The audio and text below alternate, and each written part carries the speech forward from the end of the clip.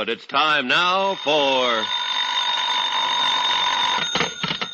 Johnny Dollar. This is Joe McNabb, Northeast Indemnity. Hi, Joe. Good to hear your voice. It's not mutual, Johnny. And I always thought you cared. Whenever I hear your voice, it's because I'm in trouble. Oh, what is it this time? Ever hear of Harvey Stone? Sure, the Stone Corporation. And Stone Enterprises and the Stone Foundation. Sounds like he's a foundation himself. Practically. Late 30s, bachelor. Took over the management from his father, E.J., when the old boy got crippled up with arthritis last year. So?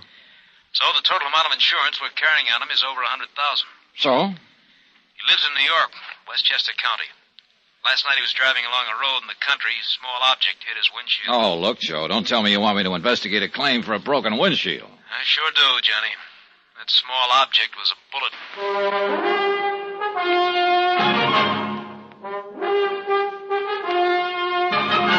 Tonight and every weekday night, Bob Bailey in the transcribed adventures of the man with the action-packed expense account, America's fabulous freelance insurance investigator. Yours truly, Johnny Dollar.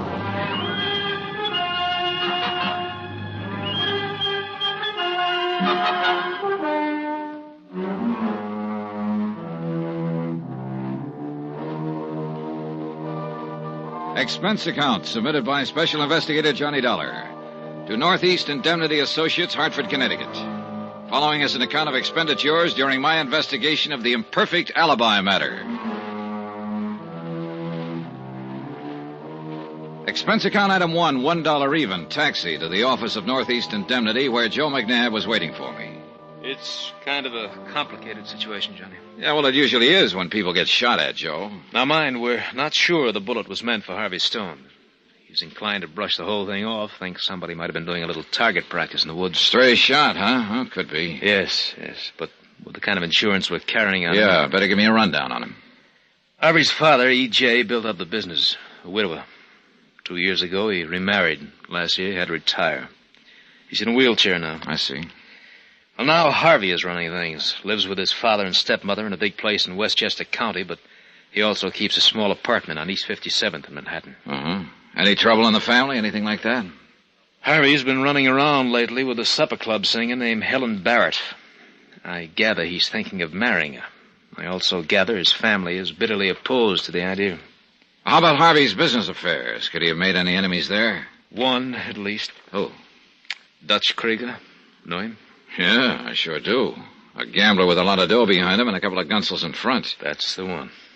How come he get mixed up with a character like Krieger? He didn't. He refused to. Come again. Krieger's put on a big act about going legitimate. Young Stone was negotiating a sizable real estate transaction recently. Found out that Krieger was one of the associates in the deal. He threatened to call it all off, made the other associates kick Krieger out. Oh, Dutch wouldn't forget a thing like that. No, he wouldn't. Who's the beneficiary on Stone's insurance policy? His father and stepmother jointly. Johnny, I smell trouble. I want you to go down there, nose around, see what you can turn up. And do me a slight favor. Sure. What is it? Keep Harvey Stone alive, will you?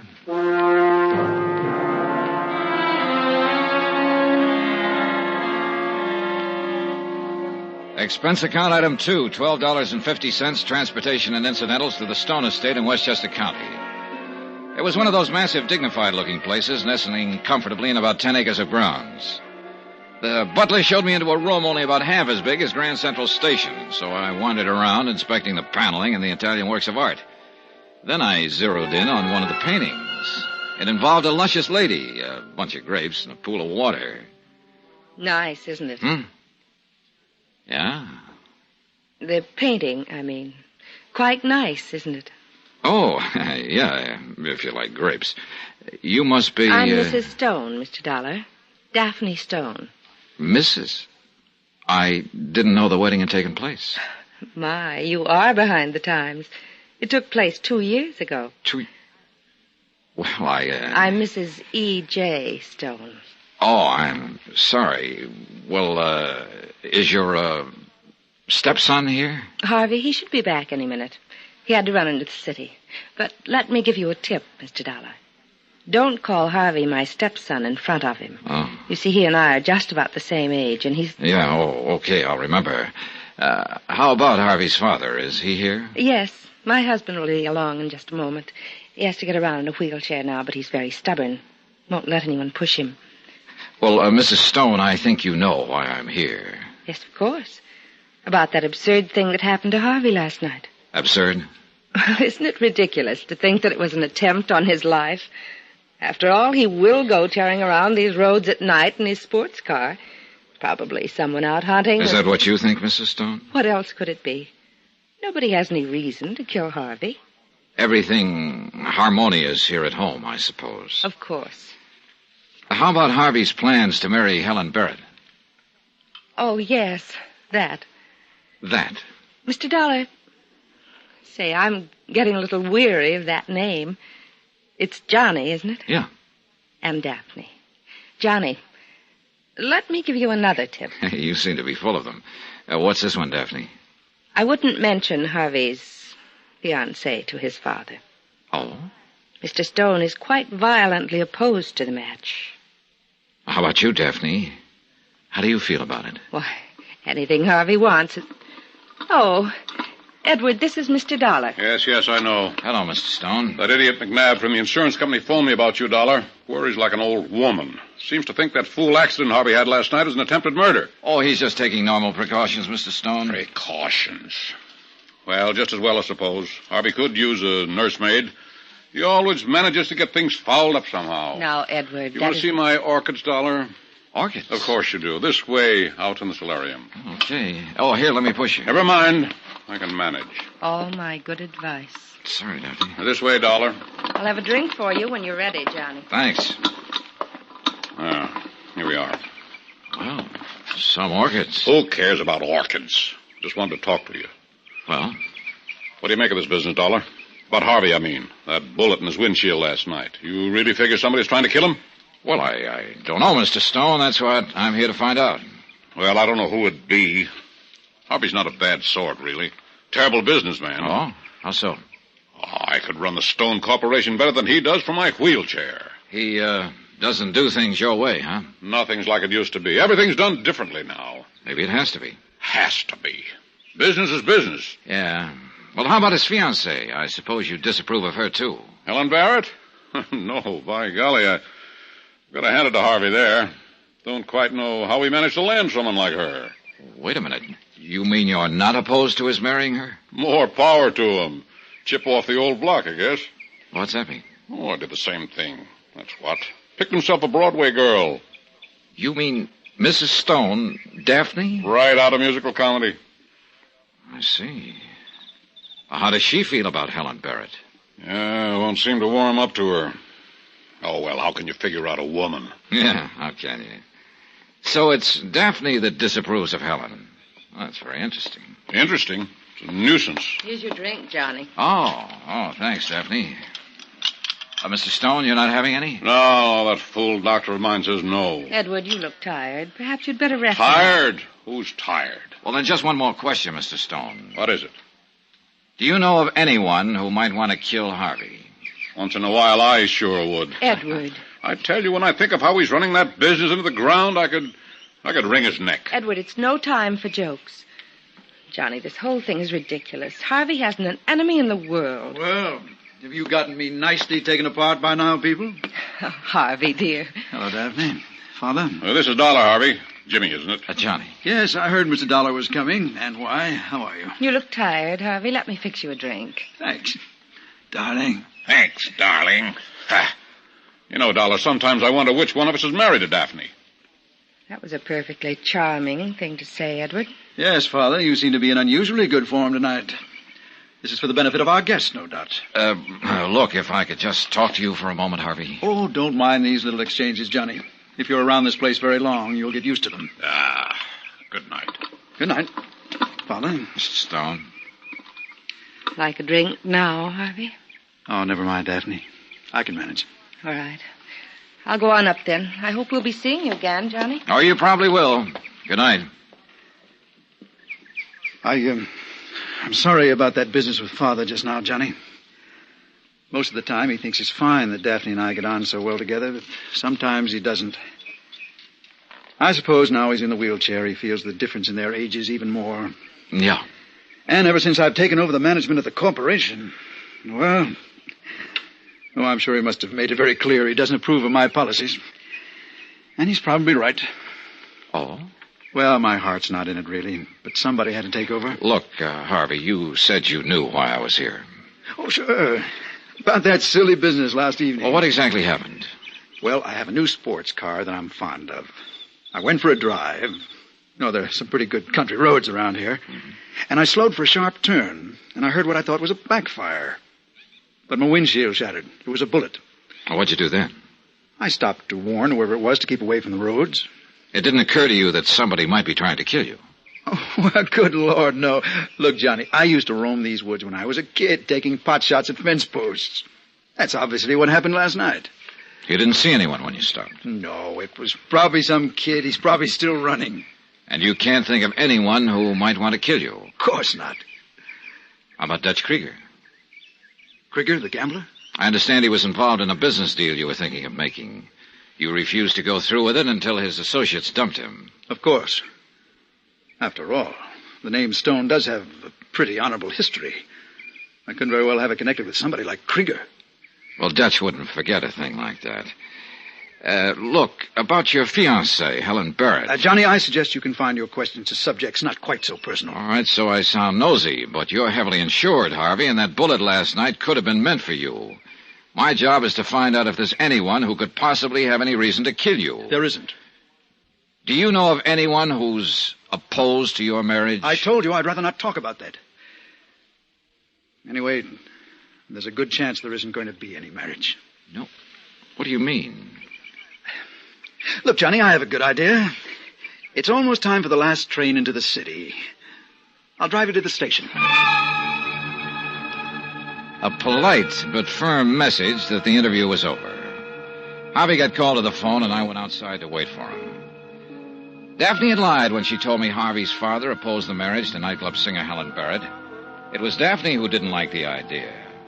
She and Harvey seemed pretty chummy, and the old man didn't seem to like that. Harvey had crossed a rough boy named Dutch Krieger in a business deal, and it's a cinch Dutch didn't like that. And now Harvey just told me there might not be a marriage, which indicated some kind of trouble there. All in all, it looked like a cozy little powder keg. Then as I started for Harvey's car, the keg exploded right in my stomach in the form of a fist. I couldn't see who they were, but the two of them really knew their business, the way they worked me over. Hard enough to hurt, not hard enough to put me out. Finally, I guess they got bored. One of them did me a favor. He put me away.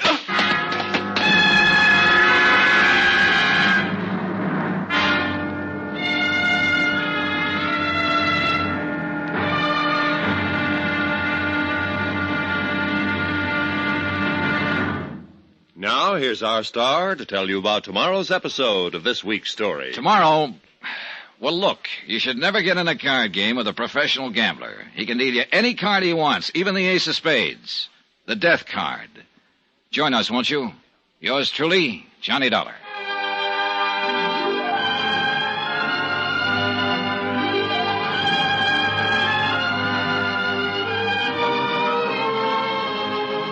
Yours truly, Johnny Dollar, starring Bob Bailey, is transcribed in Hollywood. Written by Robert Reif, it is produced and directed by Jack Johnstone. Be sure to join us tomorrow night, same time and station, for the next exciting episode of Yours truly, Johnny Dollar. Roy Rowan speaking.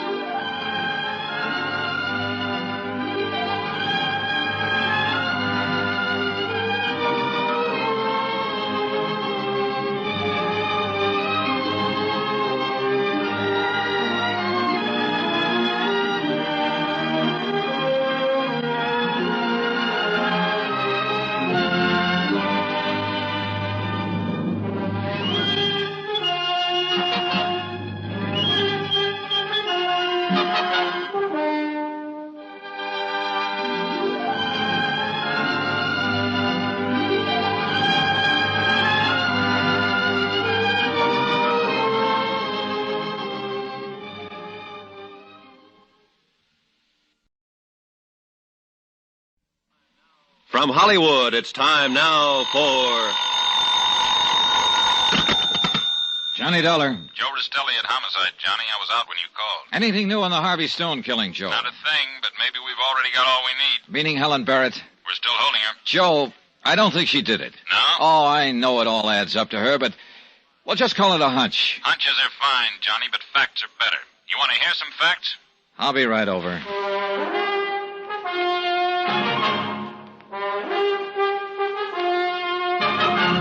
Tonight, and every weekday night, Bob Bailey in the transcribed adventures of the man with the action-packed expense account, America's fabulous freelance insurance investigator. Yours truly, Johnny Dollar.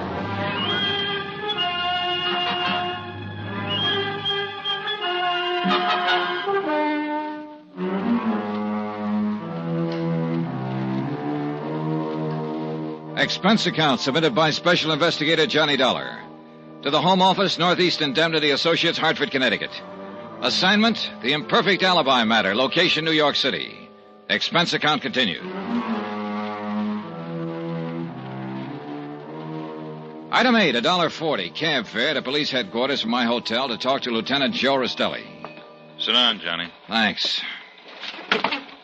Facts, you said. Facts. Number 1.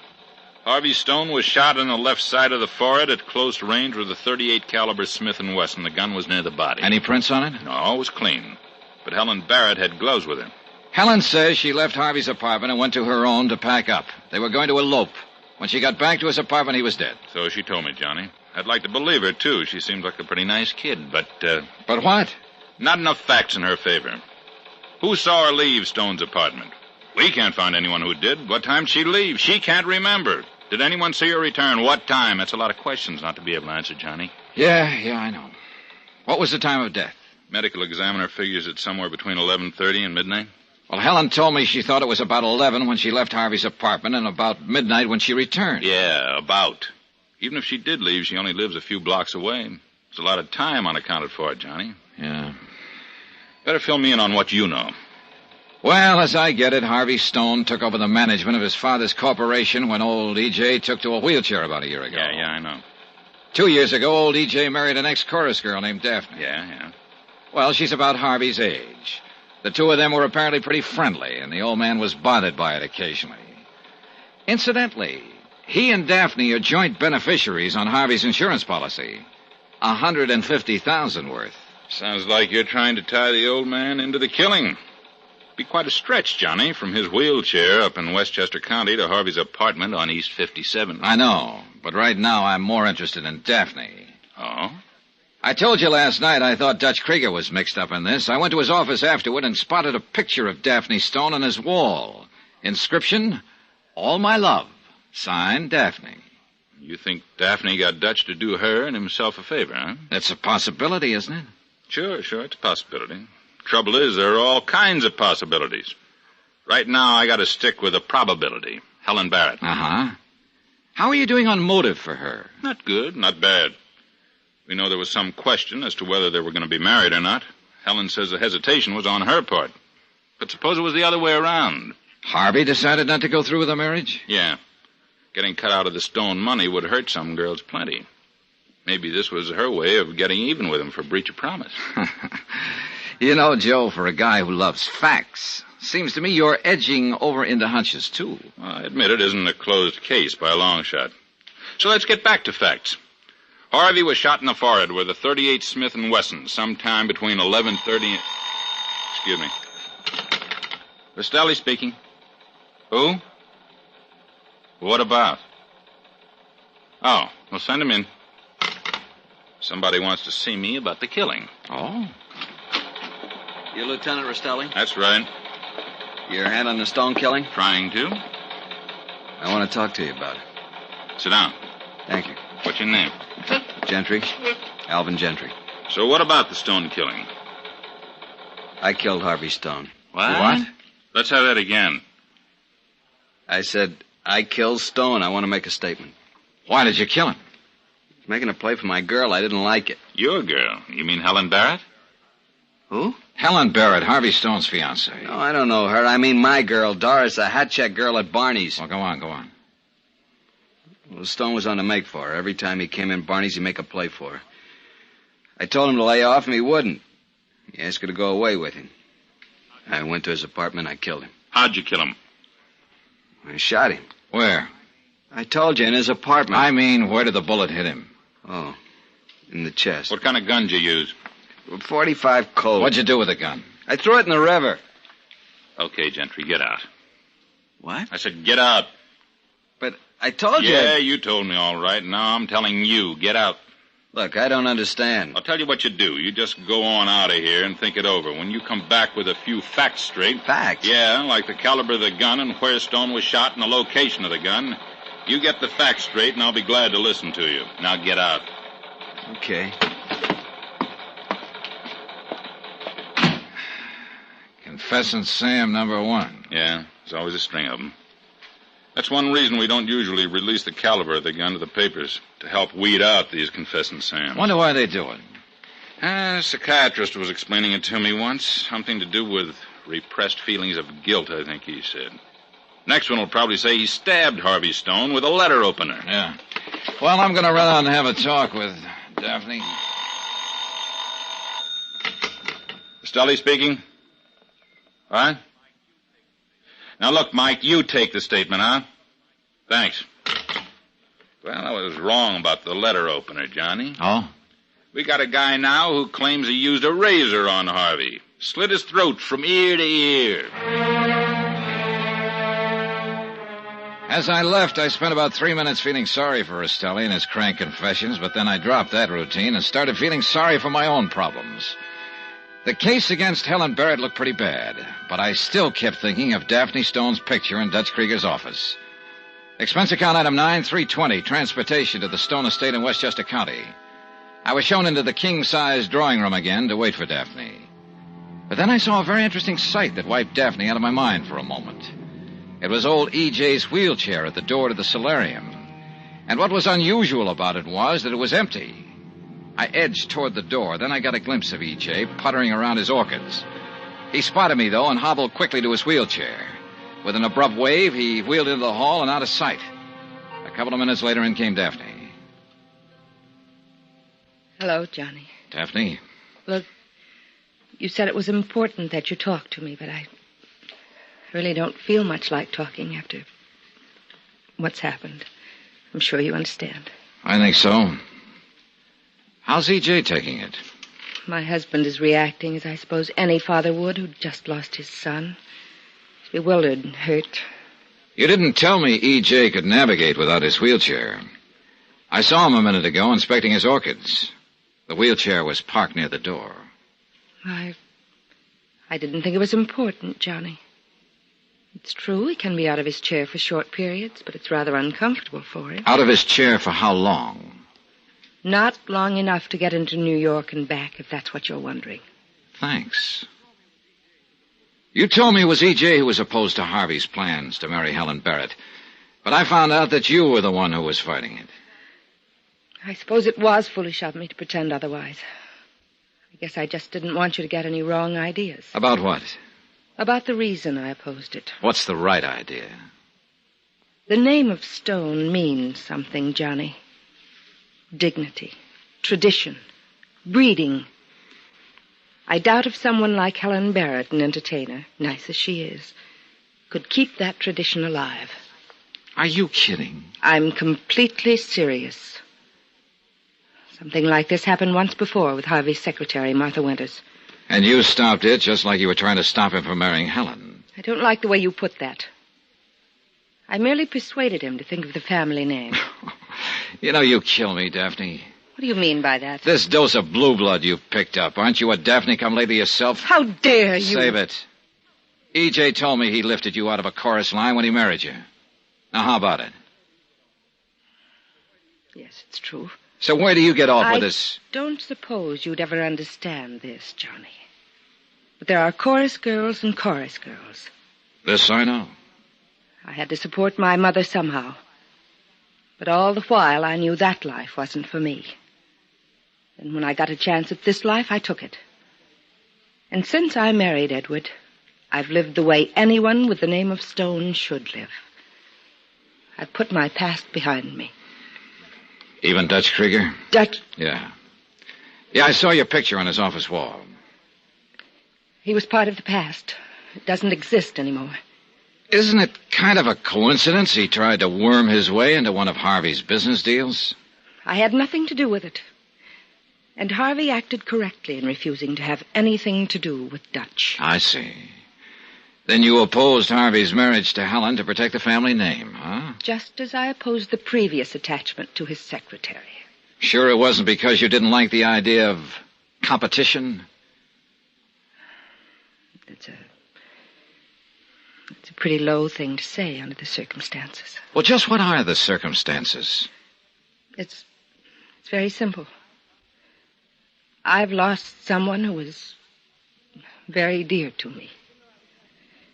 Even though I was Harvey's stepmother, we were practically the same age. Sure. I know people talked about it, made crude jokes about it. But I didn't care. Because I found in Harvey something I'd never had in my life before. Oh? What was that? A friend, Johnny. A real friend.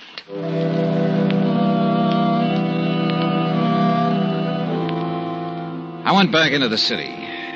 If I could only find somebody to establish the time period Helen had been away from Harvey's place. I went over to her apartment house, figuring there's always one tenant who knows everybody else's business. 5 doorbells later, I found the one. Sure, I had to come in late, but I don't remember just what time. I was watching a program on the TV. There was this old man and woman. Yes. Really, what? You're sure it was Helen Barrett who came in? Well, I ought to be sure. She lives right under me. Besides, he was waiting for her, and they had a talk. I couldn't quite hear what they were saying. She kept telling him to quiet down. Well, I wasn't really paying any attention. It was... No, of course not. You said he was waiting for her. Who do you mean? Friend of hers, at least he used to be. She used to go with him. Happen to remember his name? Sure. Gentry. Alvin Gentry. Alvin Gentry. It was Alvin Gentry who'd made the fake confession in Rastelli's office. At the time, there'd been nothing to tie him into the case. But now, according to Mrs. Carson, he was a friend of Helen's. My hunch about her innocence took a nosedive. Yeah, that confession he tried to make could be his way of trying to protect her. And that would add up to just one thing. Helen was guilty after all.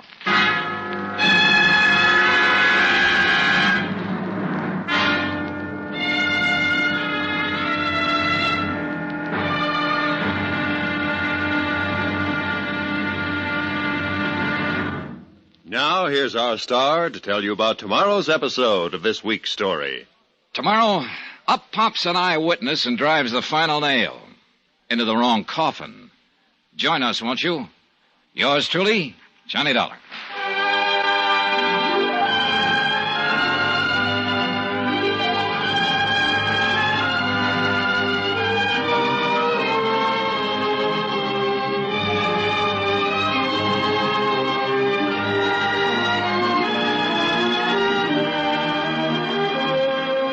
Yours truly, Johnny Dollar, starring Bob Bailey, is transcribed in Hollywood. Written by Robert Reif, it is produced and directed by Jack Johnstone. Be sure to join us tomorrow night, same time and station, for the next exciting episode of Yours truly, Johnny Dollar. Roy Rowan speaking.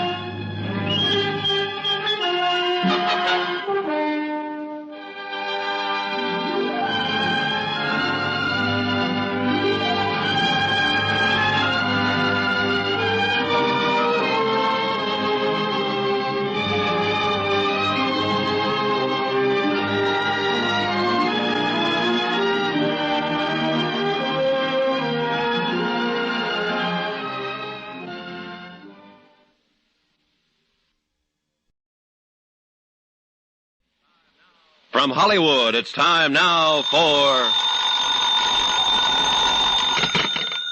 Johnny Dollar. Joe Rastelli at Homicide returning your call, Johnny. I've uncovered a couple of items on the Harvey Stone killing, Joe. Good, let's have 'em. Remember Alvin Gentry? The crank who made the fake confession in my office yesterday? Yeah, what about him? Looks like he's not a psycho after all. What do you mean? I just found out he's a friend of Helen Barrett's. Well, what do you know? Could be he was doing it to shield her. That sure doesn't look good for her, Johnny. Yeah, I got to admit my hunch about her innocence just took a nosedive. I also learned that Harvey's secretary, Martha Winters, used to be his girlfriend. Yeah, I'm up to date on that one. Matter of fact, Martha's in my office right now. Oh? Says she wants to make a statement. You want to hear it? You bet I do.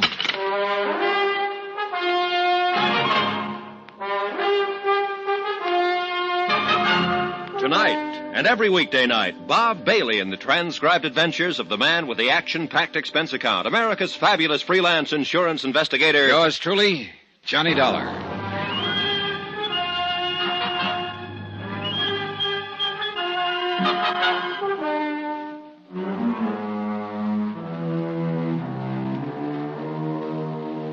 Expense account submitted by Special Investigator Johnny Dollar to the Home Office, Northeast Indemnity Associates, Hartford, Connecticut. Assignment, the imperfect alibi matter. Location, New York City. Expense account continued. Item 10, $1.40 cab from my hotel to police headquarters. Martha Winters, secretary to the murdered man, Harvey Stone, was in Lieutenant Joe Rastelli's office. She was a blonde, and again I had to admire the dead man's taste. He could really pick them. Miss Winters, would you mind telling Mr. Dollar here what you've just told me? No, not at all, Lieutenant. You see, Mr. Dollar, I have a small apartment in the same building as Mr. Stone's apartment. On East 57th? Yes. Harvey, as Mr. Stone, transacted most of the business at his apartment rather than the office when he was in town. That's mainly why he kept the apartment. And we felt it would be more convenient for me to be nearby. I see. Well, the night before last... The night of the murder? Yes. I'd been out to a show. I got home about 11:30. Go on. I saw Helen Barrett walking toward Mr. Stone's apartment. What? You sure about the time? Well, not right down to the second, of course, but I am positive it was within 5 minutes of 11:30. I see. Well, why did you wait until this morning to tell us this? Well, Come on, let's have it, Miss Winters. Well, naturally, no one likes to get mixed up in things like this. And I didn't want to make trouble for anybody. Helen Barrett always seemed like a nice person. But Mr. Stone was my employer and my friend. And after thinking it over, I could see what my duty was. You say Harvey Stone was your friend. Was he anything more than that? I don't think I know what you mean, Mr. Dollar. I think you do. I understand that at one time you and Harvey were planning to be married. That's true. But that's all in the past. Oh? Yes, we decided mutually that it was a mistake. We've been friends ever since, but nothing more than that. I see. Well... Heard enough, Johnny? Yeah. Okay, Miss Winters, that'll be all. Thanks for coming in. We'll get in touch with you again if we need any further information. All right. Anytime, Lieutenant. Well, Johnny, according to Martha Winters' statement, Helen Barrett was in Harvey's apartment at the approximate time of the murder. We know it was somewhere between 11:30 and midnight. Helen said she left Harvey's apartment around 11 to go home and pack. They were going to elope. When he didn't come for her, she got worried. She went back to his apartment around midnight, found him dead. But that story won't hold water if Martha's telling the truth. Yeah. If. You don't sound convinced. Are you, Joe? I don't know, Johnny. I don't know. It's a pretty nauseating shortage of facts in this case. Nauseating's the word for it, all right. No, I mean literally. When I get one like this, my stomach starts acting up. Joe, what have we got in the way of facts? Well, number one, Harvey Stone was shot in the forehead with a .38 Smith & Wesson sometime between 11:30 and midnight. Yeah. And even that fact got twisted around yesterday by Alvin Gentry when he made what he called a confession.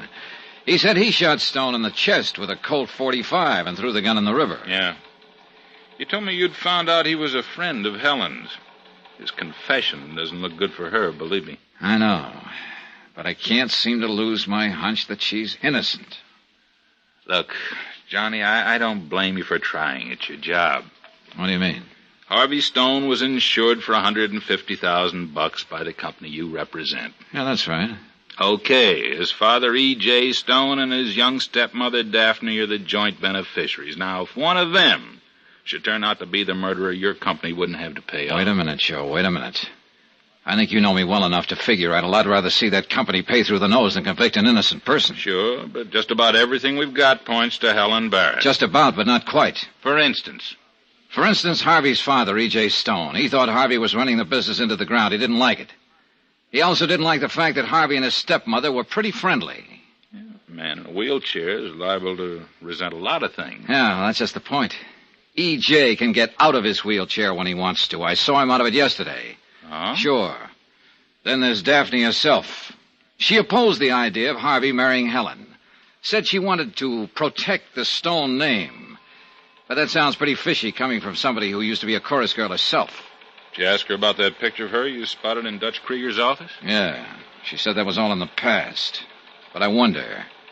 Dutch got kicked out of a business deal by Harvey. He wouldn't forget that, and he's a tough cookie. And there still could be a connection between him and Daphne. Here we go again. Could be. Okay. So I guess what it all adds up to is just that I kind of got myself sold on Helen. Sure, I've been sold on people, too. Sometimes it's ended up costing me. So now I just hold back and don't make up my mind one way or another. All right. It's turned out to be a pretty good idea, too. Why don't you try it, Johnny? Expense account item 11, a double martini for me. Well, I thought over what Joe Rastelli had said. Sure, it was good advice not to get too sold on people, but it didn't help me much at the moment. I still couldn't believe Helen Barrett had killed Harvey Stone. But I had to admit that if she wasn't the killer, it left a lot of things unexplained. For one thing, Alvin Gentry's fake confession. It sure looked like he was trying to shield her. I checked and learned that he managed a supper club where Helen used to sing. I decided to have a talk with him. I found him at a corner table. Yeah? I'm Johnny Dollar. Gentry, we met in Lieutenant Rastelli's office. Yeah. I'd like to talk to you. What about? About the Harvey Stone killing. There's nothing to talk about. I don't agree. I think there is. I made my confession. You guys didn't believe me. Well, now, that's because you got a few of the things wrong, Gentry. What interests me now is not your confession, but the reason you made it. What do you mean? Well, you said Harvey Stone had been making a play for your girl, a hat check girl, wasn't it? You said that's why you killed him. So? So, you said you didn't know Helen Barrett. I don't. But you're lying. Look, Dollar. We found out you're a friend of Helen's. You used to go with her, and you were waiting in her apartment the night of the murder when she left Harvey's and came home to pack. Well, how about it, Gentry? Okay, so I do know Helen, but she didn't kill Stone. How do you know? She couldn't have. She's not that kind. Oh, sure. You were waiting at her apartment that night. Why? I wanted to see her. What about? She used to sing here. She drew good crowds. I wanted her back. What kind of a mood was she in when she got to her apartment? What do you mean? Well, did she talk about Harvey Stone any? Did she seem mad or upset? I don't remember. Cut it out, Gentry. I want straight answers. Well, I guess they had a little argument. What about? I don't know.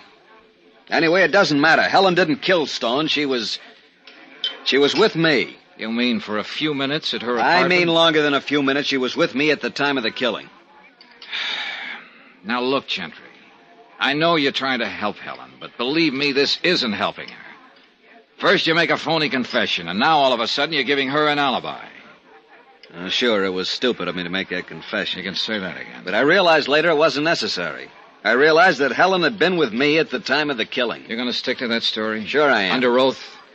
Under oath. Perjury's a pretty serious thing, Gentry. Perjury's pretty hard to prove, Dollar. One thing seemed pretty clear. Alvin Gentry was apparently convinced that Helen had killed Harvey Stone. He was doing everything he could think of, even perjuring himself to shield her. And the more he scrambled, the worse it began to look for her. Then, too, there was the statement of Martha Winters, Harvey's secretary, that she'd seen Helen returning to his apartment at 11:30. That would put Helen back there during the time of the murder. I still wasn't completely convinced that Martha Winters was telling the truth, so I spent the rest of the afternoon checking on her to see what I could find out. And a couple of things I found out were pretty interesting. So interesting that I decided to try to run a little bluff on her.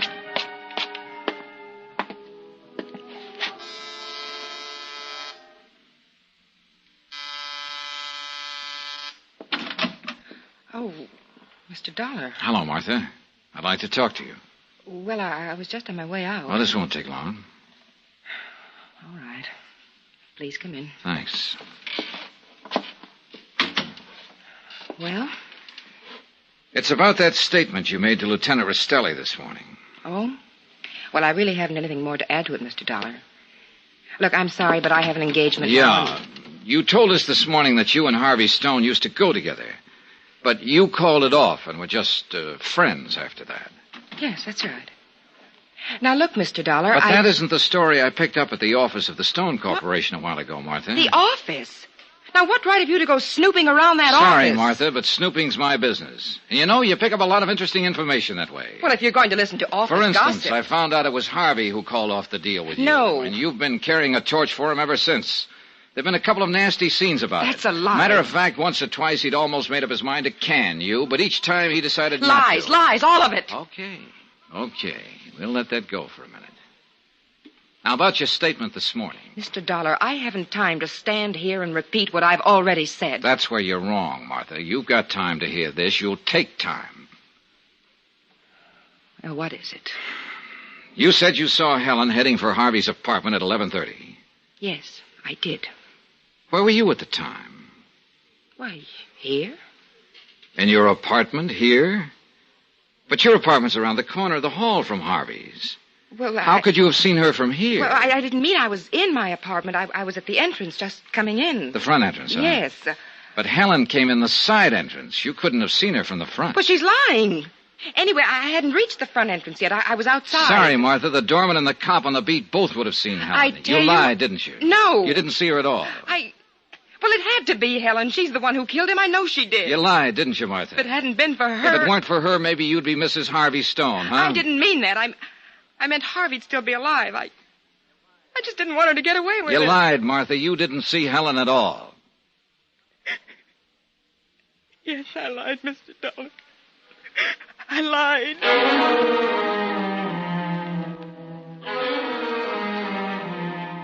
Yeah. My bluff about the doorman, the cop on the beat, and Helen coming in the side entrance had paid off. Looking at Martha, I didn't exactly feel like giving 3 cheers about it. But one thing was clear, though. The Harvey Stone murder case had just busted wide open again.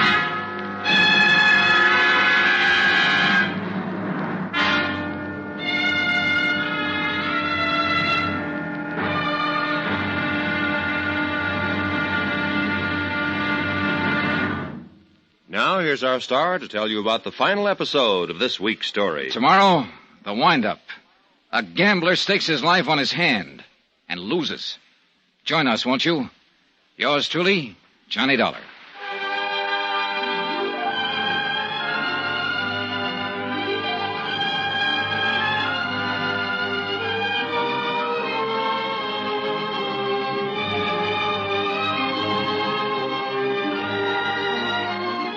Yours truly, Johnny Dollar, starring Bob Bailey, is transcribed in Hollywood. Written by Robert Reif, it is produced and directed by Jack Johnstone.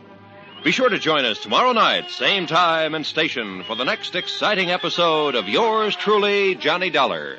Roy Rowan speaking.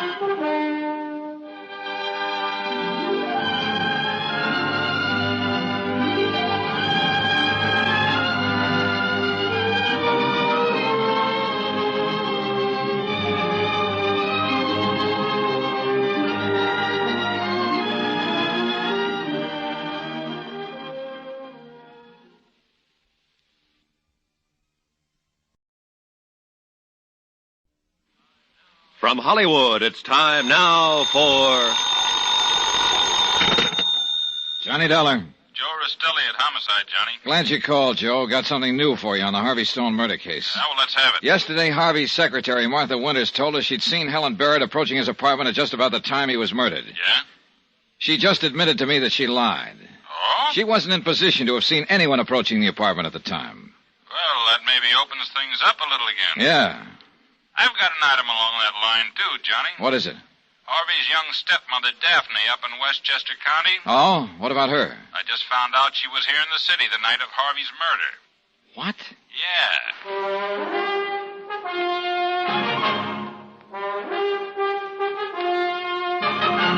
Tonight and every weekday night, Bob Bailey in the transcribed adventures of the man with the action-packed expense account. America's fabulous freelance insurance investigator. Yours truly, Johnny Dollar.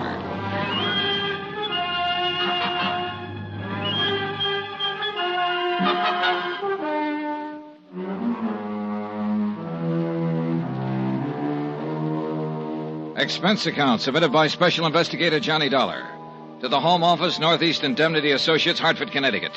Assignment, the imperfect alibi matter. Location, New York City. Expense account concluded. Item 13320, transportation to the Stone estate in Westchester County to question Harvey's young stepmother, Daphne Stone. As a suspect in Harvey's killing, Daphne was very much alive again. Sit down, Johnny. Thanks.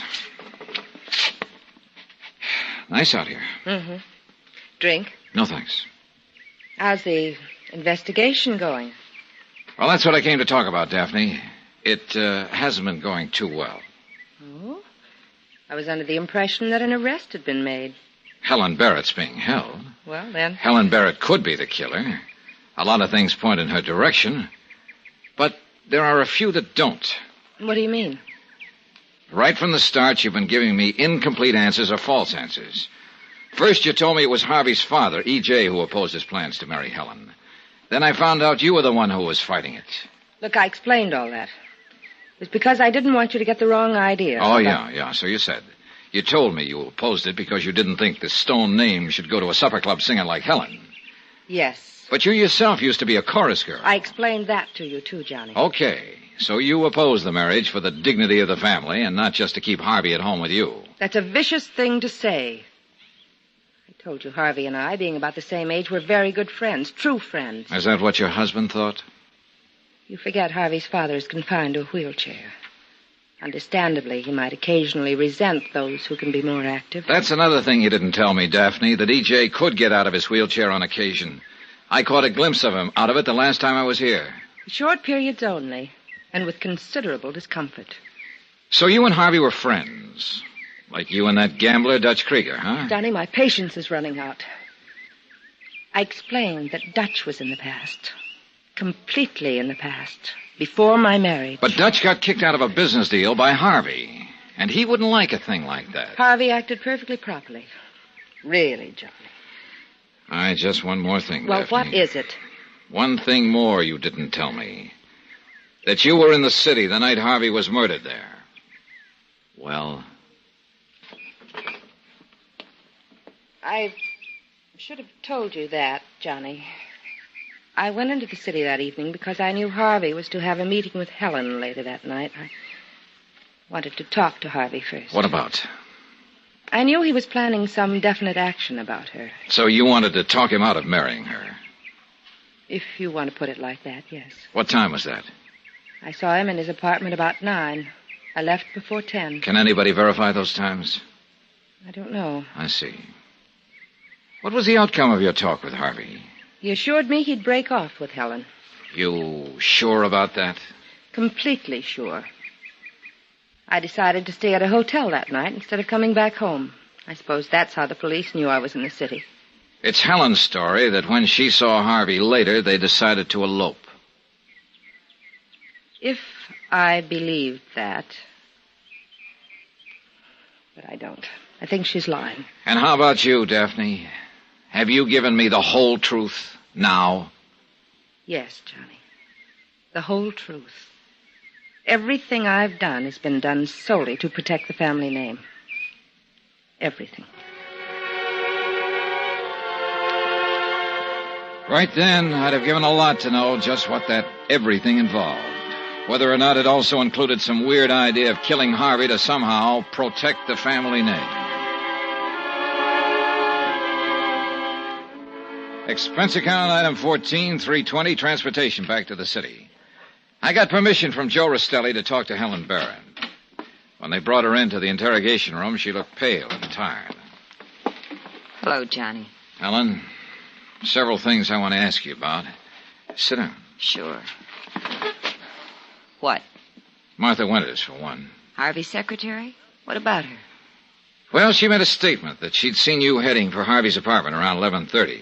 That had put you inside there during the time of the murder. No, I'm sure it was later than that. Almost 12 when I got back there. Martha later admitted that she lied. But the question is, why? Still carrying the torch for Harvey? Yes, I guess she was. Next item's about Alvin Gentry. Lieutenant Rastelli told me about that confession Alvin made. He got all the details wrong. Caliber of the gun. Poor Alvin. What do you mean? Well, he'd always made it clear how he felt about me. But I didn't think he'd go that far. Well, how do you feel about him? I've always liked him very much. Used to go with him some. But I stopped when I started seeing Harvey. Did you talk to Alvin long at your apartment that night? No, just a few minutes while I was packing. You know, you just talked yourself out of an alibi. What do you mean? Well, after Gentry's confession didn't sell, he was willing to swear you were with him during the entire period the murder could have taken place. Johnny, why does an innocent person need an alibi? It helps in court. Believe me.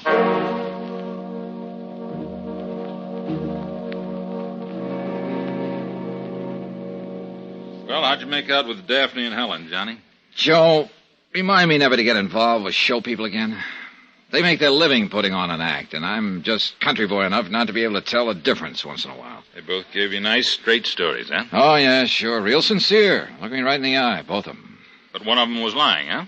Daphne said Harvey told her he'd break off with Helen, but Helen says the two of them were planning to elope. Of course, Harvey might have changed his mind after talking to Daphne. Yeah, but that's something we're not going to be able to confirm now. No. Johnny, it's a cinch Alvin Gentry's convinced that Helen's guilty. I think he's holding back something. Guy doesn't stick his neck out that far without a reason. I know, but I still don't dig her motive. Well, suppose Daphne's telling the truth that Harvey broke up with Helen. Maybe she couldn't stand getting the brush off. Yeah, could be, all right. People can do some strange things under the name of love, Johnny, particularly when it turns to hate. And that can happen awful fast. Expenses, items 15 and 16, $1.40 cab to my hotel, and $1 even for a pot of coffee in my room. 1 hour, 3 cups of coffee, and half a dozen cigarettes later, I was still nowhere. I was beat. And then a weird little idea began pecking away at me. A couple of things Rastelli had said suddenly started adding up to a pretty fantastic answer. Maybe it wouldn't stand the light of day, but it was night now, and it was the only idea I could come up with. I decided to try it on for size. I went to the club Alvin Gentry managed. Oh, hello, Dollar. I was sort of hoping you'd be around again. Oh? Yeah, I want to talk to you, but not now. It's almost closing time. Stick around, will you? I waited at the bar while the customers left. 20 minutes later, Gentry and I were alone. He slid onto a stool beside me. Drink? No, thanks. What's on your mind, Gentry? Well, I've been thinking about what you said the last time we talked about perjury. Oh? I decided you were right, Dollar. They make it pretty tough on you for perjury. Yeah, they do. I'm withdrawing my statement that Helen was with me at the time of the murder. Well, that's probably the smart thing to do, Gentry. Sure, what's the use? I'm getting tired of being a sucker in this deal, a fall guy. Oh? That goofed-up confession I made was bad enough. Then I had to stick my neck out still further with that fake alibi for her, and for what? So you're withdrawing the statement, huh? Yeah. That's probably what you came to see me about, huh? No, that isn't why I came to see you at all, Gentry. Hmm? And I wouldn't exactly call you a sucker. I think you're one of the smartest guys I've ever seen, in a sort of weird and twisted kind of way. What are you talking about? You played this whole deal real cagey right from the start. Everything you did was supposed to look like a cover for Helen. But instead of that, you were really trying to put a noose around her neck. You're out of your mind, Dollar. And that confession you made, Gentry, that's why I came to see you. To tell you it wasn't goofed up at all. You did kill Harvey Stone. You know, you got a real weird sense of humor. Have I? A couple of things Lieutenant Rastelli said added up in my mind a few minutes ago. Love can turn to hate fast. And you'd have to have a good reason to do what you did. You wanted Helen bad. When she told you that night she was going to marry Harvey Stone, you couldn't stand the idea. If you couldn't have her, nobody could. You're talking crazy. You went to Harvey's apartment and killed him. Then you made that fake confession to look like you were shielding her. Actually, you were framing her. No. You knew we wouldn't believe you, and we wouldn't believe that alibi you offered for her. It all made her look more guilty by the moment. Dollar, you're forcing me to say something I didn't want to. Oh, what is it? Helen was mad at Harvey that night.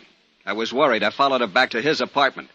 When I got there, she was standing over the body with a gun in her hand. She said, "Why did I do it?" She kept saying it over and over. That's why I made the fake confession to protect her. Sorry, Gentry. It's a little too late for that story now. I keep telling you that confession you made was legitimate. Are you crazy? I didn't even get the caliber of the gun right. Yes, you did. What are you talking about? We made a mistake. Harvey was killed with a .45 Colt, just like you said. You're crazy. It was a .38 Smith. Yeah. A .38 Smith & Wesson. I know that. So do the police. So does the killer. But nobody else. It was in the papers. No, Gentry. It wasn't in the papers. You're dead wrong, Dollar. Dead wrong. He kicked a bar stool at me, and I dove behind the end of the bar. The lights went off. I had my gun out now, but I couldn't see anything in the dark.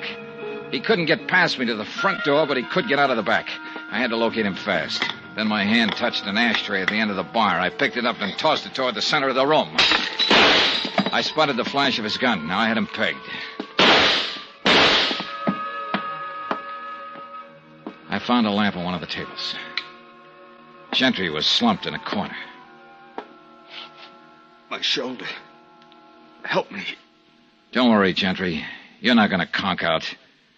There's plenty left of you to stand trial.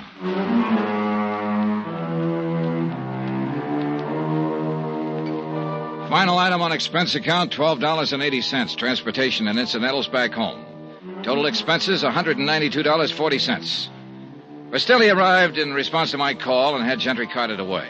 Helen Barrett was released from custody. Remarks? Here I thought Dutch Krieger was the gambler in the case. But the little game of winner-take-all that Gentry'd been playing was just about the weirdest I'd ever heard of. I thought about him up there in the death house at Sing Sing and realized that the big trouble with that kind of gamble that he was taking is that the loser's seat can get awfully hot. Yours truly, Johnny Dollar.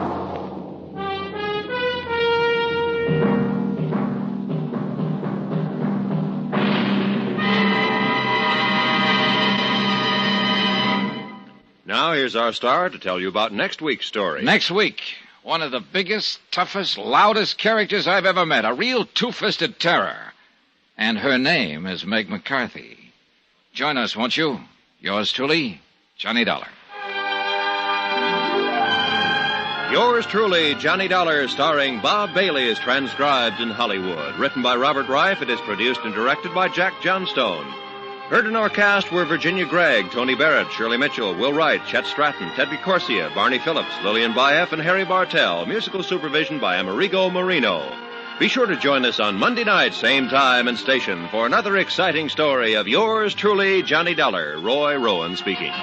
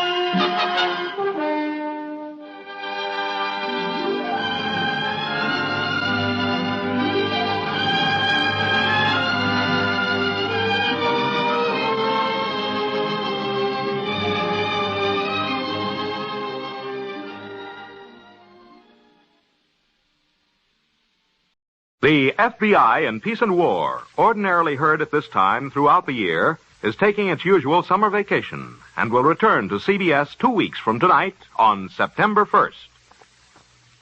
Broadway's My Beat. From Times Square to Columbus Circle. The gaudiest, the most violent, the lonesomest mile in the world.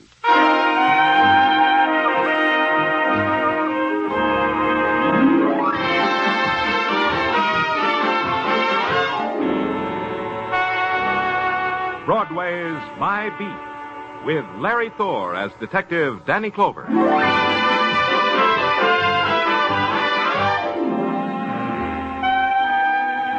Broadway, where you can take a bus ride into the summer evening and make believe it's a dreamboat. Then, Broadway's as innocent and nostalgic as carousel music. But if you walk, you can get hit in the face by a guy fishing for nickels under a grating. Then you can't make believe anymore. But either way, it's Broadway. My Beat.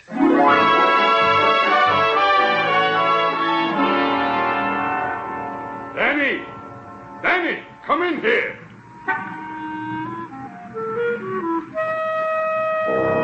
The big voice that boomed through the afternoon heat belonged to Silks Bergen. Him, the heat couldn't bother. There wasn't enough of it. Silks was a jockey, about 5 hands high, and with a wet saddle he might have scaled 110. He waved to me from the doorway of a haberdashery store. In here, Danny, in the store. Yeah, Silks, sure. I've been waiting. I said I've been waiting for you to pass by, Danny. What's the matter with your voice, Silks? You're down to a whisper. Laryngitis. Had it for a week. Hey, Danny, I wanted you should meet a friend of mine, Joe Murdoch. Say some hello to Danny Clover, Joe. Hello, Mr. Clover. Joe? Joe's 6'6" and speaks like a tenor.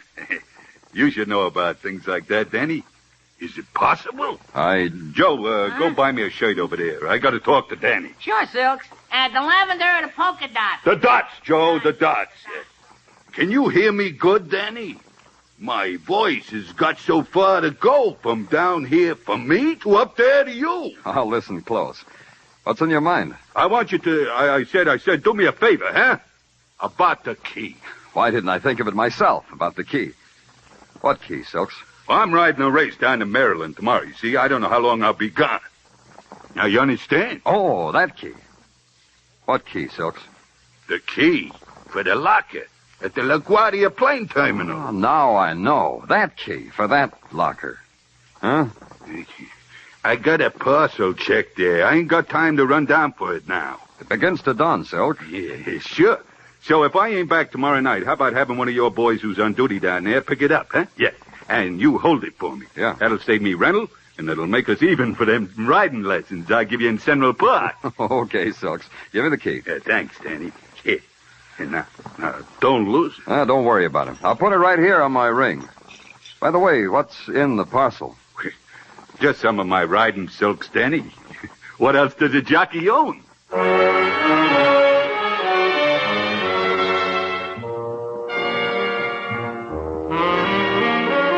I patted Silks on the head, bit him a fond yoiks, and mushed back into the tropical heat of Broadway. Tropical was an illusion that wasn't hard to believe. The crushed pineapple and papaya stands, the coconut milk in real whiskered coconuts, the sly, grinning beat of the native drums heard through wilting loudspeakers, the girls, the luminous girls in their grass sandals and 14th Street sarongs. And then one whose lips looked as if they'd been painted with wild strawberries stopped me and kept me from my appointed rounds.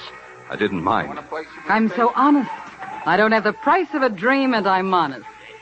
Here, you dropped this. What? This $100 bill. You dropped it. Take it before it burns through my hand. $100. Wasn't I the careless one? Must have been in that Cracker Jack box I just threw away. Never throw anything away, Mr. Clover. There can be a prize in each and every package. That's a hard thing to remember. Will you help me try to remember, Miss... Ames. Belle Ames. Oh. You ever need any help, Mr. Clover? Ring for Belle Ames. That's cute. Very cute. Now maybe I can do something for you, Belle. Maybe give you back all this money you said I dropped. All right, so I lied. All you have to do is believe you dropped that money and listen. See how easy it is? $100 and no pain. For 100, you can throw in a little pain. Who do I listen to? It's written on the bill. Marty wants to see you. Oh? Marty says it's easier to talk to people who have money. He likes people with money. He says they listen better that way. I'm a fool for psychology, Belle. Let's go listen to Marty. Not me, Mr. Clover. You. It's you he wants to listen. Hey, come back here. Belle, come back here.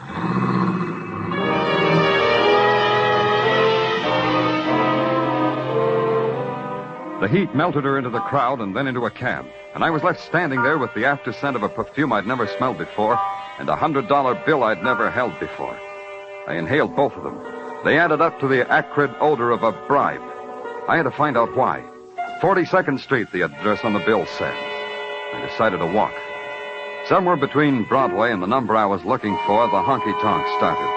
And at the corner where women's high heels clack more slowly and the handouts become more frequent, I took a right turn into limbo. 2 blocks down was what I was looking for. The Last Paddock Hotel, room 16. Come in. Come right in. Your name, Marty? Yeah, that's my name, and these are my boys, Tinker and Dolly. Say a greeting to the police, boys. Police? Gee. Police? Golly day. Boys are from out-of-town police like me. The word don't impress us. You gonna give me some more money, Marty? Maybe. Maybe money, maybe trouble. Guy has a hard time figuring which is which these days. What you trying to buy, Marty? Talk. I'm buying words like I'm an editor. Marty's a kick, ain't he, Tinker? He's a regular comedian. Your floor show stinks. Well, they ain't really working, police. So let's stop playing footsie, huh? We got business, me and you. About an hour ago, police, a little guy hailed you into a haberdashery shop. He's got a message for you. What kind of message did he have? You should have heard. All you need, Marty, is a long, thin ear. Hey, the police is a kick, too, Dolly. A jolly boy, real jolly. What did Silksbergen tell you, police? Who? Now, look, I got time. Time, patience. Let's do it again. Silksbergen, what did he tell you? You looking for a tip on the horses? I got a tip, you're it. Only you look sad for a win. You look like hardly anything at all. Show him the gun, will you, Dolly? Yeah. Look, Mr. Police, this is a gun. Golly day. Let me have it, Dolly. Yeah. Here, Marty. Now, what did Silksbergen tell you, police? Marty, you go to movies to see how gunsels act in this kind of situation? Yeah. Yeah, in a movie. Now, how did you know? Dolly. Yeah? Show the police the second reel. Yeah, pleasure. A great big pleasure. You know the language better than that, police. You might say something. Your 2 muscles and your gun make me bashful. Stage fright, huh? Dolly. Yeah. Hey, Tinker, this is fun. Yeah. You can play too, Tinker. Yeah, such a jolly guy. Playing movies with a jolly guy. A jolly guy.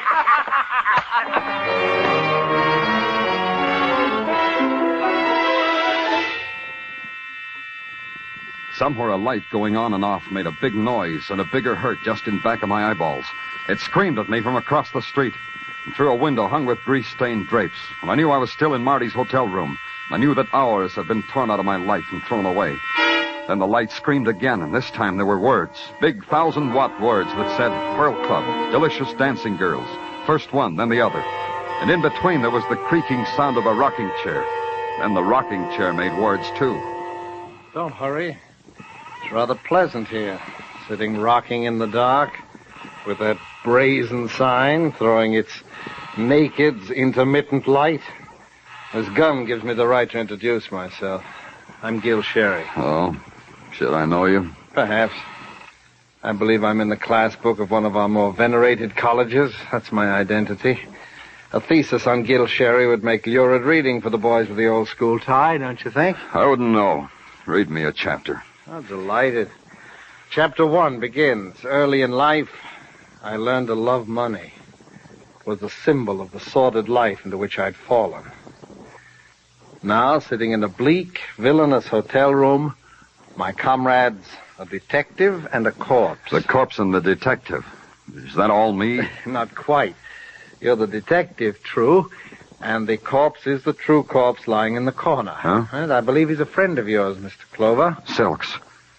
Rather fancifully named, don't you think? Silksbergen. Proud, colorful name.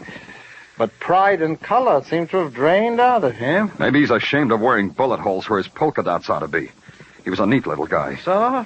And he'll be pleased with death. Death is so precise. Closes your mouth, too. That wasn't smart of Marty. Marty realizes that.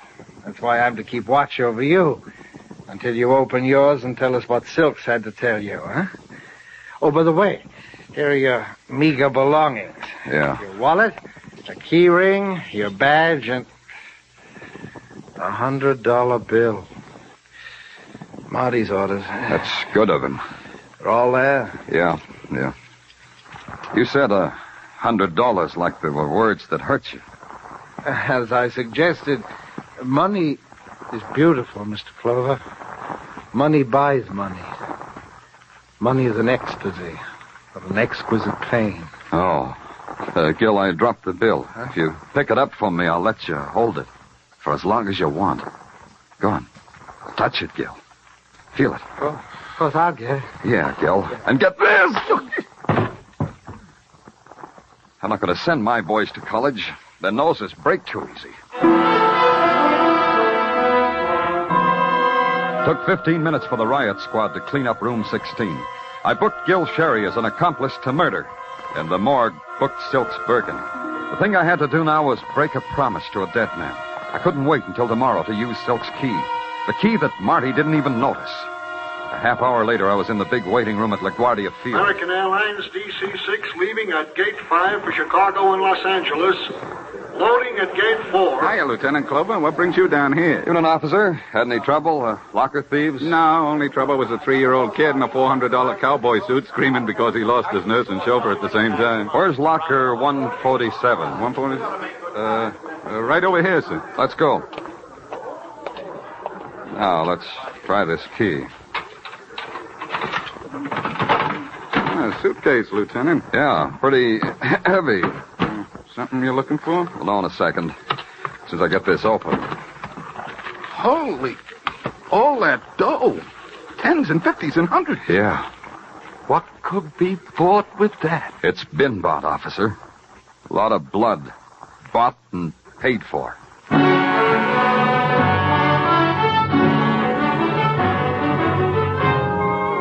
You are listening to Broadway's My Beat with Larry Thor as Detective Danny Clover.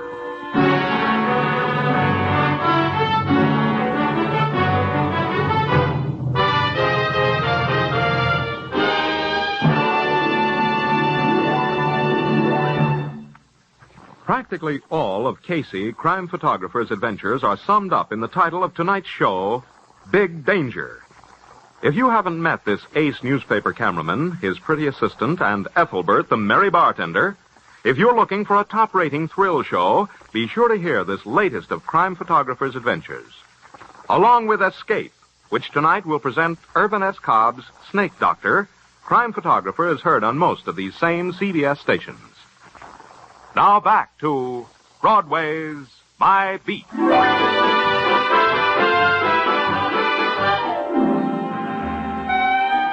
Broadway is an animal that feeds on hot tips, a tip on a horse or a chopped liver sandwich. There are even touts who will hawk you a scratch sheet giving odds on Broadway's being wiped off the face of the earth. And sometimes the tips pay off, like the one not to put your $2 on jockey Silks Bergen because Silks was dead and his handicap was a chest full of bullets. Or maybe his handicap was a heavy $100,000 left in a pasteboard suitcase in a public locker. It didn't make sense for Silks to have that kind of money. Even to sane, sensible, sensitive Sergeant Tartaglia, it didn't make sense. It don't make sense, Danny. Silks with $100,000 left kicking around. That's not like him. Yeah. Got a cigarette, Tartaglia? I put a carton in his desk drawer a week ago, and I haven't been able to open it since. Oh, here, let me try, Danny. It's stuck, Tartaglia. Just give me a cigarette. Danny, my wife, Mrs. Tartaglia, says I am the best opener of stuck drawers she ever saw. Give me a cigarette. Yeah, sure. Here, Danny. Hey, and how about some circus peanuts to munch while we're thinking? When do you have time to go to circuses, Sergeant? Oh, not me, Danny. It wasn't me, it was my kid. Yeah, there was a street carnival on Mulberry Street, so it was my kid. Okay.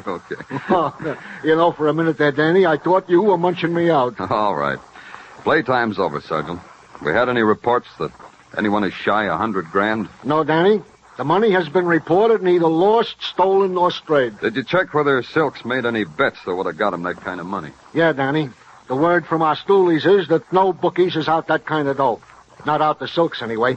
The word also is that Silks didn't have a wrinkle deuce to bet on his own name. Yeah. What do we got on the man they call Marty? Not a thing. Aside from his autographed $100 bill.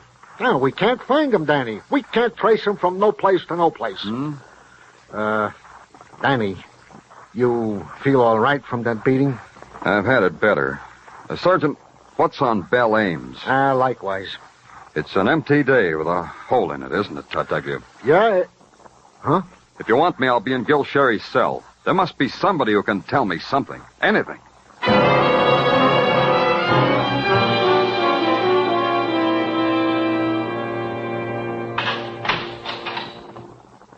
There's no need to humiliate me further, Mr. Clover. Being forced to talk to you is humiliation enough. Murder doesn't bother you, huh? As long as it's not mine. Dying can come to a man a lot of ways, Sherry. You could die as an accessory to Silk's murder. And there are so many things to prove, though, before I die, aren't there, Detective Clover? If you told us some secrets, you could maybe keep on living. That's as good as money sometimes. True. That's why I keep my mouth shut. I'll breathe longer that way. You mean Marty will kill you if you talk to us?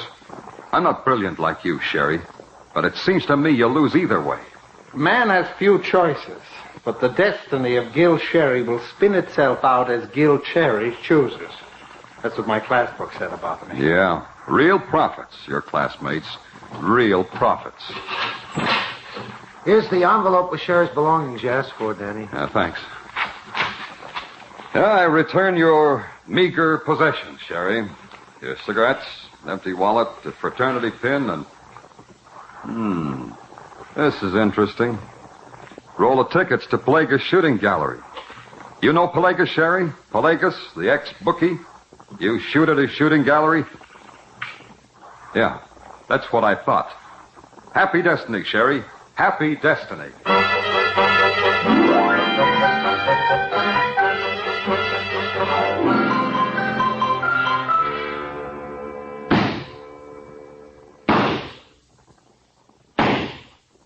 Oh, Pelagus, keeping in trim? Pardon me, Danny. You're in my way. Oh, sorry. Nice shot. You angry at somebody? What's on your mind? Guy named Marty? Yeah. You like that shot? Makes me quiver with excitement. You think I hit that duck twice before it sinks? I doubt it.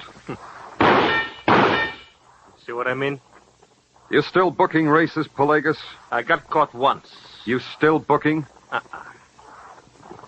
You're in my way again. Try getting used to it, Pelagus. Try this. Where would Silks Bergen get $100,000? Yeah. Where? From you? Oh, yeah, from me. From Pelagus. I give people $100,000, eh? That's why I'm running this stinking shooting gallery, because I give such big prizes. You hit that duck, Lieutenant, I give you $100,000 prize. Is that what you mean? Hold No, Talis. To ne vrani Joe Murdoch ne se stopotami. Betty Manos. Oh, Betty Manos. Joel Murdoch. Joel Murdoch. Silks' friend. The big guy with Silks in the haberdashery. Pelagus, what's he saying about Joe Murdoch? It's hard to explain. Hard, eh? Like this. Joe Murdoch was fished out of this river. Murdered. Don't spare me that last either. What did you say? May he rest in peace. Yeah. See you around, Pelagus. Pure scene of toes. Danny Clover. Afistetona security.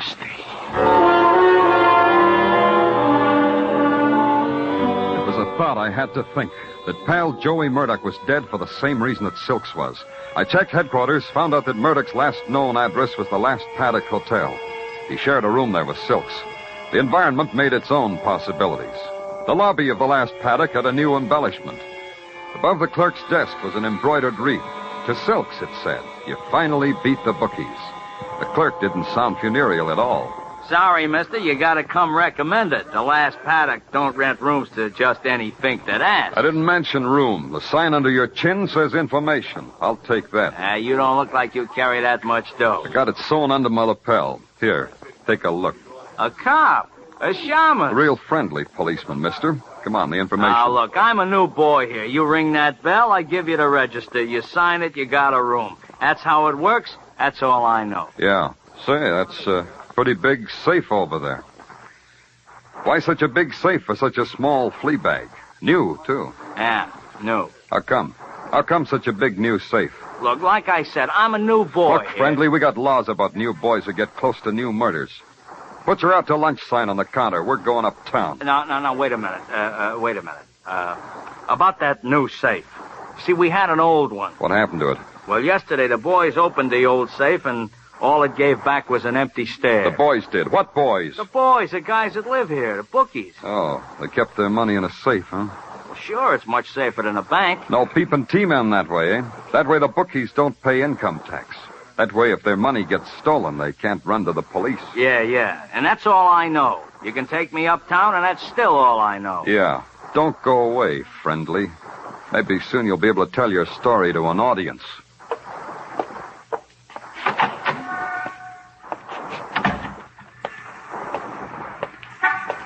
Get in the car, Clover. Well, Marty. Good seeing you, Marty. I've been looking all over for you. Get in the car, Clover. Dolly's looking at you with a gun pointed to where your badge might be. Now just get in the car.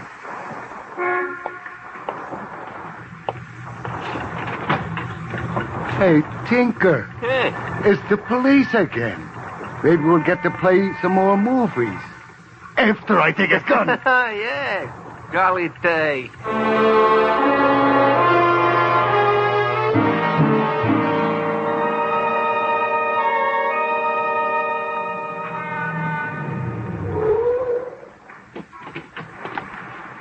You'll play later, boys.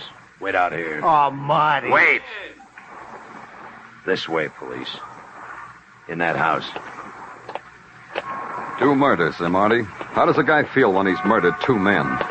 A good feeling. I like it. Open the door. Yeah. There's someone I want you to meet again, Clover. In here. Mr. Clover. Mr. Danny Clover. You mind if I blush with joy? You can still think of a reason to blush, Belle? Such pretty words for a man who's nearly dead. You got one chance, Clover. The dough, the $100,000. Where is it? First, I'm going to tell you something about Marty, Belle. He had that money and he didn't know it. What? What's he saying, Marty? You tell us, Clover. Belle, when Marty had me worked over, he should have taken a look at my key ring. One of the keys was for a locker. Locker, money. Marty, how could you be so stupid? Answer the policeman, Marty. So I made a mistake, Belle. Don't worry. We got the police. We'll get the dough. $100,000, Marty, like that, right under your nose. Oh, Belle, you picked yourself a dull playmate. You can't afford a playmate who makes mistakes, Belle. Marty, you fool. You stupid fool.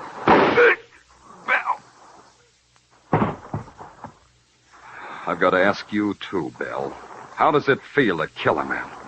Where's the money, Mr. Clover? At police headquarters, in my office. Get on that phone, Mr. Clover. Get on that phone and have one of your flunkies bring it over. No tricks, Mr. Clover. Just tell them... Hard to kill from up close, huh, Belle? Pelagos. It's me. Pelagos, of Pelagos Shooting Gallery. You see, Clover, how well they learn from Pelagos? You always teach them with a gun in your hand? Yeah, one needs something to rap one's pupil across the knuckles when she is bad. No, Belle? Belle deserves it, Pelagos. She tried to double-cross you. That makes 2. Belle and Marty. Didn't know you were so much alike, Belle. You and Marty. Don't listen to the policeman, Pelagos. No, it's just you and me. Nobody else. It's you and me and $100,000. Oh, sounds good. To me, that sounds good.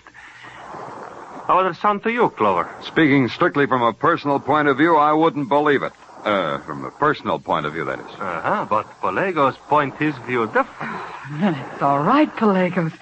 It's all right, isn't it? Oh, it couldn't be better. Just show me you mean it. Throw away your gun. Huh? On the floor, Belle. Throw away. Oh, sure. Anything you say. You're a good girl, Belle. Nice, good girl. Oh, Pelagos. Yes. Belle was a nice girl. She had nice, good ideas, Clover. How did she say? Get on the phone and have a flunky bring money over. No tricks. That's how she said. The flunky comes alone, Clover. I tell you in English, not in Greek, so you understand. He comes alone in 20 minutes. Yeah. Tartaglia, this is Danny. Silk's dough. Yeah, the 100 grand. Bring it here to me. Yeah, to 8 West 63rd. In my desk drawer, Tartaglia. It's in my lower left-hand drawer. Yeah. Yeah, right away. Come alone, Tartaglia. Alone. You did good, Clover. Nice good. Now we wait. 20 minutes. 20 minutes, the man said. Just Pelagus and me. There was no one to play him off against. No Marty, no Bell. Just me. The fall guys I'd set up, Marty and Bell, all gone. It all belonged to Pelagus now. 2 new fall guys, Tartaglia and me. A few more minutes, the man said. Mostly, the man watched the clock.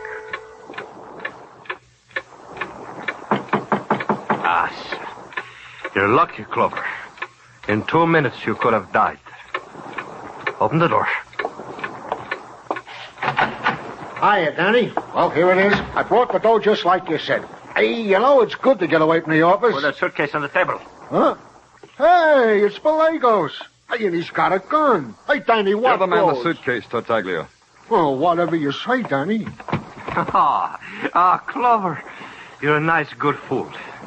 I get the money, you still die, huh? You and the flunky. Huh? Talk to us before we die, Pelagus. I like to talk. What do we talk about? That was your money. Silk stole it from the safe at the last paddock. Thought he could get away with it. He thought you couldn't do anything about it. But you crossed him. You had Marty kill him and his friend Murdoch. You talk all by yourself, Clover. You didn't let me say a word.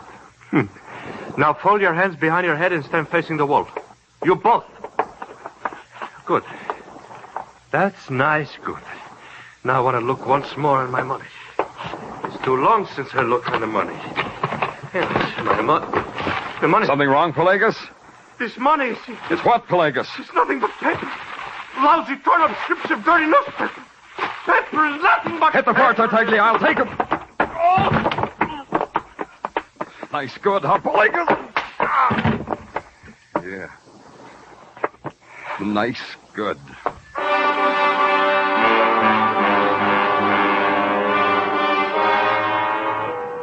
First, I kissed Tartaglia on the top of his bald head, because today that's where his brain was. My lower left-hand desk drawer had been stuck for a week, and he'd gotten the cue. Dolly and Tinker, they were sitting outside, just like Marty told them, right in the middle of a police net, just like Tartaglia had arranged. So I kissed him again. So he invited me to a spaghetti dinner. Midnight's a happy time on Broadway. It's crowd and it's laughter, and it's a trumpet that screams. It's a place strung into the night like some phosphorescent alley, and they're heaped there, the bright-eyed kid, the voice that whispers from the doorway, the poet, the dregs.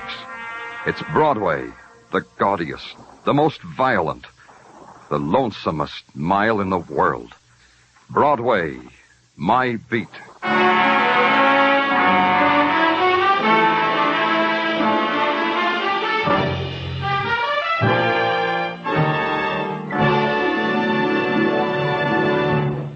Broadway's My Beat, with Larry Thor as Detective Danny Clover, is produced and directed by Gordon T. Hughes, with script by Morton Fine and David Friedkin. Musical direction is by Lud Gluskin. Be sure to join us next week, same time, same station, for Broadway's My Beat. This is CBS, the Columbia Broadcasting System.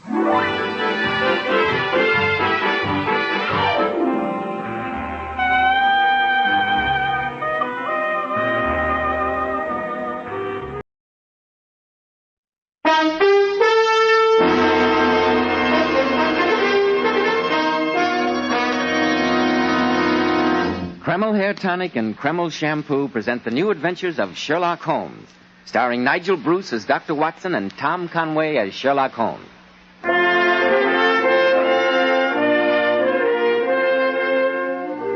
Well, once again, it's time to join our good friend and host, Dr. Watson, as he waits for us in his familiar study.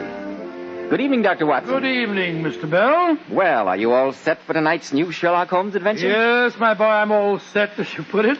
I was looking over my notes on the case before you arrived, and I came across this. It played an extremely prominent part in tonight's story. Well, what is it, Dr. Watson? It looks like a dried leaf of some kind. In its younger days, Mr. Bell, it was a sprightly sprig of parsley. Dr. Watson, I know you have the habit of collecting odd mementos from your cases, but a sprig of parsley. And yet, my boy, this withered piece of greenery enabled Sherlock Holmes to solve one of the most diabolical murders that we ever encountered. The strange death of Mrs. Abernetty. Well, this I've got to hear, but first of all... Oh, I know, Mr. Bell, I know. You have a message for our listeners. Every man who wants to get to the top should realize how much neatly groomed hair adds to a man's appearance. And I'm sure he'll be interested in hearing how so many of America's most prosperous and successful men keep their hair looking so attractive. They use Kreml hair tonic. And it's easy to see why. Because Kreml contains precious hair grooming ingredients found in no other hair tonic. This is why Kreml gives a man's hair such a natural, well-groomed look. It keeps it in place longer, too. Yet Kreml never leaves hair looking or feeling greasy or sticky. Never leaves it feeling stiff as a board. Just make this test, men. After you apply Kreml, run your hand back over your hair. Notice how delightfully clean your hair feels. Notice how no grease comes off on your hand. Your hair always looks like a million and feels like a million when you use Kreml. Kreml. Kreml hair tonic. Now, Dr. Watson, how about the mystery of the withered parsley and the strange death of Mrs. Abernetty? Well, Mr. Bell, at the time I'm talking about, this parsley, just like myself, was a great deal younger. Oh. But to get on with my story, Holmes had just concluded his amazing investigation in the affair of the Reading bicycle pump murder, and we decided to stay for a few days in the nearby beautiful village of Pangbourne. The weather was surprisingly generous for an English summer, and on our second day, Holmes and I had gone for a stroll along the towpath of the River Thames. Holmes was in an extremely morose mood that day, I remember, as we walked back towards our hotel. The country's beautiful here, Holmes. Yes, I suppose it is. Oh, come. Look at the red and grey roofs of the cottages, and the farms peeping out through the trees over there. So peaceful and soothing. I'm afraid it has the reverse effect on me, Watson. That's the curse of having a mind like mine. Oh, how do you mean, Holmes? I observe everything with reference to my own special subject. You look at those scattered houses, and I'm impressed by their peace and beauty. I look at them and think how easily crime may be committed there. Good Lord, who'd associate crime with a spot like that? It's my opinion, Watson, based on experience, that the lowest and vilest alleys in London do not present a more dreadful record of sin than does the smiling countryside. What a morbid thought. The reason is obvious. The pressure of public opinion can do in the city what the law cannot accomplish. There's no lane so dark that the scream of a tortured child or the thud of a drunkard's blow does not obtain sympathy and help from some neighbor. But look at these lonely houses. Think of the deeds of hellish cruelty, the hidden wickedness, which may go on year in, year out in such places and no one the wiser. Upon my soul, Holmes, you're in a particularly depressing mood. Hello. Look at this fellow running towards us. Must be crazy. Imagine galloping along a towpath on a hot day like this. From his expression, I think we may reasonably assume that he's not doing it for the exercise. Excuse me, but is one of you gentlemen Dr. Watson? Yes, sir, I am. And this is Mr. Sherlock Holmes. Oh, how do you do, sir? Mr. Holmes. How do you do? My name is Gareth Abernetty. I heard that you were staying in the village. I went to your hotel, and they told me that you'd gone for a walk in this direction. I presume you need a doctor's help. Yes, I do. Dr. Watson, I know you're on a holiday, but... Oh, well, naturally, I'm at your service, sir. What is wrong? Oh, perhaps we could start walking back to the inn. My horse and trap are there, and I'll tell you about it as we go. My mother's just had a bad heart attack. We live at Holmby Grange, a few miles out of the village. I'd like to drive you out there at once, but Doctor. Surely if you live here, you must have a family doctor. Well, he's in London for a few days. I see.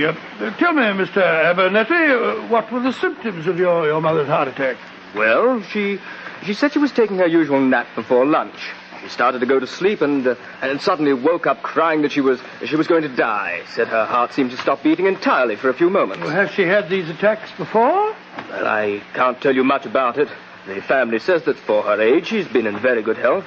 I've been abroad for a few years. In China, I observe, Mr. Abernetty. Yes.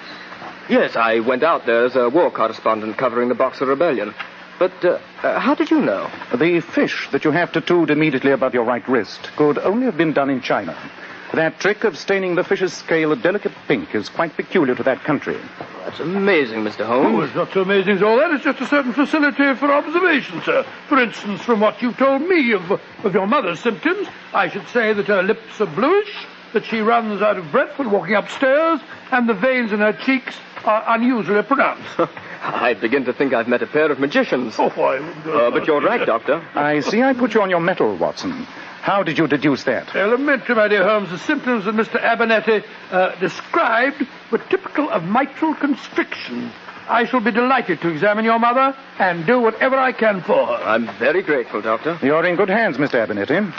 Well, Watson, I shall see you later, no doubt. This is one case in which I'm sure you need no help from me.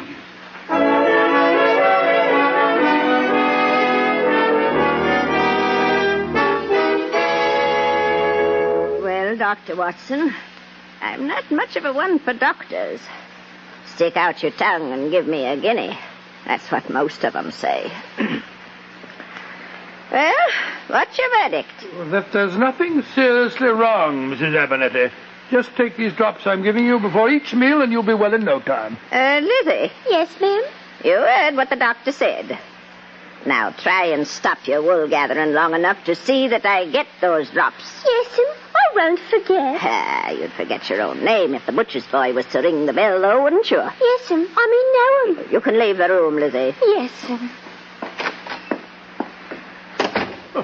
I think you should rest for a while, Mrs. Abernetty.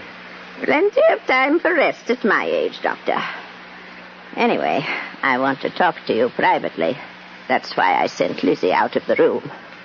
I want you to bring your friend Sherlock Holmes here to lunch tomorrow. Sherlock Holmes? But how did you know that... That he was in the village? There's nothing new in the village or anywhere else going on here that I don't know about, Doctor. Now, will you bring him?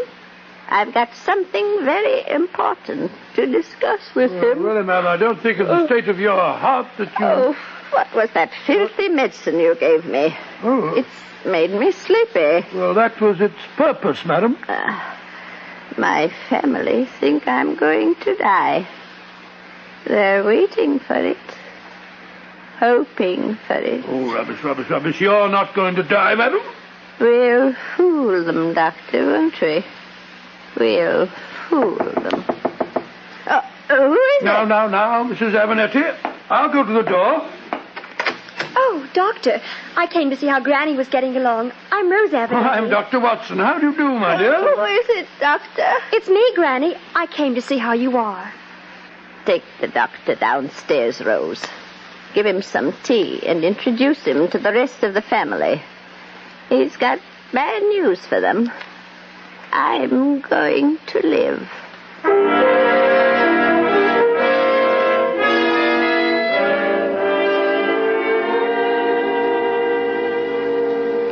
Uncle Gareth, will you introduce Dr. Watson, please? Of course, my dear Rose. And I appreciate your motive in giving me the privilege. A shy, retiring girl like yourself would hardly dare make such a descriptive introduction as I will. Uncle Gareth, you've been drinking again? Well, since I was the only member of this heartless Abernetty clan that had the initiative to go and get a doctor, I think I was entitled to a brandy or two. Come on, Watson. Come and meet my noble brothers. They're here in the library, waiting like hopeful vultures for bad news about our dear mother's health. Oh, well, sir, I think perhaps some other time. No. Might as well get it over with. I'm sorry, Dr. Watson. I didn't know Uncle had been drinking. Oh, that's quite all right, my dear child.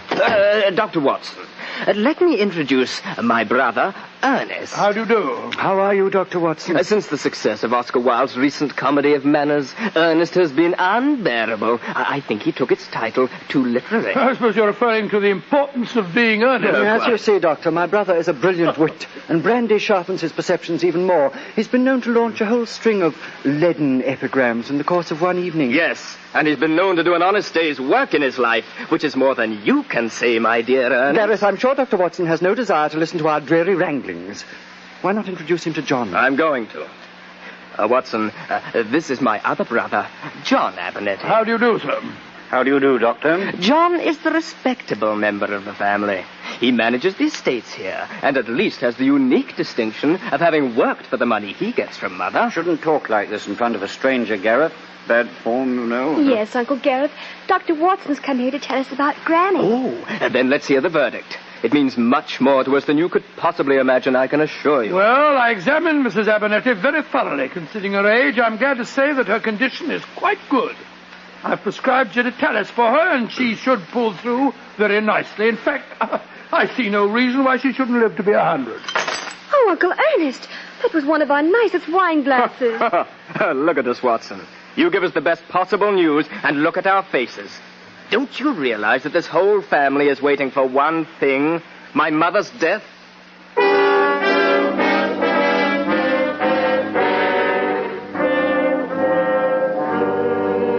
I tell you, Holmes, it was perfectly nauseating. I must say they sound like a peculiarly unattractive family. All except the granddaughter Rose, she's a sweet little thing, but the others are a bunch of good-for-nothings. Undoubtedly. And yet my reaction to what you've told me is one of intense curiosity. As I remarked earlier today, the quiet countryside, beneath its external beauty, cloaks some of the vilest happenings. Well, I admit the atmosphere in that household is vile, all right. And think of the potential tragedy smoldering there. A wealthy matriarch who controls the purse strings.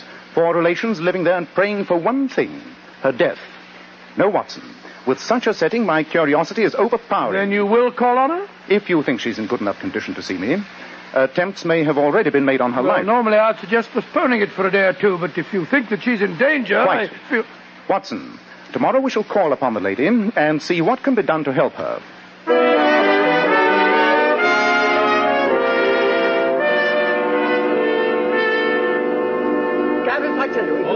Mr. Holmes. Yes, Mrs. Abernetty? Before we go into lunch, I should like to tell you why I asked you to come here today. And I want my family to know, too. Children, I want your attention. Oh, Mother, not another lecture, surely. No, Ernest, not a lecture. Merely a statement of fact. I have asked Mr. Sherlock Holmes here today because he is a detective. A detective? What's the matter, Mother? Has someone pinched the family silver? Gareth, be quiet. No, please don't excite yourself, madam. Remember that heart of yours. Yes, Granny, do be careful. Oh, stop fussing over me, Rose, and sit down. Gareth, you mentioned the family silver. How did you know that's what I was going to speak about? Oh, Mother, I was only joking. Were you? Strange joke. Mr. Holmes, I discovered a few days ago that the Abernetty silver has been stolen piece by piece and replaced by imitations. How do you know, Mrs. Abernetty? I recently had occasion to have some of our silver knives repaired. The blades were loose in the handles. The London jeweler to whom I sent them reported that they were not the family silver, but plated imitations. I had him come down here and examine the rest of the set. They're frauds. I want you to find out who's responsible. I know it's one of these 4 children. That's ridiculous, Mother. Why suggest that one of us is responsible? Because I know you children too well. Personally, I think it's what you deserve, Mother. How dare you? I'm not dependent on you, Mother, but the others are. You've kept them dangling too long. Look at you, Rose. You're still young. Are you going to stay here another 20 years waiting for your grandmother to die? Gareth, leave her room. Now, please, Mrs. Abernetty. Lunch is served, ma'am. Oh, go away. I love you. Quick, Watson. She's having another attack. Out of the room, everybody, please. Oh, Dr. Hill. No, don't worry, Mrs. Abernetty. You're going to be quite all right.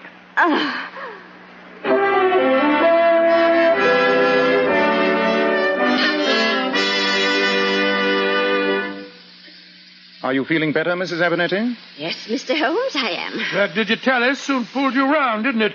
You must remember not to take another dose until this evening. In the meanwhile, I think you'd better go and lie down. No, Doctor. I want to go into lunch. And afterwards, I have something else to tell you, Mr. Holmes.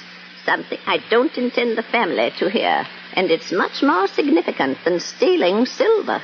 Mrs. Abernetty, I think if you were to tell me your real problem now, simply and directly, a great deal of time and patience might be saved. After lunch, Mr. Holmes. Doctor, give me your arm.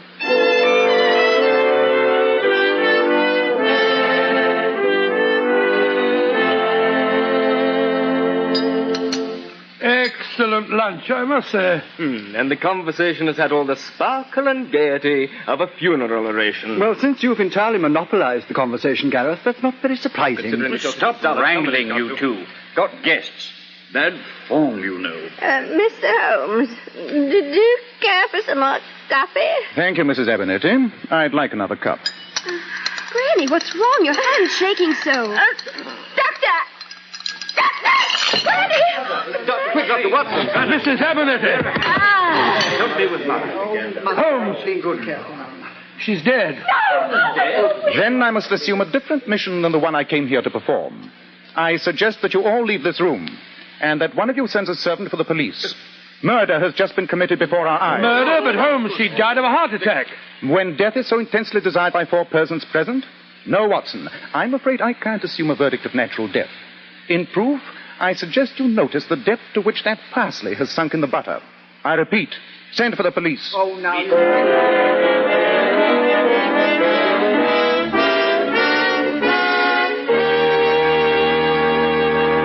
Before we find out what the police discover, men, once you get bald, there's nothing you can do about it. But it's never too early to make the most of the hair you've got. That's why I urge you to try Kreml Hair Tonic. Kreml contains very special hair grooming ingredients which have never been duplicated in any other hair tonic. Kreml keeps the hair in place longer, always looking so neat and well-groomed, never greasy or sticky. But this highly specialized hair tonic does lots more than just keep the hair looking handsome. A quick massage with Kreml helps stimulate circulation right in the surface of the scalp, leaving your scalp feeling so alive, so invigorated. At the same time, Kreml removes loose dandruff and has a fine lubricating effect on a dry scalp.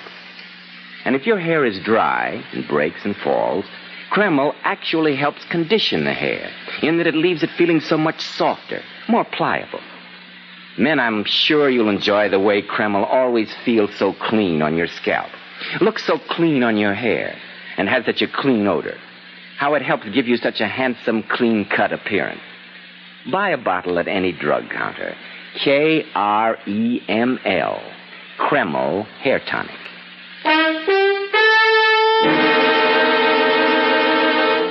Well, Dr. Watson, I begin to see what you mean about that withered sprig of parsley.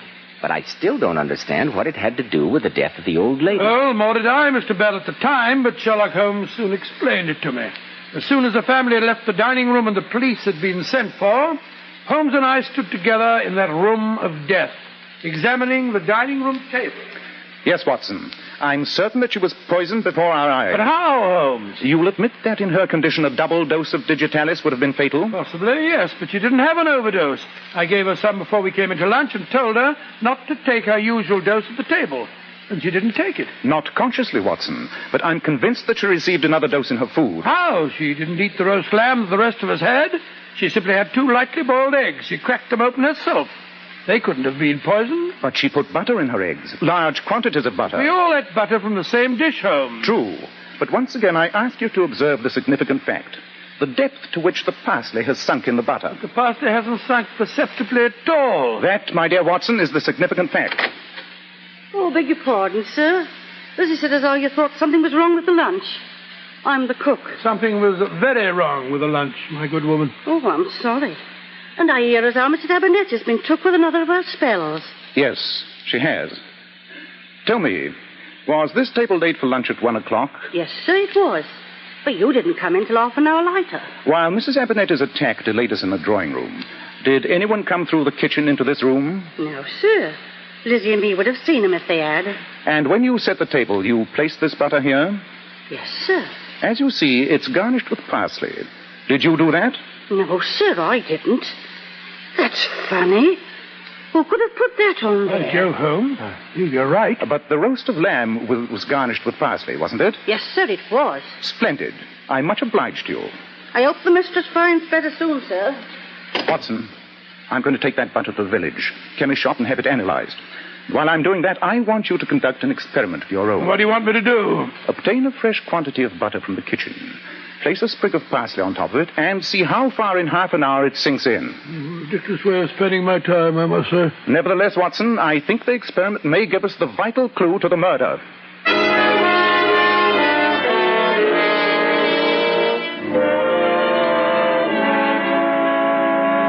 Well, Holmes, and what did you find out at the chemist? It was as I suspected, Watson. The butter was thoroughly impregnated with digitalis. And yet we all ate some of it. True. It would not produce any effect on a normally healthy person. In the case of Mrs. Abernetty, however, 2 doses in quick succession were fatal. Great Scott.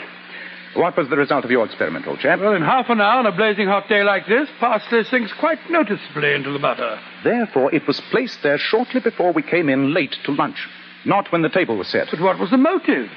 The butter had been shaped by a mold. It was patterned on the top. The murderer used a hypodermic needle to inject the digitalis, and he had to hide the holes made by the needle. So he took the parsley from the roast and placed it on the butter. Who had the opportunity? That's what we have to find out. Have the police arrived? Yes, there's a Sergeant Jenkins in charge. He's out there in the kitchen questioning the servants. Then let's join forces. A murderer's in this house, Watson. Between us, we've got to catch him.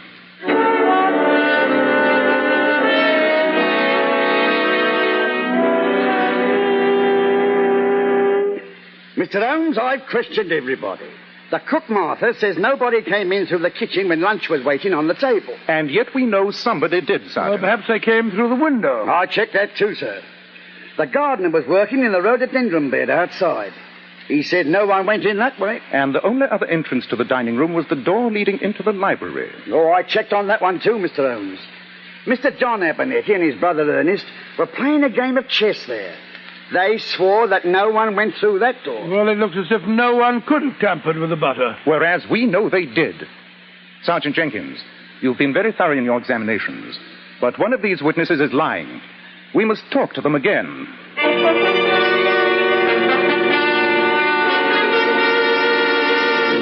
Martha, when you said no one came through your kitchen and went into the dining room, you meant no member of the family, didn't you? That's right, sir. If it had been one of the other domestics, Lizzie, for example, you wouldn't have noticed it? No, you mention it, sir. Lizzie did go in just before they came into lunch. Lizzie did, but... Quite, Watson.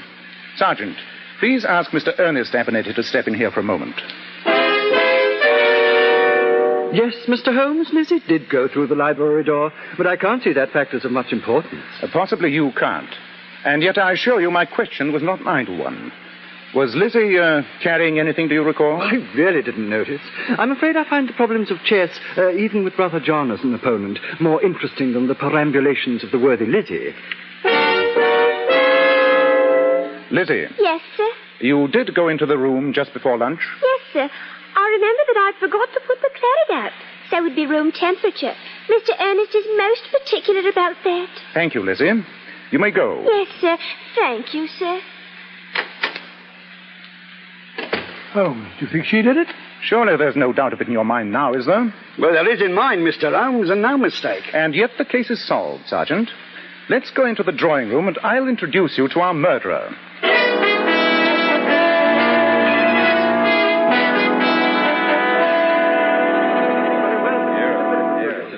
And so, ladies and gentlemen, you can all see now how the murder was committed. But by Lizzie? But that doesn't seem possible, Mr. Holmes. What motive would she have? Oh, I could understand her motive. Mother's been an absolute tyrant with her. I find it hard to believe that with her addle-pated mentality, she'd have the imagination to think of such a plot. Oh, no, Gareth. The man responsible for this murder is you. Uncle Gareth! Oh, this is ridiculous. I did not say the murderer. I said the man responsible. But Holmes, what on earth are you driving at? Gareth, by his example in finding a job and going abroad, caused one of his other relatives to become disgusted with the life of a parasite. That person decided to go beyond such petty devices as stealing silver and to turn to murder. And Abernetty commit murder? I say, really. A remarkably brilliant observation. Which one is it, Holmes? Surely that's obvious. 2 witnesses, the cook and Ernest, at first swore no one had entered the dining room.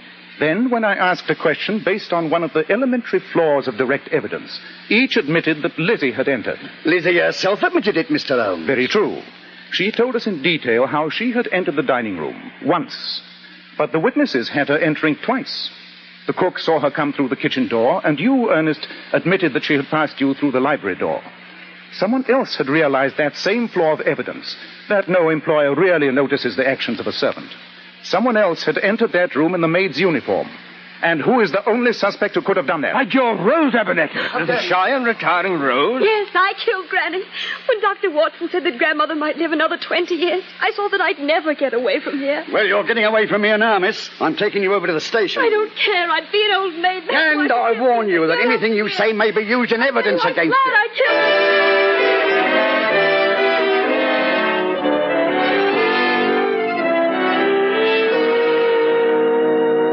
What a shocking case. I'm glad we're headed back to our hotel and never have to see that Abernetty family again. We'll have to make a brief appearance at the trial of the girl, I'm afraid. I still find it hard to believe that quiet, shy little thing was capable of conceiving such a devilish murder.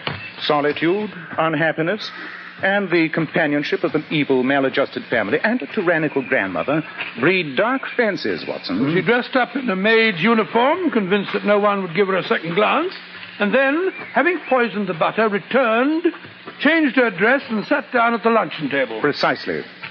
Well, Watson, this has been an unsavory case, but it points a moral. A moral that I hope you, as my self-appointed biographer, will profit by. And what moral is that? The extreme importance of observing details. Miss Abernetty would not now be on her way to a prison cell if I hadn't noticed one vital clue. The depth to which the parsley had sunk in the butter.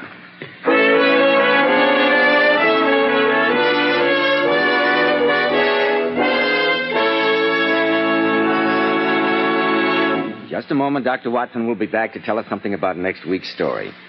Girls, have you noticed how men can't help but admire the bright, shimmering highlights in a woman's hair? Then why not follow the advice of the famous $1 Million Powers models? Girls noted for their glossy, bright hair. Powers models wash their hair with Kreml shampoo.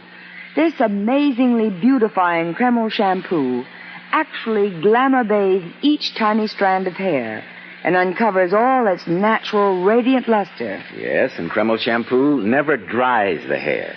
In fact, it has a beneficial oil base which helps keep the hair from becoming dry or brittle. Its luxurious active foam penetrates right to the scalp and removes all loose dandruff as well as the dirt. So, ladies, buy a bottle of Kreml shampoo at any drug counter. See how easy it is to glamour bathe your hair to a vision of tantalizing loveliness. Kreml. Kreml shampoo. Now, Dr. Watson, what about next week? Well, next week I think I'll tell you about the singular affair of the Coptic compass. The Coptic compass? Sounds intriguing, Dr. Watson. Sherlock Holmes found it so, Mr. Bell. The adventure started one afternoon when Holmes and I, returning to our Baker Street rooms, found, lying in the middle of our floor, an unclothed corpse.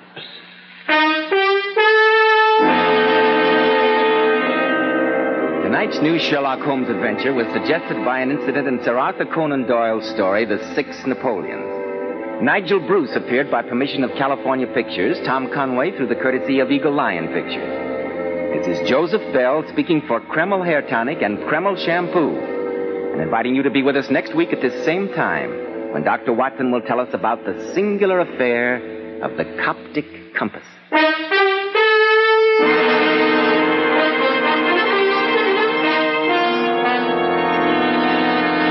This is ABC, the American broadcast.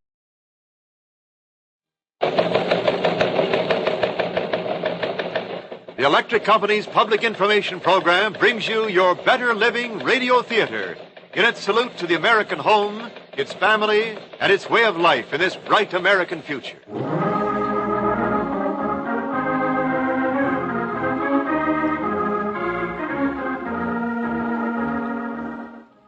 The tubes in your radio, the power behind this station which brings you this program, the nightlight at your child's bedside, the giant motors that drive the machines to mold our steel and power your production lines.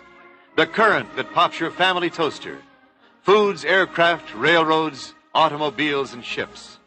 Electricity always at hand, day or night, with its economy for lower costs to you, with rising efficiency through its own research, with its growth to match the nation's needs at all times. Electricity is at work to bring you better living. This is your narrator, Wendell Niles. And now our Better Living Radio Theater brings you The Floating City, the dramatic story of great ships like the United States, which reflect the struggles of our electrical pioneers and mirror our electrical civilization of today. This is the fifth in a series of broadcasts at this time to show you how Americans in a free nation have worked to bring you better living today. In fact, the highest standard of living in the world. Later you will hear from today's guest, Mr. Newbold Lawrence, Vice President of Operations of the United States Lines. And now your Better Living Radio Theater presents today's story, The Floating City. Aboard the SS United States at sea, Monday, July 7th, 1952. The liner United States streaked past Bishop's Rock at 5:16 a.m. Greenwich Meridian time early today, setting a new record for the transatlantic crossing. The time for the new American Queen of the Seas for the 2,938-mile crossing was 3 days, 10 hours, and 40 minutes. An average speed of 35.59 knots, or about 41 land miles per hour.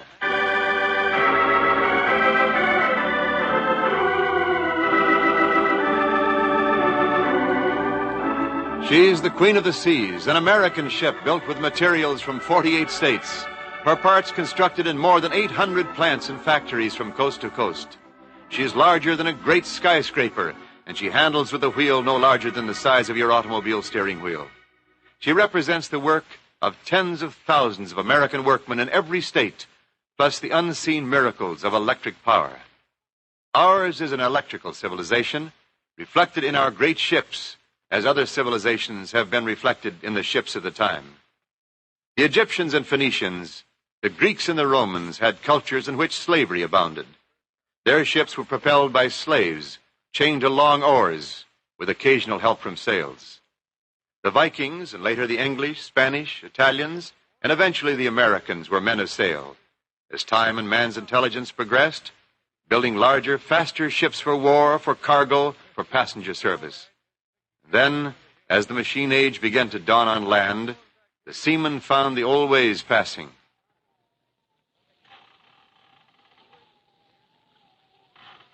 In 1838, aboard a whaler bound for Nantucket, the lookout calls, "Smoke on the horizon! Smoke on the horizon! Where away? 3 degrees starboard. Looks like a ship afire." Aye. I sight the smoke now. Mate, put on all sail. She'll need help from us.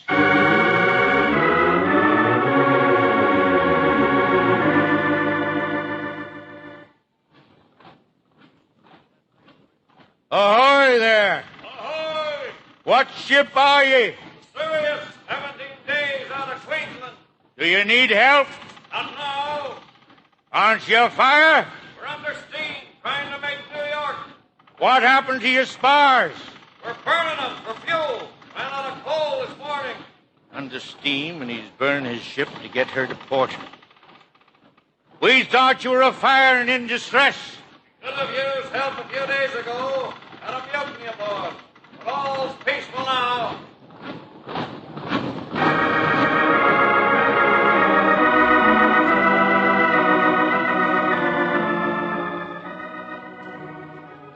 The bewilderment of sailing men at steam power had begun back in 1703, when German riverboatmen smashed Denise Papin's small vessel propelled by steam.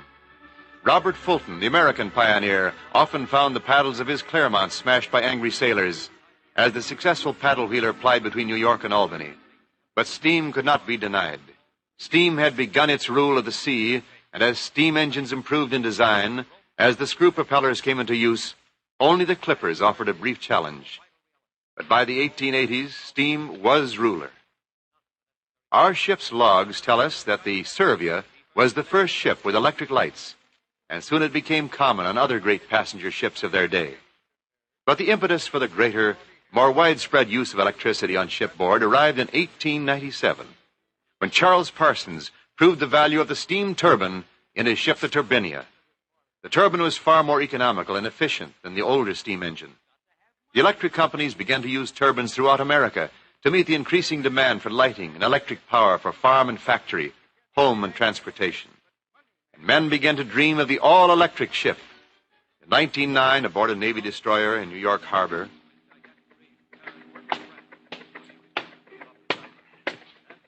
Good evening, sir. Can I give you a hand up? No, thank you. I think I can make it. Here we are. My name's Fassett. I've been expecting you aboard, Mr. Fassett. I'm Cummins, the chief electrician of the ship. Oh, well, shake hands. Chief engineer and I have orders to give you the run of the engine room, Mr. Fassett. I don't care about orders. I want your permission. You're the man whose help I'll need. Mine, sir? In what way? Don't ask how I arranged it. But I want to study a ship like this to find out whether we could put a turbine generator aboard to drive her. To drive the ship? That's right. The turbine runs the generators. The generators run motors, and the motors run the propellers. Run her by electricity instead of steam? You Navy men are all alike. Steam is the be-all and end-all. Have you ever been in a storm at sea? No, but maybe we'll get into one before we're through. As soon as I've stowed this gear, I'll come below, and I'll look you up.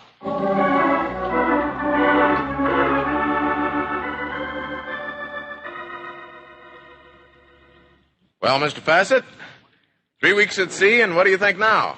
Can you run a ship this size with a turbine-driven dynamo? I haven't changed my mind at all, Mr. Cummins. I'm sure we could run a battleship with turbines and dynamos. And now we're back in port. What'll you be doing? Talk to the admirals in Washington.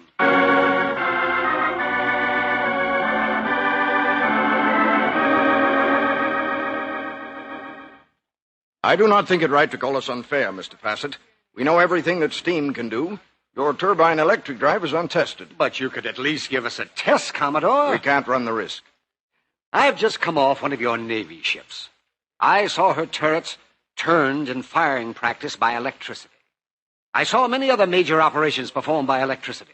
And not once, Commodore Burlingame, did I note a failure. You're a persistent man, Mr. Fassett. Very, very persistent. It's easy to be persistent when one is asking for fair play, Commodore. Now, you've already installed a marine engine on the Cyclops. The Neptune has been built with a geared turbine to drive her.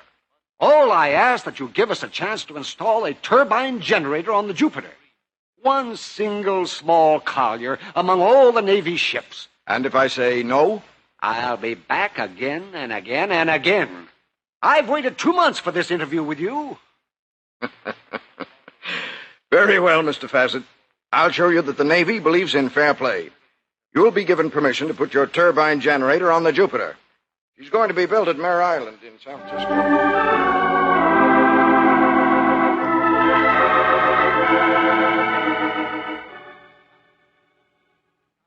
Do you know Commander Kern for the Jupiter personally, Commodore? Yes, Admiral. He's sailed under my command at least twice. Always a very steady, reliable man. But this enthusiasm, does he grow enthusiastic about everything? No, sir. Maybe there is something to this turbine generator matter, Admiral. If Kernf likes it, maybe there is. Burlingame, I want you to order Kernf off the Jupiter at once. You're removing him from his command? No, I'm transferring him to another ship. I'll let someone else command the Jupiter and see what he has to say. In fact, we'll change all the officers on the Jupiter.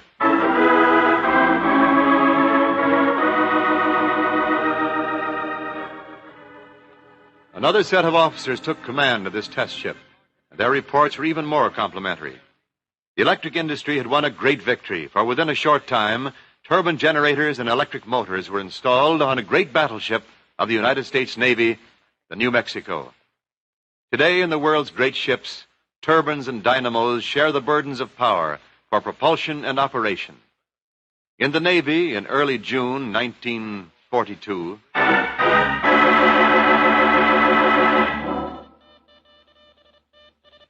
large enemy attack force sighted southwest Midway Island. So far, the Japanese Navy has allowed itself to be pressed into the service of the Japanese Army. Our small naval forces, still crippled by Pearl Harbor, have turned them aside at Coral Sea. But now the attack is on, because next morning, Main enemy attack force sighted northeast, Midway. 5 carriers, 4 battleships, 9 cruisers, 34 destroyers, plus transports and supply ships. This is it. The Japanese Navy is out to win control of the northern and central Pacific, perhaps even the eastern Pacific, with the possibility of attacks on Hawaii and Alaska. The electric magic in plane and ship radio has warned of the danger. Hurriedly, almost our Navy's whole remaining force in the Pacific is summoned to Pearl Harbor. Even the damaged carrier Yorktown is recalled from the Coral Sea and pressed into service.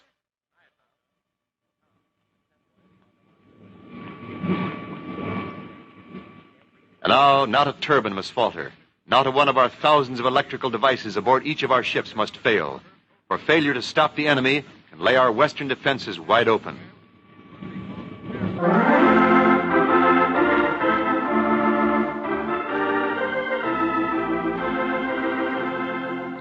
You know the end of the story. The great Japanese threat was turned aside. The first decisive defeat the Japanese Navy had suffered in 350 years. The battle ended the Japanese enemy activity on the Pacific offensive. And in time, as our Navy rebuilt and added to its strength, the offensive was ours.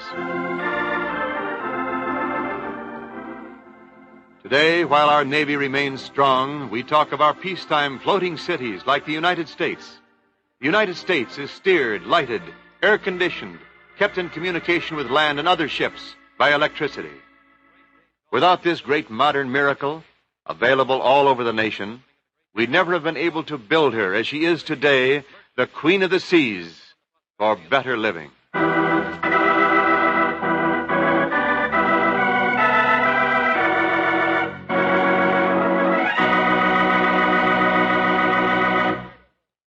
And now, today's guest in our Better Living Radio Theater, Mr. Newbold Lawrence, Vice President of Operations of United States Lines. What you have just heard is true. Without electric power, our nation would not be the proud possessor of the fastest ship in the world, the most modern passenger liner, at the same time the greatest single naval auxiliary, the SS United States. Electric power aboard this ship makes for better living whether there are passengers or troops aboard. Unlike a hotel, the superliner United States cannot obtain electric power from a station miles away. It must generate its own power and must maintain a service so reliable and flexible that there can be no failure, since no modern ship can operate without sufficient electric power. In other words, electric power aboard a ship must be as dependable and as efficient as that being supplied to Americans ashore day and night by the electric power companies of America. I know of no single factor that has contributed more towards making our country the greatest in the world than electric power. Thank you, Mr. Lawrence. You have been listening to Mr. Newbold Lawrence, Vice President of Operations of the United States Lines.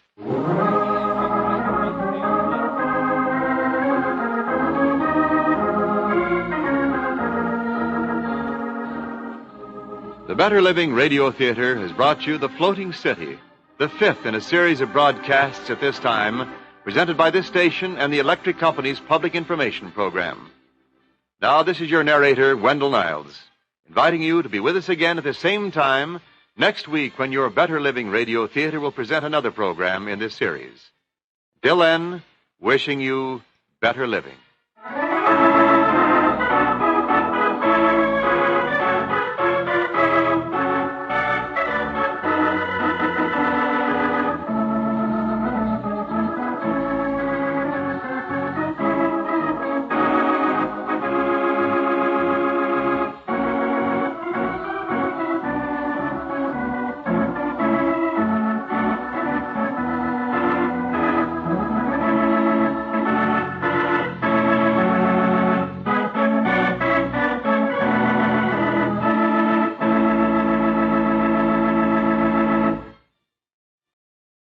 To tell you today.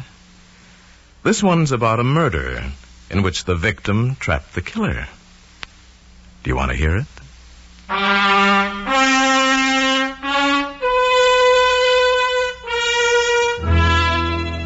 Now starring Paul Frees as your teller of tales. Another story from The Black Book.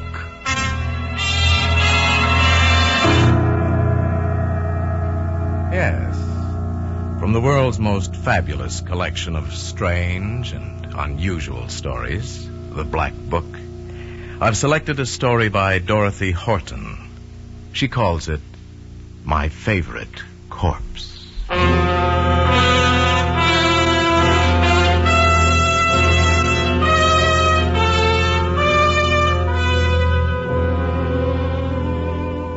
Artie Paul said goodnight to Lil. Then he walked across town to his hotel. Lil's kiss was still heavy against his lips. Artie smiled as he remembered the pleasures of the evening. Now for tonight it was ended. But there'd be more evenings like this, many more. At the hotel he bought a pack of cigarettes, said goodnight to the desk clerk, and went up to his room. He let himself in, flicked on the lights, then placed a telephone call to Long Island. While he waited, he whistled softly through his teeth. There was just one obstacle in the way of complete happiness for Artie. Just one. A voice answered on the other end of the line. Hello? Jenny, this is Artie. I just finished that work for the office. Oh, that's nice, dear. I didn't realize how late it was until just now. I've decided not to drive home so late at night. I'll stay at the Tarleton. Well, whatever you think, dear. If it doesn't seem wise to come home, then you'd better stay in town. I think it's best, Jenny. I'm pretty tired. Call you in the morning from the office, okay? All right, dear. Good night. And Arthur? Yes? Pleasant dreams, darling. Good night, Jenny. Arthur put up the receiver on the hook and sat staring out of the hotel window. Somewhere out there beyond the lighted city was his wife, Jenny. His devoted, faithful, understanding wife, whom he was going to kill. Artie wasn't sure just when he first planned to kill his wife, but it was shortly after he met Lil Nelson. It had been one of those electric things. Artie and Lil had met a few times for cocktails after he left the office in the evening before going home. At first, it had been merely an exciting flirtation, but quickly, frighteningly, it had grown to be much more. Now he saw Lil every day. He knew he was in love with her. Then finally, one evening, he told Jenny about it. But, Arthur, you're 15 years older than this girl. Jenny, look, we've been all over this. Arthur, it simply wouldn't work. Right now, she seems to mean a great deal to you. But it's just a crush. A passing fascination. Jenny, I'm sorry. I love Lil. I want a divorce. You're acting like a schoolboy, Arthur. I don't think we should talk about it anymore. Jenny, can't you understand what I'm saying? I'm going to leave you. Now, Arthur, we've been through this before. I won't let you make a fool of yourself over that blonde. Jenny, you're making a mistake. Arthur, you need me. This girl wouldn't be good for you. You don't really love her. It's just animal attraction. It'll pass. In a little while, we can look back on this and laugh. I'm right. You wait and see. Arthur, are you listening? I won't let you have a divorce, Arthur. That's final. I know what's best for both of us. Arthur, are you listening to me? Artie was listening. Listening to all the things he knew Jenny would say, all the platitudes, the truisms, the trite sayings that Jenny understood so well. Oh, Jenny loved him all right, but with a cloying, maternal love. Nothing like the consuming, flaming desire that was Lil's. If there was any particular moment that Jenny sealed her fate, it was then.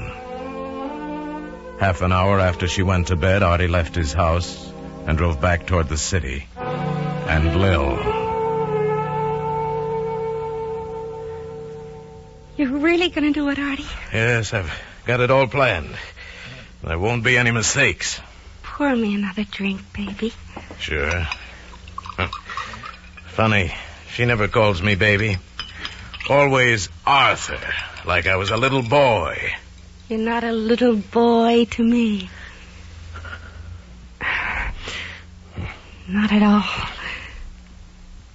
Will it be dangerous? No. When, baby? It'll take time. 2, maybe 3 months. But I've got it planned. Then you won't be stuck in this second-floor walk-up. You'll live where you want. Near you's good enough for me. We'll travel, have fun. Florida, Bermuda. You and me, Lil. Soon? Soon.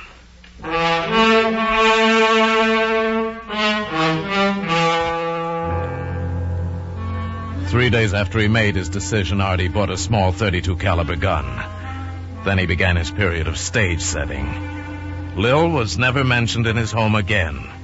She stopped coming by the office to see him. There were no more cocktail rendezvous in the dark bar. And as time passed, people at the office forgot about her. The kidding died away. At bridge parties, his friends remarked on how nice it was to see a couple so much in love as Jenny and Arthur. They were getting along wonderfully. In the months that followed, Artie sat through countless dull plays and movies holding Jenny's hand. And all the while he ached to be with Lil. Artie wasn't certain that Jenny was fooled by all this sudden affection, but he knew their friends were. And then, after what seemed eternity, the night came, and Artie was glad. It was to be a Wednesday night, the night that Jenny went to a reading club. She'd be home around 10 o'clock.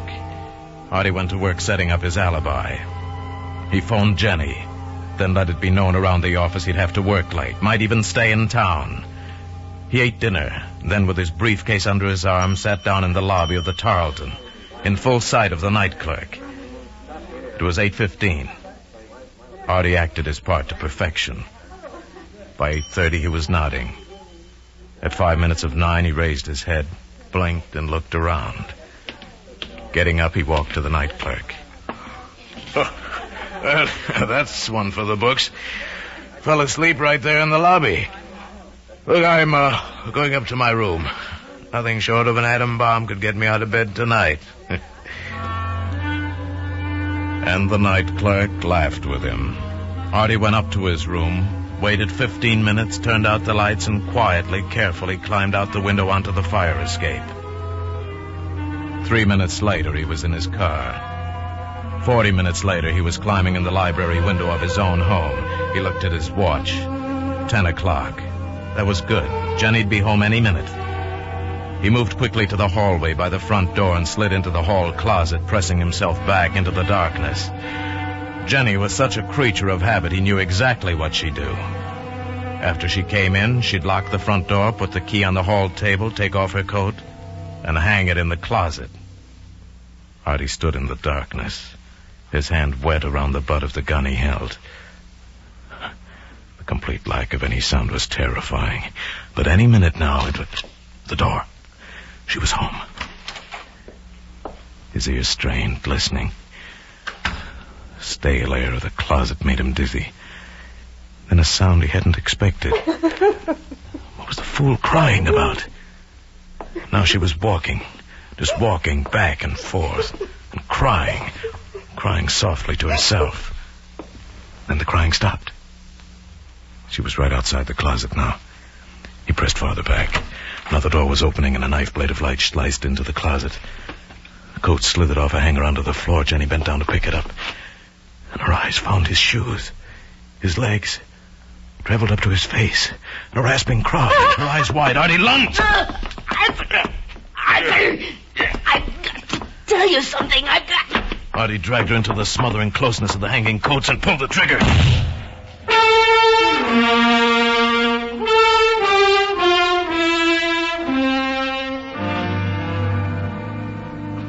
As he drove back into the city, Artie knew he'd been very clever. It would look like suicide. He'd pressed Jenny's lifeless fingers around the butt of the gun. It was lying on the floor now, close to her body. It was all so simple.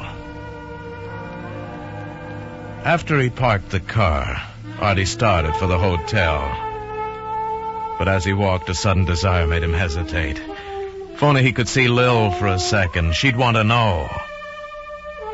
A few minutes later, he was climbing the back stairs to Lil's apartment. He found the door unlocked and opened it. Lil? Lil, it's Artie. Where are you, honey? There was no answer. He stepped into the living room, and suddenly something burst inside his head. Lil was lying on the floor, doll-like, grotesque. The blue robe he'd given her was stained with blood. A gun lay beside her. Artie, help me. Lil, baby. Oh, it hurts, Artie. Make it stop hurting. Lil, what happened? She shot me. She? Who? She came in, said she wanted to talk, but shot me. Lil, I'll call a doctor. Said she knew. For months she knew about me. Baby, please don't try to talk. When she shot me, your wife laughed. Artie.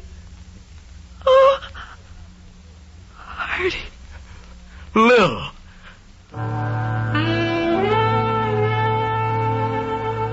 Artie got to his feet. Lil was dead. He picked up the gun. It was his gun. His gun. The one he'd always had around the house. The one he had registered in his name. Now, too late, he remembered he hadn't seen it for several days. Of course. Jenny had taken it when she planned a murder of her own. Jenny had fooled both of them. And Artie stood there for a moment, looking down at Lil. Tears filled his eyes and spilled over. After a moment, he walked to the phone and slowly picked up the receiver.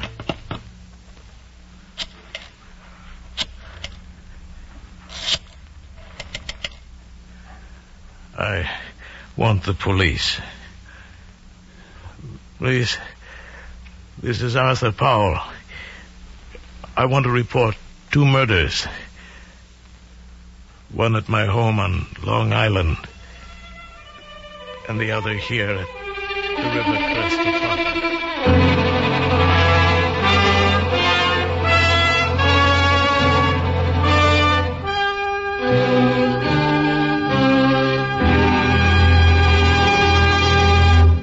The Black Book stars Paul Frees as your teller of tales, assisted today by the noted Hollywood actress Virginia Gregg. Dorothy Horton's suspense magazine story, My Favorite Corpse, was adapted and directed by Norman MacDonald. The special music is composed and conducted by Leith Stevens.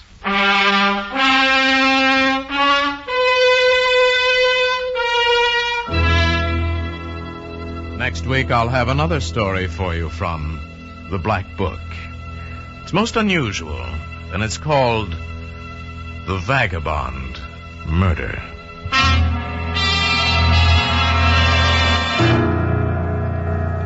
Oysters are in season every month that has an R in it. And Jack Benny's gang are in season whenever Sunday night rolls around. Listen in whenever you are in the mood for fun. Clarence Cassell speaking.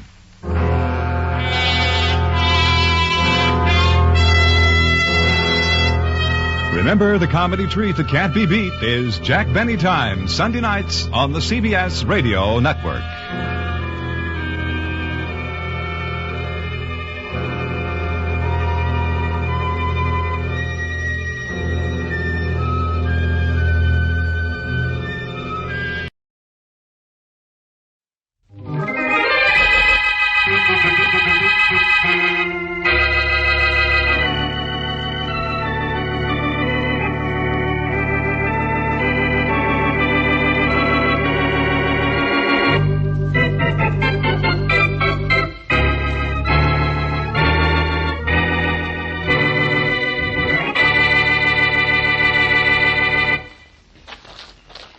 Here's his body, Inspector Faraday. Yeah. Lying just the way it was when I saw it from the hilltop over there. If you spotted it from that hilltop, how did you know it was your stepfather, Mr. Austin? I recognized the jacket and boots he's wearing. And I knew he was out here inspecting the farm. He left the house early this morning, right after it stopped raining. And, well, this is where he'd be, according to his schedule. Oh, he was on a regular routine inspection, huh? Yes, he inspected the entire estate once every week, on foot. Yeah. Well, he's killed by a blow on the head. One blow that meant instant death. But that's impossible, Inspector Faraday. How could he have been killed out here, in the middle of an open field? I don't know how. Yet. Now, look, there are no footprints out here. And none, that is, but his own. Yes? And there they are, leading right up to here where he was slugged and killed. Unless what, Inspector? Unless the killer followed him, carefully stepping in Austin's prints, killed him, then walked backwards, stepping in the same prints. I guess that explains it, doesn't it? It might. Let's have another look at those prints, huh? Oh, I'm sure that's how it was done, Inspector. Dad wasn't hit by a car or his body driven out here because there are no tire tracks. And on the other hand... He wasn't hit on the head by anyone who followed in his footprints either. His boots are cleated, and the cleat marks are still too clear. Good night, Inspector Faraday. This is crazy. He couldn't have been killed out here, and he wasn't carried out here. These are his own footprints. You're absolutely right, Mr. Austin. He couldn't have been killed out here. It's impossible. But there's just one thing that bothers me. What's that? He was.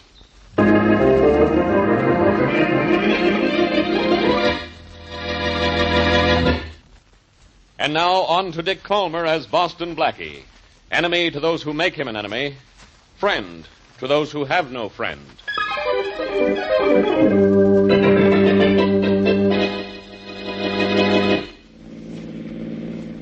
Nice place your stepfather had here, Austin. Well, home is where your hat is, Inspector Faraday. This place is so big I could have lost a dozen hats in it. Yeah. You won't ask Alice too many questions, will you? It's only been 3 hours since I found the body, and she's awfully upset about Dad's death. No, I'll try not to bother her too much. Thank you. Is his daughter an adopted child, too? No, I'm the adopted one. She's really Austin's daughter. His only child, in fact. I see. Don't you people lock doors out here? No need to.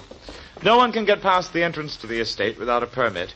And the entire grounds are surrounded by an electric fence. Well, at least Boston Blackie can't get in then. This way. I imagine Alice is in the living room. Well, as soon as Faraday gets here, I'll tell him all that, Mr. Austin. Blackie, you can't be out here. I'll tell me that the next time I see me. Hello, Inspector. Don't hello me, goodbye me. I'd like that better. I'm sorry I can't leave. I accepted the kind invitation of Miss Austin here to solve the murder of her father. Well, I called him, Inspector, because of the circumstances of Dad's death. I thought he might be able to help you. Alice, come here a minute, will you? Nice thought, right, Inspector? Quiet, Blackie. I'll handle this without any help from you. What you know about this case won't help me anyhow. You'd be surprised what I know, Faraday. I suppose you know how he was killed. No, but I know where he was killed and who found his body. Happy Austin here. You didn't think I even knew who he was, did you? Alice has told me a lot of things. What for? She just has to tell me again. Oh, I don't know why. I thought I might hurry things by collecting information for you while you came out here in your usual turtle fashion.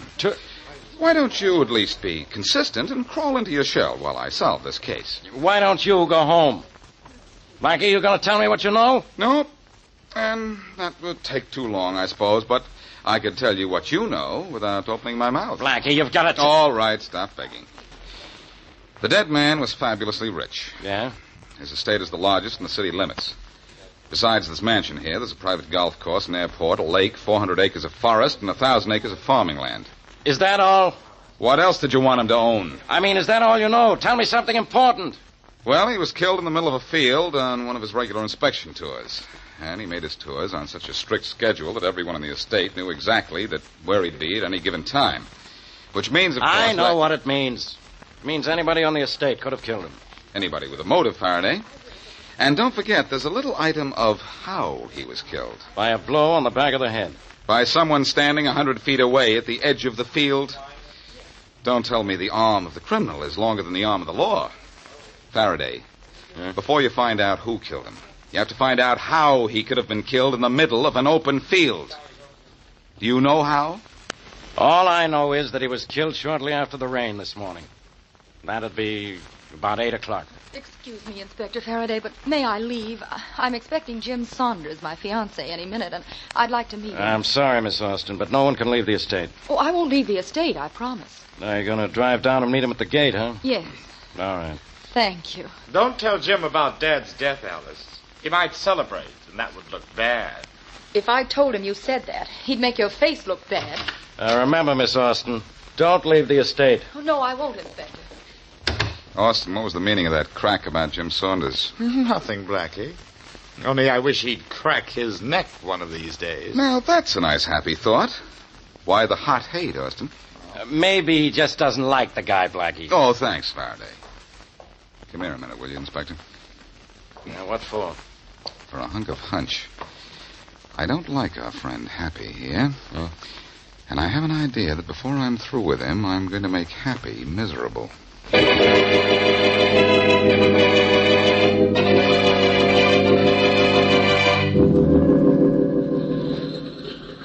Hi there, Jim. Hi. Hello, Alice. Hey, you. You look great. Do I? I don't feel that way. How's the airplane? Did it stay in one piece all the way from Toronto? Well, it flew me here, didn't it? I'd say the trip was all right. Well, you've flown into something that isn't all right. Dad's been killed. Hey, no kidding.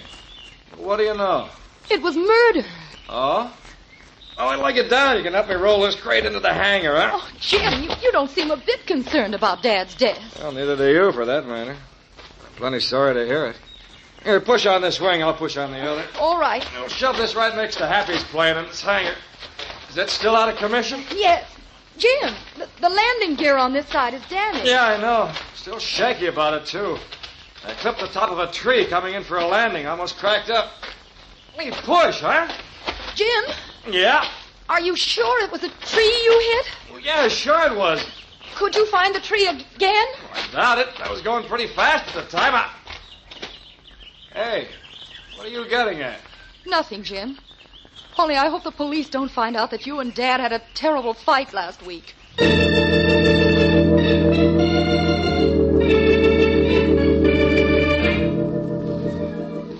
I see you made the newspapers again this evening, Blackie. Look, Mary, did you invite me up for dinner to look at you at the back page of the paper? But, Blackie, this is really an exciting mystery.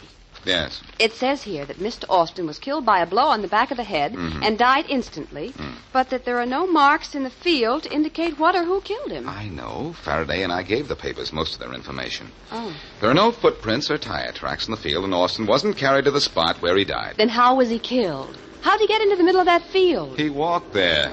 After he was hit? No, death was instantaneous, Mary. That's the problem in this case. And what's the solution?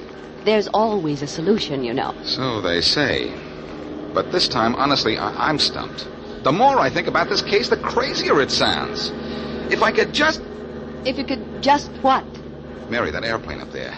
Well, it's always up there at this time. That's the 10 o'clock flight to Washington. Mary, that's the way Austin was killed, by a plane. That's what hit him without leaving any marks in the field. There's a private airport on Austin's estate. I bet that's where the murder plane is right now. See you later, Mary. Hey, Blackie, where are you going? To get Faraday. And then I'm going to have a look at the airplane at Austin's airport. The situation is complicated, but I think the explanation is plain.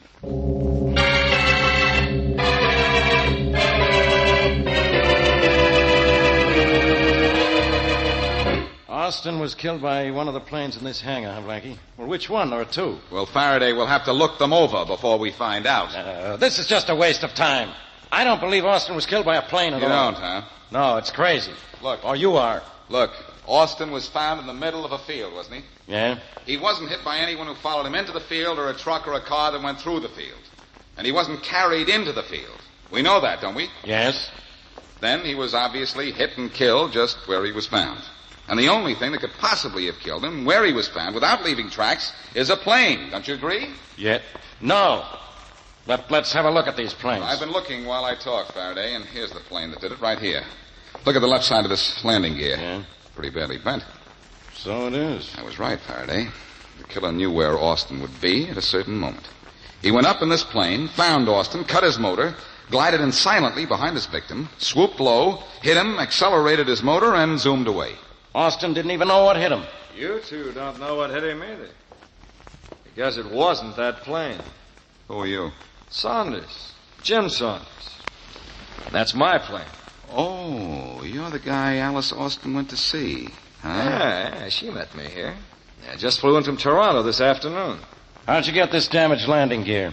Hit a tree coming in for a landing? You mean hit John Austin coming in for a kill, don't you? Sorry to disappoint you, but I was still in Toronto when that old buzzard was killed. Here's my log to prove I didn't leave the Toronto airport till 10 this morning. I understand the old guy was killed about 8. You understand we can check on the time you left the Toronto airport, don't you? Sure, go ahead, check on it. It's okay with me. And then it better be okay with you to keep away from my plane.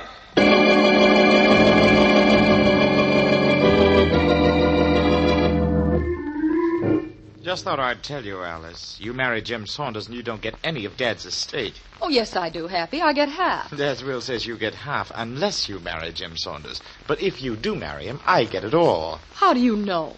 I just know. Too bad you didn't. What do you mean, too bad I didn't? Well, it occurs to me that you and Jim might plan to get married now that Dad isn't around to object. We were going to be married even if Dad did object. And what were you going to live on? Love? Jim doesn't have a dime. All he owns is a plane. You think he'll marry you when he finds out that you won't get a cent from Dad? Well, Happy, you're not going to do this to me, are you? You'll ignore Dad's will, won't you, and give me half? Oh, no. Not if you marry Jim Saunders. Look, darling, I'm not actually your brother. If you really want to live in style, you could marry me. Marry you? Yes. I wouldn't marry you for anything. Not for anything, Alice, darling? No. Not even to save yourself from going to the chair for murder?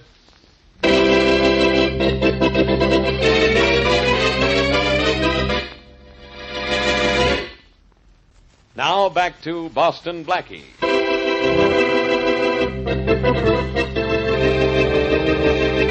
Wealthy John Austin is found murdered in the middle of a field. He has not been carried there or hit by anything or anyone who went through the field. Jim Saunders, flyer fiancé of Austin's daughter Alice, has fought bitterly with a dead man, and the landing gear of his plane is damaged. Jim, however, claims his plane was in Toronto at the time of Austin's death. And as we return to our story, Inspector Faraday is on the phone in Austin's private hangar, talking to the dispatcher at the Toronto airport.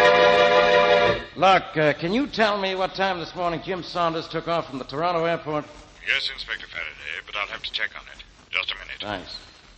Blackie, quit wandering around the hangar, will you? What? If either of the planes in here killed Austin, it was Jim's. I'm just having a look at this other plane in case Jim was in Toronto at the time Austin was killed. You're soon going to find out that I was. For your sake, Jim, I hope so. Hello. Inspector Faraday, still there? Yeah, I'm still here. You got that information I want? Yes, Saunders took off from runway 5 at 10 o'clock this morning. 10 o'clock, huh? Yes, sir. Thanks a lot. You're welcome. Well, Jim, you're in the clear. I told you I was, Inspector. Now will you let me and my plane alone? I guess we will. Austin was killed 2 hours before you left Toronto. Tell me, whose plane is this other one? It has Happy Austin's name on it. By a bit of clever deduction, I'd say it was his. Very funny. Jim, does Happy Austin fly? Sure does, Blackie. He's one of the best amateur pilots around. Then let's suppose for the moment that Happy is our man. Let's suppose he isn't. This plane hasn't hit anything. There isn't a mark on it. Faraday, something could have been attached to the underside of the fuselage. Something that could be easily detached again. And thrown away, huh? Maybe better than that. After killing Austin, Happy could have flown out over the ocean. That's only a few miles from here, unhooked whatever it was, and dropped it into the water. That's right, Blackie. It's only about 30 minutes flying time from here to the coast, but Thanks, Jim. You're a big help. Jim, could this type of plane hit a man, kill him, and not crack up under the impact? Sure it could. Easy, but I say it again, Jim. You are a big help. Faraday, Happy Austin was an adopted son. He wanted to marry Alice. Happy could have killed his stepfather for the money he'd inherited. Just one thing, Blackie. There's a part missing from the engine of Happy's plane. This ship hasn't flown in months. Oh. Jim, did I say you were a big help?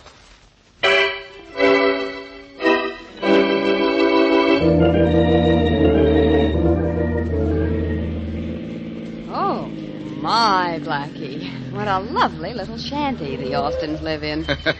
Yes, I thought you'd like to see it, Mary. And wait till you see the inside of this palatial hut. It probably looks like the inside of the Metropolitan Museum. Only bigger. Come on, we can walk right in. Okay. Austin's never seemed to lock the door. I'll take care of you later, Happy. Right now, I'm going to see if I can catch Alice at the stables. Oh, hello there, Jim. Oh, hi, Blackie. Oh, Blackie, introduce me to this. Miss Wesley, Mr. Saunders, and reverse that. Mr. Saunders. How do you do, Miss Wesley? Join me at the stables, Blackie. I'm going horseback riding with Alice. If I can catch her in time. No, thanks. I've still got a murder to solve. But you can tell me something. Does Alice own a plane? Own a plane? Well, she can't even fly. Oh, well, thanks a lot. I take it Happy's inside the house? Yeah. You can take it, meaning Happy, away if you want to. Glad to meet you, Miss Wesley. Thank you. Join us for a ride if you like. We'll be somewhere on the bridle path. Thanks. Maybe we will. Blackie, Why did you ask if Alice could fly? I thought maybe she had a plane hidden somewhere on the estate. And she killed her father. You could hide a battleship on this place. Well, she can't fly. So there goes Alice as a suspect. Well, here we go to talk to Happy. Mm-hmm. Oh, it's you again, Blackie. Stop that. You're beginning to sound like Faraday. Miss Wesley, Mr. Austin. How do you do, Mr. Austin? Blackie, Jim told me that you thought maybe my plane killed Dad. Yes, I did think so until Jim pointed out it hasn't flown in months. Well, I haven't flown it. I know that. I took the motor down, did a complete overhaul job on it, and then had to send for a part I needed. Well, tell me something. Yes? Who else on the estate flies? Any of the servants? No, Alice and I are the only ones. Alice can fly? With the best, and she's a top-notch mechanic, too. And Jim said she couldn't handle a plane. Well, I think I'll find Faraday somewhere around here, and then I think the inspector and I will join Alice and Jim on the bridle path. You're going to ride a horse, Blackie? No, I'm not going to ride. But I guarantee I'm not going to keep walking around in circles on this case, either.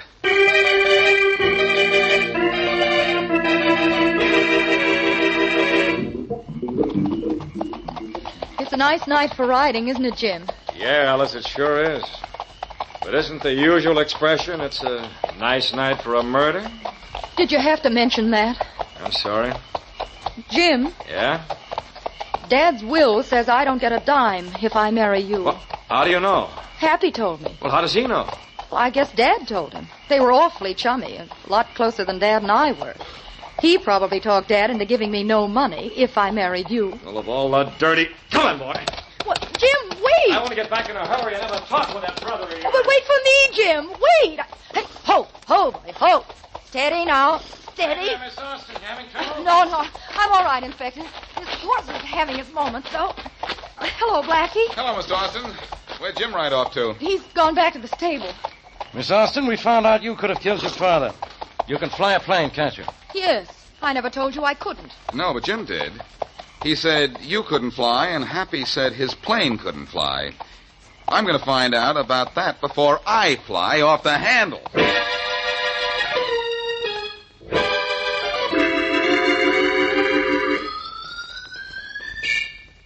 Hold the ladder steady, Mary. Yeah, okay. I have to get all the way to the top of it in order to get a good look into this engine. It's an awful rickety ladder, isn't it, Blackie? Well, it's better than nothing. But hold it steady. I will. Alice Austin looked awful unhappy when Inspector Faraday brought her up to the house. Did she really kill her father? Could be, Mary. At least Faraday isn't going to let her out of his sight until I find out whether this plane of Happy's is in shape to fly or not. That engine looks awful clean. It certainly doesn't look as if it had been used. I know it doesn't, but it could have been cleaned up. I want to have a look at this carburetor. If the motor was taken completely apart, there won't be any gasoline in it. Hey, Blackie, what splashed? Gasoline from the carburetor when I lifted it out. Mary, this motor's been in use, and just recently. But how, with a part missing and as clean as it is? Even I know It was cleaned up, Mary, and the part taken out again. Run up to the house and get Faraday. Tell him I found something. Yeah, all right. Tell him that I think I know who killed Austin, too. In fact, I know who killed him. Hey, Mary. Yeah? I didn't tell you to turn out the lights. Well, I didn't turn them out, Blackie. Just all of a sudden they were... Mary, what's the matter? Mary! Oh, I forgot about this ladder. Hey! Good night. Wow. Oh.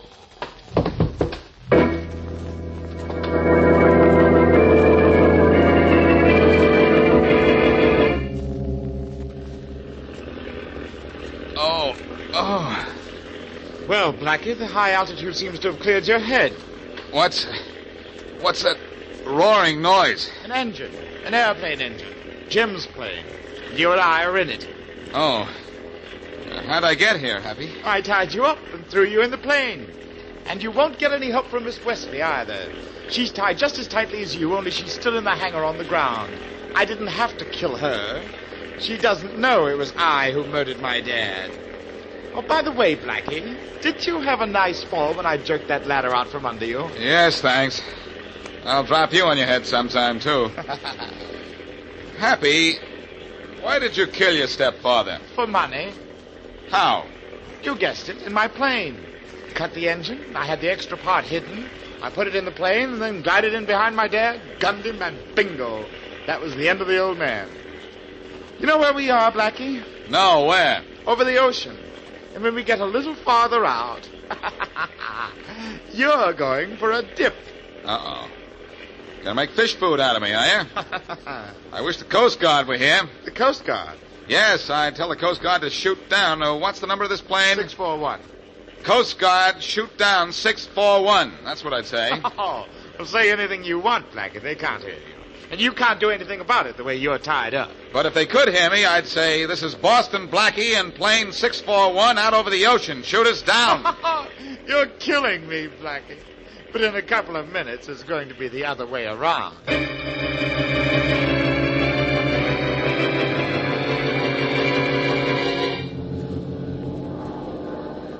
Boy, that Blackie is really something. He sure is. He's tied up in that other plane, but he managed to switch on the radio in pages. Yeah. We'll keep our radio tuned in on that frequency a little longer, Joe. We might pick up more. You okay? If the Coast Guard sees us, I hope they shoot us down, Happy. You've only said that 25 times, Blackie. If you don't cut it out, I'll slug you quiet. The number's 641. Be on the lookout for it. Blackie gave us the approximate position. Right. We won't shoot him down right away. Just give him a warning burst if we find him. Okay. Look, Happy, just up above us. There's a Coast Guard plane. Well, what do you know? I know they don't see us, and even if they did, they won't know what's going on. That's what he thinks, huh, Dan? Yeah. Hey, there's the plane right down there under our starboard wing. Yeah, sure enough. Here we come, Blackie. Let's go, Joe.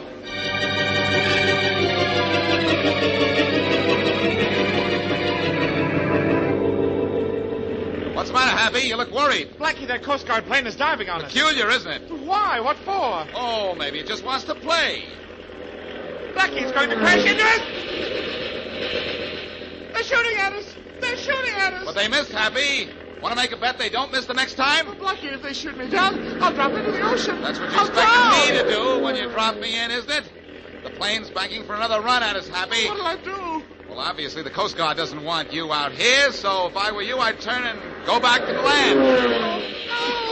No. That was closer this time, wasn't it? Are you turning back or aren't you? How about it? All right, Blackie.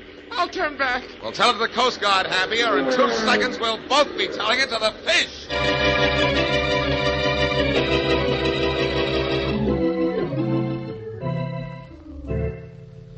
What time is it, Mary? Well, Blackie, according to my watch, it's 11:30. But according to my curiosity, it's time for questions. Well, I untied you at the hangar where Happy left you. Maybe I can loosen the springs on whatever is puzzling you.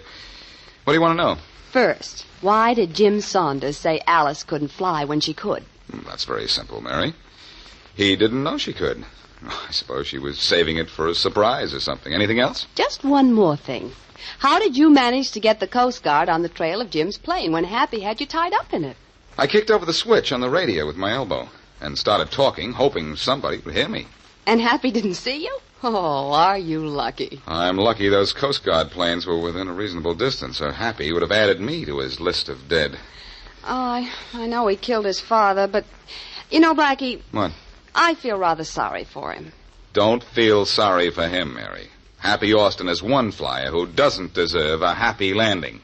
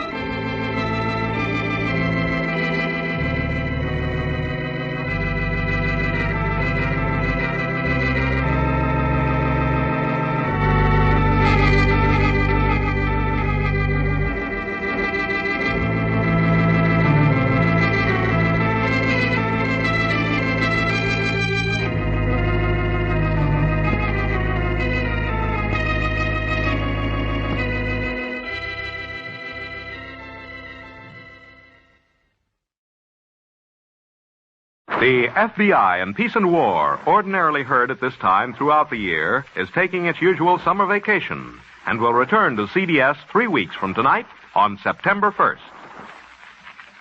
Broadway's My Beat. From Times Square to Columbus Circle. The gaudiest, the most violent, the lonesomest mile in the world.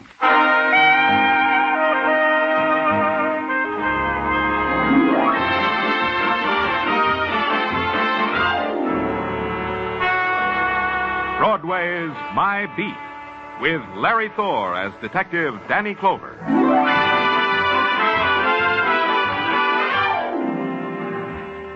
Broadway. It's a journey some people have to make. A journey that ends in a screaming, blinding furnace of light, or ends in darkness, cool and still. You walk it with a quick puppet strut of slapstick, or you walk it slow. Slow like the last walk you'll ever take. Whatever way it is, it's My Beat.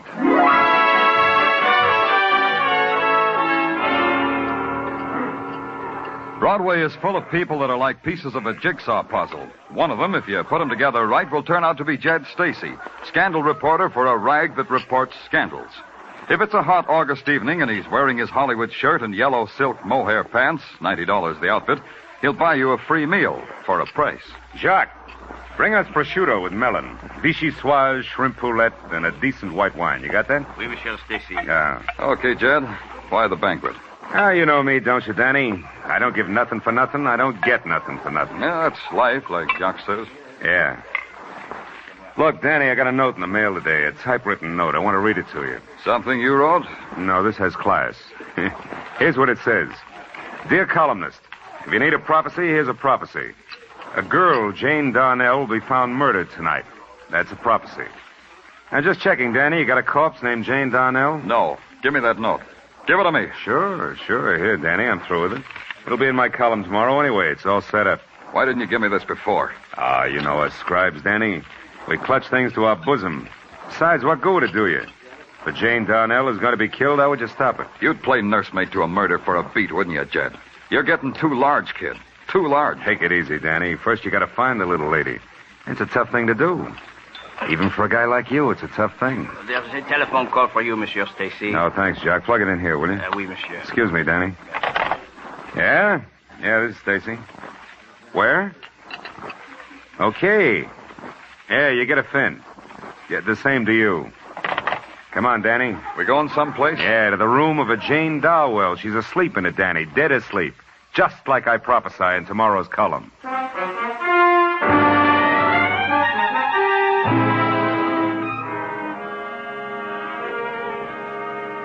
In here, Lieutenant. Right over there on the bed. Yeah, Sergeant, I see. Strangled, huh? With a silk stocking. I'm not a guy who knows about a thing like this, Danny, but it looks like the murder weapon is a pretty inferior piece of merchandise. $1.98 will get you 3 pairs. Take your hands off that stocking, Jed. Huh? Oh, yeah, sure, Danny. Police methods. I should have known better. Okay, Sergeant, give me the rundown. Call from the landlady at 8:10 p.m. Yeah? Landlady's story as follows. She returned here at 5 after 8, and then she... Where'd she return from? Corner bar. She spent the afternoon there singing Ghost Riders in the Sky and nursing a 10-cent bear for 6 hours. And they threw her out at 8 sharp. Yeah, we checked. Go on. Well, the landlady knocked at the door of Jane Darnell, the deceased. Upon receiving no answer, she walked in and found the deceased thus. I mean, like so. Okay.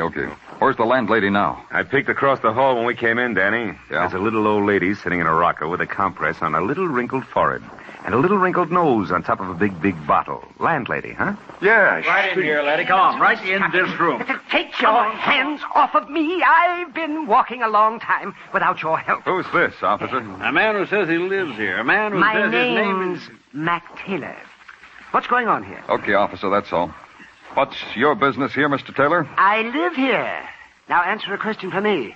What's this all about? Did you know Jane Darnell? Oh, my Shirley. She takes 2 hours every Saturday night in the bathroom. And she is the... Oh, that's her over on the bed. What's the matter with her? She's dead. Murdered. Murdered?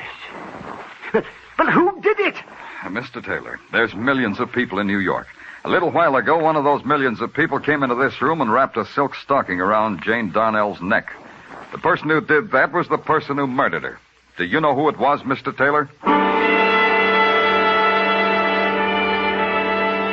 Mr. Taylor didn't. She was just the other renter in the boarding house as far as he was concerned. She never even smiled at him, he said. Man, you'd have to be mighty strange to kill a girl for that, he assured me. I assured him he'd better stick around. And then I went home and had indigestion all night from the meal Judge Stacy ordered that I never ate. The next morning, I spent the first 2 hours mulling over what I had in the murder of Jane Darnell. It came to two things. All I had was a girl in the morgue and a typewritten note saying she'd be there. Or, as Sergeant Tartaglia put it... All we got, Danny, is a girl in the morgue and a typewritten note saying she'd be there. Tartaglia, would you mind repeating that? Oh, sure, Danny. I said all we got is a... Never mind. Anything on that typewritten note Judge Stacy gave me? Kind of typewriter, stationery? Oh, typed on a Corona Portable. A new model. Cheap grade of stationery. 5 and 10 cent store stuff. Routine check, turn up anything? No, not yet. I can't find a thing on this Jane Darnell. No friends, no relatives, nothing, Danny. Well, looks like this will be a tough one for us to crack. It'll take time, Tartaglia, but it'll crack. Danny Clover speaking. What? Who is this? Tartaglia, trace this call. Yeah, who is this speaking? I can't hear you. Speak louder, huh? Yeah, I got that. When? Who is this speaking? Hello? Hello? What? Oh, look, operator, I was talking to someone when we were cut off. I see. Well, thank you, operator. Tartaglia! Calm and efficient service, You traced Danny. the call? Oh, sure. Well, what? Traced it to a phone booth in Grand Central Station. Oh, fine. That call was important? Tartaglia, I was just speaking to a murderer. Yeah? Well, what did he have to say? A murderer? Yeah, a murderer who was disguising his voice. He had to say just this. He had to say he did quite a job on Jane Darnell, and tonight he was going to do a better one on a friend of hers. A friend named Mary Smith. Mary Smith? Hey, I know a Mary Smith. Which Mary Smith, Danny? Which Mary Smith?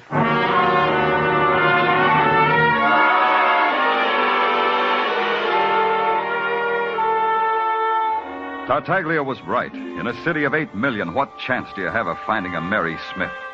If it's the Mary Smith who's going to be struck down by a murderer, the odds are precisely 1 in 8 million. You come up with Mary Smiths, all right. You trace one of them to Sing Sing, where she was doing 20 years for dynamiting a bank. Another Mary Smith left her husband's bed and board in Poughkeepsie. And you talk to a Mary Smith who says... mister.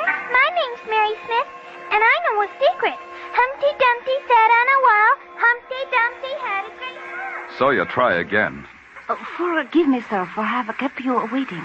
It wasn't my hour for meditation. Are you Mary Smith? Yes, of course I am Mary Smith.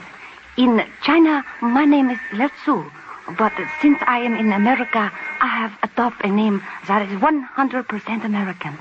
Mary Smith. And do you know a Jane Darnell? No, I am sure I do not. Jane Darnell. Oh, Americans have such a strange name. Yeah.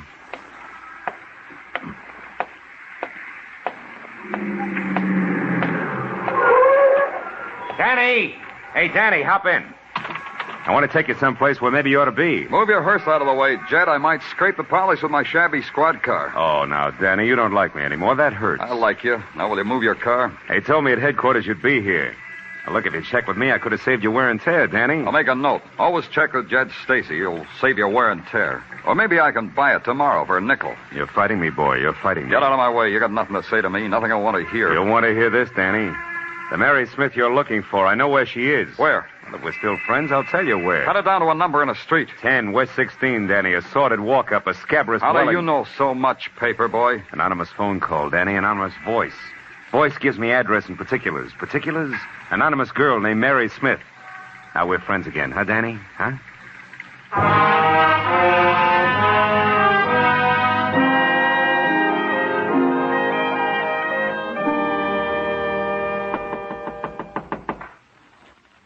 Miss Smith.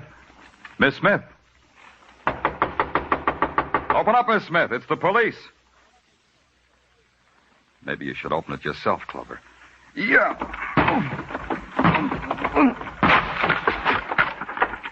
Miss Smith. The girl named Mary Smith was home. She wasn't anonymous anymore. The scrawl of blood on her clean cotton dress gave her an identity. And the ice pick thrust deep into her throat was like an ugly pin that held her in one place in one time. And death hadn't yet washed away the torture and the strain and the horror that was frozen in the carved lines of her body. The draft from the door I had crashed open moved her hair in gentle whirls away from her face. Then I saw her hand holding something tight, like a claw. It held onto it tight. It was a typewritten note. It said, "What girl next, police? What girl next? I give you a riddle. There were two that will be three. Who will it be? Who will it be?"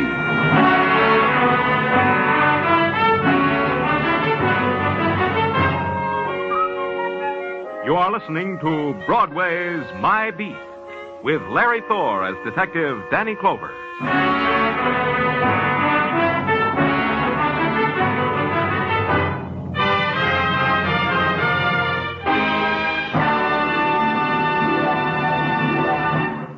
Those two outstanding adventure shows, Escape and Crime Photographer, will bring you new thrills, new chills, just a little later tonight. Casey, Crime Photographer, will encounter a wealthy stamp collector, his two sons, and a strange murder in Death of a Stranger. Escape will present another Thursday thriller in Red Wine by Lawrence Blockman. This Thursday, every Thursday, hear Escape and Crime Photographer on most of these same CBS network stations. Now back to Broadway's My Beat.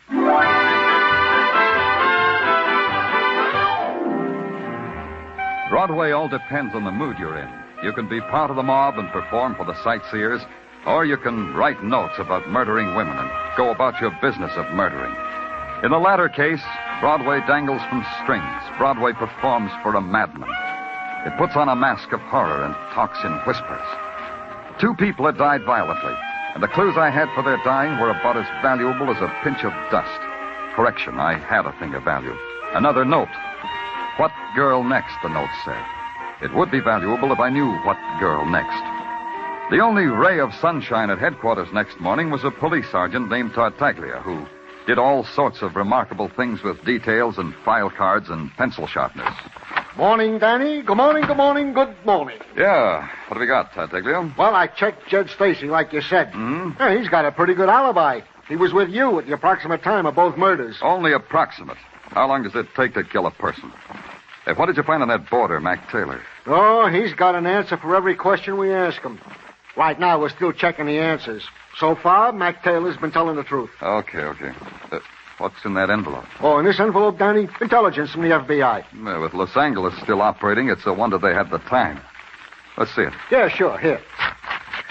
You know, on account of we didn't have any data on Jane Darnell and Mary Smith, I wired their prints down to Washington like I... Well, like you should have. Yeah.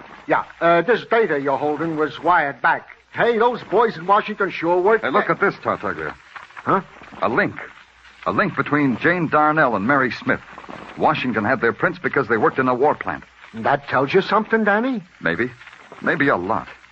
They both worked for the same outfit, the Westfold Tool Company, a manufacturing firm across the river in Jersey. Get my hip boots, Tartaglia. I'm going to take a boat ride.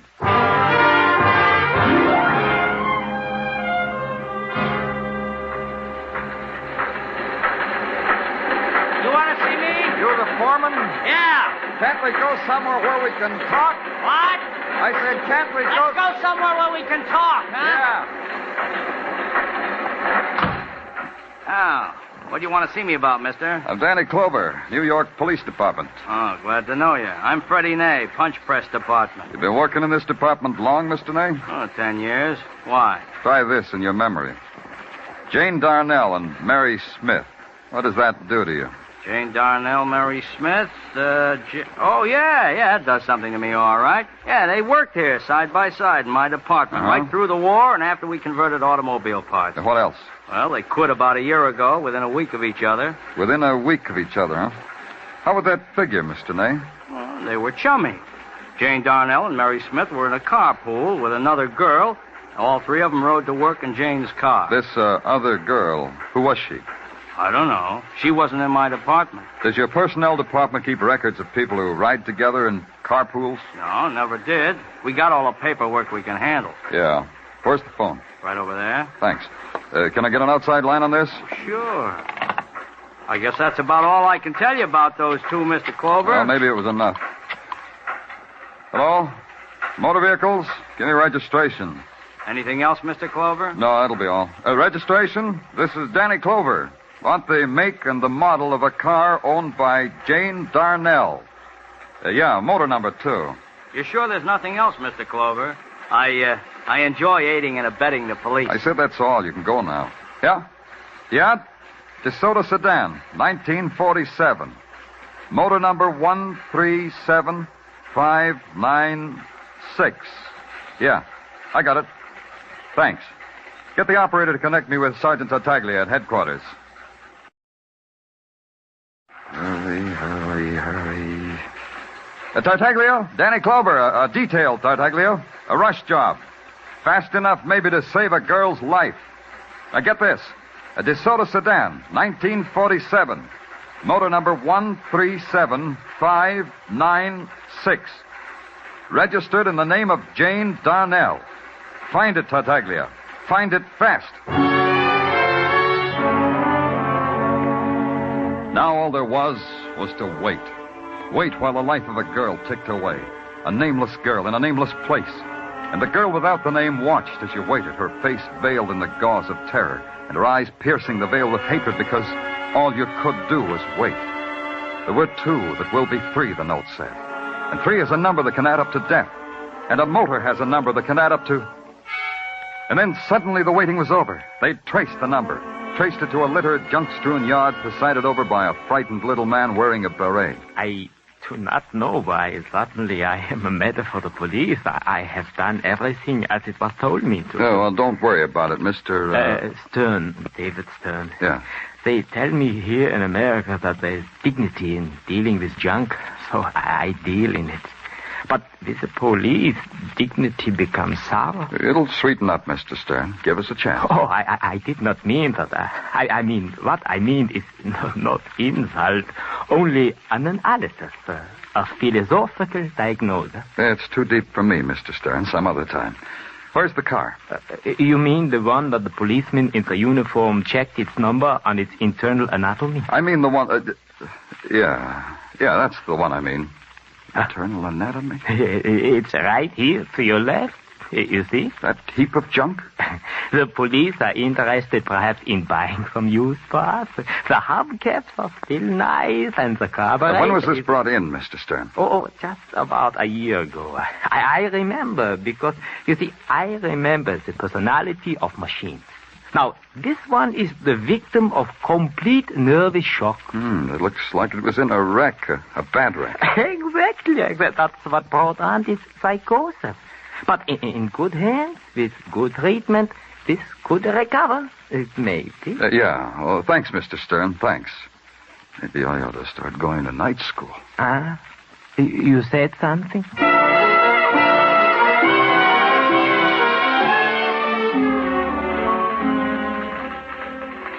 Danny, welcome to Police Transcript and Record. Your presence is like a shaft of light in a warehouse of darkness. Coslow, will you do something for me and not have it come out an epic? This will take much doing. What's your pleasure, Danny? Open a window. How do you guys breathe in here? Sergeant Downs? Yeah, Coslow. Open a window. Danny can't breathe. That was thrilling how you did that, Sergeant Downs. You may now go back to your typewriter. Anything else, Danny? I could fan you with this fan, courtesy Huxley's mortuary. Oh, thanks. A little closer, Coslow. Fine. Now get me everything you've got on an automobile accident. This car, about a year ago. Sergeant Downs? You get it, Coslow. I'll hold the fan. Your command is like a caress, Danny. Never mind, Downs. I shall get it. Oh, by the way, Danny, there's a gentleman sitting over there, been waiting for you. Gentleman by the name of Jed Stacy. Shall I present you? Get the dope on the accident now, as in right now. Yes, sir, Lieutenant, sir. What do you want, Jed? Oh, it's not what I want, Danny. It's what my syndicate wants. You know, columnists, no life of their own. That why you're always around when people die, so you can gloat? I didn't hear you say that, Danny. I'll make like I didn't hear it. Now, Danny, my syndicate is curious whether you found out who the number 3 girl's going to be. I bleed for you and your syndicate. You told me about the other two, Jed. How come you don't have a private line on this one? Danny, I got it. All by myself. Brief it for me, Coslow. Just the words, without the ham. How well? Accident involving this car, May 10th, 1948. Crashed into by Mrs. Mildred Quimby. Mrs. Quimby was killed. Who was in the DeSoto when it happened? 3 girls, Jane Darnell, Mary Smith, and Sally Webb. You got an address on this Sally Webb? Most assuredly. 417th West 55th. We also got pictures of the whole mess. You may have them if you want them, Danny, without signing. Take back your fan, Coslow. You earned it. Sally Webb, eh? That's the girl my syndicate wants. Do they now? Print this, Jed. Print it and I'll tear you apart. So long, Jed.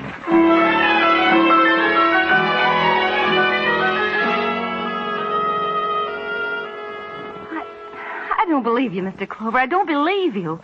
Why should anyone want to murder me? We're dealing with a madman, Miss Webb. A madman who makes his own reasons. But me? Why me?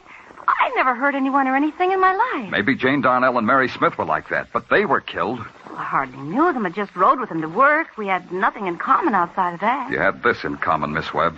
You were in an accident in which a woman was killed. So she was killed. Can she rise from the dead to murder me for that? Someone who loved her very much might want to kill you because he holds all of you responsible for her death.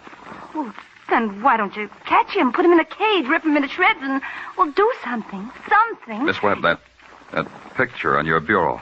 Who is it? My boyfriend. Why? How long have you known him? Oh, a few months. You expecting someone? No. Let him in. Let them in, Sally. Hi, Sally. I found this envelope addressed to you in your mailbox. I brought it up. Is it all right? Give it to me, little girl. Huh? Oh, give it to him, Mary, and you better go now. All right, Sally. Sorry I haven't time to be polite, Sally. Mind if I see what's in the envelope? Thanks. Here. Read it, Sally. And the third is Sally Webb. At 8 o'clock tonight, it's Sally Webb. Spin, Sally, spin till 8 o'clock. Then it's done. The same cheap paper, the same type, the same pattern. Now do you believe it, Sally? Oh, yes. Yes, help me, Mr. Clover. Please help me. If you'll help me. How? Just tell me how. Sally, I want you to spend the rest of the day as you would spend any other day. One of our men will be with you all the time. You'll never see him. You're not to look for him.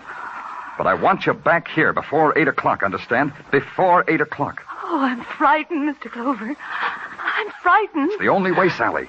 You wanted him in a cage? That's where he'll be, just like you said. In a cage. So the trap was set. Sally Webb, the bait. New York Police Department, the hunter. The hunted? Somebody in that jungle city. Somebody crouching now in a dark corner until another time of killing.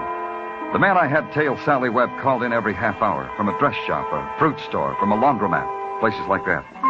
Then about 7 o'clock, the trap began to shape itself. A police cordon thrown around the block on West 55th Street where Sally lived. And a few minutes before 8, I was standing in a doorway next to the address, and the trap was ready to be sprung.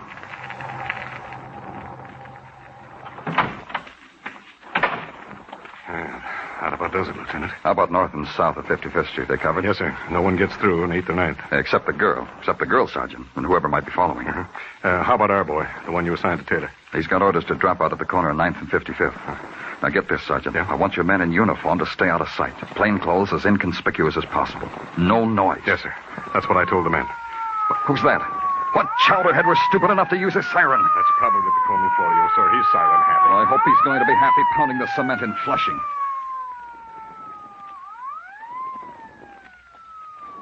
Hey, Lieutenant. That girl who just came out of the subway entrance. That's her. Sally Webb. What time is it? Just about 8. She's walking awful slow. She's scared. Scared.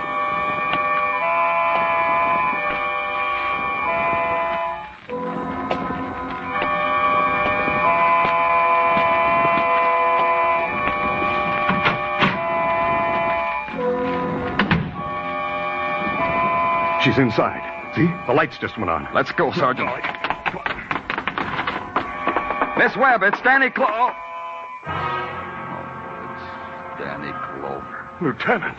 Yeah, she's dead. She's dead, Sergeant.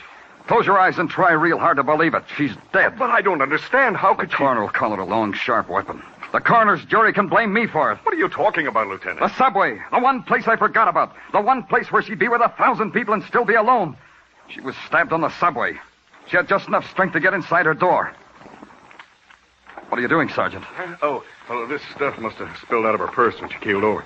Just junk, though. Lipstick, cigarettes. What's that? The piece of paper you're holding? Nothing, I guess. Just a piece of paper. Oh, wait. Something's typed on it. Huh? Read it. Now is the time for all good men to come to the aid of his country. I love you, I love you, I love you. Let's see that. The letterhead says Ridley's Department Store, furnishings for your every need. Get me a squad car, Sergeant. I got a feeling Ridley's is going to furnish my every need.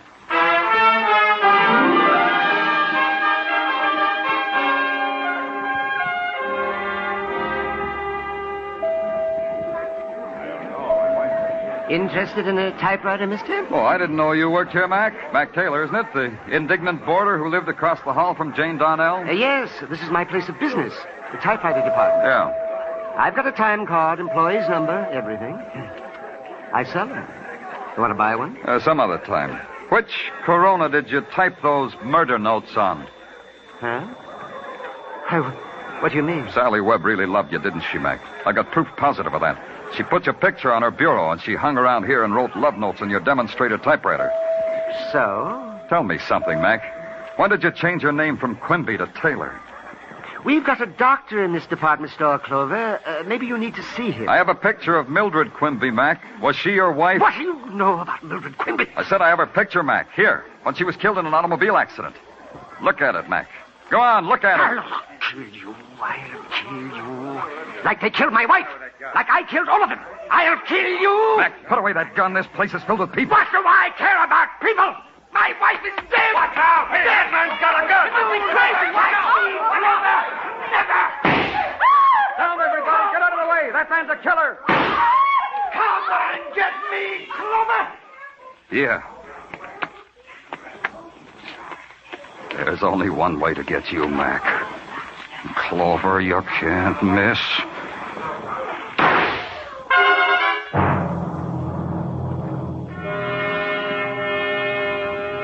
A madman lying in the blood of his death isn't much different from any man who dies in violence. There was a kind of furious serenity on the face of Mac Taylor, or Quimby, as though all at the same time he rejected and embraced the peace that a tearing bullet had offered his brain. They took him away. Then someone swirled a mop over the blood-stained tile of the floor. And that was the requiem for a madman. Broadway is a street of sounds. The hissing sound of the neon, the sweet sound of a girl's laugh, the harsh, rasping sound of the life deep inside the earth, and the other sound, the sigh, the painful sigh no one hears. It's Broadway, the gaudiest, the most violent, the lonesomest mile in the world. Broadway, my beat.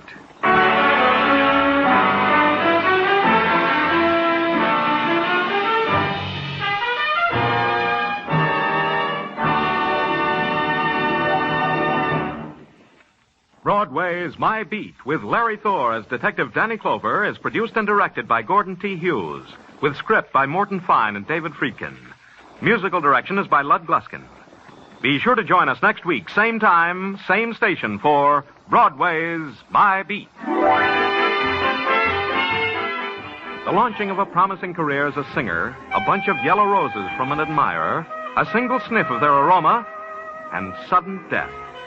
These are the events that launch Mr. Keene, himself a promising career man, as sleuth in one of his most fascinating cases tonight. Mr. Keene's latest adventure, the Yellow Rose murder case, follows immediately over most of these same stations. This is CBS, the Columbia Broadcasting System.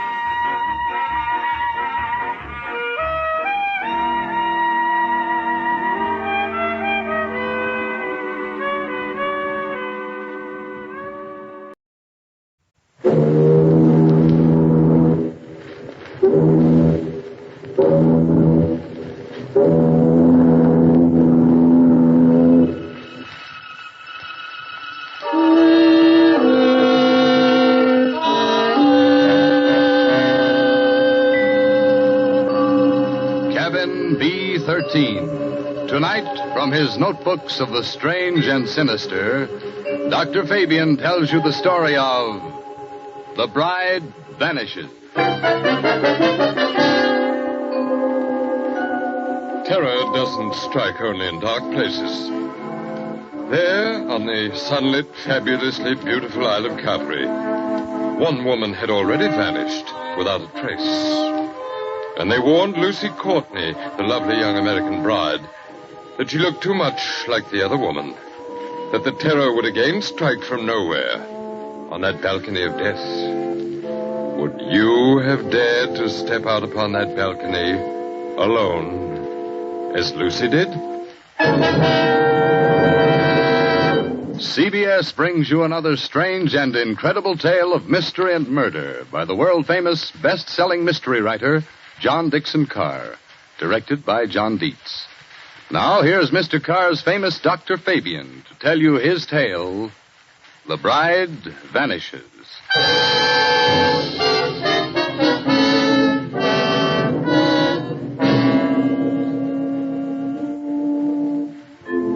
Blue water, a dazzle under the sun. Behind you, the bone-white beaches, and Vesuvius, dull purple in a heat haze. And the island of Capri, 20 miles out across the Bay of Naples. As I bade goodbye to Tom and Lucy Courtney on the deck of the Mauravania, I wished I were going with them to Capri. I didn't hear the story of the horrible events which befell them until we returned to Naples again, a story that began soon after they boarded the small harbor steamer that chugs across the bay toward Capri.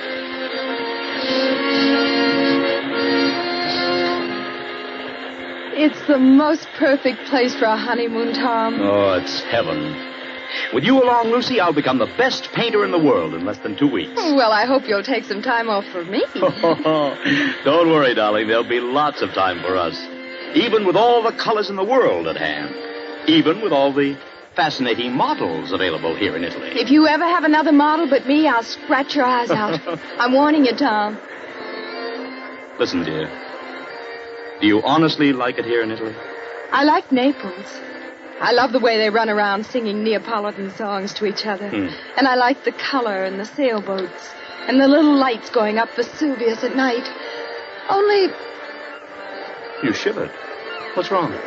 Ever since we got aboard this little steamer, people have been staring at me, Tom. Oh, I can't blame them for that. No, I mean in a funny way. Even your American friend, what's his name? Granger? Mr. Granger. When you introduced him to me at Naples, well, I thought his eyes were going to pop out. He's standing over by the rail now. He lives at Capri. Why does he persist in wearing that white 10-gallon hat here in Italy? Before Granger made money in oil wells, he was a real old-fashioned cowpuncher. And he's proud of it. Good fellow, too. Well, he's too polite to say anything, but he keeps looking around at me. Well? He looks frightened. Frightened? This isn't the time to start imagining things, Lucy. Oh, I know. Maybe I'm just so happy, I'm afraid it can't last. Oh, don't say that. Oh, but wouldn't it be awful if something did happen, Tom, and we weren't together any longer? Hey, wait a minute. Hasn't our ship stopped? Oh, yes, I hadn't noticed. Seems a funny place to stop. No sign of a harbor, only rocks and little gray cliffs. Oh, Mr. Granger. Mr. Granger. Yes, young fella? Do you happen to know why we're stopping here? Well, that's an easy one, son. We're stopping so that you and your good lady and anybody else who's curious can get a look at the Blue Grotto. The Blue Grotto? Where is it, Mr. Granger? Shade your eyes with your hand, ma'am. You see that tiny little arch under the cliff? Yes. And all the little white rowboats coming out toward us? Yes. Now, when the first boat comes alongside, you climb down that iron ladder and get in. The boatman will row you out and through the arch into the grotto. It's a great, big, dark cavern. The water in there looks as though it's lit up underneath with blue fire. Would you like to go out and see it, Lucy? I'd love to. Well, let me give you a little tip, Mrs. Courtney.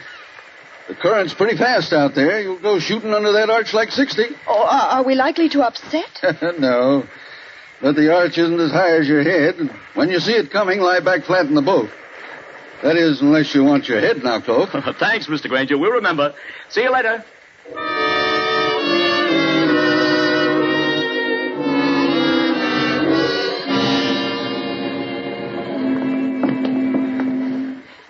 on the ladder, Lucy. Don't look round yet. I'm all right, darling. I'm just as good a swimmer as you are. I'm in the boat now. Take one more step. All right. Steady. Now, turn around facing the boatman and sit down here beside me. Oh. All right, boatman. Corpo di bacca. Tom, what's the matter with the boatman? Hey, easy, man. Do you want to upset us? Sit down. You come back, yes? Come back? Well, I've never been here before in my life. Push off, man. Start rowing. The other boats are piling up behind you. You come back. Start rowing, can't you? Andale subito. Basta.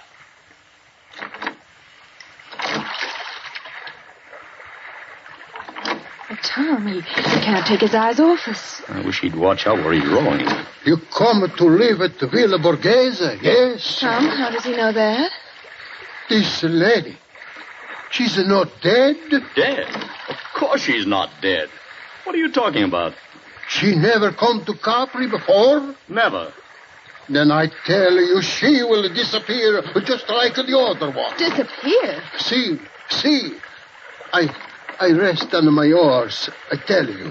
Tom, aren't we moving rather fast? Yes, that's the entrance to the grotto ahead. I tell you, there was a lady, so much like you. For the back, it scared me. Look, old man, I don't want to teach you your business, but you've got your back to that grotto. Take this lady back where she come from. Don't take her to Village Borghese. Down, Lucy. The current's taking us into the grotto. Flatten your back. Down.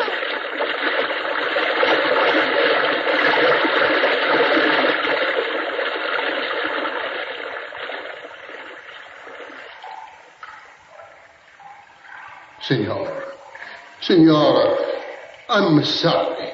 I almost make you to get hurt. Do you know you nearly got your own head knocked off? Excuse me, no, I'm used. Now, I will row you around the Blue Grotto.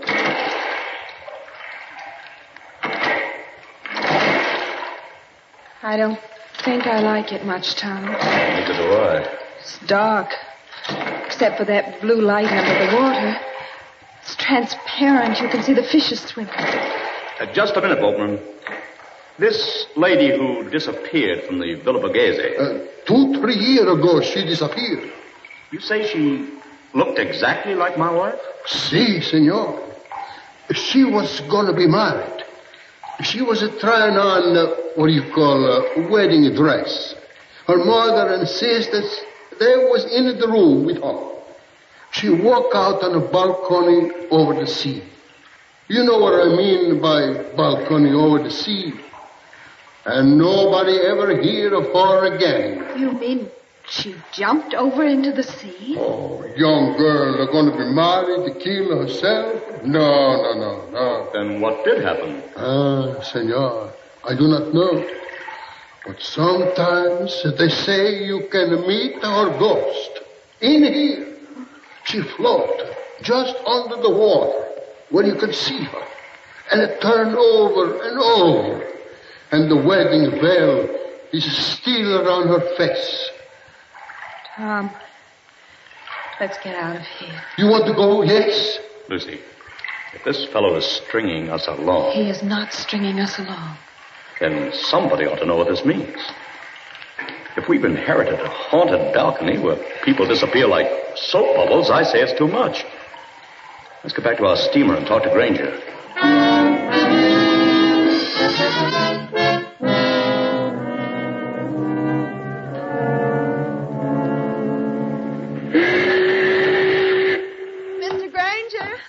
Mr. Granger? I'm aboard, ma'am. You too, young fella. The ship's starting in half a second. Hey, give me a hand, Lucy. Yes, dear. Oh, didn't anyone else go to the Blue Grotto? Well, ma'am, no. The other boatmen refused to take them after they saw you and Mr. Courtney go. I'm sorry, It's all right. We've just heard the story. I ought to have told you about it myself. All the way out here, I've been cussing myself and thinking what an ornery old badger I am for not telling you when I first met you in Naples. The girl did vanish, then? By a first-rate miracle, yes. In broad daylight, within 20 feet of her mother and sisters. You don't look like a man who'd believe in miracles, Mr. Granger. I'm not, son. I'm just telling you what happened. But why is everybody so excited? Somebody must have thrown her off the balcony. Josephine Adams was all alone on a balcony 40 feet up a cliff, smooth as glass. She didn't fall, and she wasn't thrown because there was no sound of a splash. And she didn't come back from the balcony because her mother and sisters were in front of the only door. Yet within 15 seconds, 15 seconds, mind you, she just vanished. You believe that? Sure, I believe it, son. It's a fact. Did you know the girl's family? Very well. We got a real English-speaking colony here. Oh, we're pulling in. About a half a minute now. I'm going to show you your new home. Oh, can you see it from the deck here? You sure can, ma'am. It's on the edge of the cliff. Professor Davis's house on one side of it, and my shack's on the other. That's why I want to ask you a question. Well, of course. Ask anything you like. I'm an old stager, ma'am. Not exactly up to high-tone society around here, but you trust me? Yes, I think so. Then promise me something. Unless you're with somebody you do trust, keep away from that balcony. Do you honestly think there's danger? I don't know, son. If I did, I wouldn't have to talk this way. Oh, that sounds like a dog barking. I thought I heard it before. It is, a big police dog. And led by a very handsome woman, if you ask me. Oh, Lord, I didn't know she was aboard. Who? The Countess. She lives in our colony. Why, she looks like an American. You take your eyes off her, Tom Courtney. She is an American. Married a Count Perchesi or something like that. Just call her Nellie. My dear Harry Granger. Hello, Nellie. It's true. Everybody told me so, but I couldn't believe it until I saw her. She does look exactly like poor Josephine Adams. Just as small, just as dainty. Please. Is everybody trying to give me the jitters? Nellie, I want you to meet some friends of Oh, mine. you don't need to introduce me. I know who they are. You're the nice young couple who've taken that villa. I'm Nellie Lucchese, and this is my dog, Tiberius. Named after the wicked Roman emperor, you know, who used to live at Capri. I must confess I'm terribly fascinated by wicked things. Aren't you, Mr. Courtney? Lucy, stop kicking me in the ribs. I haven't done anything. No, and you're not going to. But Tiberius seems to have taken quite a fancy to you, Mrs. Courtney. I've never known him to go up to a stranger before. Well, I only wish I could borrow him. He might be a charm against... Oh, I don't know. We'll be at the harbor in a few minutes. Then you must let me drive you up to the villa. You won't be able to get any servants, I'm afraid, because they won't stay here. But you can camp out. Oh, look. Look, there's your villa. We're passing it now. Oh, where? On the cliff where I'm pointing. Hey, wait a minute. There must be some mistake. That's not the Villa Borghese. It sure is, son. But that's a palace. Like all the other houses there. And I rented it furnished for about $25 a month. Can't you guess why you got it so cheap, son? If you take my advice, you'll turn around and go back to Naples for the next steamer. Oh, Harry Granger, don't be an idiot. Let's have some excitement. Let's have some excitement. Tom, it is beautiful. Yeah. Too infernally beautiful, if you ask me. Oh, there's the balcony. Well, it's all right but daylight. Marble and tapestries. But at night, when you've got to put out the lights, and you start thinking about what happened there, you...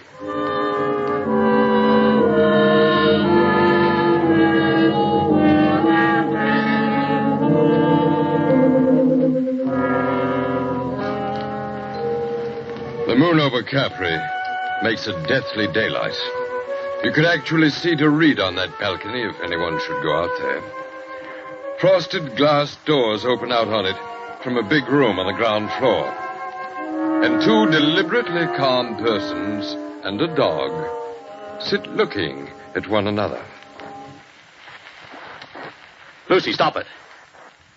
Stop what? Stop looking over at that balcony. I'm sorry, darling. Why are we sitting here anyway? There's an inner room that's much more comfortable.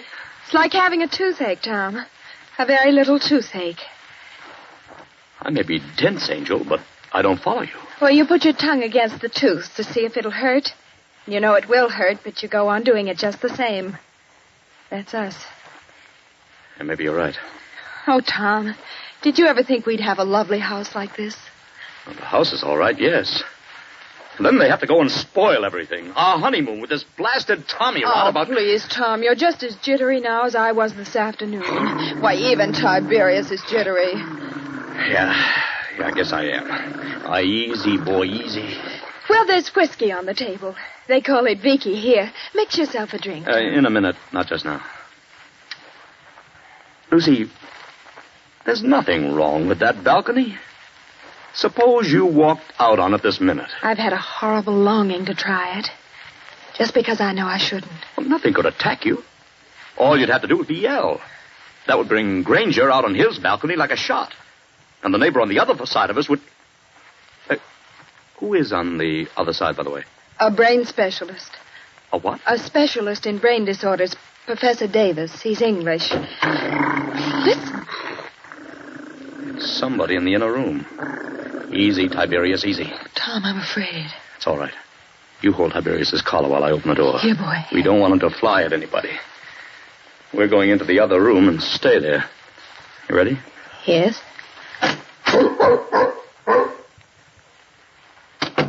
Good evening, Mr. Courtney. Good evening, Mrs. Courtney. I am no ghost, though you appear to regard me as one. I am merely your neighbor, Professor Rutherford Davis. Oh, yes, of course.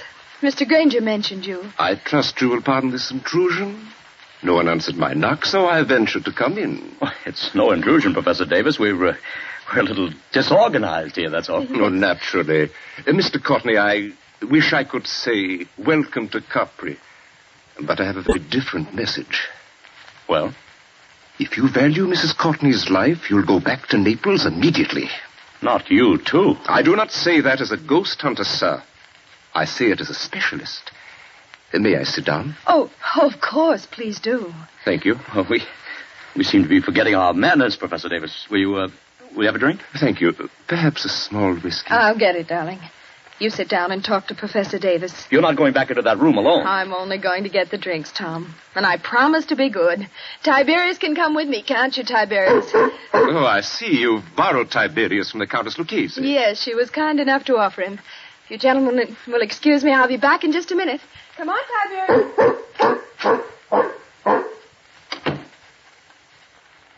I hope this is all right, Professor. No, sir, it is not all right. Your wife is in very great danger, sir. But why? Because of that balcony? No, because she looks exactly like the late Josephine Adams. I don't get it. Mr. Courtney, did you ever hear of paranoia? Some kind of mental disease, isn't it? Yes. The paranoid begins by imagining that he or she is being persecuted by someone. Persecuted by the most unlikely and harmless kind of person as a rule. First he hears things. A voice in his brain whispers, "You'll be killed, you'll be killed, you'll be killed." He hears it in the tick of a clock, in the rattle of a train, in the footsteps on a street. There are holes in the walls through which his enemy is always watching. Invisible speaking tubes bring him messages. There are pains in his joints and nightmares of attempts to poison him. His brain bursts and he kills. Oh, excuse me for speaking so strongly. But how does this affect us? Mr. Courtney, will you examine the sheet of paper? What is it?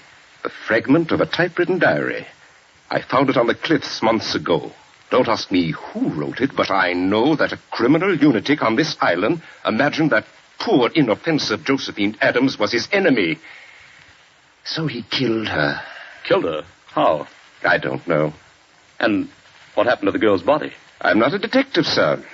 The body was carried out to sea, perhaps, or washed along the cliffs and into the Blue Grotto to be lost. But don't you understand the danger to your wife? You're not suggesting to that... somebody's cracked brain, your wife is Josephine Adams created all over again. Kill Lucy? What couldn't be done? It was done, my friend. Listen. That sounded like a dog howling. Miss Courtney is rather a long time in getting that whiskey. She wouldn't go near the balcony. She promised not to go out on the balcony.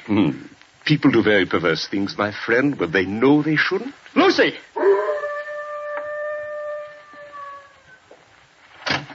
Lucy! That seems to be Tiberius out on the balcony. I can't see anything else from here. She's gone! She's gone! She's gone!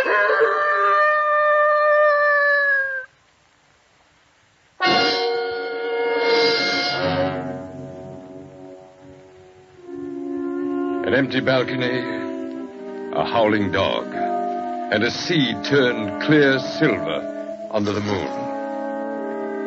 That was how it was pictured to me with such intolerable vividness that I seemed to have lived through it. Then, after the tumult and the shouting, there are other pictures. Don't you hear the noise of that motor launch with a half-demented young man at the wheel? 3 other familiar figures are gathered round it. Don't you recognize the white 10-gallon hat of Harry Granger, and the neat pointed beard of Professor Davis, and the brunette prettiness of Nellie Lucchese? But what on earth is he going to do? I'd like to know that one myself. Listen, please, all of you. Take it easy, son. We're with you. What time is it? Time? Yes, what time is it? It's 2:30 in the morning, going on for 3. 12 hours. Then the tide ought to be just where it was this afternoon. What's the tide got to do with it? A whole lot. Somebody set a trap and made Lucy fall off that balcony. I know it. Oh, that's absurd. If Lucy's been carried out to sea, there's nothing we can do about it. But if she's been carried along with the current and into the Blue Grotto... The Blue Grotto? One moment, sir. You're not proposing to run this big launch under that arch after dark? Yes, Professor, that's just exactly it. Oh, go on, do it. I'll back you up. Let's have some excitement. It would be exciting enough, I assure you. Mr. Courtney, have you got some wild hope of recovering your wife's body? I've even got a wild hope she may be alive. Lucy's a very strong swimmer. You're acting like a nut, son. Get set, everybody. I'm going to swing around.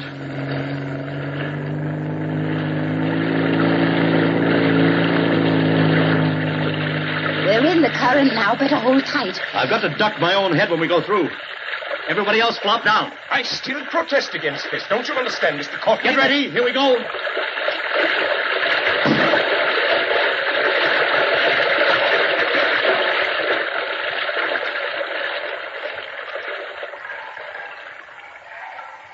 What on earth's wrong? There's no Blue Grotto. It's black as pitch. My dear Nellie, I kept trying to tell all of you. The Blue Grotto effect is caused by the sun's rays. There never is one except when the sun is out.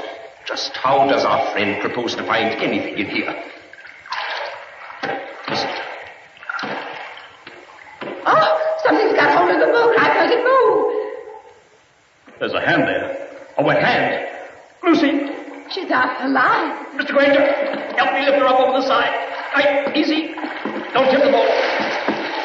Lucy. Lucy, darling. Are you all right? Tom. Are you all right, Lucy? Can you hear me? All right. Just exhausted. I got in here, couldn't swim out against the current. Well, don't try to talk. Got to talk. Going to faint.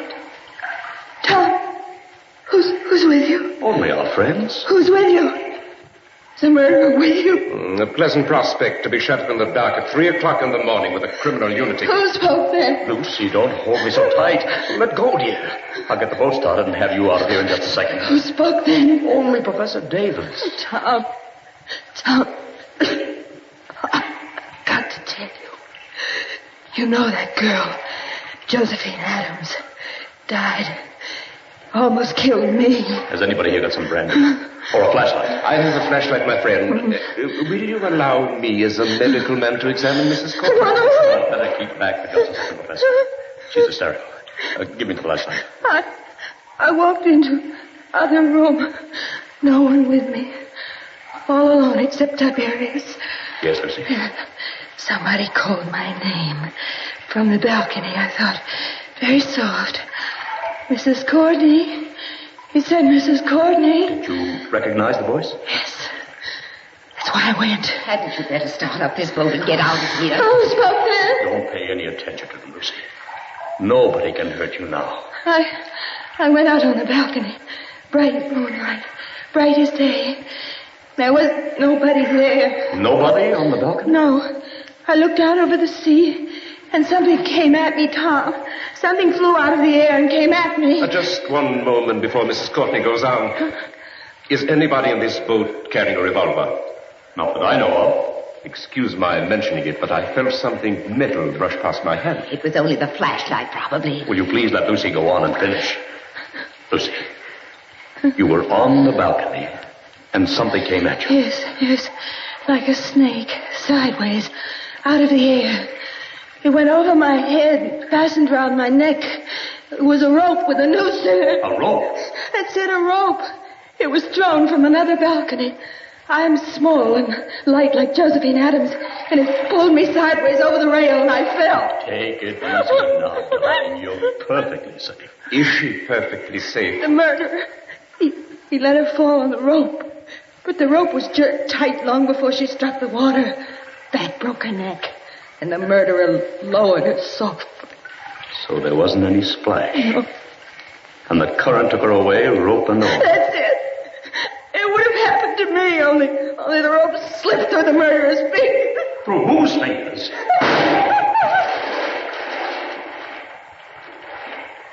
Somebody in this boat has got a revolver. Who's overboard? Somebody went. Switch on that light, my friend, and shine it on the water. All right, Professor. There's your light. Look at it. Turning over and over. The water in the blue grotto is red now. Tom, come back to me. It's all right, Lucy. I swear you're safe now. Did he shoot himself? Yes. Did who shoot himself? Who had a balcony exactly like ours on the house next door? Who began life as a cowpuncher and would have known how to use a lasso? Who knew Josephine Adams well and got it into his maniac head that Mrs. Courtney was Josephine Adams all over again? Harry Granger. Look. There's his 10-gallon hat floating away.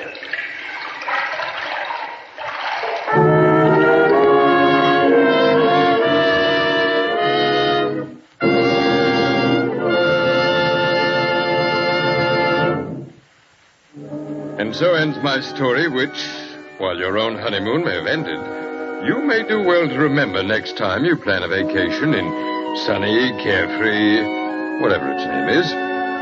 But next week, we shall find terror lurking in a very different sort of spot. In a storm-surrounded cottage in the remote English countryside. It's the story of a girl who married a man she knew too little about. A tale of poison, and of a rat that played the accordion in a cupboard. And so, next week when I tell you this strange tale for which I use the phrase, "Till death do us part," won't you join me, Dr. Fabian, in my cabin B13? From cabin B13, CBS has brought you another strange and sinister tale of mystery and murder, written by the world-famous best-selling author John Dickson Carr and directed by John Dietz. Arnold Moss is featured as Dr. Fabian, and in tonight's drama, Joseph Curtin appeared as Tom Courtney, Mary Patton played Lucy, and Rod Hendrickson was heard as Mr. Granger. The music for Cabin B13 is composed and conducted by Alfredo Antonini. Join us again next week, same time, same station, for Dr. Fabian's tale, Till Death Do Us Part. More great drama comes to you on CBS tomorrow night and every Monday when Lux Radio Theater presents Hollywood's great stars and great plays. Tomorrow night, Monday, December 13th, Ingrid Bergman and Robert Montgomery will co-star in The Seventh Veil, a powerful drama of a girl pianist and the strange man who fostered her career and then fell in love with her. Be sure you're with CBS tomorrow, Monday night, when Ingrid Bergman and Robert Montgomery create these stirring roles for you in The Seventh Veil on Lux Radio Theater over most of these same CBS network stations. This is CBS, the Columbia.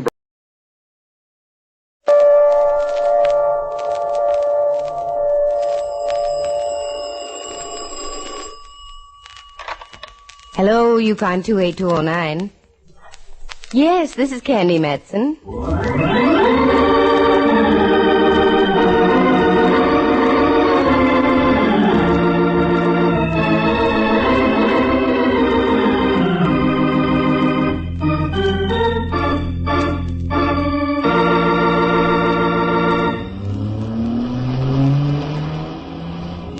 I do declare, Candy, this is a madder dash than the one made by Paul Revere. Look out for that man. I see him, Rembrandt. I know it, you know it, but does he? What's the reason for this wild scramble, girl? I started to explain, Ducky. Look at that car up ahead about a block. Yes, it's a police car. That's right. And do you know who's driving? Lieutenant Ray Mallard. That's who. Whom? So Mallard's driving. There's no reason to get yourself such a snit. I imagine the lad's driven before. I'm not worried about the mechanical aspects of placing a car in motion and guiding it to a predetermined terminal. It's the reason behind it that bothers me. Said reason being what? I don't know what the reason is, and that's the rub. For days, Mallard's been avoiding me like the plague. I call him on the phone, all I get are muffled sentences. Nothing makes sense. Last night I waited in front of the Hall of Justice and followed him when he left. And where did he lead you, dear? Into a pool room or some such thing? No, pool room I wouldn't have minded. I shoot a pretty good stick of snooker, you know. That's beside the point, Candy. Come now, concentrate. Where did Mallard lead you? To a small hotel on Ellis Street. He met a man in the lobby who was wearing dark glasses. They huddled in a corner and talked for a while. Then Mallard left. I didn't duck back fast enough, and Mallard saw me. Oh, brother, what a bawling out I got. How strange. With that, he got in his car and drove away like frantic. That certainly doesn't sound like Mallard. I called to apologize this morning. He wouldn't even talk to me. And now of this. He never drives a squad car unless it's absolutely necessary. Now you've got me curious. Something must be up. You're darn tootin', and I want in on it. Yes. Who does Mallard think he is, keeping things from us like this? Oh, he's stopping. I better hold it up right here. He's getting out, Candy? So I see. Look, he's waving up at the middle flat. Do you see anyone in the window up there, Ducky? Yes, a man. I can't quite make out his features, though. Yes, he's waving back. What's Mallard doing now? Going up the stairs and in.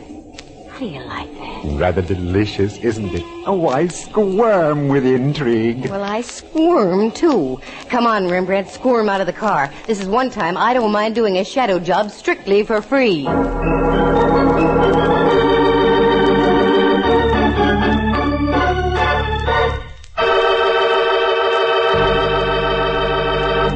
From San Francisco, the National Broadcasting Company presents another yarn in the adventures of that attractive private eye, Candy Matson, Yukon 28209.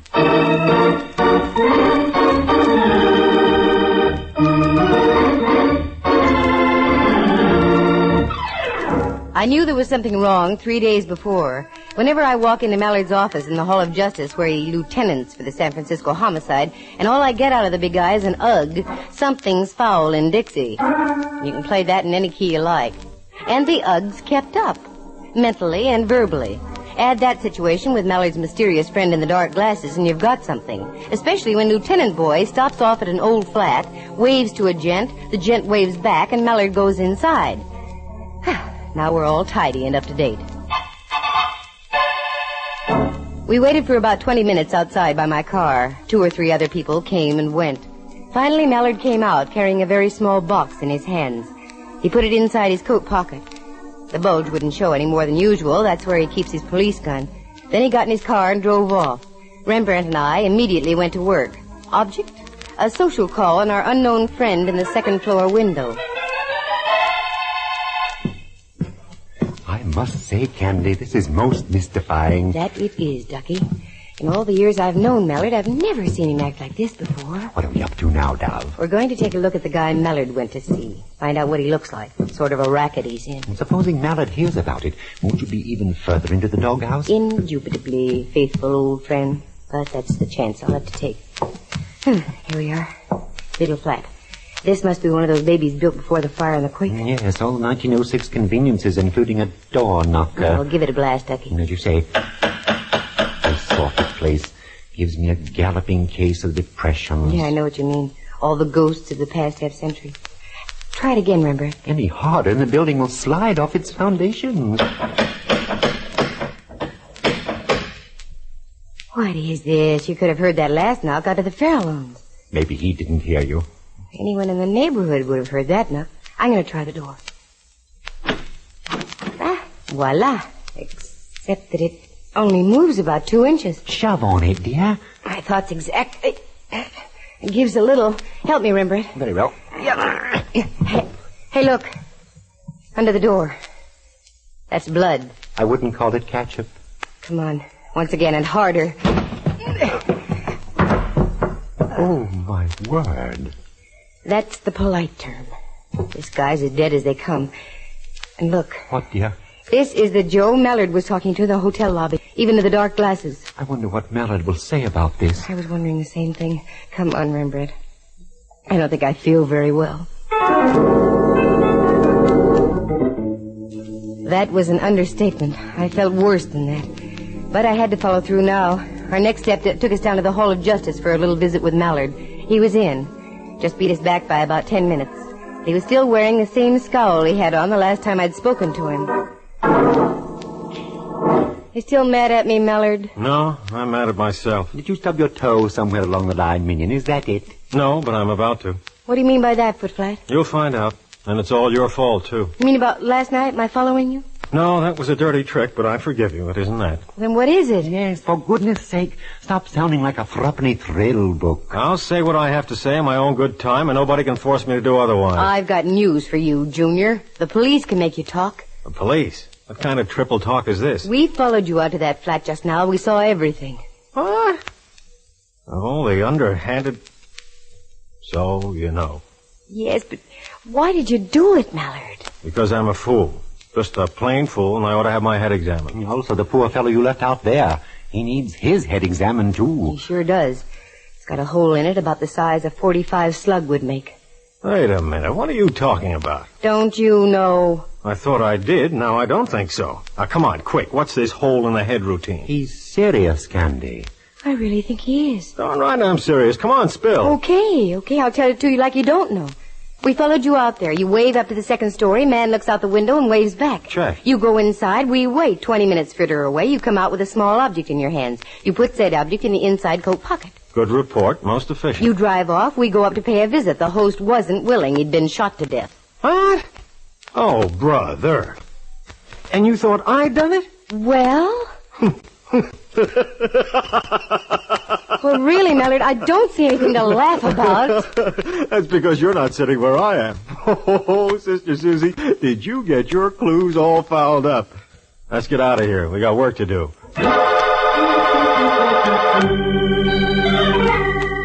My mental reflexes climbed on a merry-go-round and whirled gaily for several moments. I was really confused. I didn't have time to do much about it because Mallard whisked us back to the flat.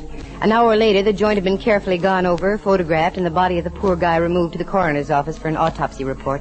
It didn't take long to find out that I was right. It had been a .45 that did the dirty work. Rembrandt had to leave, so I went back with Mallard to his office. Still think I had something to do with this thing, Cupcake? Oh, in my heart of hearts, no, but of course not. But, jeepers, look at the facts, Mallard. You come out, we go up. The guy's stiff as a starched shirt. What would you think? The same thing you thought. The time element is what gets me. Not more than 3 minutes had elapsed between the time you left and the time we got up there. No. I can account for that, I think. But I'm not going to. As a matter of fact, there are several things I could account for, but I'm not going to. Now who's doing the triple talk? I am, deliberately. I'm going to tell you something, Candy. Listen carefully. You're a cute little old snoop. You've snooped your way into the middle of this thing, and I'm going to toss it right into your lap and let you snoop your way out. And when you come up with the right answers, you're going to get the shock of your life. I am he. I think so. At least it was quite a shock to me. You mean you've got the solution to this deal already? Part of it. You're a much smarter Footflat than I thought you were. I don't know who killed the guy, if that's what you mean. I take it back, then. And now you've really got me all topsy-turvy. Oh, this is working out even better than I thought it would. Okay, Tootsie, you've got the ball. It's all yours. Take it from here. You mean you actually want me to help you on this deal? Sure. Who knows? You might come up with something. Now beat it, will you? I gotta find me a killer. I was so puzzled by then that I wanted to rap the guy over his head. I fought off the impulse and left.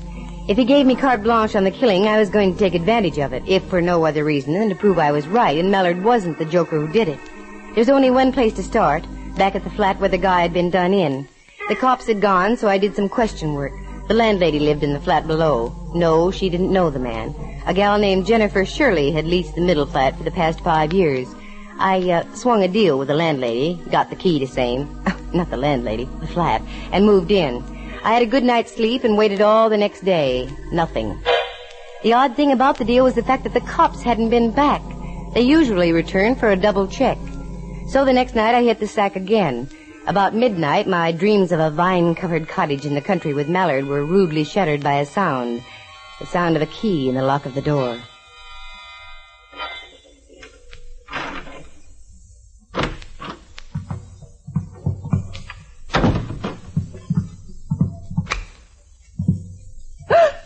Oh, sorry, I frightened you, Jennifer.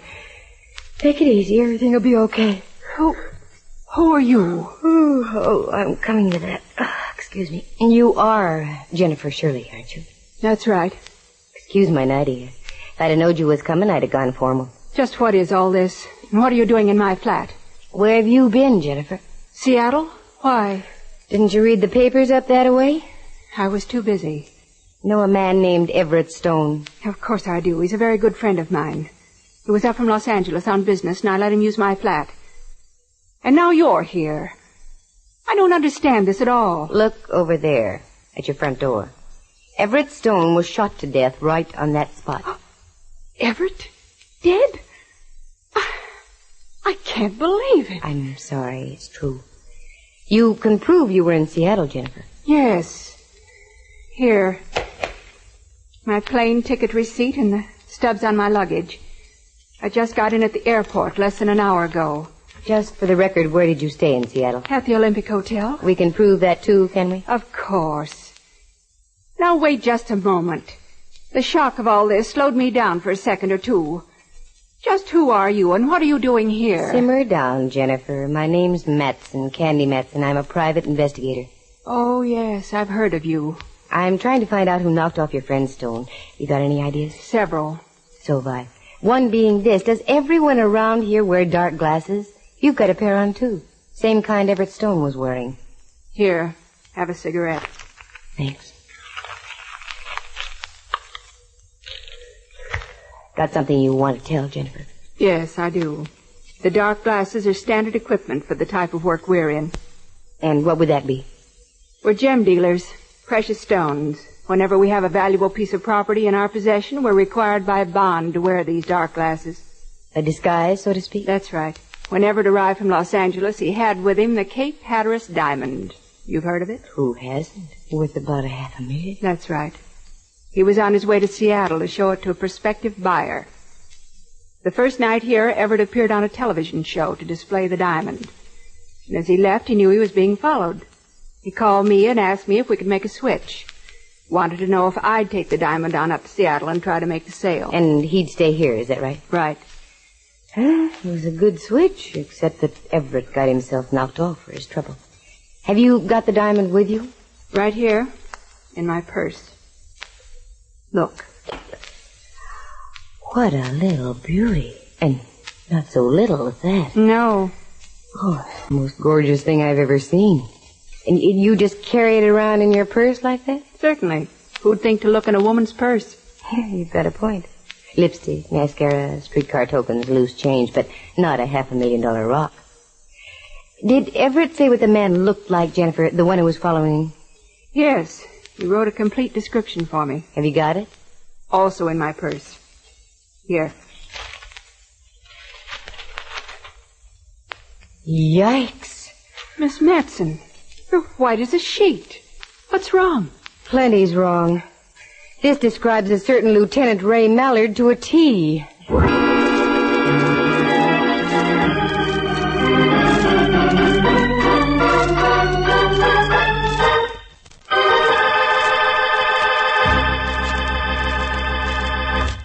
From San Francisco, you are listening to a National Broadcasting Company presentation, Candy Matson, Yukon 28209.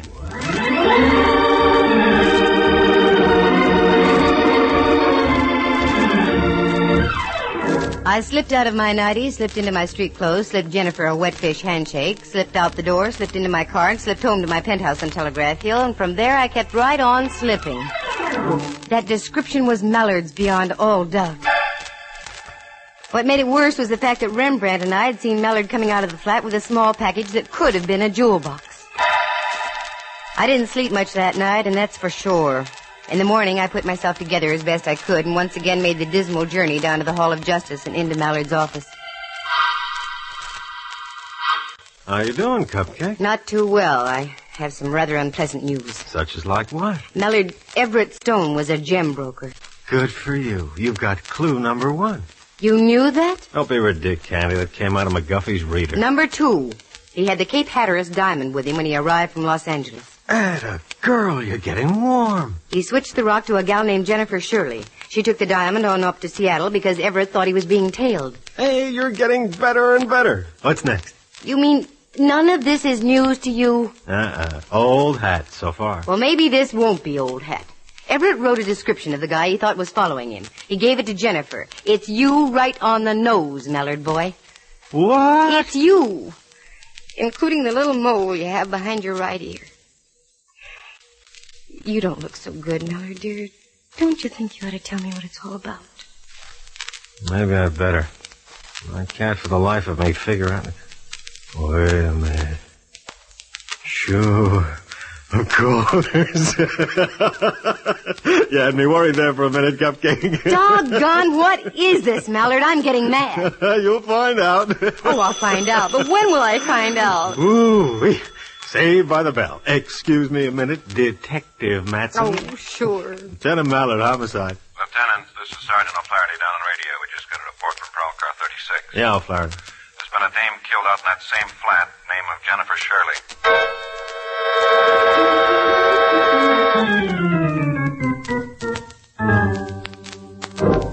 It was then I knew that Mallard was really in the clear. The phone dropped out of his hands and he looked as if he'd been slugged with a belaying pin. Mallard had work to do, so I left. Only this time I didn't go back to the flat.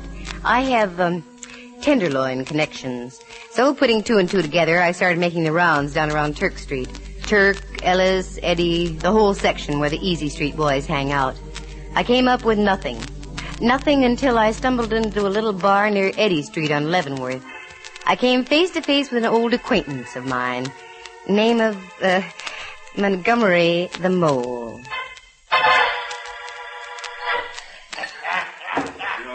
Well, for crying in my beer and making it salty. Look what the hide I just washed in. Hiya, Candy.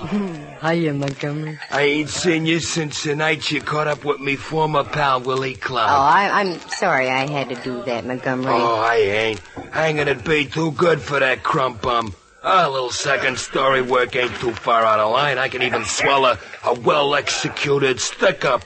But when it comes to kidnapping and murder, us honest characters draw the line. That's why I'm here, Montgomery. Yeah? There have been 2 killings in the last 4 days. The grapevine must be slipping. I don't hear nothing about no rub-outs. They've been kept quiet for a reason. Just what the reason is, I don't know. Have you heard about any of out-of-town icemen dropping in the last few days? Not a one. Now, look, here's a 20, Montgomery. That's all I've got. I'll send you 20 more first thing in the morning. Is your memory improving? Ooh, just like I never lost it. Well, is there a jewel boy in town? Look right ahead of you up at the bar. Yeah? That's him. If he ain't a hot ice juggler, my name ain't Montgomery. Got in just about 4 days ago. Calls himself Finch. Oh, Montgomery, I loves you. I'm moving over there. Do me a favor. Tip the bartender off. Tell him to keep my drinks well watered. It didn't take long. A guy from out of town gets lonesome. I was sitting at the bar no more than 3 minutes, and we were old friends. He kept the drinks coming, and by closing time, he really had a snoot full. He offered to drive me home, and, naturally, I accepted. We got out on the sidewalk, and suddenly he darted back into the tavern. When he returned, he was carrying something in a paper bag. We found his car and climbed in.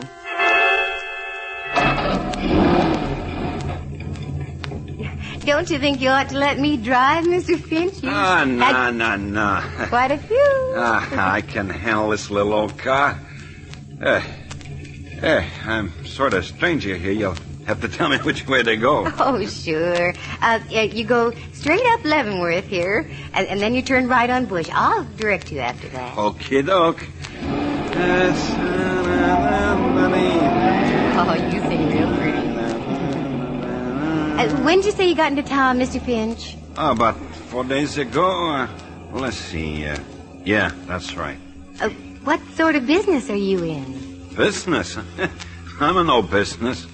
Retired, sorta. Oh. Got lots of money. Get lots more, too. Hey, look out for that bag. Oh, I'm sorry. How clumsy of me. Why, it's a purse. Why, Mr. Finch. Put it back. It's a present from my sister in Riverside. Oh, how thoughtful. Turn left on Kearney Street, will you? Sure. Then when you get to Washington, turn right 1 block to Montgomery Street. It's right on the corner. Would you care to come up for a nightcap, Mr. Finch? Hey, now, that sounds like a very good idea. Sure. Nightcap. Yeah. The corner of Washington and Montgomery is just half a block from Mallard's office in the Hall of Justice. With any luck, I could do a bloodless turnover to Lieutenant Boy. I reached down by my side, got my .32 out of my purse, and held it under my coat. We arrived at our destination, and Finch helped me get out of the car.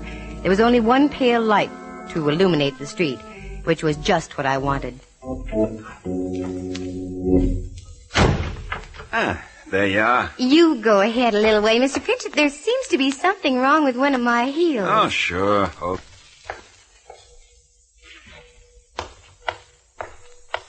Don't turn around, Mr. Finch. Not if you value your life. This is a gun I've got stuck in your back, and believe me, I know how to use it. Say, what goes on here? I'm almost broke, if that's what you're This after. isn't a stick-up. See that door up the street in that big building? Just keep walking right on into that door.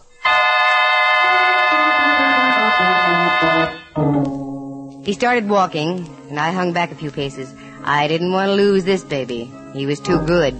Because that purse he had in the paper bag was the one owned by Jennifer Shirley. I'd never be able to forget that purse. It contained the Cape Hatteras diamond. I marched him into Mallard's office, and Mallard was in. I gave him the full scoop, and in less than half an hour, we had one sad Finch behind locked bars with the promise of a full written confession of 2 killings and 1 diamond theft. I had never seen anything fall into place so easily. A few minutes after we returned to Mallard's office from putting Finch into his ungilded cage, there was a knock on Mallard's door.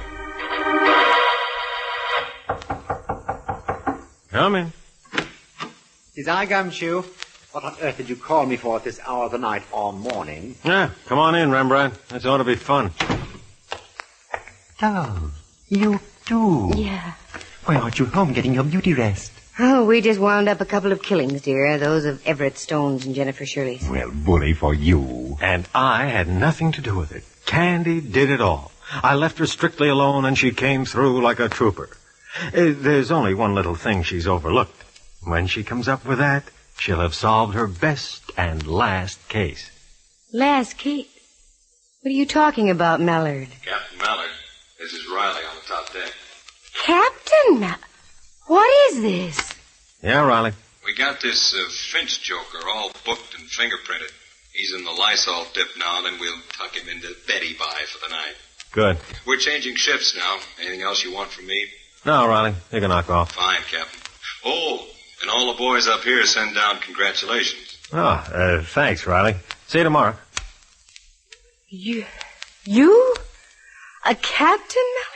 Well, that's right. Well, by Jove, I think that's splendid. Congratulations, minion. Well, thanks, Rembrandt. Oh, I'm getting dizzy again. He's a captain. And what's this stuff about my best and last case? Give out here, Mallard boy. Doggone it, you're missing the most important clue in this whole case. Now, let's review it. Go ahead, girl. I'm bursting me buttons. Okay.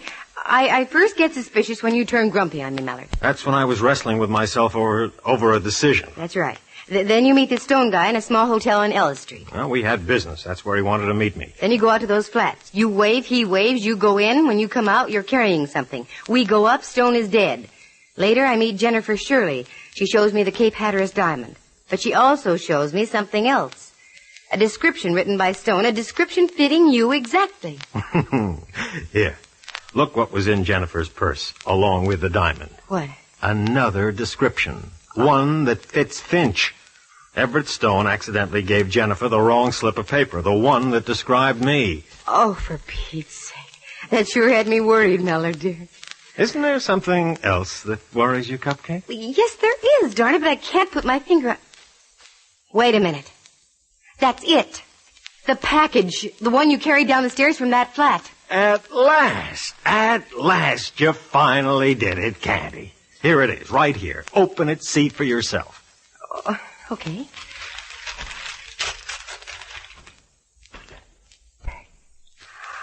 Well, it's beautiful. What a lovely ring. Did you steal this from Everett Stone? Sure did. The price he gave me made it a first-class deal. Why don't you try it on? Ooh, I'd love to. Oh, I don't think you're putting it on the right finger, Candy. Which finger do you mean, Miller? Third finger, left hand. Oh, you don't mean that... Mallard, tell me. I want you to be my wife, Candy, dear.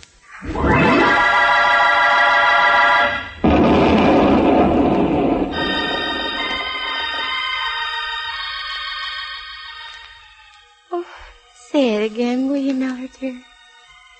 This is only another one of those fool dreams of mine, I'm sure. It's not a dream, Cupcake. I mean it. More than I've ever meant anything in my life. Will you marry me, Candy? You big idiot. You don't need the answer to that. I wasn't asking you. Oh, yes, I'll marry you. Captain, dear. Forever and ever. Do you see now what I meant about this being your best and last case? Oh, yes, but you're wrong.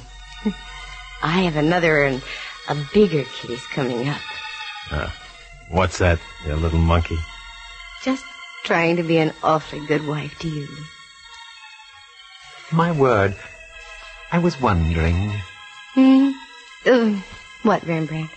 When you're married, how shall I address you? Oh, that's easy.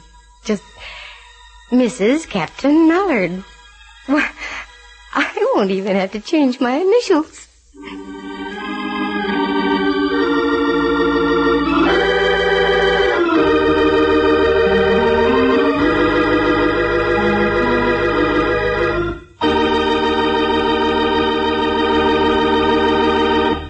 For excitement and adventure and romance, just dial... Mallard, Mrs. Captain Ray. Yukon 282. Oh, that won't be my phone number.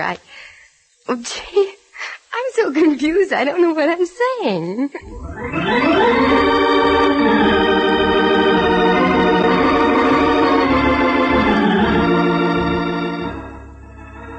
Heard on the program were Jerry Walter as Montgomery the Mole, John Grover as Finch, and Helen Klebe as Jennifer Shirley. Jack Thomas is Rembrandt Watson, and Henry Leff is Captain Ray Mallard. The program stars Natalie Masters as Candy and is written and directed by Monty Masters. Sound effects are created by Bill Brownell, and Eloise Rowan is heard at the organ. Our engineer was Phil Ryder. The characters in the story were entirely fictitious. Any resemblance to actual people or names is purely coincidental. The program came to you from San Francisco, and this is Bud Heide speaking.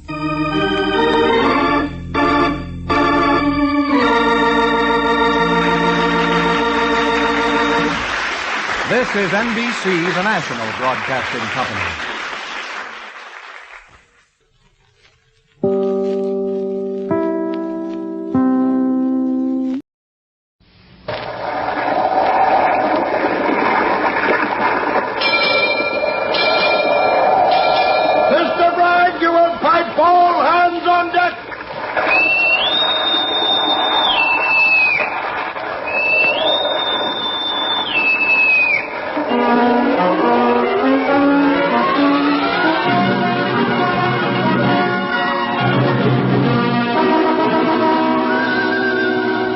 The Adventure of Captain Courage, being the first in the Monday through Friday entries transcribed from the log of the ship Falcon.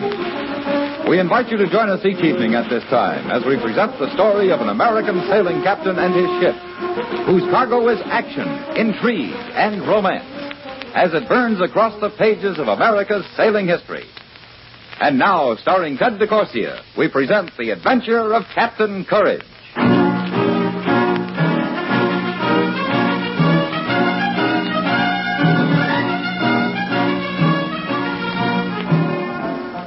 This being the first entry to be read from the log of the schooner Falcon. 2nd October, 1810, Long Wharf, New Bedford. She is as ready as she might be. We could wish for a new set of sail. Those we have are as patched as a mate's work trousers, but we'll have to do. She's not pretty to look at, being in need of paint and general outfitting. But with our first cargo in 6 months, we'll have enough money to put her in top shape. To make her what she really is, the fastest and best schooner on the Atlantic seaboard. All going well, today my mate, Mr. Bragg, will be signing up the crew. The weather is moderate, a pleasant breeze and cloudy. Christopher Courage, master.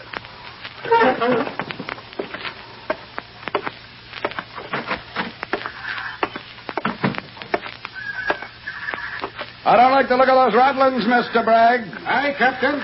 I don't either. But that's not convincing the outfitters to give us new rope. Can't you get just a little out of Marlin? Hard money's what they want, Chris. Are you going ashore? Yes. Well, you might stop by and see what you can do. They told me no more credit. And we need topsail sheet blocks, quarter blocks, about 40 fathoms of cable, not to talk about carpenter, tackle, and provisions. And the sails. Oh, Chris, the first gale we hit... We've got this far, Tom. We'll make out. So stop your howling and see what you can dig up for a crew. I'll be at Marlin's on Water Street if you want me. A crew? And what am I supposed to offer them for pay? I don't care what you offer them. Get me a crew, mister.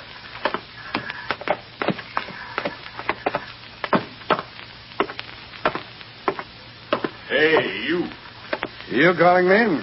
I ain't talking to the wind. You know the ship in these parts looking for a good hand? I sailed bosun last voyage. Things is almighty tight now, though. Haven't felt the sea under me for nigh on to 3 months. Well, then you're in luck, mister. I'm looking for a crew. You? What's your ship? Falcon, yonder. Yeah, scurvy-looking barge. I ain't looking for a slaver in a hog pen. She's neither, mister. What's your name? Courage. Christopher Courage. Yeah, Courage. I wouldn't have judged so by the cut of you. Now step aside, mister. I'm late for an appointment. Walk around me, then. Mister, I put on a clean shirt this morning. I don't want it fouled with your blood. Oh, Captain, dear, I love you for saying that. You shouldn't have done that, mister. I like you better, Christopher Courage. The last man I hit like that stayed asleep for 2 days. You need some help, Chris? Well, thank you, Tom. Now, mister.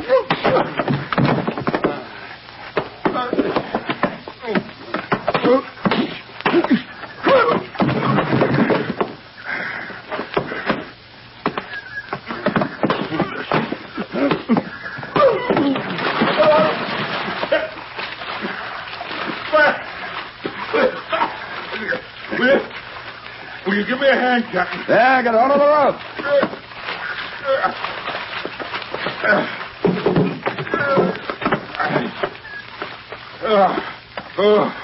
The water's very wet and cold this morning. That helps to cool a man off.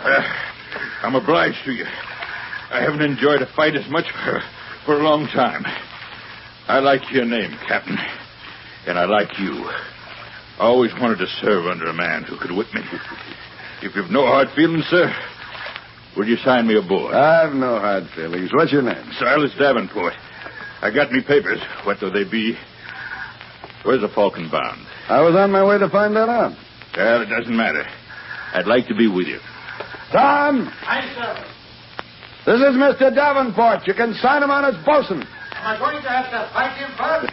Not today, mister. I had enough today. One thing, Davenport. Aye, sir. As you can see, Falcon carries no guns. Letters of marque to make a privateer come expensive these days. $20,000 it costs from the last I heard. That's true. I want you to know the risk when we sail. I'll take the risk. And happy to. Good. You can help Mr. Bragg round out the crew. I'll be back later. Aye, aye, sir. Hey, Captain. I'm sorry I got your shirt dirty.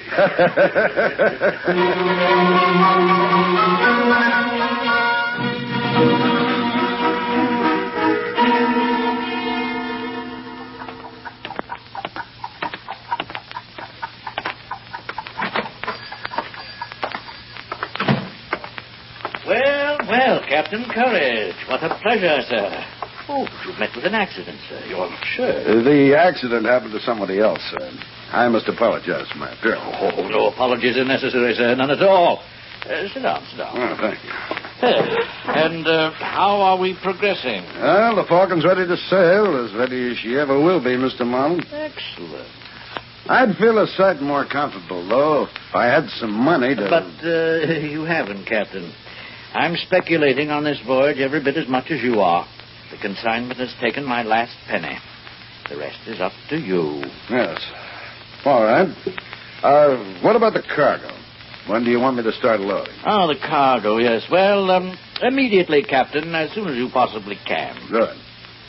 Now, I think we'd better get down to those details you passed by when you hired me. The details. Oh, yes. Well, I'd say that they were more in the nature of provisions than details, Captain. Provisions?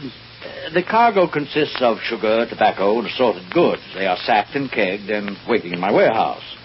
You will ask no questions about it, nor about your destination. What? I don't understand. You hire me to carry a cargo and you won't tell me where? As far as you and the customs authorities are concerned, you are shipping my cargo to Martinique. Well, that's fine, but where am I really taking it? Your sailing orders will be delivered to you 10 minutes before weighing anchor. However, I can tell you that you'll be bound for a West Indies port. Smuggling? No, Mr. Marlin. I've said nothing about smuggling. Oh, believe me, sir, the cargo will be inspected and found to be in perfect order. Oh, that's one of the provisions, Mr. Marlin. You said there were others. Oh, one other, Captain. Come with me, please.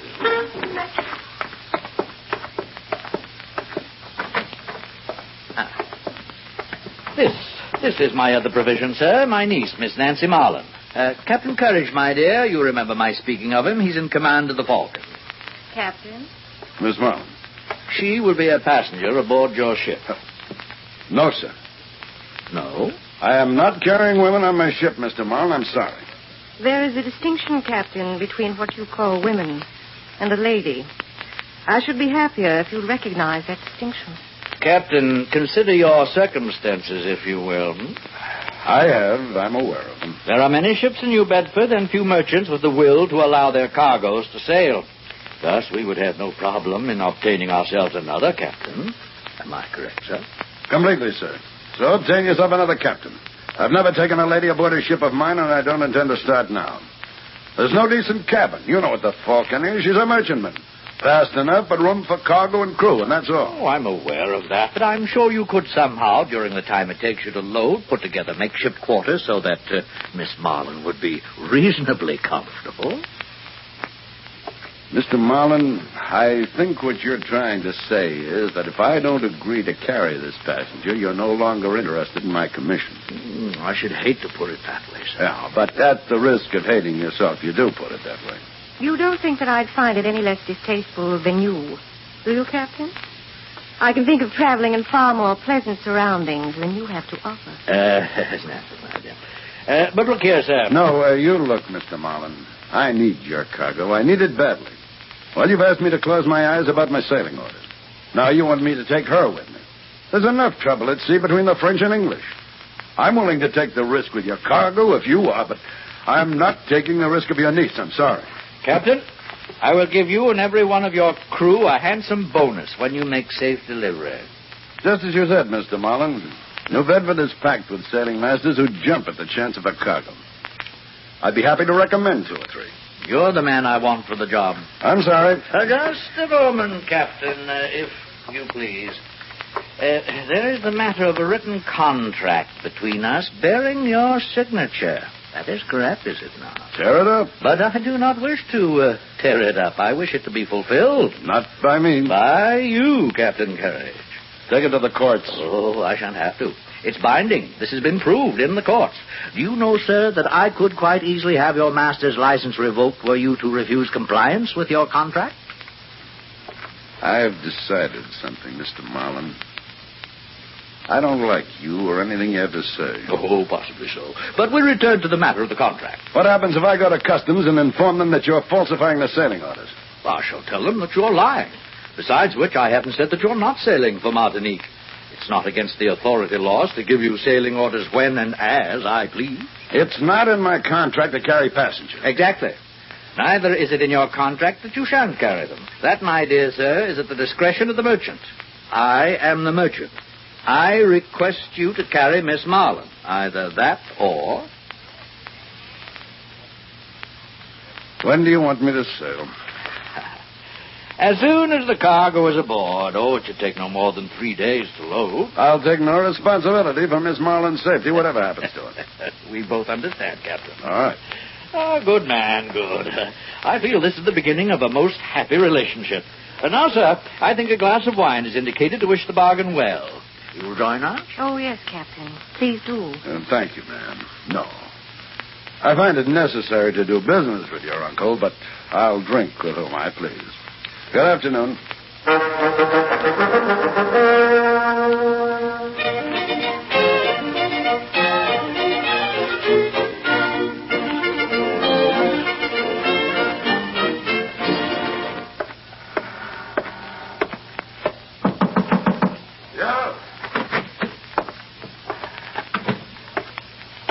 Evening, Chris.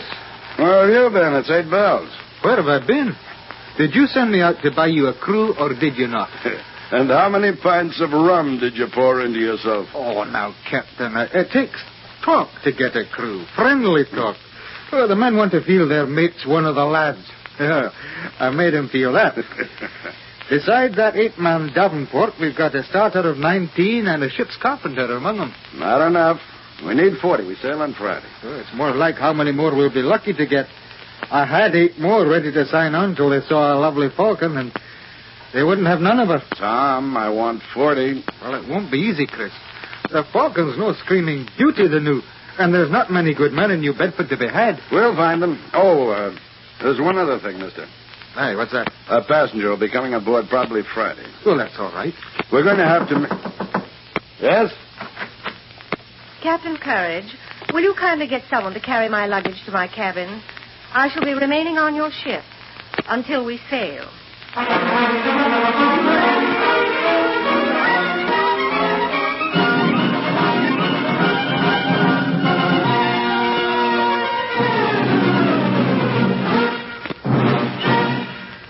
The Adventure of Captain Courage, starring Ted DeCorsia, is produced, written, and directed in Hollywood by Anthony Ellis and William Conrad.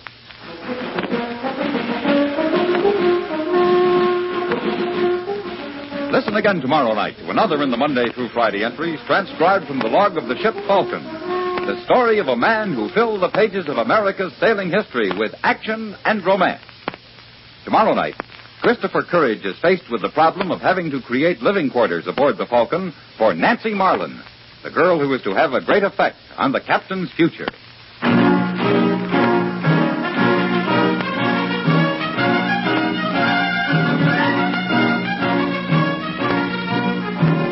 This is the CBS Radio Network.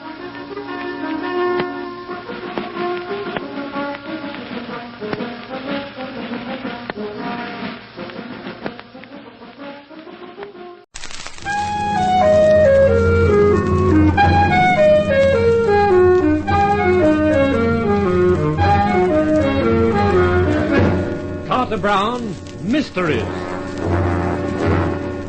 Adventures in excitement and suspense, based on the best-selling novels by the slick storytelling sensation, Carter Brown.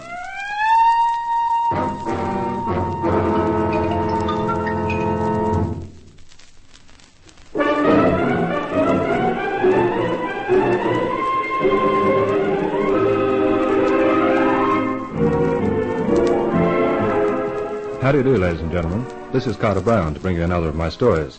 The title of this one is Nightmare for Night, and in case that doesn't make sense to you, I'd better explain that my hero's name is Nicholas Knight. He's a private investigator, and this is the account of one of his cases. A blend of East and West, a mixture of mayhem and mystery. So let me introduce Nicholas Knight, usually known as Nicky.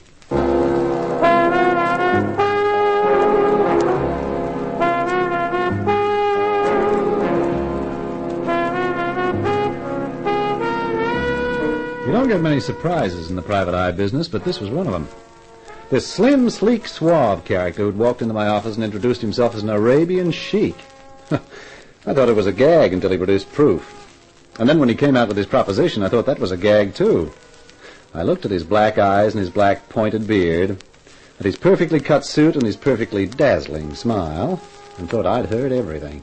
Oh, well, Mr. Knight, you seem a little taken aback. Well, that is putting it mildly. Me, bodyguard for a harem. I appreciate it may be something of an unusual assignment for you, but I am perfectly serious about it. The Prince Al-Zaman will be here in the city for 2 weeks.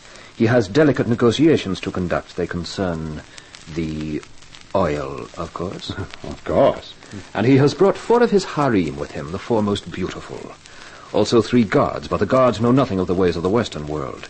That is why we think it necessary to engage a private detective as well. I see. And when do they arrive? This afternoon. I have rented a house for them, a large house some 20 miles out of the city. It has a high wall surrounding it which will ensure privacy. With a harem in town, privacy is a good idea. I would like you to arrive at the house not later than 7 this evening. The Prince will be there, and I shall present you. A room will be at your disposal, and you will be required to stay in the house for the next 14 days, the duration of the Prince's visit.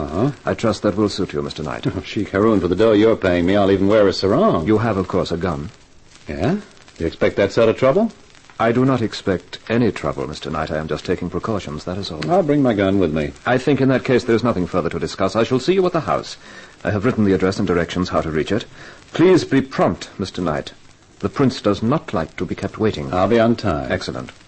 Your English is very good, if I may say so, Sheik Haroun. So they told me at Harvard. Good morning, Mr. Knight.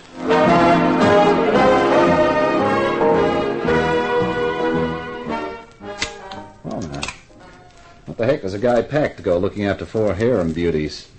Well, let's see now. Shirts? Visitors yet. Okay, don't bust your G-string. Yep. Mr. Knight. In person. May I see you for a moment? It is urgent. Yeah, sure. Come in. Park your hat and follow me. Now, park yourself. There's a good chair. Thank you. Oh, what's so urgent?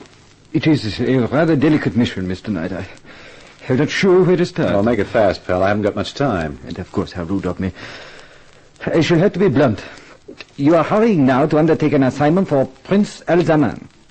Am I? You are discreet, Mr. Knight. But you don't know much about Prince Al-Zaman. He's not a very pleasant person, I assure you. In his own country, he is absolute dictator and acts as such. Life and death are his to command, and no woman is safe from his harem. The prince's word is absolute. Well, what do you want me to do? Start a crusade? There was one woman. She was beautiful and not one of his subjects. She was a French girl named Marie Desprez. He met her on the Riviera. He made her many offers, even marriage. Then she disappeared. And by the time her disappearance was discovered, the prince's yacht had sailed. Marie Desprez has not been seen since. How do you know all this? I'm her brother, Louis Desprez. Oh. Now, I knew it would have been suicide for me to try and enter Al-Zaman's own country, so I have waited for him to leave it. This is the first time he has done so since last summer. He has brought some of his harem with him. I know that.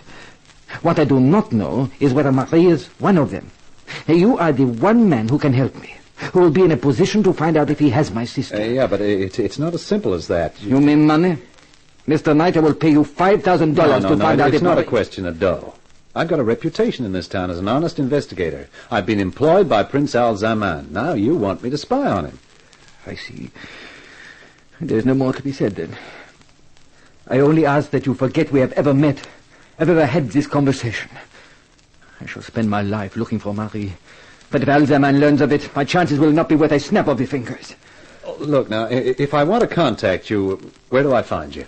The Hotel Arcadia. Mr. Knight, does that mean you will do it? I don't know. I'll have to think about it. Monsieur, if you do, you'll have the undying gratitude of a desperate man. I shall wait anxiously at the hotel for a word from you. Well, don't bank on it. I know a man when I see one. Au revoir, Monsieur Knight.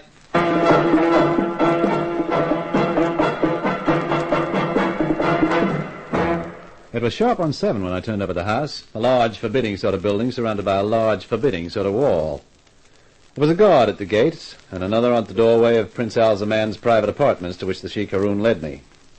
The guard at the door wore a long, curved knife, And he didn't look as though it was just for decoration. He opened the door and ushered us in. You will address the prince as Your Highness. When I saw the prince, I felt more like addressing him as Fatso. He was reclining on 2 overstuffed cushions, and it was hard to tell where he finished and the cushions started. There was a 4-pound box of chocolates beside him, and he kept dipping into it with his fat, short fingers. I have brought the private detective, Your Highness.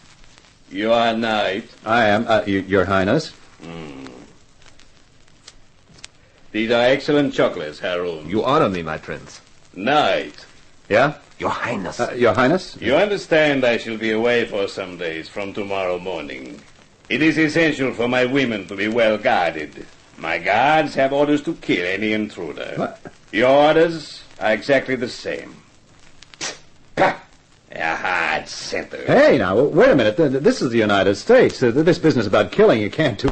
Are you questioning me? I guess not, Your Highness. That is better. You need not fear any consequences, Knight. My influence with your country is considerable. The women's apartments are directly above here. I have given orders that no one enters on pain of death. No one. Yeah, I get it. I understand, Your Highness. Should you need any assistance, you have only to call. My guards all speak English. In my own country, I find that has certain advantages. I can give orders which will not be understood by eavesdroppers. Yeah, I guess that would be a help in your country. I think that is everything. Haroun will give you any other information you require. Retire from the prince's presence backwards. What? Oh, sure. The first layer is finished already. The box will not last out tonight. Abdul, the audience is over. Yeah, Sidi. Mr. Knight, let me introduce you to Abdul. He will be upstairs most of the time guarding the harem. Ah, good evening. I'll be with you. Come along now, Mr. Knight, and I will show you your room. Oh, thanks.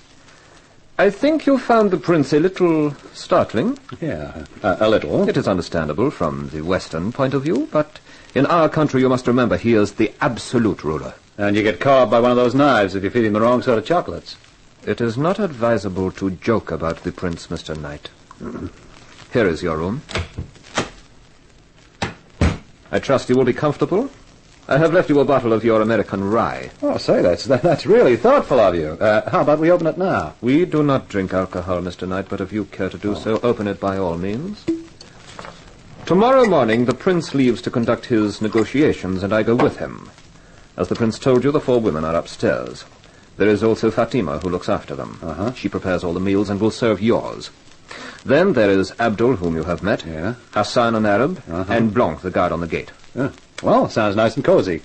Cheers. What in thunder is that? That is the prince going to make his nightly inspection of the harem. The gong is a warning that he is coming. Yeah, I can see how that'd be needed. Is that another joke, Mr. Knight? Oh, no, Sheik. Any way you look at it, it's no joke.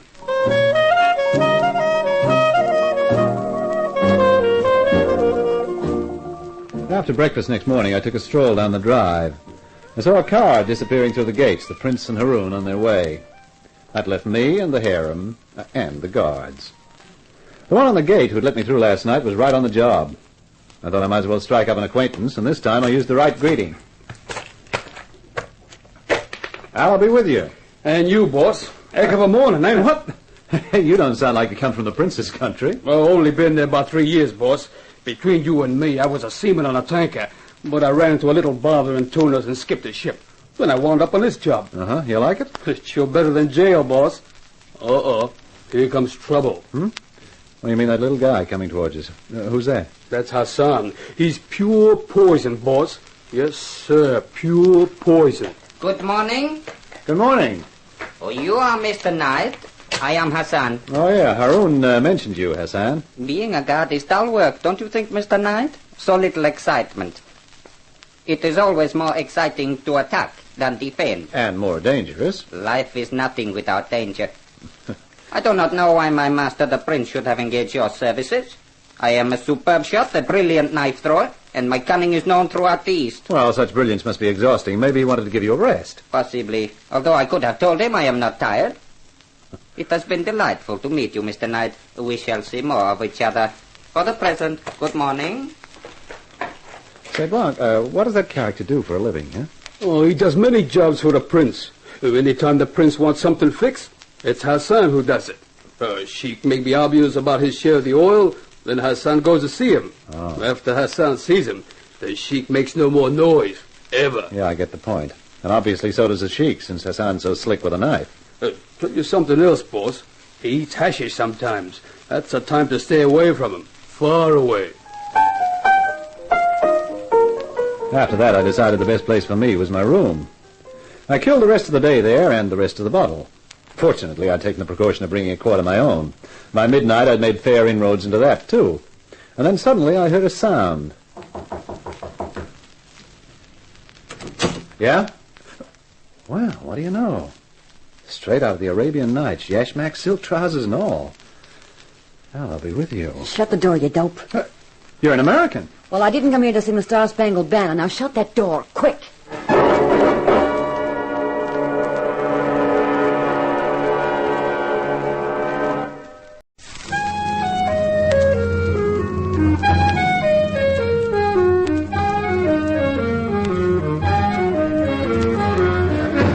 Carter Brown, Mysteries. Adventures in excitement and suspense. Based on the best-selling novels by the slick storytelling sensation, Carter Brown.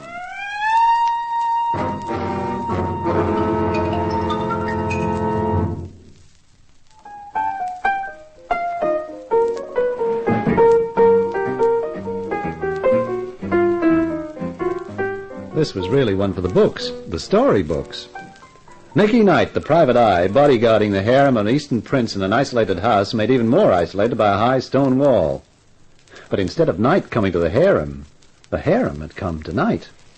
In the person of this black-haired babe with a veil over her face and the silk jacket and silk trousers trying hard to hide her how-do-you-do figure, and not succeeding.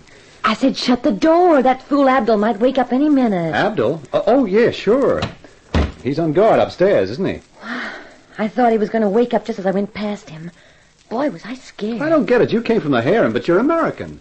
All the way from Texas. Well, then what are you doing in a harem? Oh, it was just one of those things.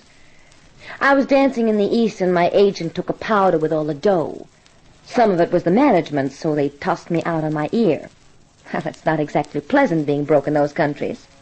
But Al's the man had seen me dance and made me an offer, so here I am. And you don't mind it? Oh, he sticks $300 into an account for me every month. Living doesn't cost me anything. Only it's so darn boring. Boring? Sure. You don't see anyone all day except Fatima, and at night when the great man makes his inspection, you know what he does? You tell me. He just sits there eating those concern chocolates. What? That's right. Then he goes to bed, and we go to bed. I tell you, I have never been so bored. That's why I took a chance tonight. The sneaking out? Yep. Fatima told us about you. You sounded interesting, so I thought I'd take a look. Oh, look your fill, lady. Not bad. Not bad at all. What's your name? Knight, Nick Knight. Nicky. I like that. You can call me Tex. Say, that wouldn't be a real old-fashioned American bottle, would it? It would indeed. Oh, pour me one. Sure. I haven't had a swallow of one of those since George Washington was a pup. There you are. Watch out it doesn't choke you. I'm from Texas, remember? Well, here's looking at you, Nicky. Cheers.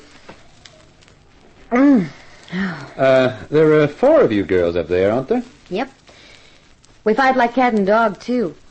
Takes Fatima all the time to sort us out. Who are the other 3? Why? What's wrong with me? Well, from what I can see, and that's plenty, and not a thing takes. Then what do you want to go asking about the others for? Oh, just curiosity. Oh. Well, there's Natasha. She's a white Russian or something. Then there's Li Chi. She's Chinese. They're okay. But the other one, the French dame, she's a queer one. Always unhappy, always crying. Did you say she was French? Uh-huh. Her name's Marie. Marie what? Well, how the tarnation do I know? You know, for a guy who's just curious, you sound awfully interested. Oh, no, I'm not, Tex. You better not be. I haven't got much time. That Abdul might wake up any minute. So just you forget about the others, huh? And concentrate on me. Honey, you've come to the right boy. I can concentrate better than a short-sighted accountant looking for a missing dollar. So, Hassan! So you would betray my master. Now, take it easy, Hassan. You know the penalty. Death. Listen, pal, don't let that hashish you've been feeding yourself give you any nutty ideas. I have told you, Knight, of my skill with the knife. You may witness it now. Down on the floor, Fitz! I'm not bad with a good old American bottle myself. And then there's the good old American rabbit punch, too.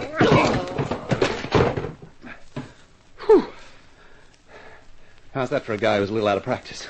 Nicky, you're going to have to do better. I think someone's coming, and my guess is Abdul. I can take care of him, too. Little Hassan won't want his gun any longer. That's it. You stay put, Tex. I'll get behind the door. What is this? Hassan? Dead? Hey, you! Woman! Where is the American? Right here!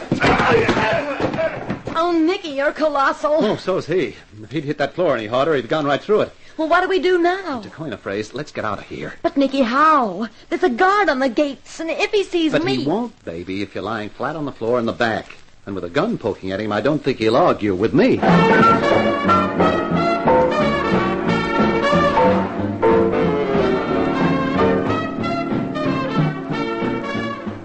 I was right. The ex-seaman took one look at the revolver, his eyes did a double-action rock and roll, and he unlocked the gates. I shoved my foot down on the accelerator, and we got out of the place quicker than a fish slides down a performing seal's gullet.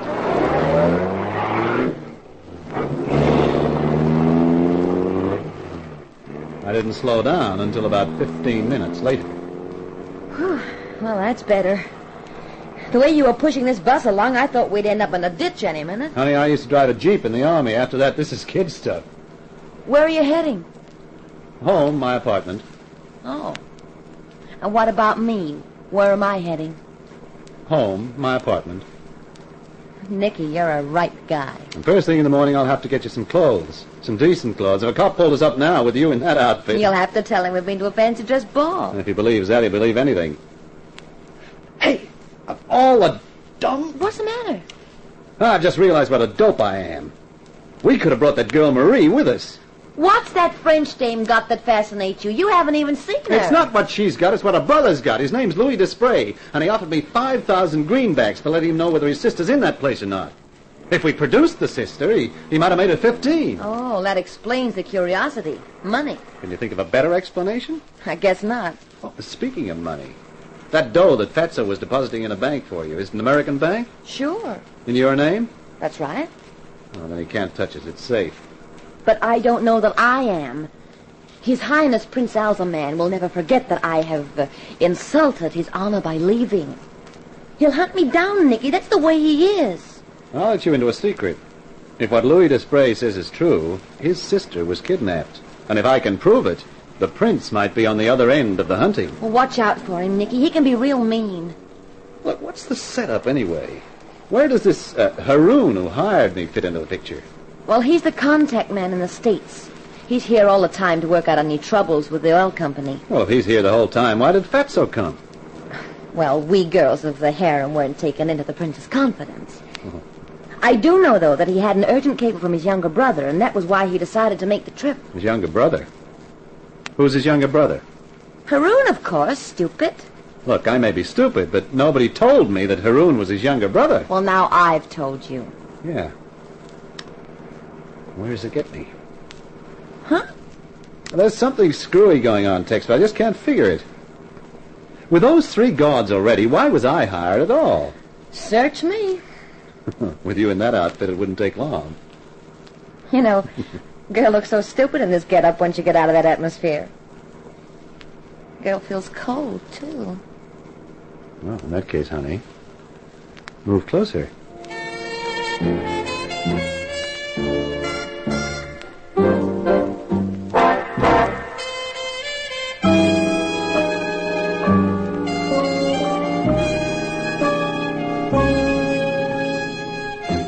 We got into my apartment without being seen, which was just as well. First thing next morning, I called Louis Desprez at the Arcadia and arranged to meet him in the lounge. Then I went shopping for Tex. With a list of stuff she gave me, I was only just in time for my talk with Desprez.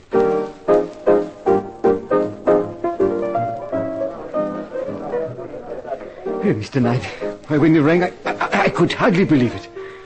Well? Don't we get to order a drink first? No, please, Mr. Knight, you know how important this is to me. Yeah, I guess I do. She's there, Desprez. She is? Is she all right? As far as I know, I didn't see her, but I have it on good authority that she's okay, but unhappy. Oh, Marie. My poor little Marie.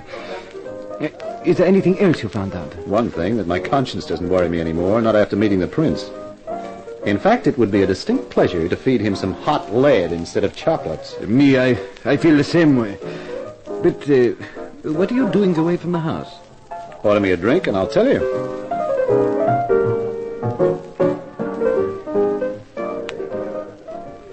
While the waiter went off with our orders, I told Louis Desprez the whole story. When I finished, Louis looked up at me and his expression was serious. So this Hassan is a really dangerous one, then, huh? Uh-huh. And after him, that mountain named Abdul. The one on the gate, Blanc, doesn't matter. He's easy meat. That is good. Oh, by the way, here is your check for $5,000. Huh? I've had it already, just in case. Well, thanks. And that keeps my promise to you for finding out whether Marie is there or not. Now I would ask you something more. How would you like to earn a further $5,000? I'd like. What do I have to do?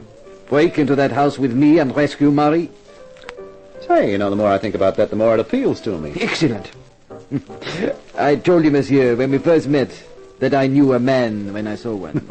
When do you propose doing it? We should not wait too long, I think. They may become panicky and do something drastic to my little sister. Well, when do you think?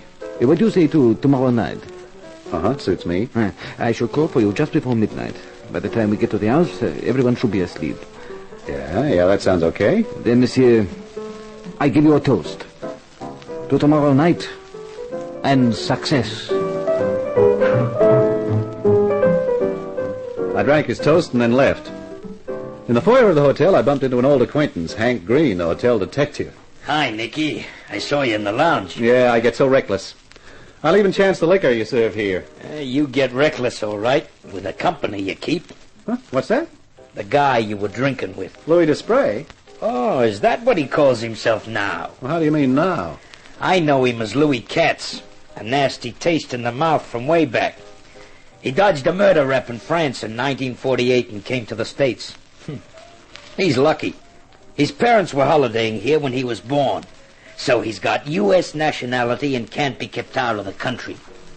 He's pulled everything from selling the Brooklyn Bridge to Osaka to murder. He's tough and he's clever. Also about as safe company as a death adder. Oh, brother. You're sure you're not mixing him up with someone else? Oh, not me, not little Louis. I don't sleep nights while he's staying in the hotel. You're not paid to sleep nights. Well, thanks, pal. I'll do something for you one day. Just take my advice, Nicky. If he's made you any proposition, don't take it. On the contrary, Hank, that's just what I'm going to do. I'm going along with him all the way.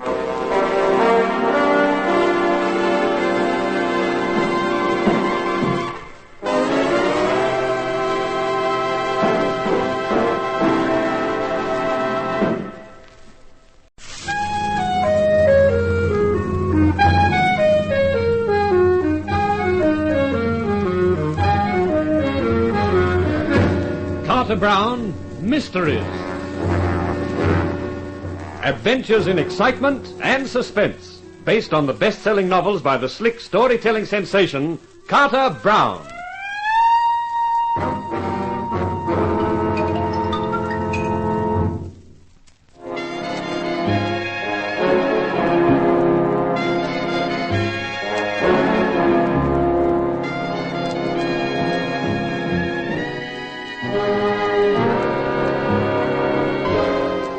Walking into it with my eyes open.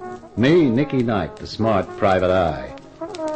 Call me Sir Lancelot, all set to storm the wicked prince's castle and rescue the beautiful captive maiden. Only instead of riding my brave steed with my trusty sword, I rode a Buick Special beside a two-time fraud, Louis Desprez, alias Louis Katz. But this was the only way I could see of finding out what the catch was. We parked the car off the road about a quarter of a mile from the house, and cat-footed it up to the wall at the back of the building. You think this is the best place, Knight? Yeah. The way I figure it, there's an even chance that Blanc, the guard on the gate, sleeps in the little gatehouse. Yes, that is reasonable. So if we get over the wall here, we got a chance of getting away with it. I'll go first. You give me a push-up, and then I'll give you a pull. Very well. Ready? Yes. Okay, here. Go!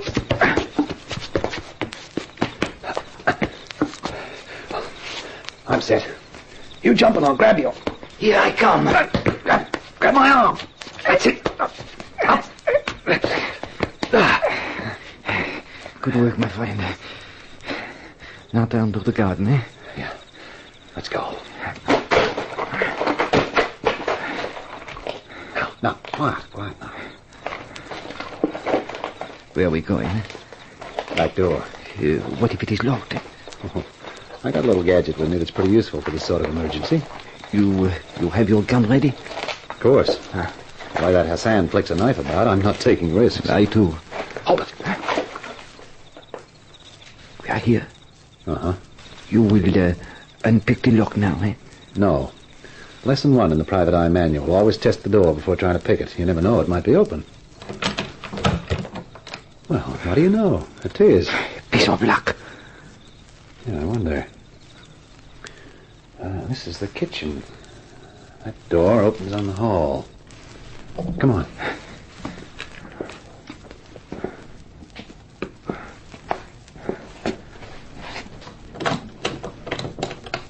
The light.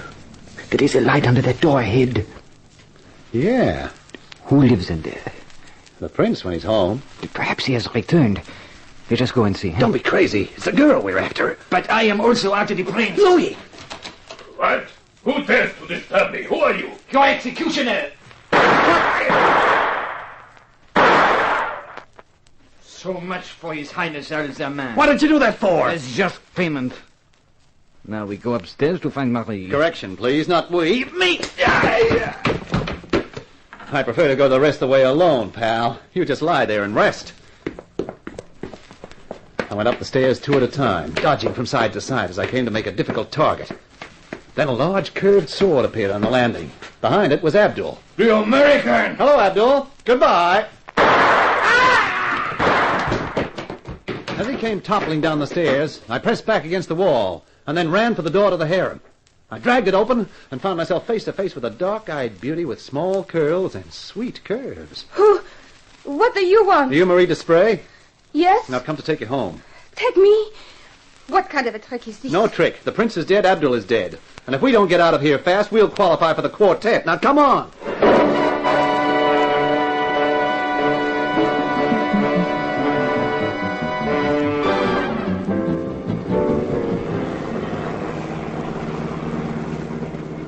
Well, how do you feel now? I do not quite know. I'm still dizzy from the haste. Oh, I'm sorry about that, Marie. About the rough treatment getting over the wall, but a skinned knee is better than a punctured hide. Oh, I do not mind.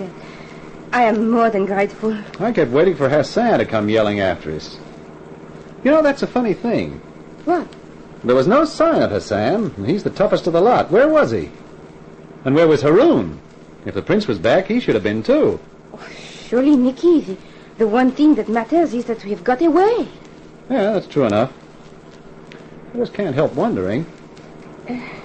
Where are you taking me? To my apartment first. Tex is there. Tex? Oh, that's wonderful. I would like to see her again. She was kind. After that, I'm not sure. The police, probably. You were kidnapped, weren't you? Oui. On the Riviera last summer. I met Prince Al-Zaman there. I thought he was horrible from the first. I had proof of it afterwards. Uh-huh. Have you got a brother named Louis? No. I'm an only child. Oh. Does the name Louis Katz mean anything to you? Oh, the only Louis I ever knew was Louis Malbert. The wretch who tricked me so that I was kidnapped. Is he tall, dark, gray eyes, and a slightly crooked mouth?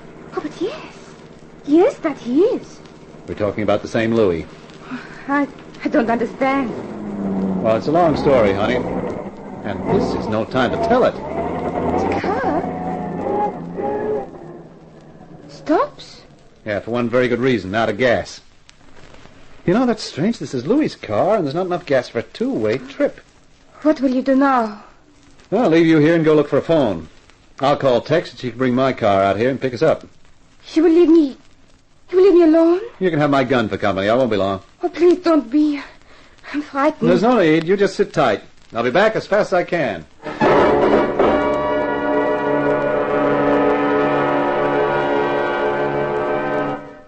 trudged along up the road for half a mile before I found a house and an irate farmer in a nightshirt whose bad temper disappeared when I waved a couple of 5 spots under his nose.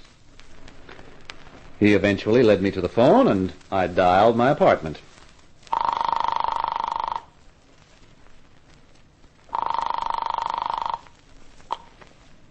Hello? Tex? Oh, Nicky. Relax, honey. Everything's okay. Oh, thank heavens.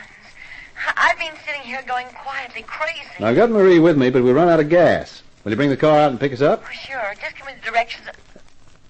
Tex, what's the matter? Nicky, the door's opening. There's somebody coming inside the apartment. Tex, are you all right? No, I Tex! Tex! Hello! Hello! Hello!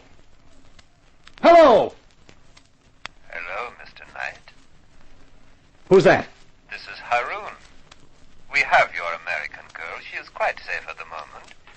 She may have a headache when she wakes up, but it will pass. If you hurt her... Calm, Mr. Knight. No one will be hurt so long as you are sensible. What do you mean by that? It is quite simple. You have a girl. We have a girl. You want the one we have. We want the one you have. I don't get it. I think you do. We want Marie Desprez back. If you want to see your friend Tex alive, you will return to us the French girl. If not, Hassan is very anxious to practice some of his peculiar talents. Hello? Mr. Knight, are you still there? Yeah. I'm still here. The exchange will be made at 9 tonight. You have my word that the American girl will not be harmed in any way before then. We will meet you at the crossroads on the main highway 10 miles north of the house. Is that clear? It's clear. Till 9 then, Mr. Knight. I put the receiver down and just stood looking at it. I felt as though I'd been kicked in the stomach by a specially vicious mule.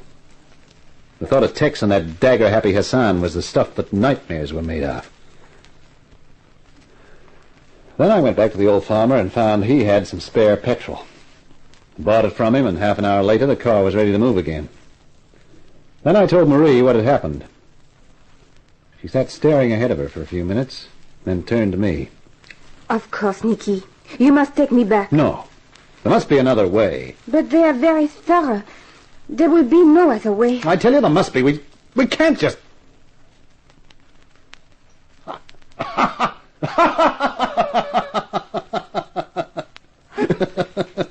you gone mad? No, I just had an idea. Where do you think they'll take Tex? Back to the house, I suppose. If you were Haroon, where would be the last place you'd expect to find us, you and me? Why, at the... Oh, you mean go back to the house? No? Why not? There's only Louis and Blanc, the guy from the gate. I think I can take care of them. Then we sit tight and wait for Haroon and Hassan to bring Tex along. They won't suspect a thing. They'll walk through the door straight into my gun. It is very audacious. That's the way wars are won, baby. Oh, very well. It is a better way than to surrender tamely. Oh, that's my girl. Hold on to your yashmak. Here we go.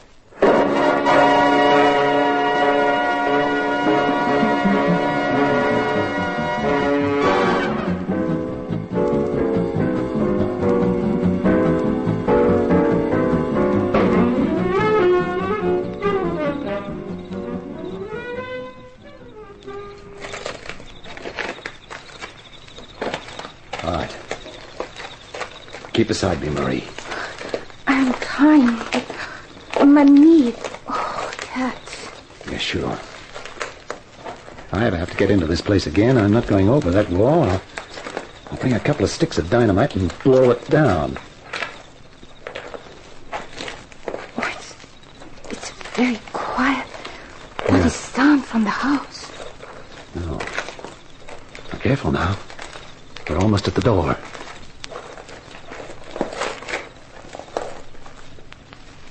It's still open. Is that not strange? Yeah. Come on. As quiet as you can. Welcome back, Mr. Knight. Don't move, Knight. When the girl gets a bullet. Switch the light on, Blanc. Well, Looks like we got a reception committee. Exactly, Mr. Knight. Drop your gun, please. Thank you. We counted on your being a clever man, Mr. Knight. If you had not been, we might have been in trouble. But we had to have a clever man, one who would react the right way, and we got you. React the right way? So the whole thing was a plant, huh? Yes, Mr. Knight, the whole thing. A perfectly planned trap.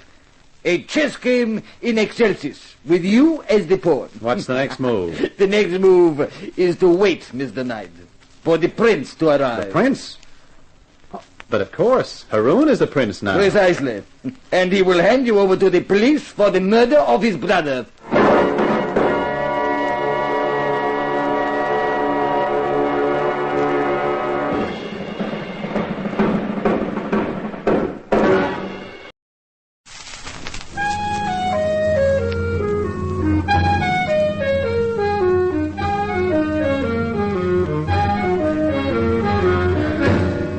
Brown, Mysteries.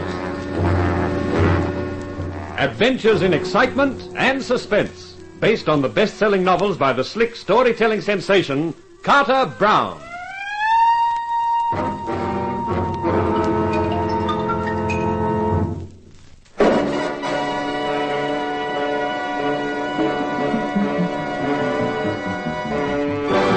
It was beginning to make sense. Crazy, nightmarish sense, but sense. Right from the start, I hadn't been Nicky Knight, the dashing private eye. I'd been Nicky Knight, the dumb puppet, with every move planned for me. Even this last one, returning to the house with Marie Desprez, figuring it to be a surprise twist.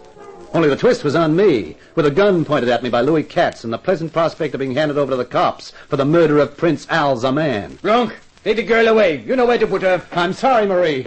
I guess they're calling a tune.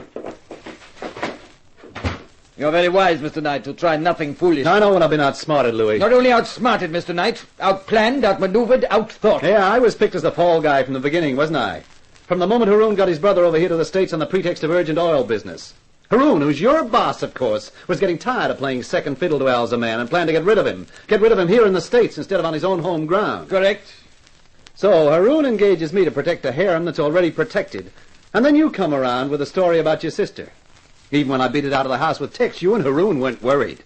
You knew I'd found out from Tex that Marie was in the house and that I'd come straight to you. Which you did, Mr. Knight. Yeah, and played right into your hands for the murder of Al-Zaman. Back I come with you, and Fatso gets it, with me all set to take the rap. The only slip-up was with you, Louis. You couldn't know that I'd been tipped off about you by the house stick at the hotel. But I hadn't figured it all then. I was just suspicious of you. That's why I tapped you on the skull and beat it with Marie. But you have come back, Mr. Knight. Yeah, I even worked that out right. While I was getting Marie out of the way, Haroun and Hassan were carefully collecting Tex. Hassan is Haroun's man, too, like you.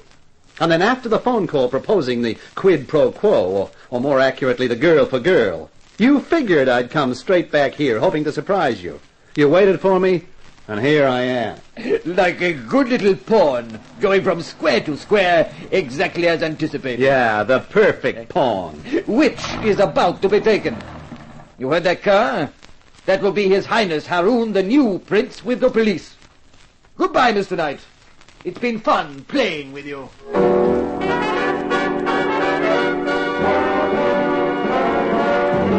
Yeah, they had it worked out to a T. T for Tombstone with my name on it. Oh, there's something very depressing about sitting in a cell swearing at yourself for a sucker. And that was how I spent the time all that night and next morning. That and thinking about Tex, worrying if she was all right. And then round about midday I was taken out of the cell and driven to a downtown office, where a gray-haired guy sat behind a desk with a slim, efficient-looking character next to him. Take a chair, Mr. Knight. Now, what is this? Who are you? My name doesn't matter. This gentleman is Mr. Wilde. Hello. First of all, please accept my apologies for having kept you in that cell so long, but when your statement came to us, we had to investigate, and that takes time. I don't get it. You will when I tell you that we checked your story about Marie Desprez and found it to be true. Oh, you did, huh? That's nice. Don't play tough, Knight. This isn't the time or the place for it. It's all right, Wilde. Mr. Knight can't be blamed for feeling a little sore. Oh, a little? But I suggest you don't say any more, Mr. Knight, till I put you in the picture. An international picture. Okay. It's mostly concerned with Prince Al-Zaman and his country's oil. As you probably know, that oil is extremely valuable to us, and incidentally to France. For a long time, the United States and Britain have advocated that Al-Zaman should be deposed, but France has remained firm. As long as the oil came out of the country, they weren't worried with what went on inside. There's a Democratic Party within the country. It's been fostered for some time, and it's ready to take power. We could assist them to do that bloodlessly, and now is the time, with Alzaman dead. But, of course, the French must agree. Now, wait a minute, the French... You're getting it now, aren't you? It's important that Mr. Spray must be found alive. Yeah. The indignation of the French people when they learn what happened to her will swing their government to our way of thinking. Yeah, I can see that. Now, our big problem is to find Mr. Spray. Have you any idea where she would be? Yeah, sure. Somewhere in the house. It's an old place. There'd be a cellar. They'd probably put Tex there as well. Oh, yes. I'd forgotten about the other girl. I hadn't. As soon as Haroun even thinks we're suspicious, he will undoubtedly murder the Desprez girl or both of them. That's the tricky part. Mr. Wilde here is from the FBI, but I can't use him or his men any more than I dare send a squad of police with tear gas and Tommy guns into the place. It would be signing the French girl's death warrant. Looks like a one-man job. And I'm the one man. Why, Mr. Knight? Because I know the house. He's right, sir. Look, here's an idea. Take me back to headquarters, book me for murder, and let the press get all the pictures they want. When Haroun sees that in the papers, he'll feel safe again. Then pull out all the cops at the house, and tomorrow night let me out of a side door in the jail. It's not bad, sir. It could work. Yes, well, I suppose it could. It's a risk, but on the other hand, I can't think of any better scheme. Very well, Mr. Knight. That's how we'll do it.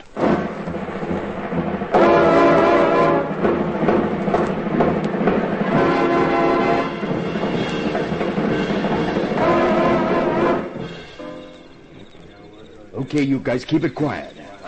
All right, now we got over the wall. Nicky, this is where you're on your own. Yeah, me and my .32. I've got another gun for you. Here. Hey, what's this, a 6-inch howitzer? It's a rocket gun. You've got an emergency, you point it out the window and you pull the trigger. We'll see the rocket, all right. Uh-huh. All right, thanks. The best place to carry it is in your sock. Oh, okay, right. Just hope it doesn't go off and leave me minus 3 toes. We'll fan out and watch for your signal. If it doesn't come within 20 minutes, we'll come in anyway. Good luck, kid. Well, thanks again. So long. For the 3rd time now, I crept up to the back door. For the 3rd time now, it was unlocked. These characters obviously didn't believe in guarding their rear. I was halfway across the kitchen when I heard voices. Yes, Your Highness. I looked around for a place to hide. There was a broom cupboard built into the wall. I got in with the brooms and pulled the door to, leaving just a crack to see through. A second later, the light was switched on, and Haroun and my old pal Louis came in. So, in a week, Louis, we shall leave the United States. I return home to take up my rightful position. While Mr. Knight remains to die for the murder of your brother. A sacrifice in honor of the new prince, eh? What about the 2 young ladies? Well, I'm about to take their food to them, Highness. The team has prepared the tray.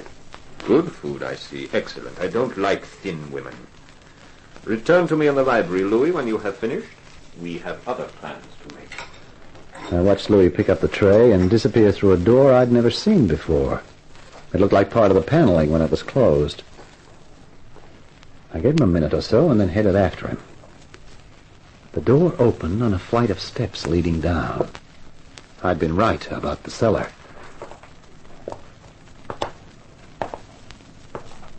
Here's your meal. Eat up. His Highness Prince Haroun prefers women who are well filled.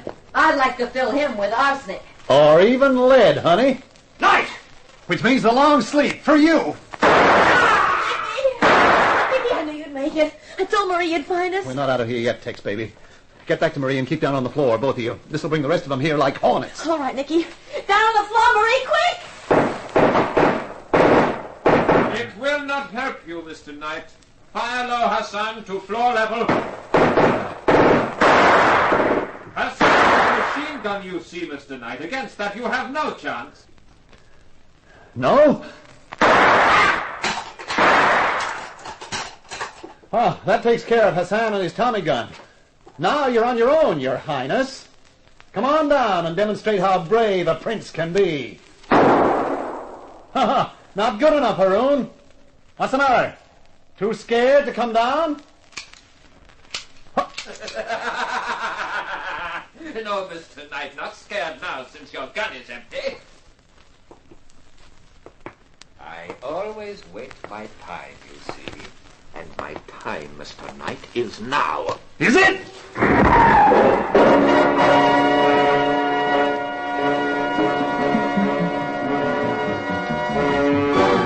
As he came down the steps, I remembered the rocket gun in my sock. I grabbed for it and pressed the trigger. Haroun was practically on top of me when it hit him. When I came to think of it, he didn't stay a prince for long. Later that day, I was back in the office of the gray-haired guy. Congratulations, Knight. You did a magnificent job. I'll just pin the medal above the heart, General, and I'll go home. With both Al-Zaman and Haroun out of the way, that line of succession is gone forever. And we feel confident that a much more democratic regime will take its place. The people should erect a statue in your honor, but they probably won't. Just tell me one thing. Who exactly are you? Oh, let's just say that I'm connected with the State Department. My job is connected with what happens in other countries. You know, the things you don't read about in the newspapers. Well, of course. Of course I'm dumb.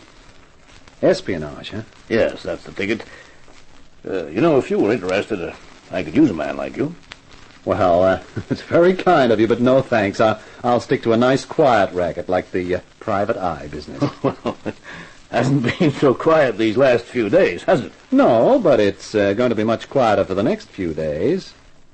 You see, there's someone back at my apartment who'll see to that.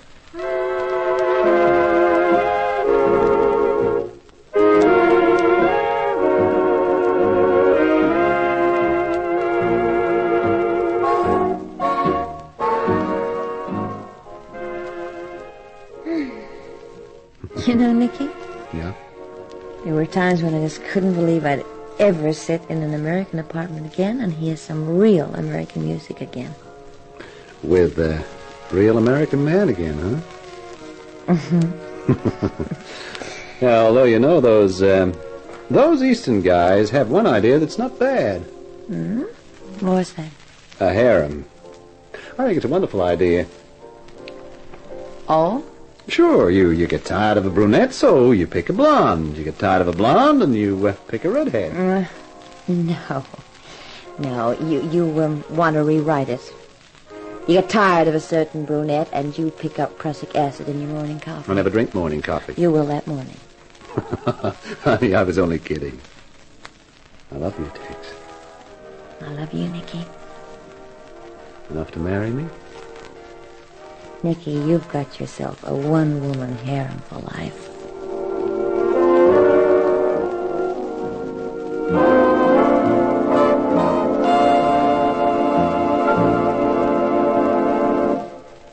That takes care of Nicky Knight. His nightmare's over, or it's just starting, depending how you look at it. Well, I'll be back to bring you another of my books. The next one's called Destiny, Danger, the story of an English undercover man who didn't stay undercover enough. So this is Carter Brown saying so long for now. Be seeing you.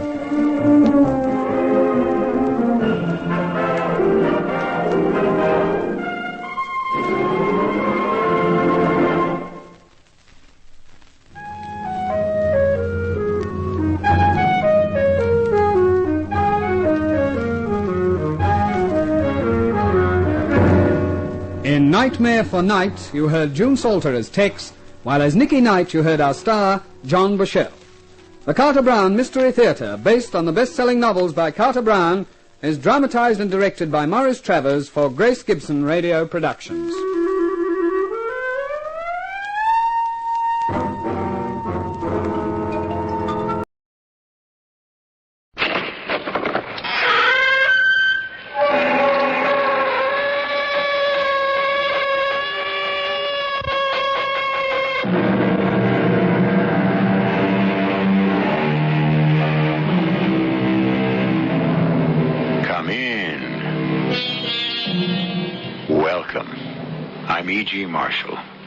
This is a tale that takes its inspiration from the 18th century poet Alexander Pope, who said, "Poetic justice, with her lifted scale, wherein truth with gold she weighs."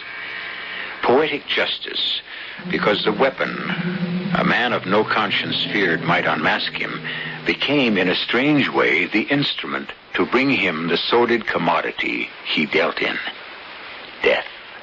Keep shooting. I can't, Diane. I'm out of film. What did you expect me to get? The killer. What? There was one, Bob. The man who fell didn't fall. He was pushed. And by sheer chance, you may have gotten a picture of the murderer.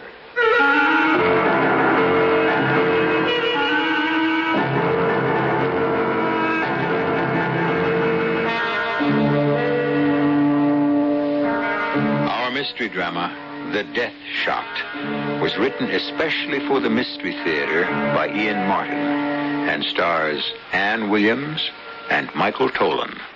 I'll be back shortly with Act One.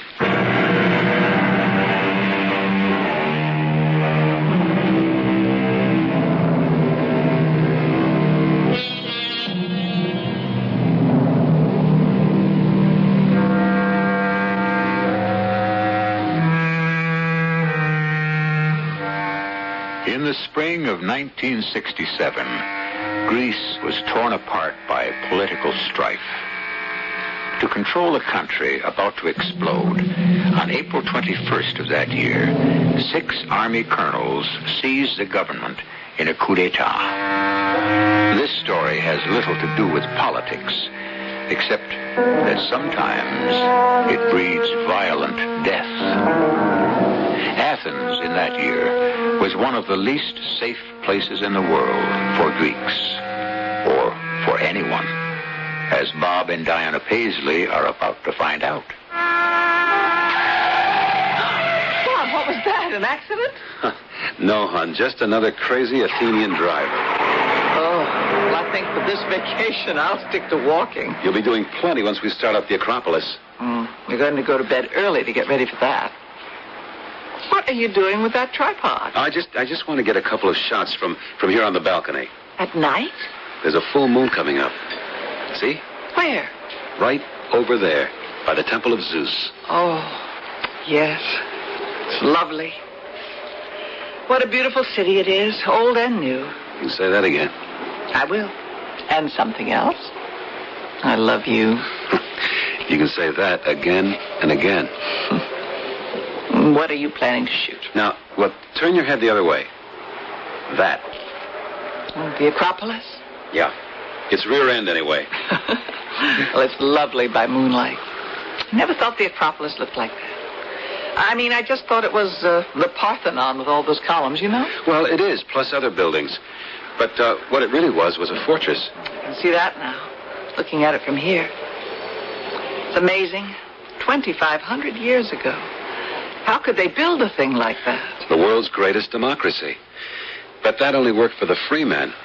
The rest were slaves. You get enough ants, you can move a mountain. Well, it is a mountain. Yep, part of it. The rest men built. Must be 10, 20 stories up to the top. Ooh, I'd hate to fall off. Quite a few people have. Now, hand me the camera, will you? Sure. Who? Who what? Who fell off? Oh, well, Aegeus, for one. Who he? He was Theseus' father, a king, and a ship was coming back to Athens with black sails, and he thought that meant his son was dead. He committed suicide? They say. Yeah, Diana, baby, it's like the Empire State or the World Trade Center or whatever. Kooks are attracted to them. Well, I hope no one falls off tonight. Oh, fat chance. It's closed by now. Nobody up there. Well, I can see people up there. Where? Oh, you can only look right through one eye, Cyclops. Look in your viewfinder. Hey, you're right. Why would anyone... Oh, well, I just want to get the silhouette, some of the shading on the wall, and the feeling of tremendous height. Boy, you took a leap off that. You'd be one scrambled egg when you landed. Oh, Bob, don't. I'm sorry. It's a silly thing to say. Well, I'm just about set. As soon as Mr. Moon cooperates completely. It's pretty bright. It isn't quite high enough to get light on the fortress wall. Hey, you got any of that nice white wine left? That Retsin or whatever you call it? Oh, don't bother. The moon is just right. I got to shoot. Yeah, this ought to be it. Oh, boy, gorgeous. Super. Hold everything. Bob. What? Somebody just fell off. saw it. Huh? I didn't see it. How? Oh, don't stop shooting. Keep taking pictures. Well, I am, but I didn't see anyone. Something blurred across the lens, but I didn't... Just keep shooting. Well, I can't. I'm out of film. But what did you expect me to get? The killer. The what? There was one. The man who fell didn't. He was pushed. He was murdered. And just by sheer chance, you may have gotten a picture of who did it.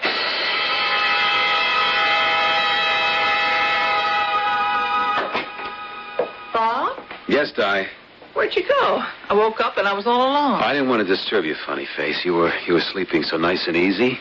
I went to turn in the film for developing. And I picked up this. What is it? The Athens News. Oh, great. Who translates for us? Now, it isn't in Greek. It's in English. You won't need anyone to translate that headline. Broadcaster plunges to death. Then I was right. You were. Who was it? Jeffrey Kellen? No, how? Well, no one seems to know. What do you mean? Who caused it? Well, according to the story, he jumped or fell. Oh, my Aunt Mary, he was pushed, shoved. I saw Now, it. come on, Diane. In the moonlight, a quarter of a half a mile away? I saw it. I tell you. Oh, anyway, nobody has to take my word. You have some film on it. Maybe. Well, you know you have. Well, I don't. Not till I get some prints back. Oh, I wish you were home so you could have developed your own. Well, I'm not, so I have to wait another 24 hours. In the meantime, we ought to go to the police. Oh, now just ease back, baby. This is no way to start off a honeymoon. We could get our feet in a heck of a lot of piping hot water. By just being good citizens. Yeah, of the wrong country. This is Greece, and the pot is really boiling. And Jeff Kellen was stirring it up pretty good. He's really been bugging the little colonels that run our oldest democracy. So they had him taken care of? We don't know that. But just suppose they did. I'm not about to walk into their whole machine and accuse them of murder. I'd get my own head in a basket. Well, what are we going to do? Well, we can't just sit still for murder. Look, just cool off for a moment. If we have any proof there was, well, foul play... Oh, Bob, I keep telling you I saw it. This man lunged forward and pushed the other man over. Yeah, but till we get the contacts back, we don't know that. We can't do anything until then. If ever. What do you mean, if ever? Look, it's supposed to be our honeymoon. We wanted to hang loose, remember? We stick our noses into this, and we're right in a hornet's nest. Do we want to do that? What choice do we have? Well, that kind of rests on what the pictures show. Okay. And supposing they back me up, then what do we do? Listen to me, child bride. It's hell to get mixed up in any other country's politics. I just plain hope we don't have to. For the first time in my life, I'm keeping my fingers crossed. I blew those shots. For my money, I hope they're a washout. Well, how are they? Clear as a bell. Was he shoved? No question. You can see who does it? Yeah, like he posed for it. Well, who was it? Search me. The guy with the umbrella. The what? He had an umbrella, the killer. What for? It wasn't raining. Well, maybe he thought it might. He was a pessimist. I don't know. Might not even have been his. Oh, you lost me. What I mean is... Here, look at the pictures. The third frame here, see?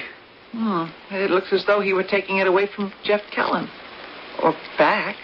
What do you mean back? Look, in your first shot, doesn't it look as if you were handing it to Kellen? And then in the next, he starts to push him, and the other three, he's taking it away. Maybe. We'll be able to see more clearly in the blow-ups. Well, when do we get those? Rush job special. Tomorrow morning. Then what?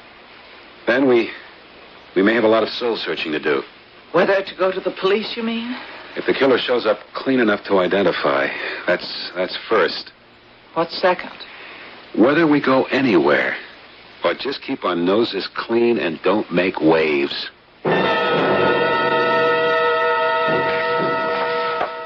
Well, there he is. Any idea who he is? I never saw him before in my life. I'm sorry I ever opened the shutter and saw him at all. This whole thing is heating up, Di. I mean, we stick out our necks, we're really going to be in it up to them. Why? We just show the picture and make a statement. Now, it won't be that easy. Look, it's all over the morning paper again. And it's gone international. Jeffrey Kellen may have been a muckraker at home and a troublemaker abroad, but he is a U.S. citizen. He can't get himself bumped off without an investigation. And I sure don't want to see us in the middle of it. Well, we haven't any choice. Yes, we do. Nobody knows yet it was murder. He jumped or fell is all. Well, we can't just not say anything. No, but once we get mixed up in it, Lord knows where it leads.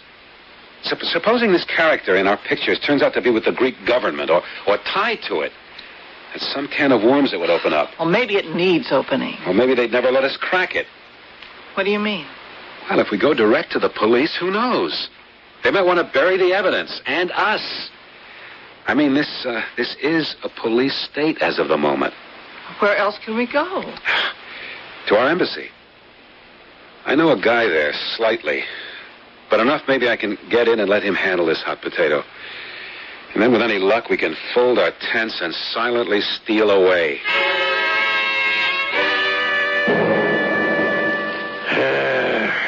You had to take these pictures, I suppose? No, it was an accident, Dean. An accident looking for somewhere to happen. You had to sick it on me. Aren't you glad to have the evidence? I'll lay it on you straight. No. A guy got murdered. He got pushed over the edge, just like he's been pushing other guys for years. Poetic justice. The only difference is he never actually killed anyone. He just ruined them. He got it all the way. Well, just because he didn't like the guy doesn't mean he isn't entitled to justice. Kellen didn't know the meaning of the word. But that isn't the point. Well, what is? You see this unlovely son of a sea cook that finally gave Kellen what he's been asking for all these years? You know who your subject is? No. Well, there are the colonels.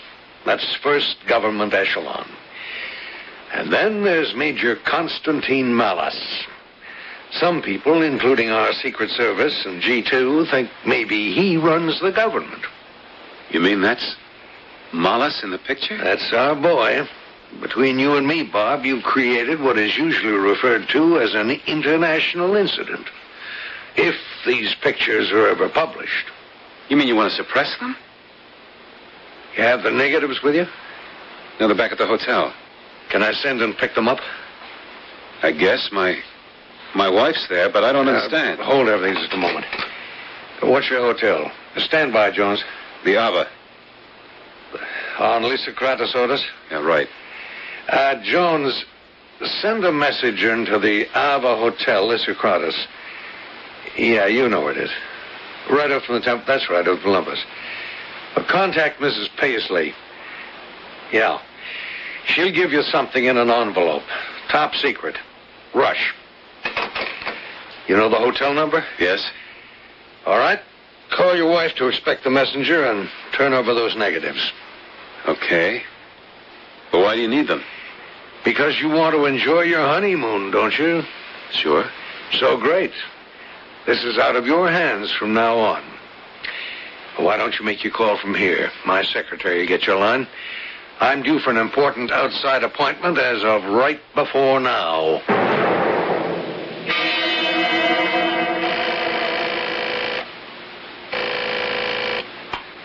Hello? Mellis, this is Dean Canby from the American Embassy. I'm holding a bomb that could blow you right out of your seat. I've got a notion you might be holding something of interest for me. I figure we might just make a trade.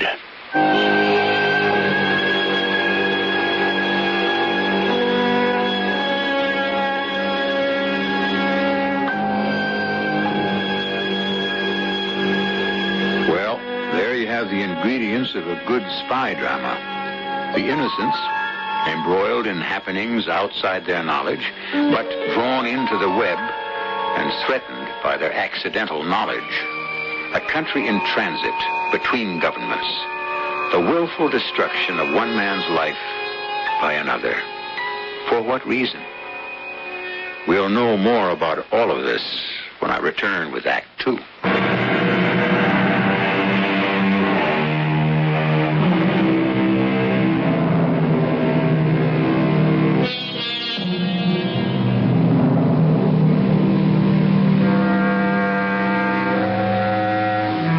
to our web of intrigue and danger. And that interrupted phone call. At this end of it, an American ready to betray both his principles and his country for gain. At the other end, a man with a steel-trapped jaw and eyes like chips of flint. A man to whom all human life means less than nothing, except his own. A man who can take another man's life as casually as you or I might swat a fly. Major Constantine Malice, chief hatchet man for the dictatorship. Where are you calling from? Don't worry, a phone booth. The call can't be bugged or traced. What have you got? Pictures, by moonlight, night before last. You can guess where. I see. Where do we meet? The gardens, the big elm, near Sindagama. Not far off the Boulevard Amalias, you know it? With the metal seat all around the trunk? I know it. Alone. No secret police or palace guards. I will be alone. If I don't return to my flat in one piece by 10 o'clock, I've made arrangements for the pictures to be mailed to the newspapers. You will get home safely. What time? As soon as it gets dark. 8:30? You'll bring your proof? I'll bring a sample. And what must I bring? Money. In large, large hunks. Say, 5 million drachma. I can't put my hands on a mountain like that so fast. Well, then you bring a sample, too. Enough to establish your good faith. Whew. Some climb. Oh, it's not too bad. We're halfway there. Well, I'm proof for the moment. Let's sit on a bench. Why not? The Acropolis has been there for 2,500 years. I guess it can wait a couple of more minutes for us. It won't go away. I wish part of it would. I mean, sort of spoils it now after what happened the other night. Look, try to blank it out, hon. It's not any part of us. Not anymore, anyway. Well, won't we have to testify in court or something? Nope. Dean Canby's going to keep us out of it. Oh, I don't see how he can. Well, let's leave that up to him. We've left it all up to him. I don't know. It seems like a cop-out. How come? He's far better able to handle something like this than we are. I guess so. I just don't like the way he goes about it. What are you trying to say, Di? I don't know, darling. It's just... Why didn't he call the police right away? What's he waiting for? Well, you know what he said, that this had to be handled carefully. It might create an international incident. No, I don't dig that.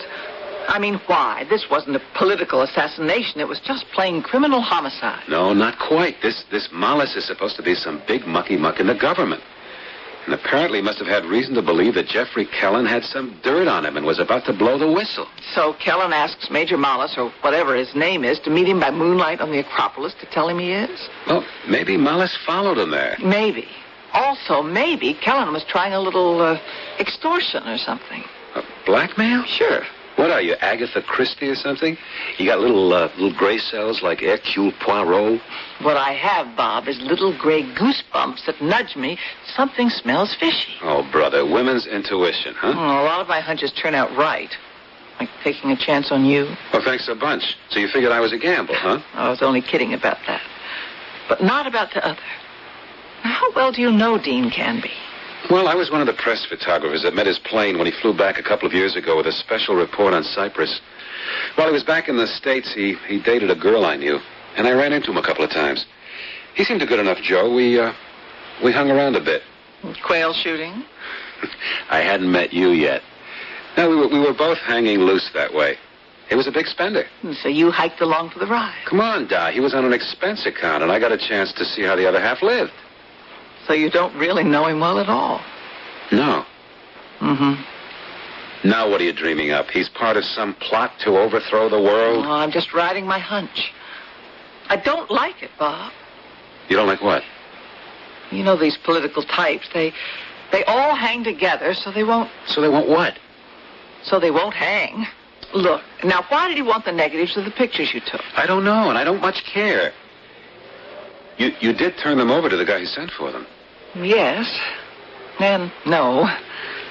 I held out one for insurance. Insurance against what? Oh, I don't know. Somehow I just don't trust him.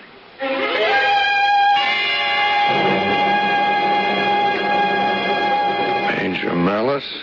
Mr. Canby. So we're here. No more names. What did you want to show me? Shall we sit down? Why not? Why did you bring me here? You know? I know what you told me. The proof? A picture that is worth 1,000 words. There are, of course, others. The photograph is not bad. So? I told you what I want. You gamble too much, you know. You are in serious trouble. If I wasn't, I wouldn't be mixed up in this. So, that's good. What? That whatever bargain we make is from desperation. It will be so much the better. I want money. Lots of it. $250,000. I won't go for less. I want my neck. I could scarcely reach for more. Well, then we have a deal. I wish I could say so. The money I don't have. Now, let's not weasel around. I told you. Even in these safe surroundings, no names. When I say money, I mean cash. What else can you offer? Something equivalent. What? The art of Greece is enshrined in temples, in stone, in friezes, frescoes, paintings on plaster, and so forth. Of course, in statuary. What little of it is left, priceless, no? Of course. No argument. Suppose, just suppose for a moment, that someone like Praxiteles or Phidias could have lent his talent to another art form. Besides sculpture? What? Suppose, if you will, that he was experimenting with natural dyes and materials, and he thought of the idea of stretching material on a frame and creating a canvas on which he could paint layer by layer with pigments. You mean an oil painting? Such was discovered quite recently in some new excavations, in amazing repair. No question of its authenticity. Its value, astronomical. Whatever any given individual will pay for it. Yeah, if he could get it out of Greece. Exactly. So far, I have failed. But it still can be gotten out for the right price. Well, if you're looking at me, butt out. I don't have that kind of money. Neither did Jeff Kellyan, but he had the connections and the chance to squeeze it through customs. So do you. Much more than he, actually. This is really the perfect chance of a lifetime, would you not say? Well, I guess I'd have to. So, here is what I propose. I will give you this canvas in a fashion that you may smuggle it to America. Through the contacts I give you, you can sell it for a king's ransom. I will make a better deal with you than with Jeffrey Kellyan. I gave him 30%. With you, we will split down the middle. Jeff Kellyan was going to smuggle out the painting for you? I made a rare mistake. I thought he was just as corruptible as all men. At the last moment, I discovered he was not. So you killed him? He died, fortunately enough for me. As I would, if I made any slip-ups. The risk you take. You dictate all the terms. Suppose I just wanted to turn you in. Do you honestly think you could leave the gardens alive? I'd better. Or those pictures get to the newspapers. Ah, yes, those. Well, if we have made our deal, there will be no problem there. They will be destroyed. Once I have the money, prints and negatives. You have them all? Yes. It is not enough. Who took the pictures? A guy I know, on vacation with his wife, by accident. Does it matter? Yes. Why? Because what his camera saw, he must have seen also by eye, and his wife. You did say there was a wife. Yeah, he's married. So there is a corroborative witness. Their names. What's the deal? You give me the pictures and the negatives. Assure me they are all that are extant. I give you the painting in such form as you can get it out of here. You sell it to the highest bidder, and we split down the middle. If you cross me, don't delude yourself. I will find you and kill you wherever you try to hide. Like you killed Jeffrey Kellner? Or anyone who tries to double-cross me. But the deal is not made yet. Why not? You and I can make all the promises we want. You can deliver me prints and negatives. But how do I know they are all that exist? Well, I can put the fear of God in them. Well, I think we can count on it. Maybe. Maybe we can count that all the physical evidence has been destroyed. But I have learned through bitter experience that is no safe decision. Before our bargain is complete, I want the name or names of anyone responsible for these pictures. I can't leave whoever took them alive, or anyone involved in taking them. They are as potentially dangerous to me as the prints themselves. Who are they?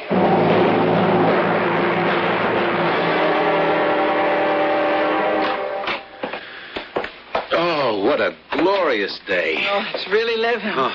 2,500 years ago, those people made all that beauty and life worthwhile. That's what kept us going. And will. Oh, yes. I'm dead tired, racked. But, I never felt so wildly alive in my life. Now I know what it's all about. It's so precious. I don't want ever to let a second of it go. Right on. We got it made, honey. No one, nothing is going to stop us now.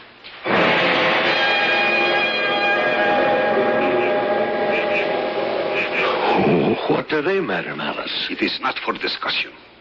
The names and addresses. Mr. and Mrs. Robert Paisley. Ava Hotel, Odos Liscuratus. What are you going to do with them?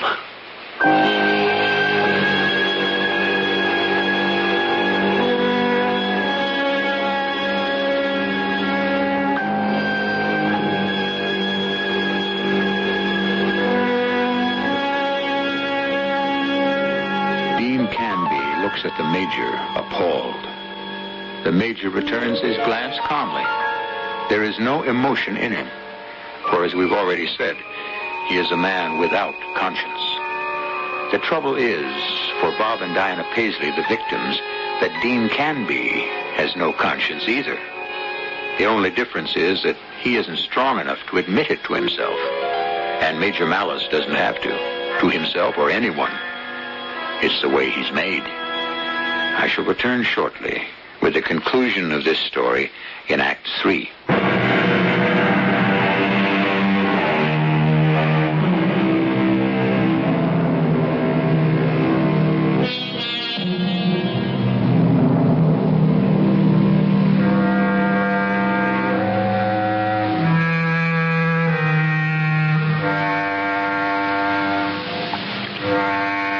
The two men still gaze at each other, glances locked, as we left them. But Dean Canby, a weak man, cannot long sustain the steady, baleful look of Major Malice's flat obsidian eyes. His look falters and drops, his eyes swimming from side to side, nervously, afraid of the words which have just been said. There are other ways it can be managed. How? I can go to them, to the Paisleys, have them give me the whole roll of film. Then you can be sure. Mr. Canby, I'm sure of nothing. Yet. First, we must arrange our affairs. What is the English term? A swap, no? A trade is what we say in America. Very well, a trade. The pictures, the negatives, all of them, for me. And for me? The painting, my priceless canvas. How do you expect me to smuggle it out of Greece? You have diplomatic immunity, no? Maybe as far as my country is concerned, not yours. So your baggage and effects will be searched. The canvas will not be found. Why not? How was Kellen going to get it out? As you will. In that most innocuous and yet natural I like to pick the exact word, appurtenances for any traveler to be carrying at this time of year. This.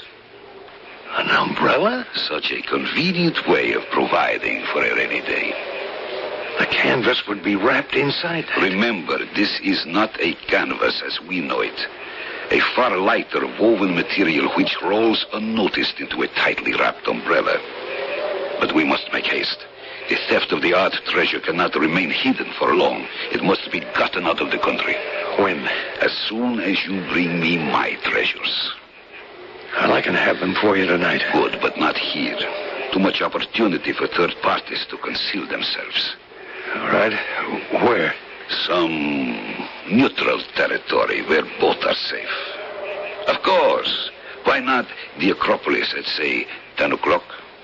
The Acropolis? There will be a moon again, and I will bring a viewer for the film. Where on the Acropolis? At the West End, on the battlements. That's where... Galen met his death. Quite right. But then, he was planning to double-cross me. Surely you have no such thought in mind. Well, I thought I'd never get that bag closed. Can't we ever come home Sunday with less than we left with instead of more?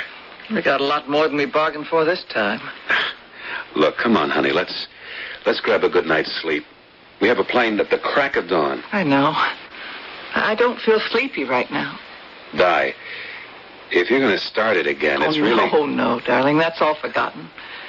I'm just looking at the moon outside, being sorry we had such a short honeymoon. Oh, darling, none of that. Our whole life is all. What? The honeymoon. Oh, you're kind of a nice guy, you know it? Just the way you got me going. Let's go out on our balcony for a last look. Right.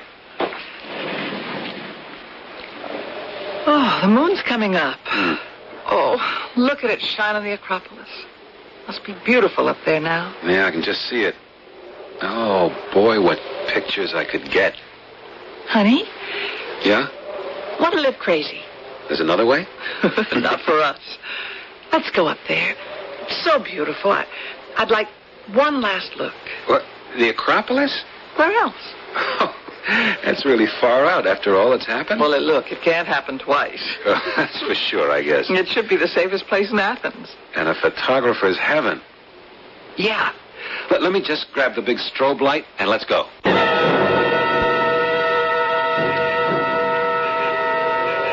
Bob? Now, hold a minute, Di. I just want to get this shot. Oh, beautiful. All on the point of view. Oh, all this moonlight, you had to lug along the shoulder sling and the strobe. No, I can't ask a bunch of statues to move out and let the building they're holding up fall down so I can get the right light on them, can I?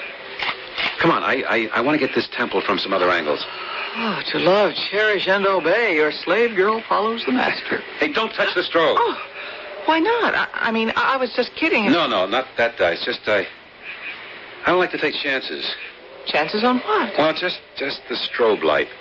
You've no idea what a lethal electrical charge that little unit can build up.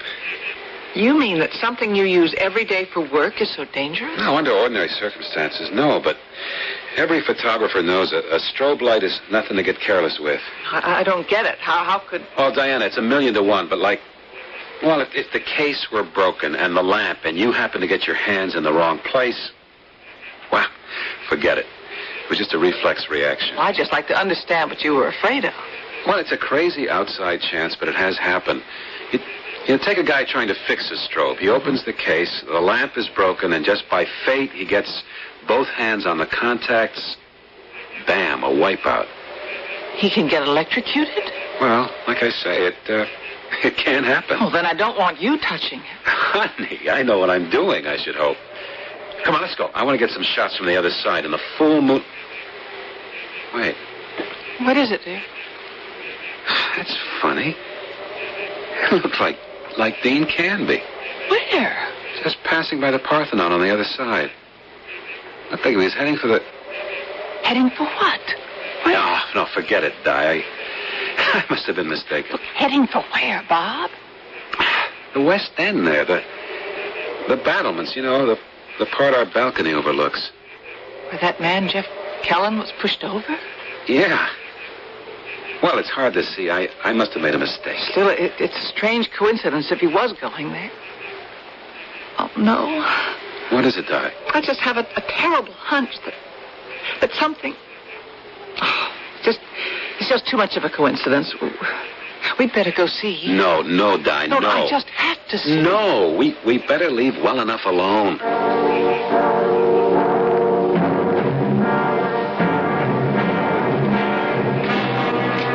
Stop right there, Mr. Canby. Mellors? Yes. And we are nicely alone. Let us make sure we stay that way. Come along here, at the parapet. This will do fine. We are too much in the public eye. Over there by the shadows would be better. Really? What are you afraid of? I'd like to leave here the same way I came in. Not like Jeff Kelly in one swift plunge, eh? Don't be a fool. First of all, I never press my luck. Secondly, an idiot, don't I? Yeah, I suppose you're right. Of course I am. Don't be a child. I promise you will leave by the same gate you entered. But I hope you have brought some material for me to examine. And I prefer not to have an audience. Shall we go in the shadows? You brought the material for me? You see my umbrella? Okay. Let's go over by the parapet. Bob? He went up the stairs to the edge of the fortress, just like you guessed. What do you mean, he? Your friend from the embassy, Mr. Canby. I told you I must have been mistaken. No, I don't think you were. Well, how could you know? You never seen Dean. No, but I've seen the man he's meeting now. So have you. Can't you see that's the man who killed the reporter? Well, how could you possibly tell at this distance? By the umbrella. Oh, for heaven's sake, Di. Look, I don't blame you for being jumpy, but honey, you're all wrong. Could we just take a walk over that way? Like just in case. And what if anything was going on? What could I do? I tell you what you could do. You could point your camera at them and take a flash picture if anything looked wrong. You could just take a picture on general principles, like you were what you are, a tourist. And then we'd know for sure, no monkey shines. I ought to have my head examined. You do talk me into things. Okay, let's stroll that way real casual. What do we got to lose? Except maybe everything.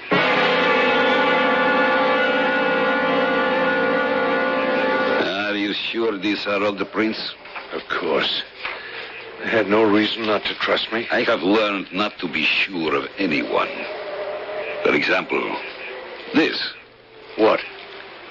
That's one strip of the negative. Cut into 6 frames. This one is 1 frame short. Well, sometimes 6 doesn't divide right. I mean, in a 20 exposure film, you've got 6 I can count, my friend. I can also read. The frames are numbered. Number 17 is missing. That is not at the end of the film, so somebody is holding out. Well, not me. You or your friends. I told you they would have to be eliminated. That can come later, no problem. In the meantime, there is you. What security can I have that you are not holding out? I am afraid you must go also. Don't you come near me. You're not pushing me over like Jeff Kelly. No, my dear friend, nothing so crude. But don't move. That's a gun. With a very efficient silencer, if I have to use it. But I don't think that will be necessary. I think you will live quietly with me until I can turn you over to the police. The police? What for? Shall we say, stealing art treasures and attempting to smuggle them from the country? I shall have to say, of course, that this is your umbrella. Why, no one will believe you. In Greece, my word against yours. The games men play. We take our chances. No. I'm not going to let you... God! You fool. Shoot him, Bob. Quick, shoot him. What? Don't shoot. It was just a flash photo. Damn all of you and your... Are you all right, Bob? It's okay. He just hit the strobe light. Give me that camera. In a pig's eye, brother. He's going to shoot again. I'll sandbag that killer. What happened, Bob? Holy mackerel. I told you strobe was nothing to fool around with. His shot busted the case and the lamp. When I hit out at him, he must have grabbed with both hands and... And what? He electrocuted himself. I guess that's the first shootout a man ever won without having a gun.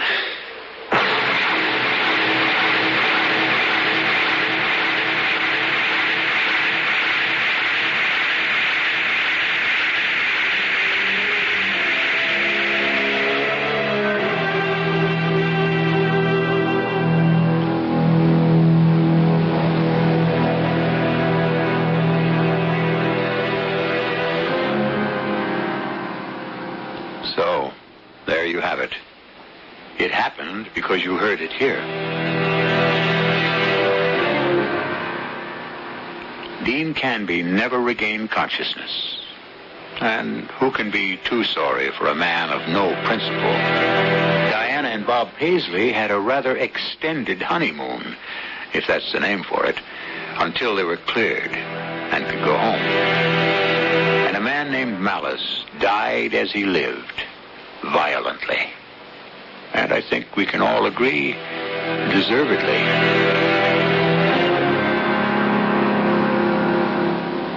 I'll be back shortly.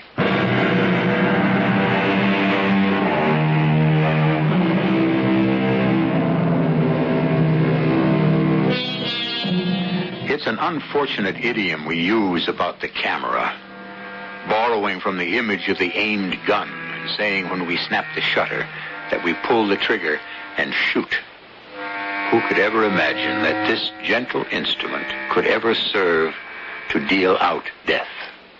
1,000,000,000 to 1 chance. But how fortunate that luck was in the right corner. And how interesting that Malice died from the thing he most feared, the eye of truth. Poetic justice, indeed. Our cast included Ann Williams, Michael Tolan, Court Benson, and Jackson Beck. The entire production was under the direction of Hyman Brown. This is E.G. Marshall inviting you to return to our Mystery Theater for another adventure in the macabre. Until next time, pleasant dreams.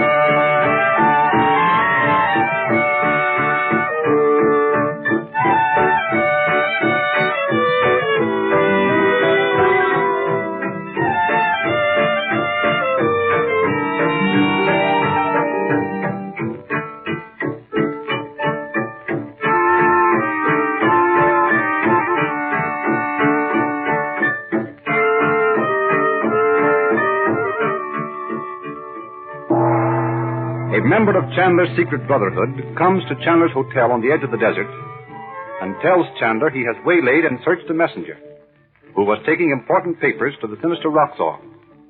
He brings the papers to Chandler, but to their dismay, the stolen records of Robert Regent are missing. The present act finds Chandler and Princess Nadia in the secret room in the pyramid. Chandu, the magician. How cool it is in here. I sometimes think old Khufu and the rest of them were trying to build burial places where they would at least keep cool after they were dead. You still find Egypt uncomfortable after all your years in India? Oh, I'm used to it, of course, but I still don't like the climate. And your sister, does she like Egypt? Yes, and of course the children are so fascinated by the country itself. But they don't think of the heat. Ah, but you should see California, Nazi. There's the perfect place to live. You sound like one of those tourists who comes to see the pyramids and says, "Oh, yes, yes. This country is all right, I suppose, but give me good old Boston." Oh, my dear Nazi. No man from Boston ever used such an expression. Perhaps not, but you know what I mean. Well, I still say you must come over to California and visit us someday when this business is all over. Dorothy was talking about it last night. You and your sister are very kind, and perhaps we. She must find it very dull with nothing to do but explore this pyramid while you and I discuss this business of ours. I bring her and the children out here from the hotel because I hate to leave them there without me. So many things have happened to us. I know. And she feels that she is helping you by seeing that you have no more worries than necessary. How composed she is, and yet she must be frantic with anxiety. Yes, I know she is. It's harder to bear this suspense, not knowing whether her husband is dead or alive, than it was to believe him really dead. You have had news for me? Yes. Good or bad? Well, some of each. Last night at the hotel, an Arab sand diviner came to our rooms and said he'd heard of my ability as a magician. Oh. I thought perhaps he might be a messenger from, well, you understand, and I let him in. He did some tricks of magic that were really wonderful. You can imagine how thrilled Betty would be. I should like to have seen her. Those sand diviners are remarkable. He finally brought out a bag of sand from under his robe and prepared to tell our fortunes. That was a clever idea, was it not? Yes, so I thought. First, he drew the designs in the sand, as they always do, but he added a lotus flower. So then, of course, I realized he must have a message for me. And did he? He did indeed. He told Dorothy about her search for Robert, and then went on to speak about papers stolen from her home across the sea. Oh. When he had finished with her, he read Betty's fortune and told her to beware of strangers. I hope she was impressed. When I think of her running off to Fayum with Abdallah. She'll never do that again. Dorothy seen to that. The strange thing was, though, the sand diviner then looked very serious and said to Betty, "Thou art fair in the eyes of one who sought to do thy people harm."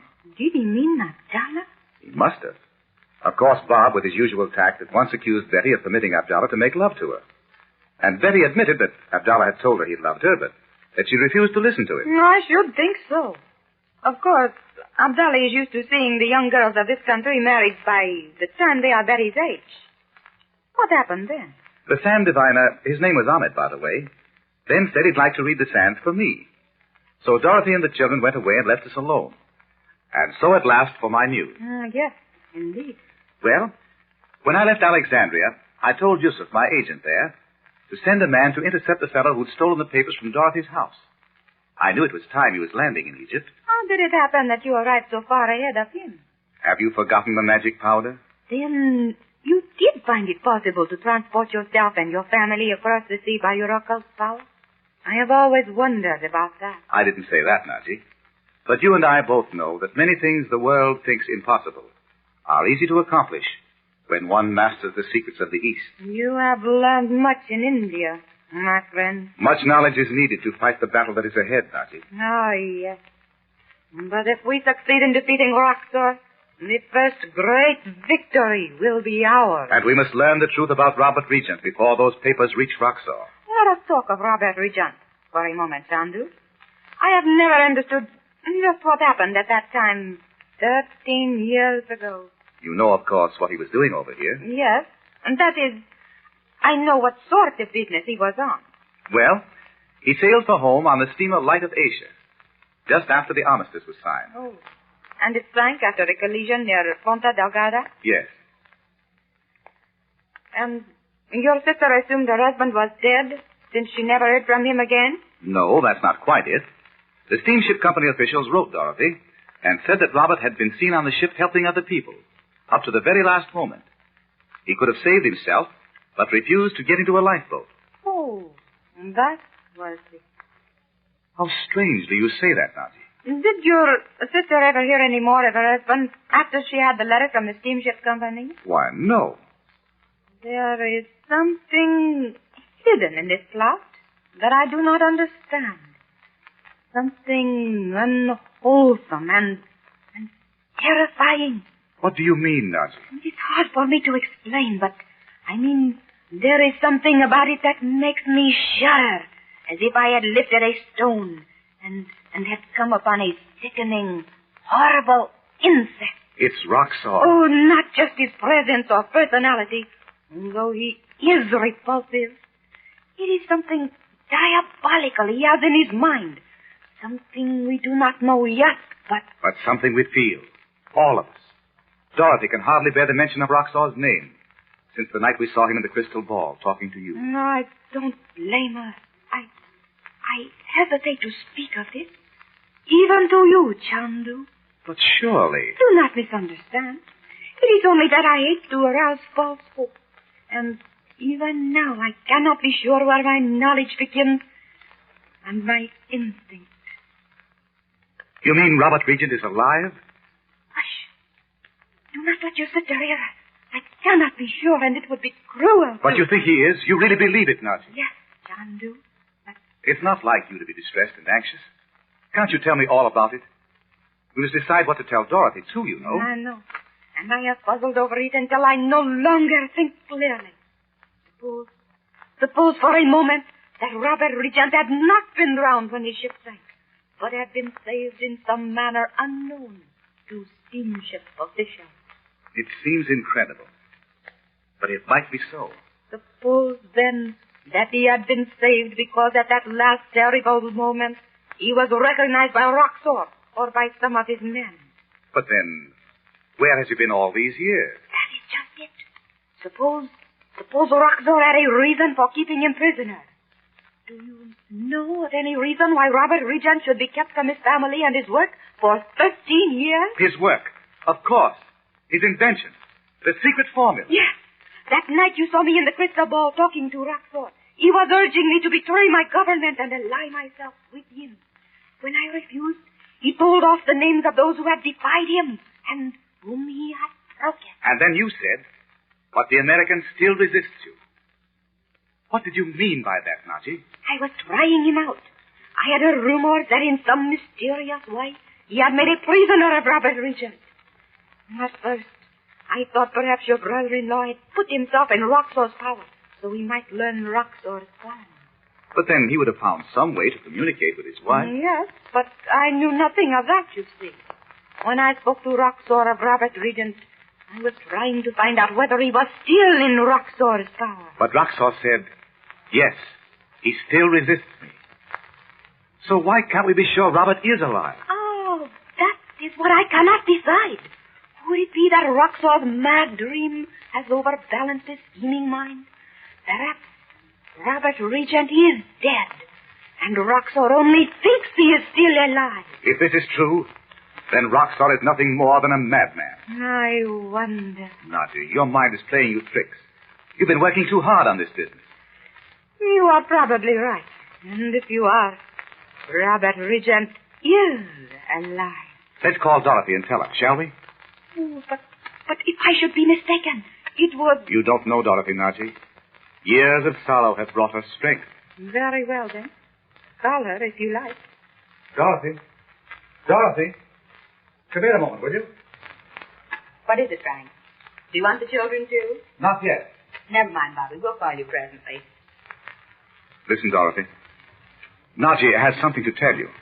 Why, how queer you both look. Is it something about Robert? Yes, it is, Mrs. Regent. Oh, Chandu, you tell her. It's this. Naji has reason to believe that at the time we saw her in the crystal ball talking to Roxor, Robert was alive. Oh, Frank, is it really true? Is it, Naji? I can hardly believe it. Oh, how wonderful that you should have found him. Where is he? That is what we do not know as yet.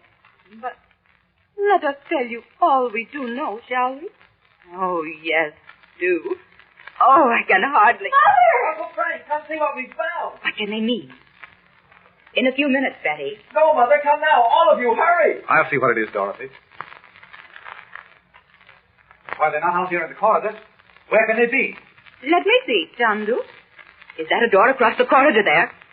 No, it looks like a door, but it is just a way of decorating that wall space. It is only painted.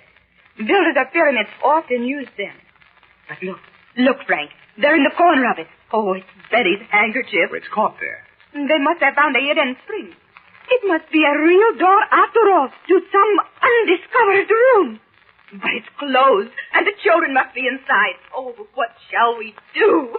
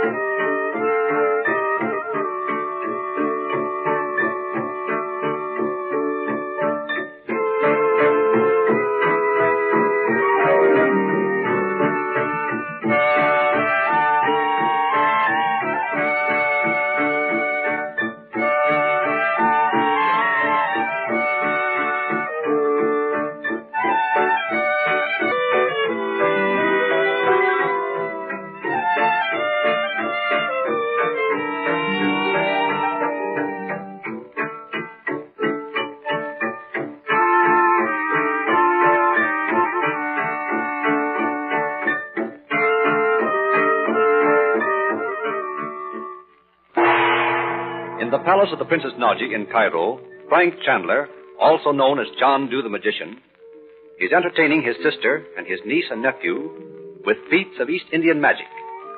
A singer, engaged by Naji to amuse her guests, proves to be Abdallah, the young Bedouin who once tried to abduct Betty. Chandu, the Magician.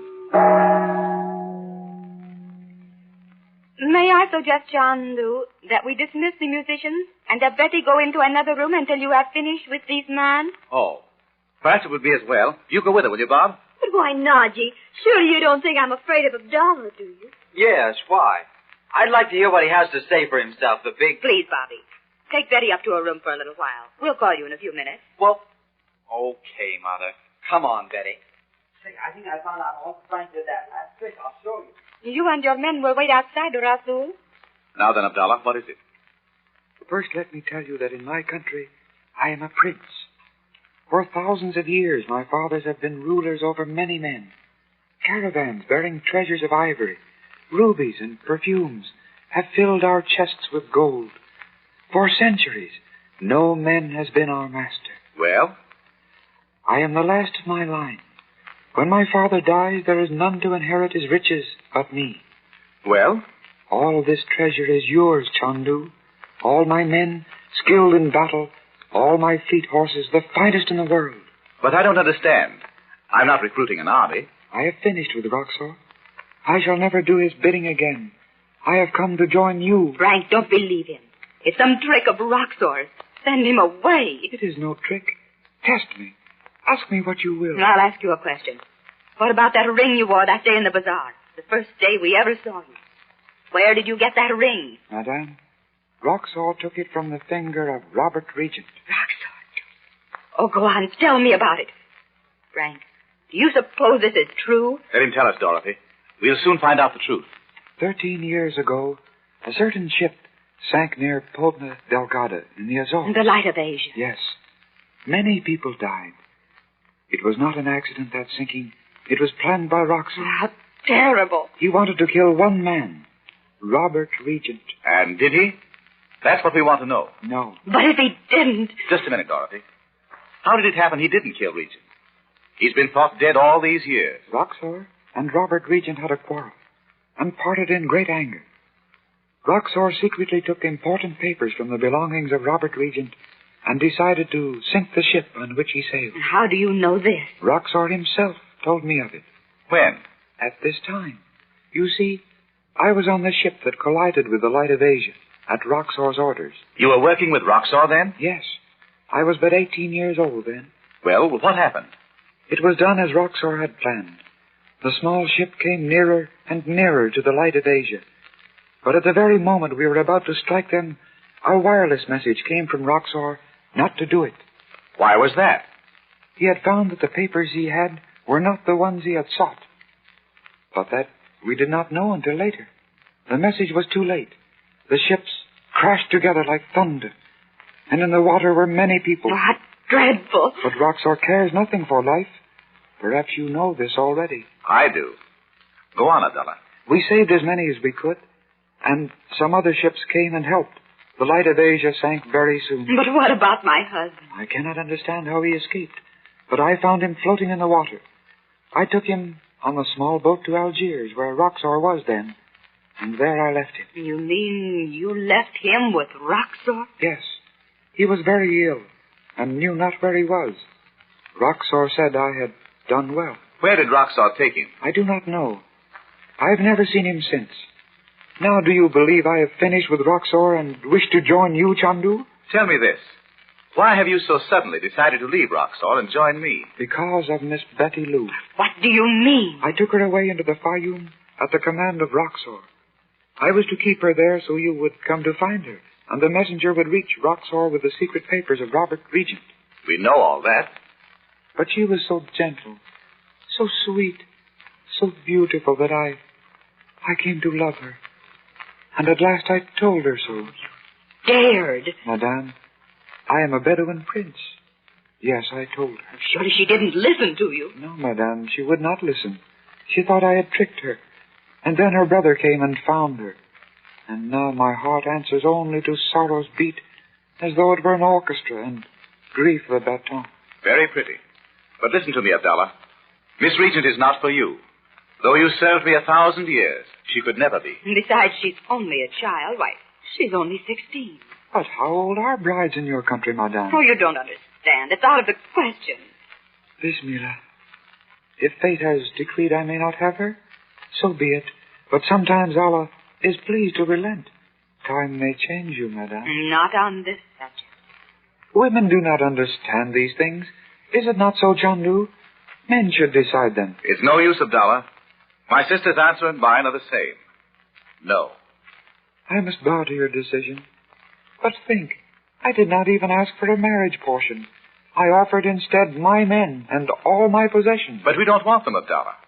And now you only turn to Roxor and tell him his little scheme is a failure. You think I came from Roxor. You still do not believe me. But you must.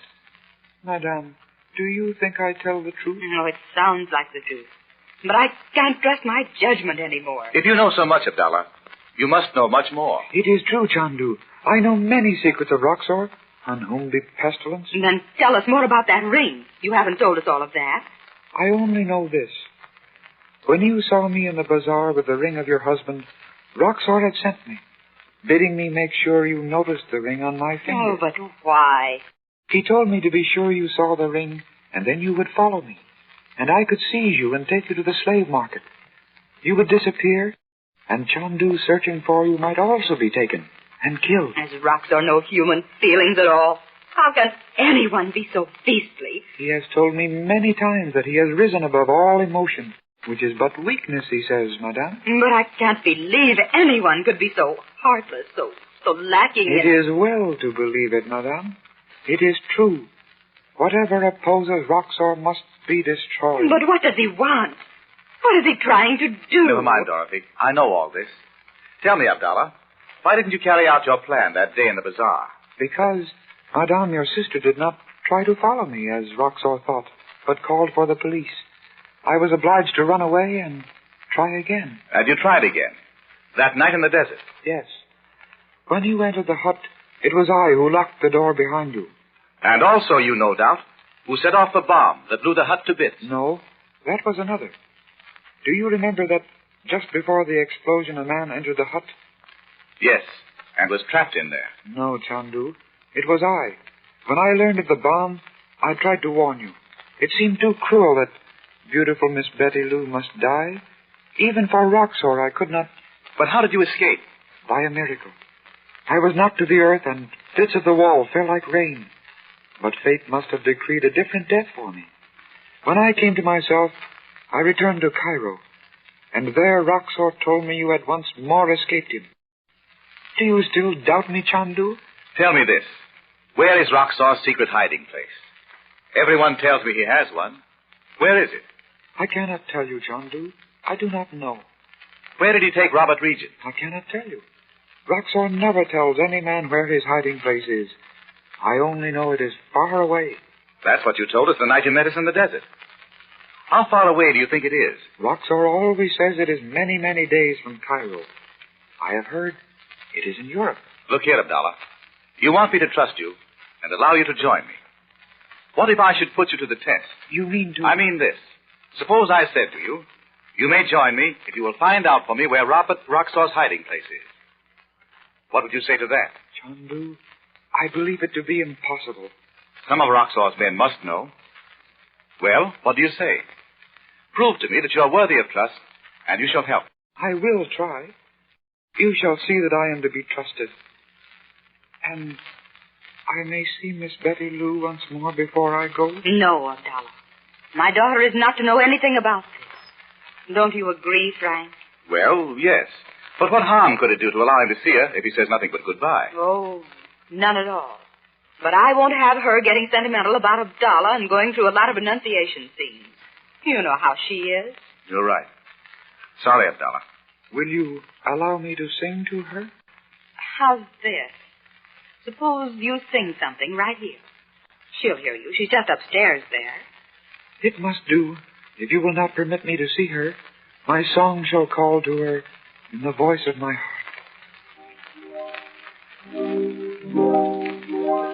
In my garden, jasmine flower, where the perfumed fountains thrill, see thy lover's arms await thee. Come, my heart with vibrant rapture fill, where thy light as footstep lies, blossom spring to greet thee, love.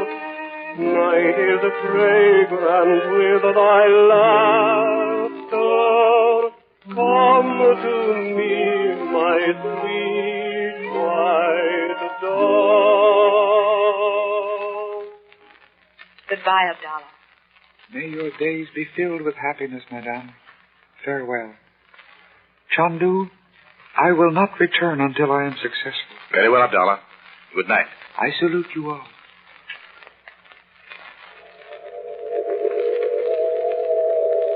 The psychic summons. Let's get the message before he goes. Wait, Abdallah. Wait. Gone already? Abdallah!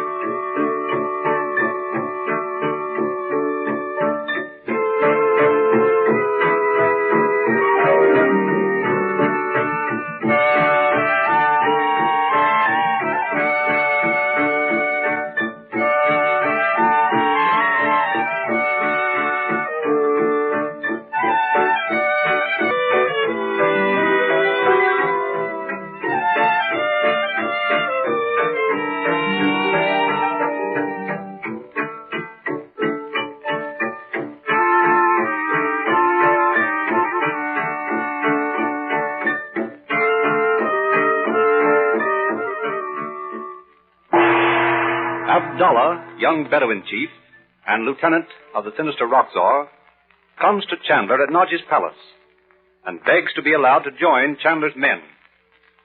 To prove his good faith, he tells Chandler of his capture of Robert Regent years ago. At the test, Chandler gives him a mission. But just as he departs, the psychic summons is heard. Chandu, the magician. Wait, Abdallah. You want a doll, Uncle Frank? I'll get him for you. I must get the crystal ball. Mine is there on the table, Chandu. May I look, Frank? Of course. See, the picture is forming already. Oh, it's the yogi. But that's not the houseboat. Look, Naji, it's a lovely garden. Yes, how beautiful. Listen. Chandu, my son, go with him thou hast sent into the streets. Much will be revealed to thee. Oh, no, Frank. Guard thy secrets with thy life. Await the call. Fear not. Farewell, my son. Why, the crystal's dark. What did he mean by all that? I understood only one thing, and that is I'm to follow Abdallah. Did not Bob say you would bring him back? There's Bob now. Did you catch him, son? No, Mother. I couldn't see him anywhere. How did you know I wanted Abdallah, Bob? We thought you and Betty were upstairs. We were, but we heard Abdallah singing, and we came down on the landing to hear him, and then I thought I heard that thing ringing, and then you called Abdallah. So I chased out to bring him back. Oh. Did you or Betty hear any of our conversation with Abdallah? Not a word. What did he want anyway? He certainly had his nerve crashing in here like that, didn't he? Never mind now, Bobby. Frank, are you really going out to try to find Abdallah? Why, you don't know what might happen. Out to find him? What do you want him for? I don't know just what I do want him for, Bob. But I'm going to find him just the same. I know better than to disregard any advice from the yogi. Was that what that summons thing told you, Uncle Frank? Gee, I wish I'd been here. Who was it? Was it the picture? Your mother will tell you all about it, Bob. I must go. I don't know just when I'll be back, Doc. Try not to worry about me. I'll be all right, you know. Well, I'll try, Frank. And I will see if I can keep them amused while you are gone, Chandu. Thank you, Naji. Goodbye, everybody. Goodbye, Frank. What happened, Bob? What's the matter?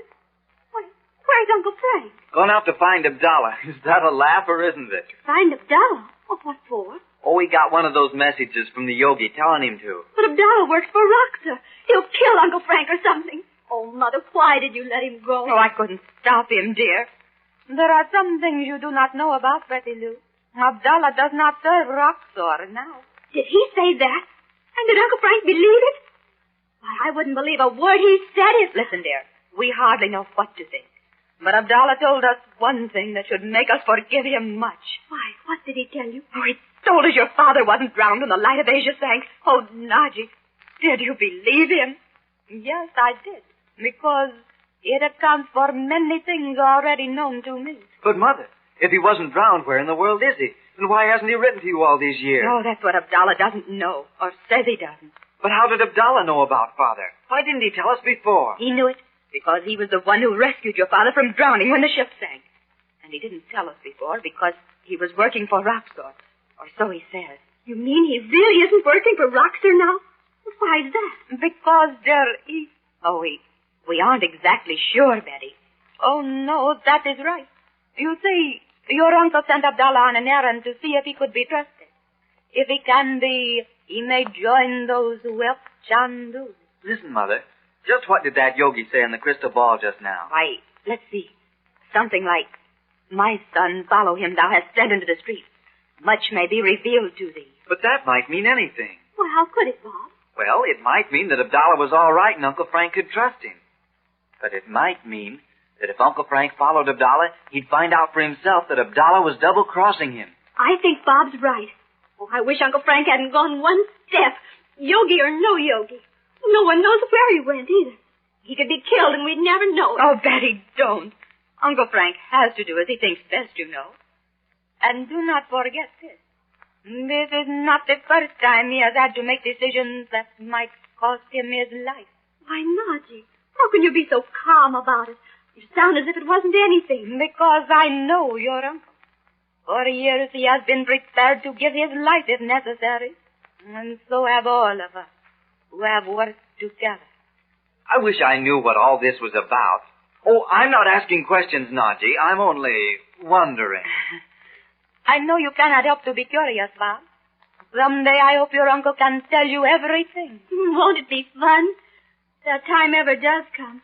To sit down and piece it all together. Imagine what a story it would make. What a story indeed. Well, Mother, if Abdallah did save Father's life, he must know where he went, doesn't he? He knows where he took him, that's all. Where? He says your father was very ill. I don't know whether he means he was injured or what exactly, but Abdallah took him with him to Algiers where he met Roxor.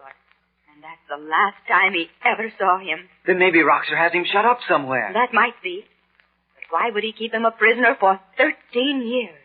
What purpose would he have? My dear, no one could possibly guess what purpose Roxor would have. And forgive me, but that purpose may have been served years ago. Oh, you mean he may have killed him? I think you should face the possibility. I'm sorry to be cruel. Oh, you're not cruel. You're right. I mustn't hope too much. Of course you must. I mean, we must all hope just as hard as we can. Don't you agree with me, Naji? Of course you must, dear. And now, Why do we not agree to wait until Chandu returns before we make any more plans? Do you call him Chandu all the time, Naji? Yes. He is known as Chandu to all the East. Why? Oh, nothing. What were you going to suggest that we do while we wait for Uncle Frank to come back? Don't say, let's play bridge. Oh, no, indeed. But have you forgotten our musicians? Waiting out there in the hall all this time? Let us have them in again, shall we? Mm-hmm. Oh, yes, let's do. Abu, will you bring in your men again? Betty Lou, will you not sing for us? I have never heard you. Oh, who told you I could sing? Your Uncle Frank. Oh, he likes to hear me sing Pale Hands because it reminds him of India, where he was so long. He showed us a picture of the Vale of Kashmir once in the crystal ball. It was marvelous. And suppose you sing Pale Hands for me. Well?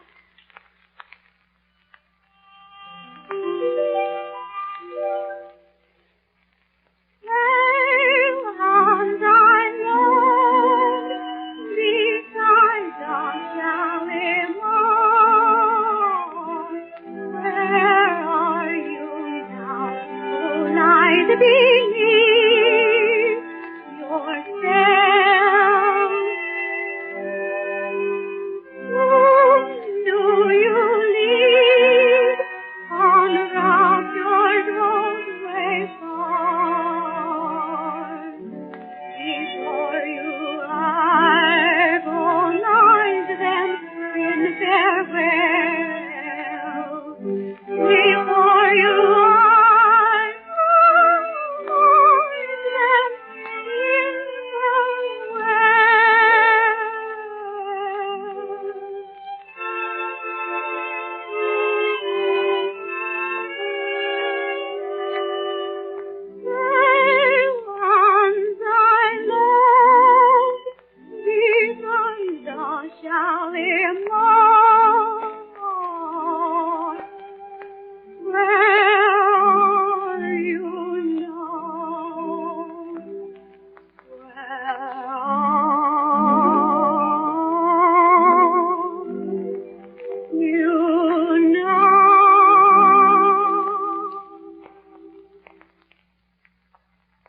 It was lovely. You have a beautiful voice.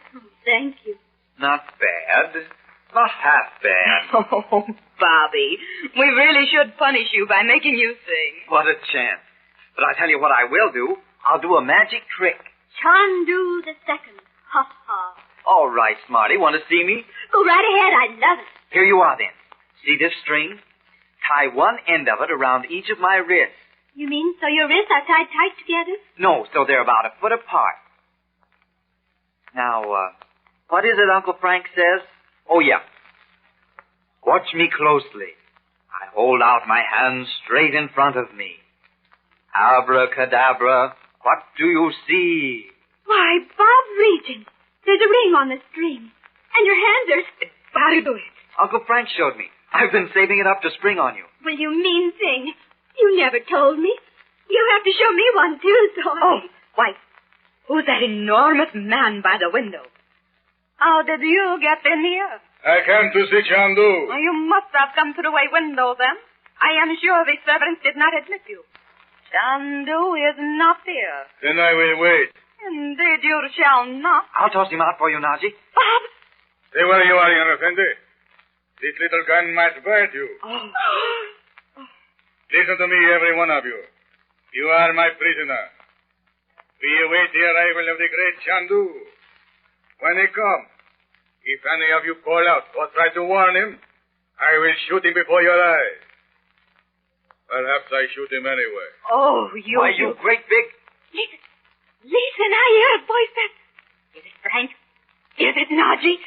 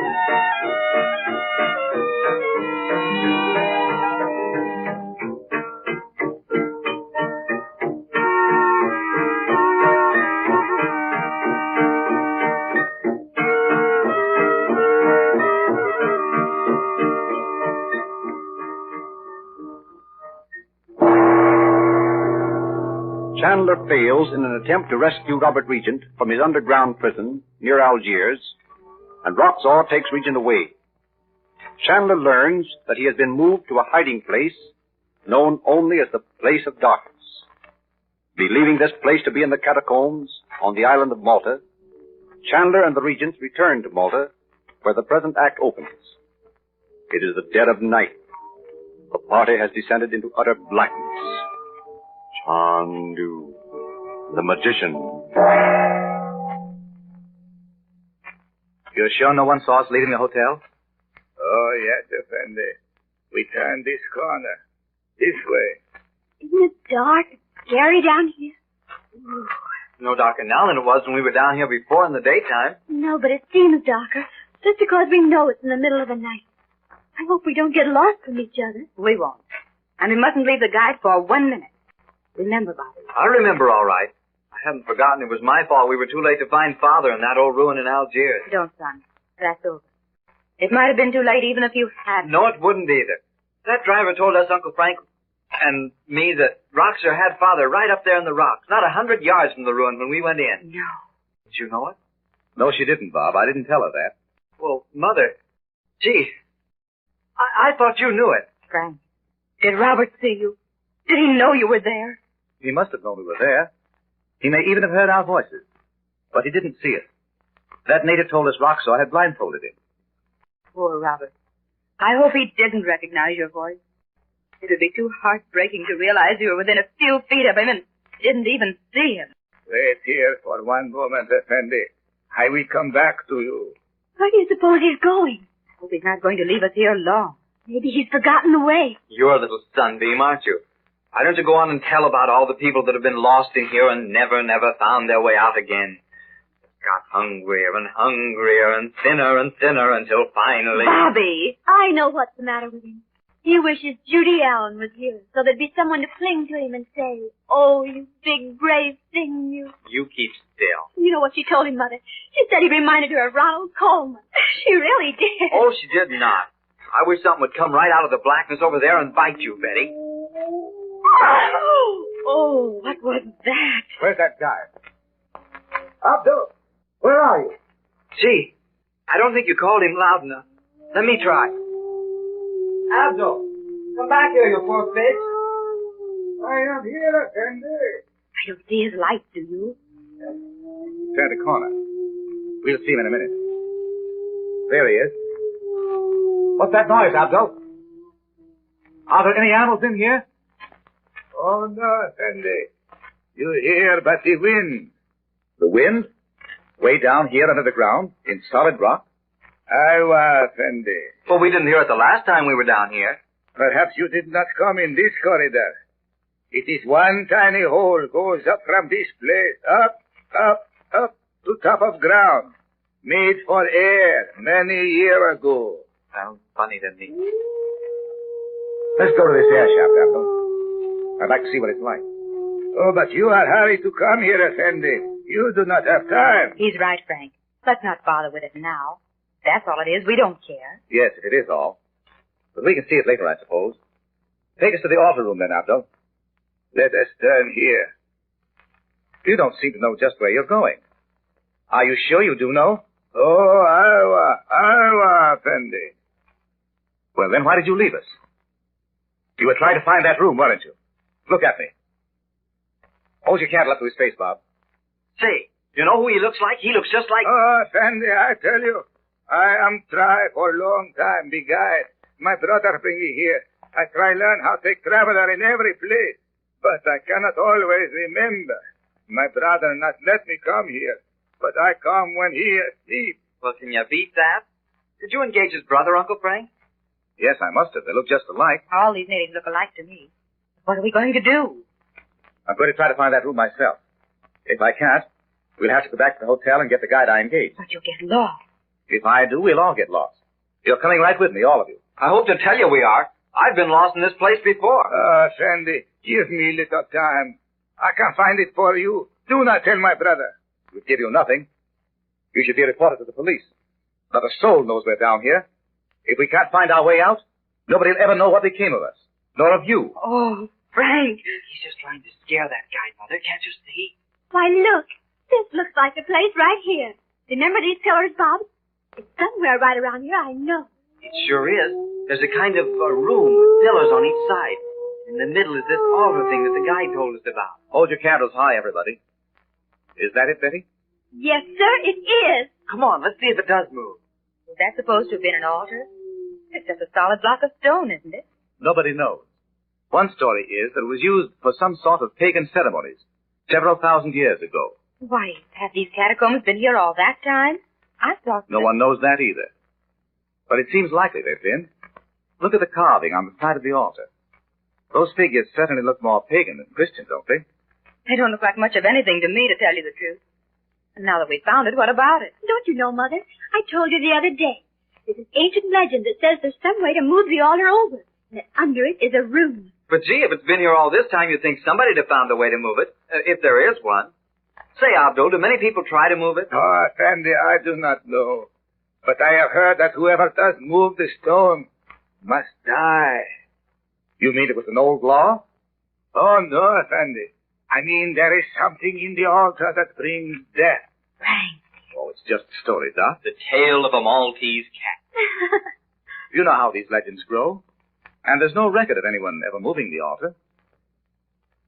But you have come to move it, Effendi? Yes.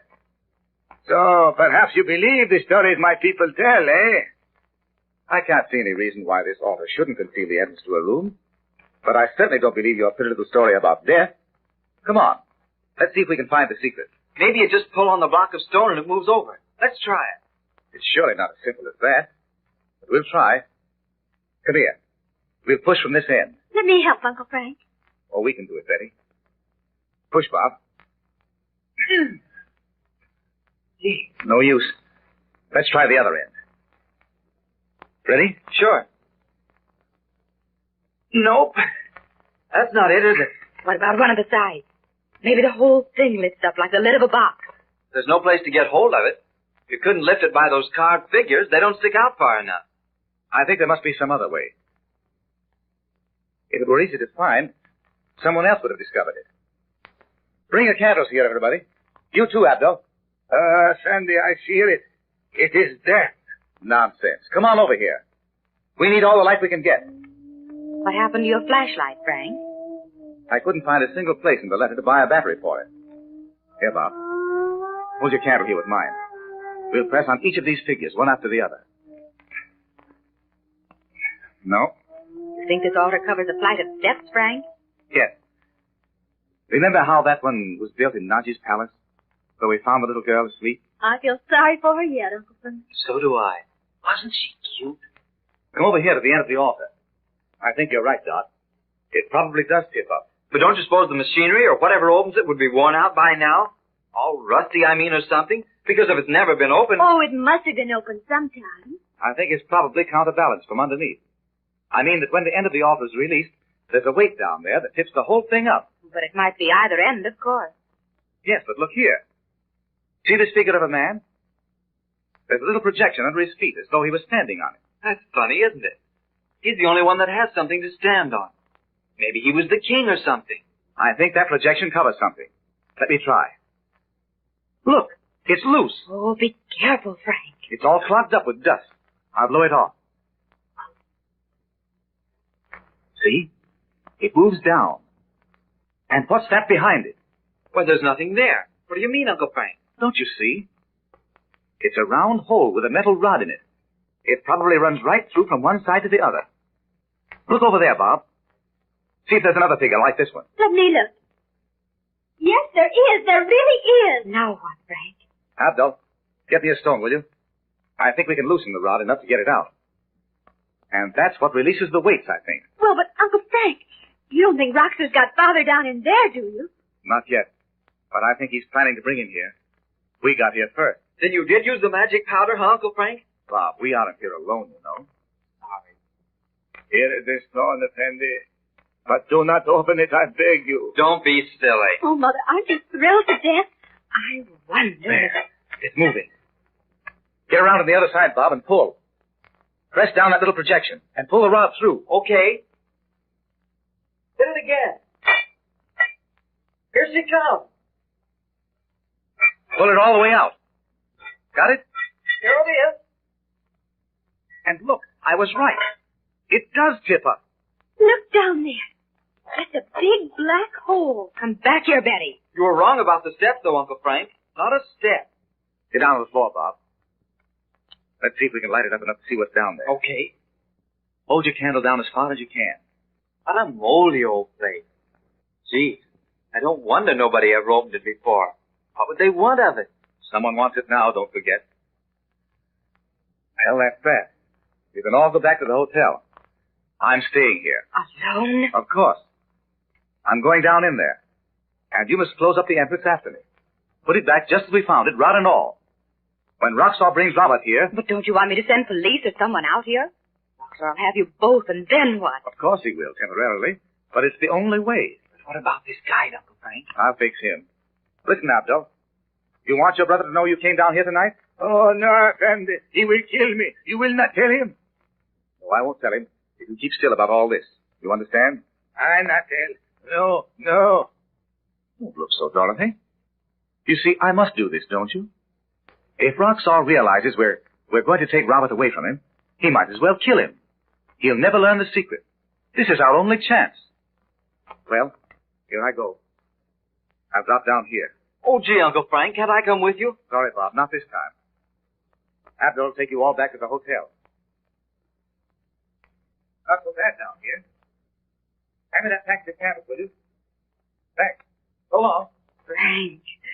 Close it up. Hurry. What was that down there on the floor beside you, Frank? What is it?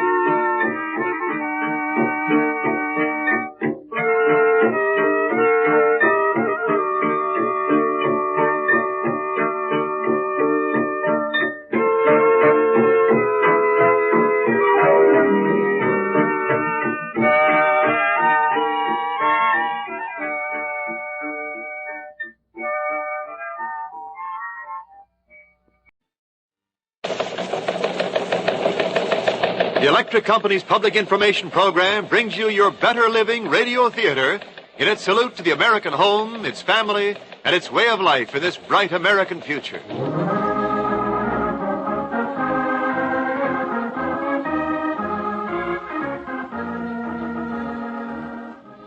The tubes in your radio, the power behind this station which brings you this program, the nightlight at your child's bedside, the giant motors that drive the machines to mold our steel and power your production lines, the current that pops your family toaster, foods, aircraft, railroads, automobiles, and ships. Electricity always at hand, day or night, with its economy for lower cost to you, with rising efficiency through its own research, with its growth to match the nation's needs at all times. Electricity is at work to bring you better living. This is your narrator, Wendell Niles.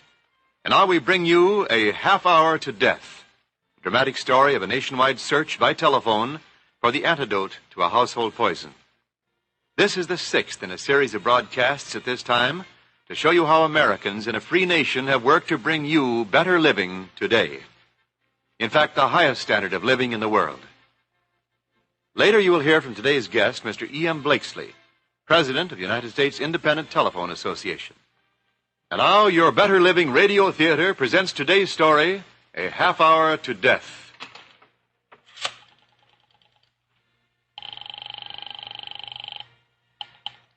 Operator. Operator, this is an emergency.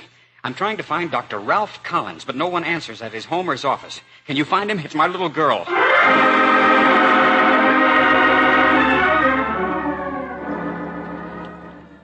How many times a day do telephone conversations start like this throughout the United States? From farm, home, and city apartment alike. Of course, there are times when parents, being what they are, the trouble is not as severe as they first imagined. But in our story today, a child's life does hang in the balance. And we present it to show you in how many different ways the telephone services are available. Today, the telephone reaches almost every corner of America. It carries the news of the Ladies' Aid meeting and the exchange of ideas between leaders in business and in government. It has become so much a part of the home that children use it as freely as adults, never stopping to think of the way in which it works, of the never-ending source of electricity behind it. Electrical power lights homes, office, farms, and factories.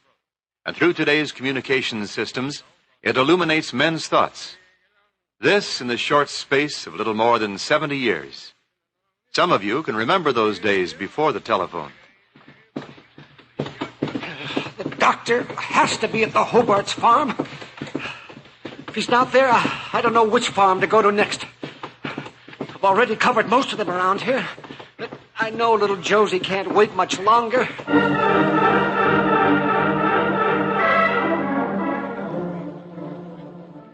In a few years, such rides, such worries were unnecessary. Early in 1876, Alexander Graham Bell took out his first patents on the telephone. Bell and his colleague, Thomas Watson, fashioned an electric machine which carried one human voice to another, first in only one direction, then in both directions. By 1900, there were almost 1 million telephones in use. Long-distance lines reached out to Chicago and Omaha. Bell's original patents were licensed to other companies besides his own. And this allowed the rise of local telephone exchanges, which burgeoned with the years until in 1952, for example, there were more than 48 million telephones in use, an average of over 180 million completed conversations each day. And to almost every one of us who uses the telephone, new wonders of communication to remote points. Have you experienced what it is like to have a whole telephone network at your fingertips? I sincerely hope your experience won't be like that of George and Peggy Parks, but just in case it should be.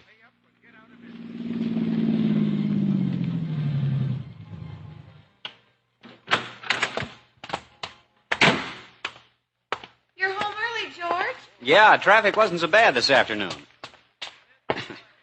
Have a good day? Oh, well, the baby cried a lot, but he's sleeping now. Where's Kathy? She's playing in the backyard. I've got something for her, a special present. Will you go on inside and change to comfortable clothes, and I'll call her. She certainly is your child. Yours, too. Well, of course. But the way she goes around fixing things. When she grows up, her husband's going to have a handyman worth her weight in tools. She's been pretending to fix her wagon all day. Oh, not with my good tools. Certainly not. She uses that old wood mallet you gave her to play with. She goes in and out of the garage pretending it's a new tool each time. I'll go find her. It's time for supper anyway.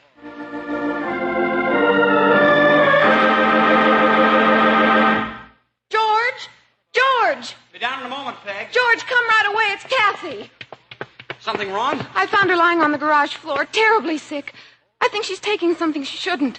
There's a small bottle on your workbench lying beside her.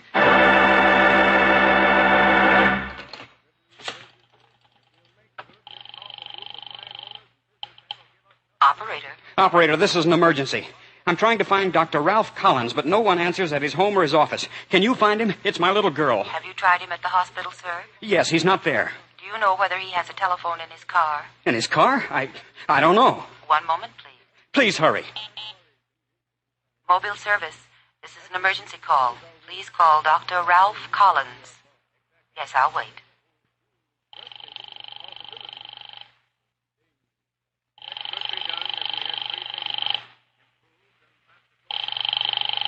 What's happening? Who's she ringing, operator? Mobile service is trying to contact Dr. Collins in his car, sir.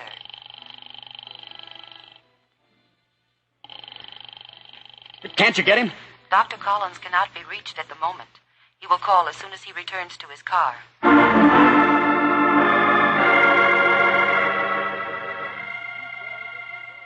Dr. Collins will call back? How does she know he'll call back?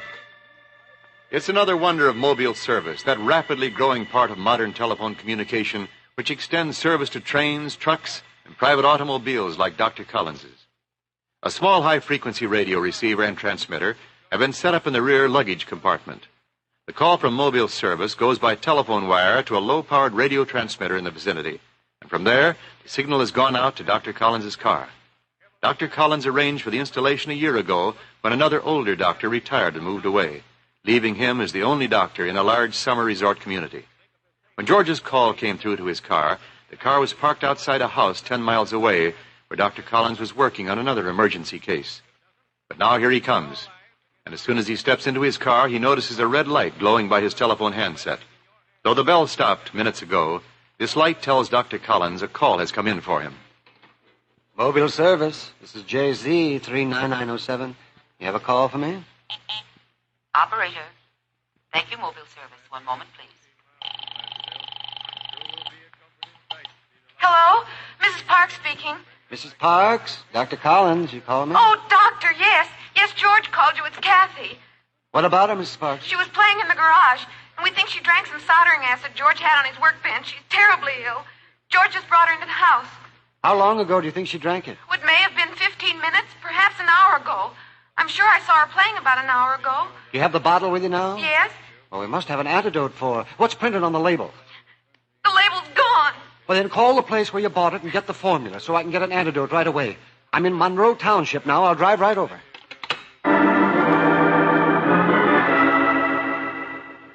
What'd he say, Peg? He's coming right over, but he needs the formula for the acid. George, call the place where you got it. Do you know where? Sure, Johnson's Hardware.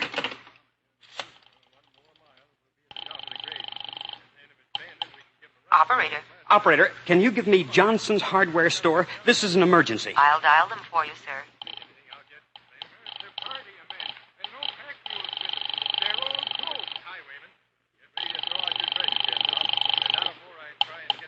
Johnson Hardware. This is George Parks.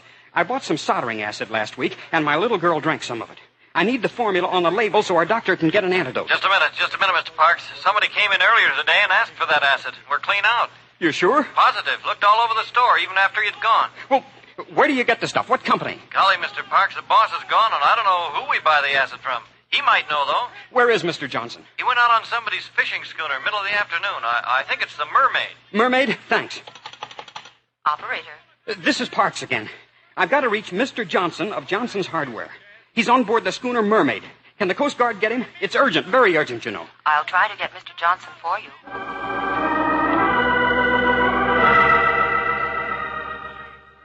Another facet of today's wonders of electricity and the telephone, ship-to-shore service. But when George Parks talked to Mr. Johnson aboard the Mermaid, he found the hardware store owner didn't know the formula either. But he did know the name of the company that made the acid. In this race against death, George called the company offices, even though it was undoubtedly past closing hours.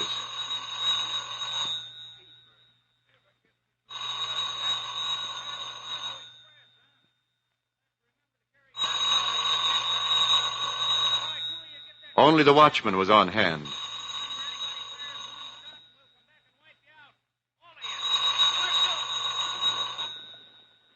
He tried to get the company president at a hotel 300 miles away where he had a business meeting, but the company president wasn't there either.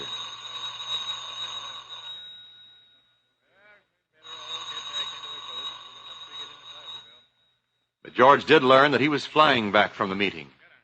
The president told George that the only man who could give him the formula was the company's chemist. So the search started all over again.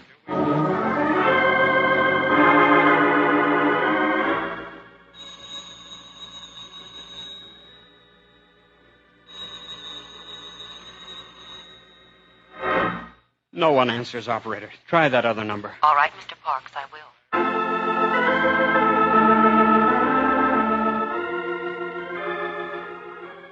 And she did try that other number, and another, and still another, where finally she found the company chemist was aboard a cracked train speeding across the country 1,000 miles away.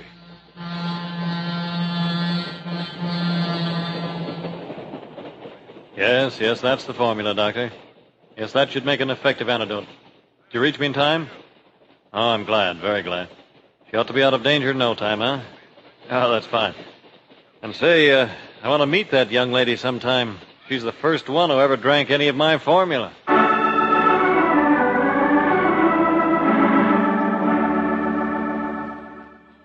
In less than a half hour, the Parks had traveled thousands of miles thanks to the telephone and the magic of electric power, which supplies the current for these modern wonders.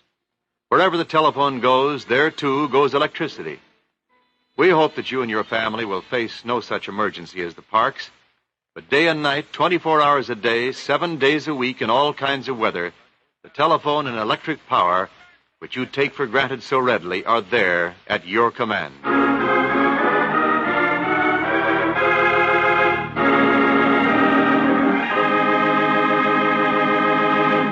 And now here is our guest of the Better Living Radio Theater for today, Mr. E.M. Blakesley, President of the United States Independent Telephone Association. Electric power and the telephone industry continue to play a big part in bringing this nation better living and making it strong. Today, the telephone is taken for granted, and yet it continues to save seconds, minutes, and hours daily. In doing so, it helps get things done quickly and more efficiently. Think of it, an average of 181 million calls made a day. Without the telephone, our business and social life would go backwards and slow down to a horse and buggy pace. Yet this industry's research and development goes forward, and each day brings newer and better things. What of the future? Like electric power, with its expansion and daily use, so too is this industry serving our citizens and helping to provide better living to all Americans daily. Thank you, Mr. Blakesley. You've been listening to Mr. E.M. Blakesley, President of the United States Independent Telephone Association.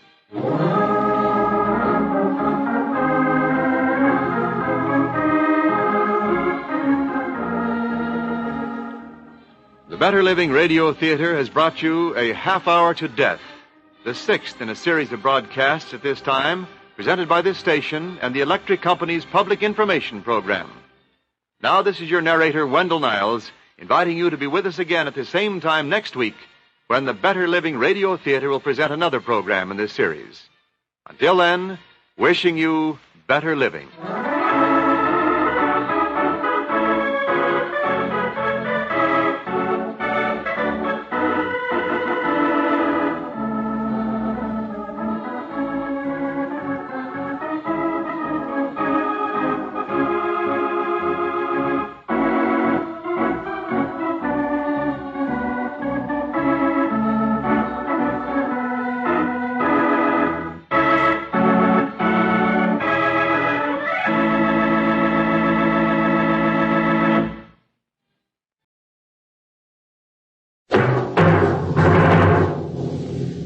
From New York, where the American stage begins, NBC presents Best Plays, transcribed with John Chapman.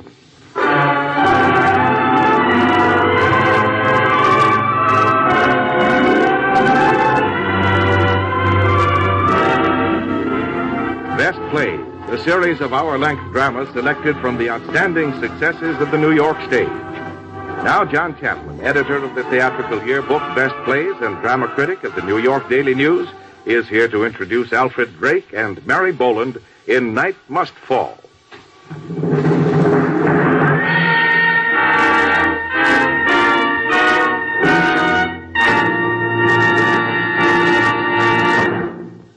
Mr. Chapman. English theater goers are much more fond than we are in New York of the psychological thriller, the melodrama of suspense. So they get a great many more of these plays, and we get few. However, once in a while, Britain sends us one which is greatly to our liking, such as Angel Street, Payment Deferred, or Maurice Evans's current hit, Dial M for Murder. Our play this evening, Night Must Fall, is one of the best of this kind. Emlyn Williams is the rare type of actor who doesn't wait around for some dramatist to bring him a play. If he needs a play, he can write it himself. And thus it was that he wrote Night Must Fall, so that he could be a particularly creepy, thoroughly enjoyable villain. And now we are passing Mr. Williams's role to another actor of great versatility and intelligence, Alfred Drake. I'm going to be just as interested as you are, or he is, in seeing how Mr. Drake comes out as Dan, the cheerful and obliging hotel bellboy. With him, as our play begins, will be Mary Boland and Carmen Matthews, whom it is always a pleasure to welcome anywhere. Right now, these three and others find themselves in a country boarding house in a remote spot in England.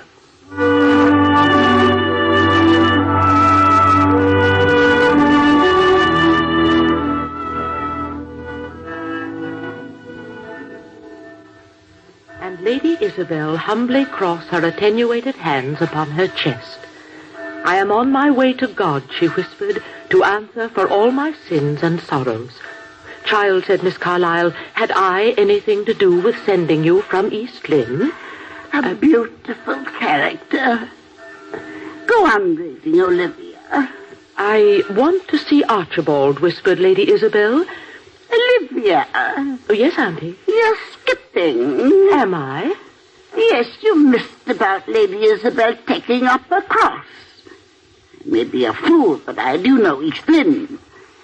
Very convenient when you want to go for a walk. But shame on you, trying to cheat an invalid in a wheelchair of her only pleasure in life. But you were feeling so much better. You had 2 helpings of bacon at breakfast. Doctor's orders. Every mouthful an agony. Mr. Lorry. Huh? Oh, beg pardon. I was just reading my paper. There's a man here in Weston Supermare who stood on his head for 20 minutes and he hasn't come to yet. Olivia, what's the matter? Nothing. Your face is as long as your arm. I'm afraid it's made like that. Aren't you happy here? You have a good position helping me. We have Mr. Lorry here as a guest to give you compliments. There's Dora to do the dirty work and Mrs. Terence to do the cooking. Is anything wrong? It's a bit lonely, that's all. If you think just because the house is tucked away in the wood you're going to get a raise in salary, you won't. I expect you've got an idea I'm worth a great deal of money, eh? I don't want your money, Auntie. If you like, I'll go. Can you afford to go? No, you know I can't. Then clear the breakfast dishes. No nonsense. It isn't my job. I'll ring for Mrs. Terence. Pride goeth before a fall. You won't catch a husband with your nose in the air. I don't want a husband. Did you hear that, Mr. Lorry? Well, no, I don't really believe a pretty girl like you, Olivia, It's going to be a nice day, don't you think, Hubert? Shall I pack the other half of Mrs. Henry Wood, Auntie? Who? The lady who wrote East Lynne. You're a dark one, you are, Olivia. Who rang? Clear away, Mrs. Terence. That's Dora's job. Dora's busy gathering firewood. Now, clear away. Oh, all right.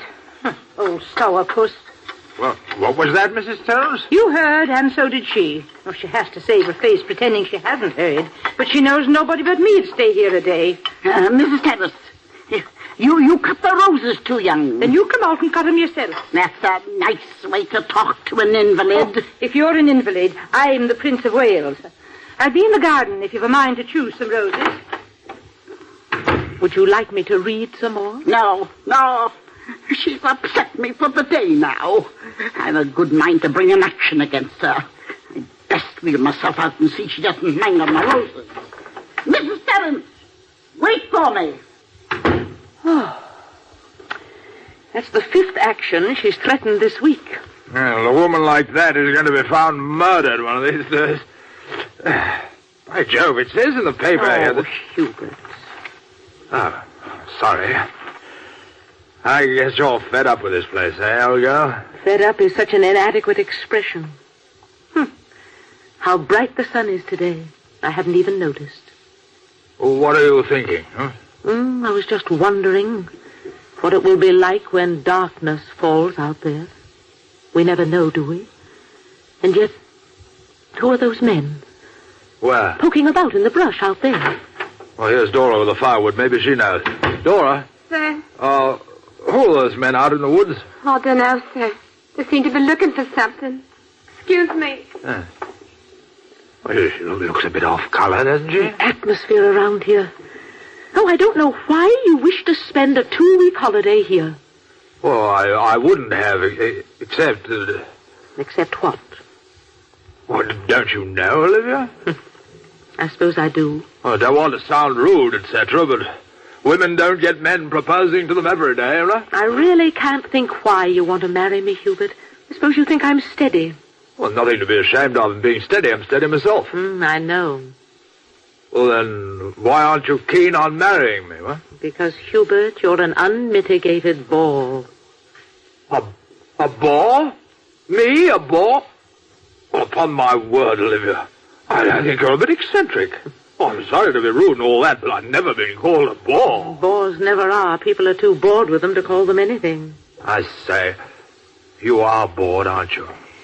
I know I'm being tiresome, Hubert. Will you at least think it over? My holiday's up on the 27th, you know. The most disgraceful thing I ever heard of. Madam Crocodile's coming back. Will you think about it? Yes, I'll think about it.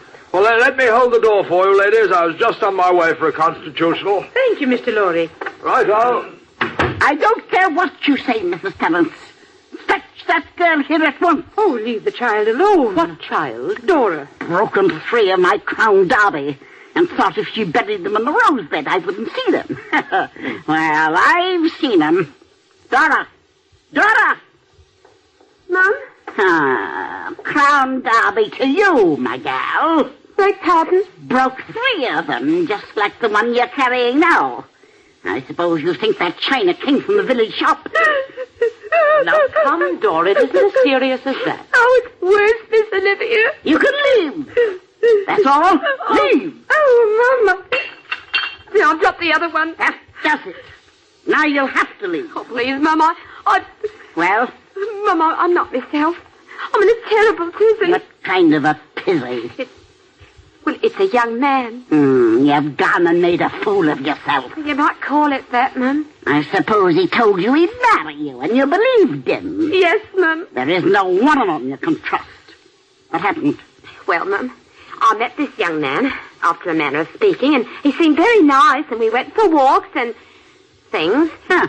Things, indeed. And he seemed very sincere, Mum, and then after a while, I said I didn't want to see him unless his intentions was honourable. And he said as how they was, and... Oh, Mum. When were you to be married? Next Sunday was the day we said, Mum, but now he isn't keen about it. I don't think he wants me. Indeed. I'll make them keen. The idea of frittering away your time and affections, making you so nervous you can't do your work. Who is he? Dan, his name is. He's a page at the Toll Boys. The big boarding house up the road? Yes, Mum. I knew it. These places that are too fancy for ordinary kerosene lamps like the rest of us have. I've always said you breed nothing but mischief in a place where it's so easy to turn the lights on and off. What's his character, this good for nothing? Oh, he's a nice sort, really. He's done wrong by me, but he's all right. Where's he from? Well, I don't know. Used to be a sailor, I think. He's strange. Baby face, they call him. Ever so open, yet I can never seem to get hold of what he's thinking. I'll get hold of it. You just let me talk to him. Oh, Mum, if you only would. Perhaps I could stay on. You fetch him here. Well, as a matter of fact, Mum, he's on a half day, and he said he'd pop in to see me. You fetch him here when he comes. Yes, Mum. Oh, Mum. I'll stop the Crown Derby out of your wages. What were you going to say? Well, Mum, I was going to say I don't know how to thank you for your generosity. Excuse me, Mum. Well, Mrs. Terence, did you know about Dora's trouble? Well, she did mention it to me. Playing with fire, that's the game. Oh, playing with fiddlesticks. Oh, she's been a fool over a young man, but she's no criminal. Mum, Mrs. Ransom, Mum. What is it now? Oh, dear. There's a gentleman at the back. He says he's from Scotland Yard. Says he wants to see you on a very particular matter. Well, stop sniffling. Show him in. I've already taken the liberty, ladies. I'm sorry to break in on you like this.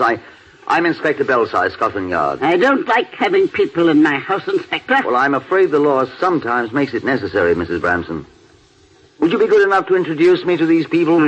My niece, Olivia Grain, my cook, Mrs. Terence, and Dora Parkham. Dora and I met at the back door. You can go, Dora. Yes, Mum. Mrs. Terence? I'll stay. I might have to be arrested for stealing sugar. Well, as a matter of fact, I wish you would stay. You may be useful. If you come about Dora's carrying on with a young man... Well, fortunately, that sort of thing is not in my line. Do you all live here? Well, Dora and I ride in from town every day. Well, it's a pity you don't walk. Why? Well, if they walked, they might have seen something on the footpath. Something of what? I'll tell you in a moment. Who's the gentleman coming up the walk now? Oh, that's Mr. Hubert Lorry. Has he been here long? About a week, on a holiday. Hello? Oh, this is Inspector Belsize, Hubert. Inspector? I say, it isn't about my car, is it? No. Well, how do you do? Well, I knew a chap on the stock exchange once who was taken through the Black Museum at Scotland Yard. Really? Yes, it was very interesting. He said a bit ghoulish. Yes, I expect so. Now, I wonder if you've seen anything out of the ordinary in the woods, Mr. Lorry. Out of the ordinary? Like a body. By Jove. Fancy walking in the woods and stumbling over a dead body, what? I stumbled over bodies in them woods, but they wasn't dead. Yes, have any of you seen anything? Olivia's always moping in the woods. I haven't seen anything, I'm afraid. Oh, except those men beating the brush today. Yes. There's a lady missing. They're searching for her. A lady? Where from? The Tall Boys. Who was she? Mrs. Chalfont. Chalfont? What happened to her? She left the Tall Boys last Friday afternoon and went for a walk through the woods in this direction. She hasn't been seen since. You don't think she's been done in, do you? It has happened. Trash. Anybody think you've been brought up on penny dreadfuls? Miss Grain, you seem preoccupied. What were you thinking? Nothing, only how strange it is. What? Well, here we are, perfectly ordinary English people. Don't be silly, Olivia. No, let her speak. Well, we woke up this morning thinking, here's another day. We looked at the weather. My dear, the policeman isn't interested If you please, go on, Miss Grain. And all the time, there may be something lying in the woods, hidden under a bush, perhaps, with 2 feet just showing, perhaps one high heel catching the sunlight, the other a stockinged foot with blood dried into the open work. And somewhere is a man talking, walking about like us, and he killed her. Well, did you have... I don't think the lady can quite describe herself as ordinary after that flight of fancy. That's nothing. Well, I hope she's wrong about this. However, keep your eyes and ears open. Do you have a phone? No. Oh, that's too bad. Well, if anything happens, nip up to Shepley Police Station and ask for me. Good morning.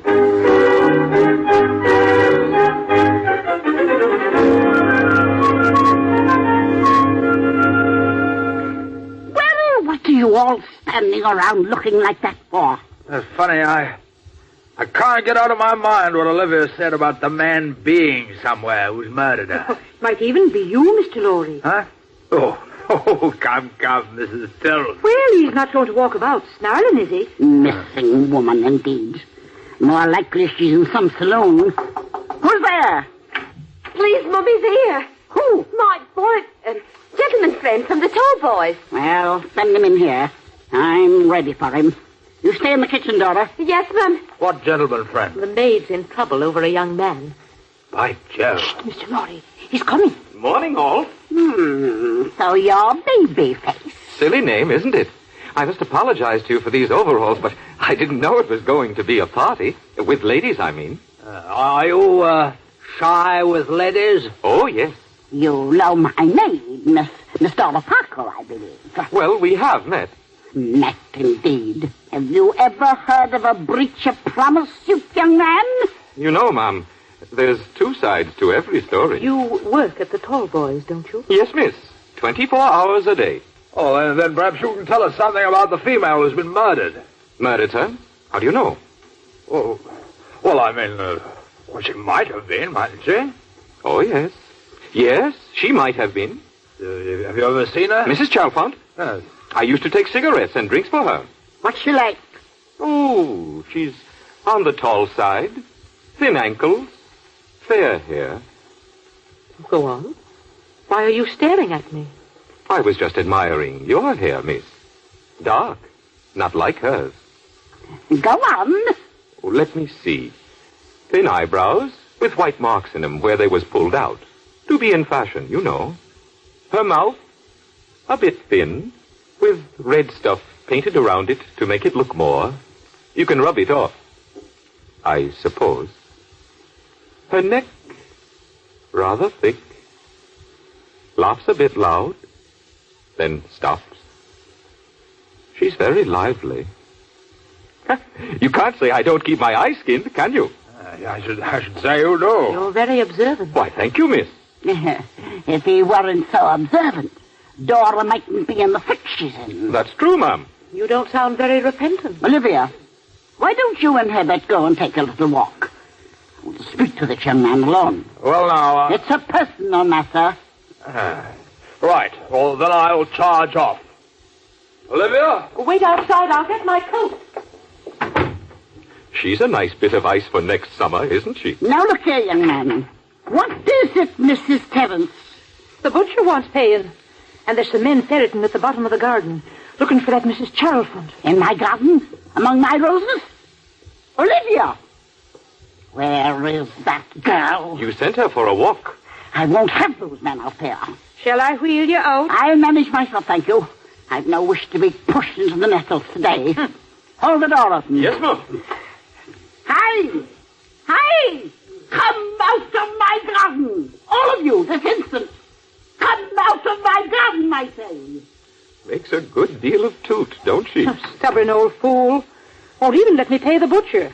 So's I won't know where she keeps her purse. They say at the Tall Boys she's got enough money inside of it, too. Well, nobody's ever seen it open. And if you've a peep inside, you go down in history. Oh, excuse me now. I've left the butcher hanging at the door. Go right ahead.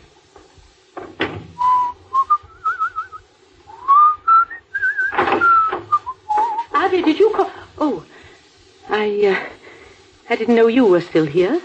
Perfectly all right, miss. Come in. Did my aunt call? She'll be back in a mo. Oh, I'll wait for her. Not much doing around here for a pretty girl like yourself, is there? I said it's not a very entertaining quarter of the world for a young lady, is it? I'm not a snob, but I'd like to point out that although I'm employed by my aunt, I'm not quite in Dora's position. I hope not. Though I'll be putting it right for Dora. I guess I'll marry her after she comes off her high horse a bit. I don't believe you. No? You don't like me, do you? No. Too bad. Everybody else does. Why don't you? I don't quite know. Your eyes are set wide apart. Your hands are quite good. I really don't know what's wrong with you. You've been looking at me quite close, I see. I'm observant, too. I've been looking at you. You're lonely. What makes you say so? I can tell. You're looking for someone who understands them deep feelings inside you. Someone... It's a waste of time doing your stuff with me. I'm not the type. No? You might try Mrs. Bramson, but then that's a waste of time, isn't it? I don't know. They say she's got plenty of money. You don't stand a chance playing up to her. Want to bet? You are cocky. Hold this door open. Don't let me wait here all day. Hurry up. Yes, your ladyship. Idiots. Trampling my rose bushes like that. They say they've got permits to look for that silly woman. If there's anything I hate, it's the men who think they've got authority. I don't think they're quite as bad as men who think they've got charm. I'm going for a walk with Hubert. Excuse me. All right, young man. Now that we're alone, what about Dora? I won't have my maid all broken up about this and dropping my best china on the floor just because... Excuse me, I didn't mean to interrupt, but wouldn't you be more comfortable facing the sun, Mrs. Bramson? Like this? There. That's better. You're looking pale, you know. I am sorry to interrupt. Pale? Did you say I was looking pale? Not enough sun. The minute I saw you, I said to myself, now there's a lady that's got a lot to contend with. You're right, you know. Nobody knows it better than me. No, I'm sure. Oh, it must be terrible to watch everybody else striding up and down, enjoying everything. Oh, excuse me. I shouldn't have said that. It's true, though. As true as you're my witness. Nobody else around here ever... Now, look. About you and Dora. Excuse me a minute. What is it? That twitching. Twitching? About your throat. Very slight, of course. Nerves, I expect, but I hope your doctor knows about it. Do you mind if I ask what your ailments are? Hadn't you better sit down? Thank you. Now. Well, I have the most terrible palpitations. Palpitations? But the way you get about, why, 9 women out of 10 in your position would just be giving way. Do you think so? Oh, I've known people with palpitations. Somebody very close to me. They're dead now. Oh? My mother, as a matter of fact. She died when I was 6. It's strange, but... Yes? You remind me of her a bit. Of your mother? Yes. Have you a son, Mrs. Bramson? I haven't anyone at all. She had the same eyes, very wide apart as you. And the same good hand. And the same palpitations? Yes.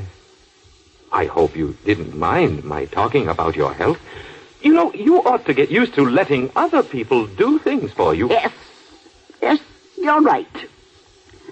You're a funny young man. How so? You seem so much better class than most. Well, I never had many advantages, but I try to do the right thing. About Dora? I mean to do the right thing there, Mom. But you see, working at the Tallboys, I only get 30 bob a week with tips. How would you like to help out around here a bit? Do you mean it, Mom? It wouldn't pay much, mind. Anything at all. Extra, Mom and Dora, and I could save up. Good. And when could you come? Well, matter of fact, this is my half day today. Go out to the kitchen and tell Dora to fix you some lunch. Then you may come back and read to me. Yes, Mom. Thank you very much, Mom.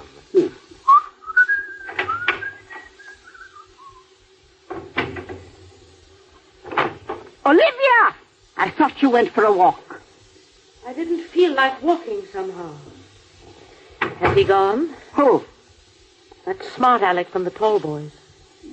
Having some lunch. Here? Why not? That boy's got understanding, he has. Enough to marry Dora after breaking her heart? You ought to be less bitter. You'll never hook a man that way. Besides, with him and that Dora, I'm not so sure it wasn't 6 of one and half a dozen of the other. Look, it's in the papers. What do you mean busting in here like a gale of wind? What's in the papers? The mailman just brought the Standard. It's on page 1. Shepperley mystery. Stupid sensationalism. But they've got it right here. About that Mrs. Charlton. Give it here. I thought you said it was stupid sensationalism. Do be quiet. Oh, where is it? Here. Disappeared mysteriously. Woods around the village searched. And then her description. Here's an interesting bit. Read it! Hurry up. A keeper in Shepperley Woods was questioned. He said he had heard a woman's voice on the afternoon in question and a man's voice singing Mighty Like a Rose. Mighty Like a Rose? What rubbish. I'll hear no more of this stupidity. Olivia, fetch some string from the kitchen. Wrap that book to my sister. Yes, Auntie? And hurry. Oh. Well, come in. I need a bit of string. Would you get it, Dora? Yes, ma'am. I hope you don't mind my having a bit of lunch in the kitchen.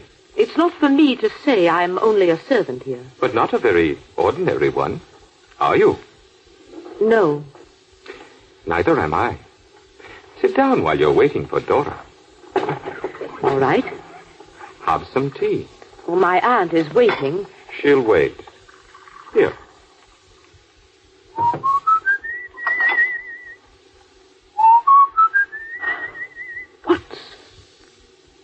What's that you're whistling? That? Just a song.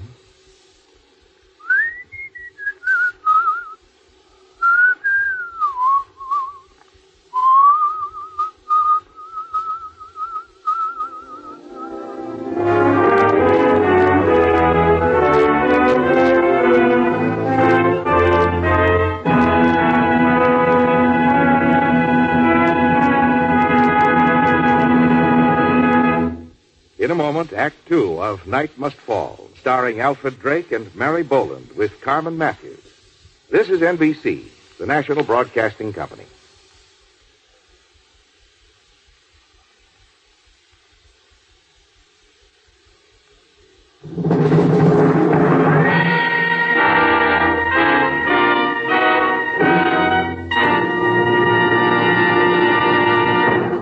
Now, Act 2 of the Best Plays production of Night Must Fall, starring Alfred Drake and Mary Boland with Carmen Matthews. And here again is John Chapman. Before we go on with the second act of this thriller, I have a little exciting news of my own. During the past few weeks, we've been busy hatching some plans here at NBC. We hope the result is going to be a company of best plays stars to tour the country next season in something we're calling Theater in Concert. Next week, I'll tell you much more about the plans and also about a way that you at home can take a real part in the project. Now, let's get on with Act 2.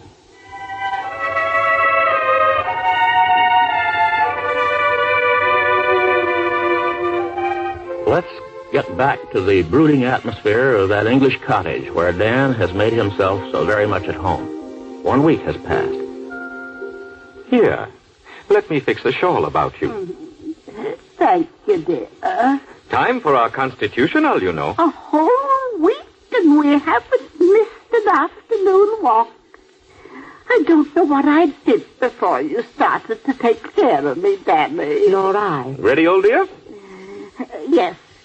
Do you have my pill? In my pocket. Mr. Lorry, will you give me my hat, please?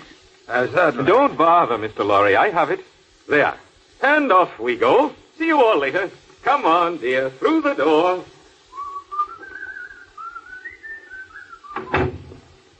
Yes, well, Granny's white-haired boy, huh?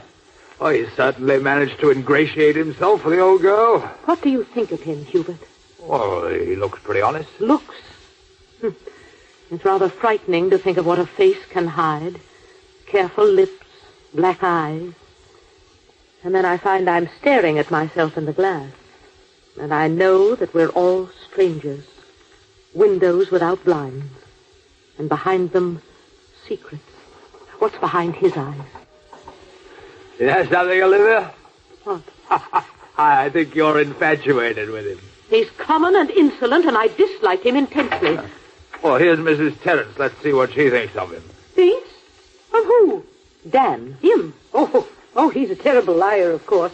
But then lots of us are. What sort of a liar, Mrs. Terrence? Why, he told me he used to hunt the hounds and have his own pack.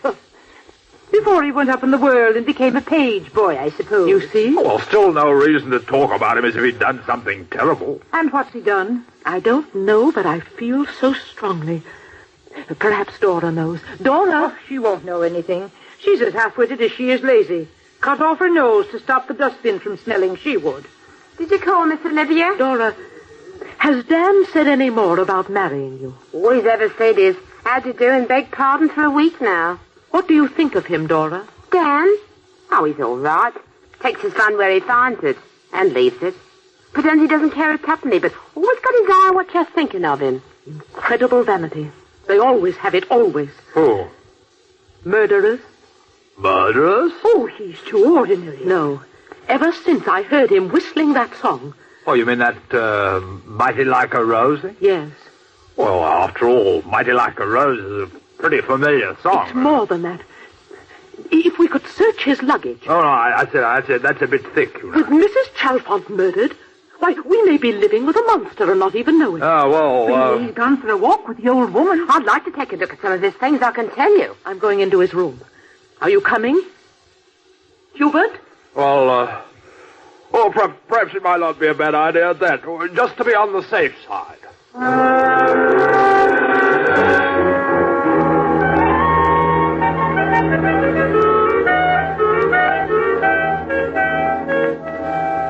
One dirty shirt. A packet of razor blades. We shouldn't be going through his things Here's like the this. letter. Well, no, that's too much. Don't be silly. Your wife will do it to you hundreds of times. Dear Babyface, next time you strike Newcastle, okay by me, baby. Signed Lil. I see. There she is. Mrs. Chalfont. What? Here in the snapshot. In his wallet it was. Wasn't there another suitcase, Dora? Just a big hat box up in the closet. Let's see it. Yes, Mum. Oh, it's a bit heavy to be holding a hat. We'll put it on the table. Oh. It has a lock on it. Wonder what's inside. Well, open it and... It's him. Heavens. Hello, all. Remembered I'd left my wallet. Could I have it back, please? Well, yes, of course. I can't think of what to say. Thank you. Did you see the picture of Mrs. Chalfont? Oh, yes. What did you think of the letter? A letter? You've got it in your hand, Mrs. Terrence. Oh. I'd like it back. Thank you. Means well, does Lil. But she would spy on me. And if there's anything I hate, it's spying. Don't you agree, Miss Olivia? Sooner have anything than a spy. Bar a murderer, of course. Murderer? I think I'll go out for a breath of air. Excuse me. Oh, and I'll go with you. I could use a breath myself. I have some mending to do. Excuse us.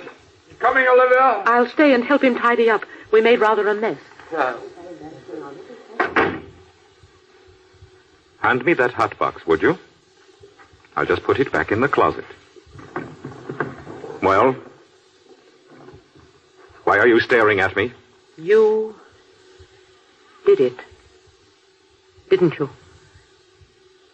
You know, you wouldn't be a bad-looking girl without the glasses. I asked you a question. I like dark hair, and it likes me. You're very conceited. Yes. And acting. Acting all the time. Acting? Acting what? See? I can look you in the eyes. The criminals who can look you in the eyes. Honest people blush and look away. You don't say. You are acting, aren't you? Yes.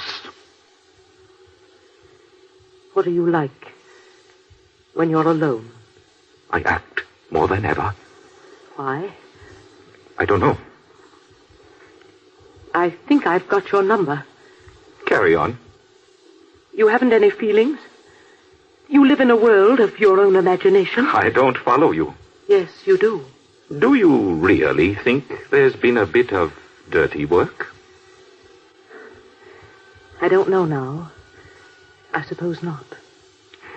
Disappointed? Daddy! What's that? In the garden. Come on. Daddy! Daddy! Miss Olivia. Oh, Miss Olivia. What is it?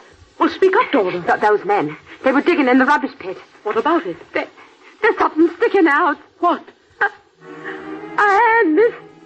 A woman's hand.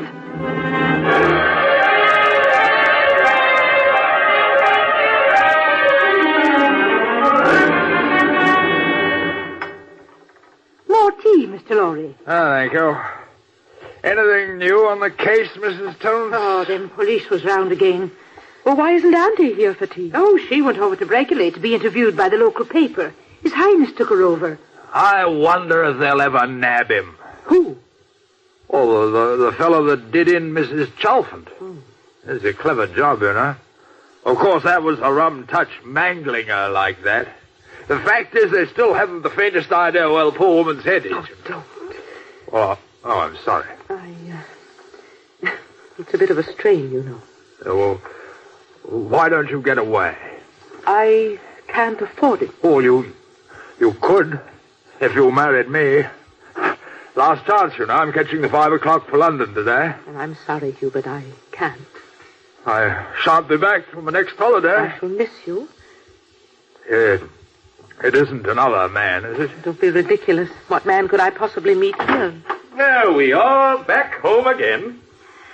Oh, I feel dead. Now, don't be a silly old woman. You look as pretty as a picture. Strawberries and cream in your face, and not a day over 40. When I've made you a cup of tea, you'll be 25 in the sun and 18 with your back to the light. Danny, you are a terror. He's been at me like this all the way from Breckley. What do you like in your tea, huh? Gin, whiskey, or a nice dollop of sailor's rum? Make me laugh, dear. My heart won't stand. You've lost your heart, and you know you have. To the little fellow, what pushes your pram? Well, if you'll excuse me, I must catch a cab to the station in a few minutes. I'd better get my things. Excuse me. He seems in a hurry to get back to London. Olivia, what happened while I was out?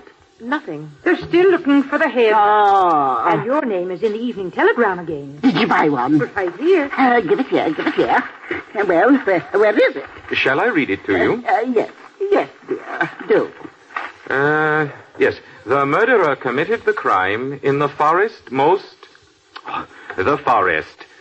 likely stripping beforehand and cleansing himself afterwards in the forest lake. He buried the body shallow in the open pit cunningly chancing it being filled, which it was the next day, by Mr. Lorry, a holiday guest at the murder bungalow. 11th. That was the day 'fore I come here. So it was. Go on. The body was nude. Attempts had been made to eradicate the fingerprints with a knife. The head was severed by a skilled person, possibly a butcher. The murderer... What's the matter? Why are you smiling? It's Sunday. And as I was reading, I heard the bells. I forgot it was Sunday. They're going to church in the villages. All got up in their Sunday best, with prayer book and the organ playing and windows shining. Shining on holy things, because holy things isn't afraid of daylight. You've been drinking. Just a drop while you were in at the newspaper. And all the time, the daylight's moving over the floor. And by the end of the sermon, the air in the church is turning gray. And people isn't able to think of holy things so much no more. Only of terrible things that's going on outside, like we're reading about in the papers. They'll be thinking that soon the day will end. And then, night must fall. Good gracious, what's come over you, Danny? Oh, I speechify like anything when I'm roused. I used to go to Sunday school, see? Read the Bible quite a bit. He should have been a preacher. Should I read some more? Oh, I'm feeling somewhat tired. I'll take the paper into my room. Anything you say, mother o' mine. Shall I push you in? Mrs. Terence can do it. Mrs. Terence? Aye, Mrs. Terence can do it. You think I haven't a stick of work to do around here? Come along.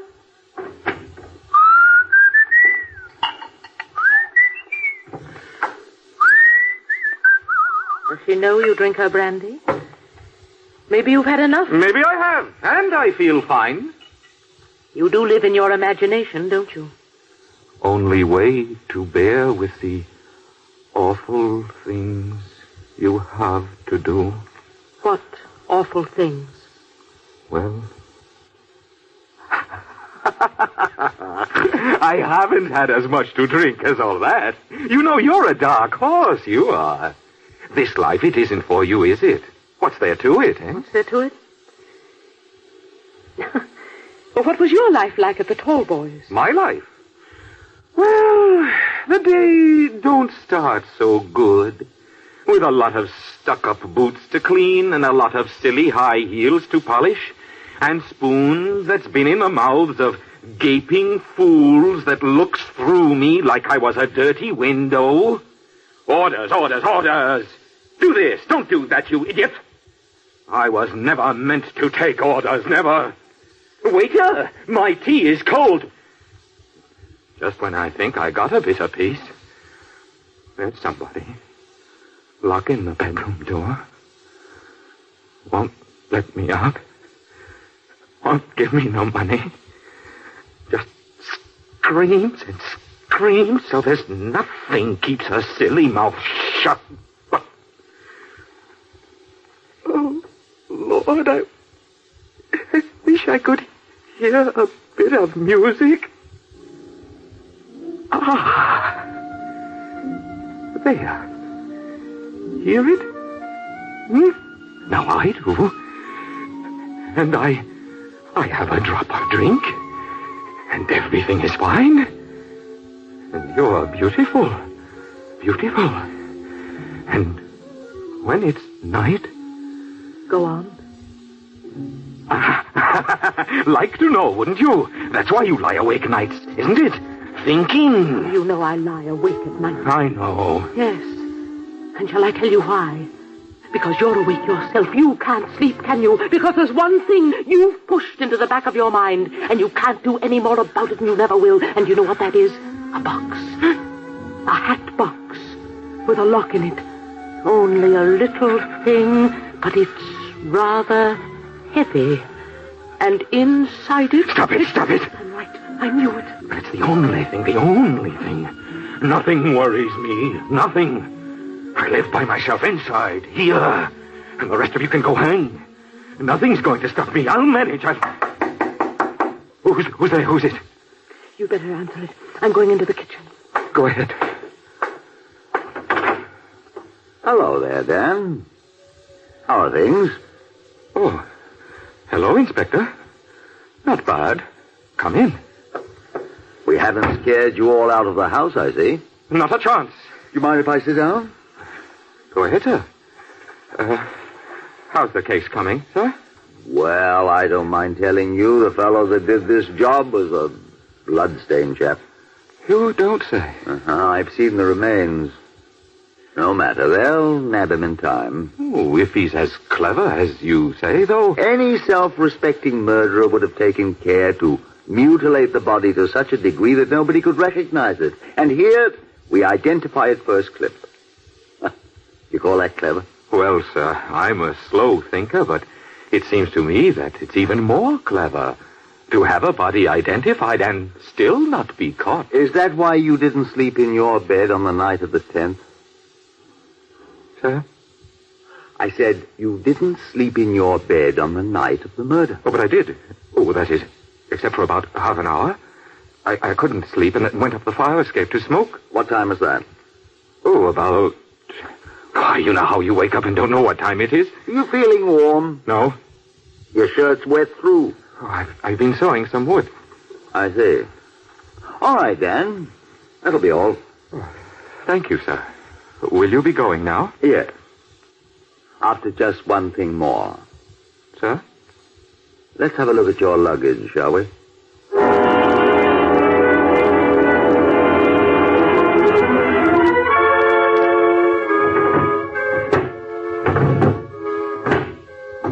Everything seems in order here. What about this hat box? You got a key? That? It isn't mine, sir. It's in your closet. I know, sir, but it isn't mine. Someone must have left it there. Who? I don't know, sir. Well, let's have a look at it anyway. Yes? May I come in? Oh, Inspector, I just came to get something. Just having a little check through Dan's things. You wouldn't happen to know about this hat box, would you? Why, yes. You see, it's mine. Yours? Yes, it's got all my letters in it. But it's in... Yes, this room used to be the box room before Dan came. I see. May I have it? Yes, of course. I'll just take it and keep it in my own wardrobe. It'll be safer there. I'll carry it in for you on my way out. It's quite all right. I'll manage it myself. I'm afraid I've insulted her. Well, I'll pop off now.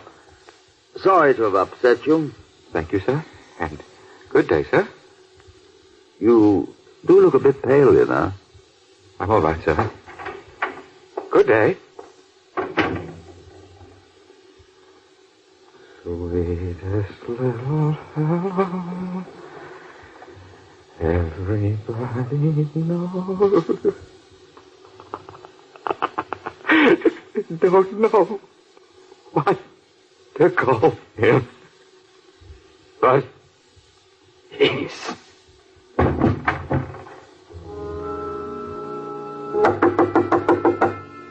Dan, Mrs. Brampton wants you. Dan, are you in there?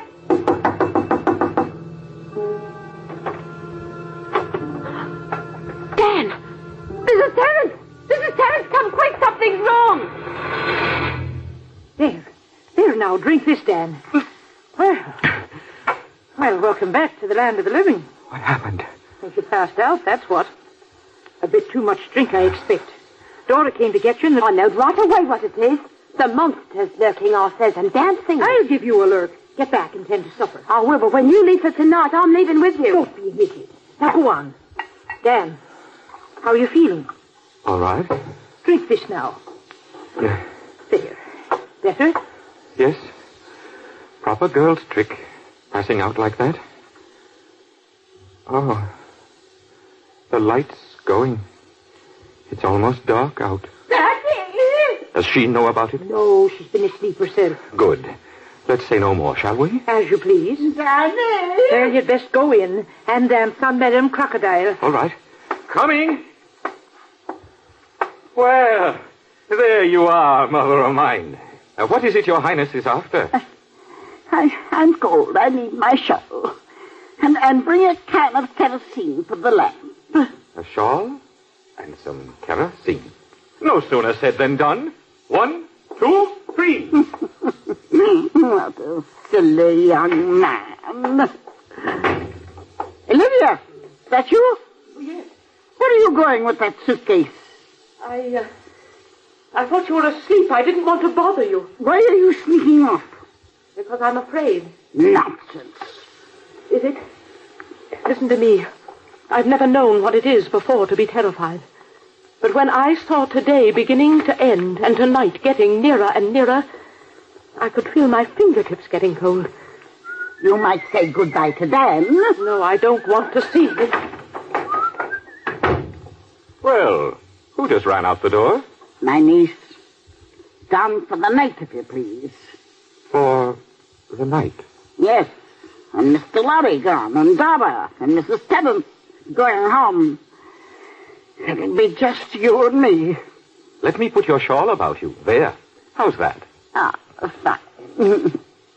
You're a great comfort to me, Danny, a great comfort. Would you like a nice hot cup of tea now to take the chill off? Yes. I'll go out in the kitchen and fix you some. You just close your eyes and don't worry about a thing.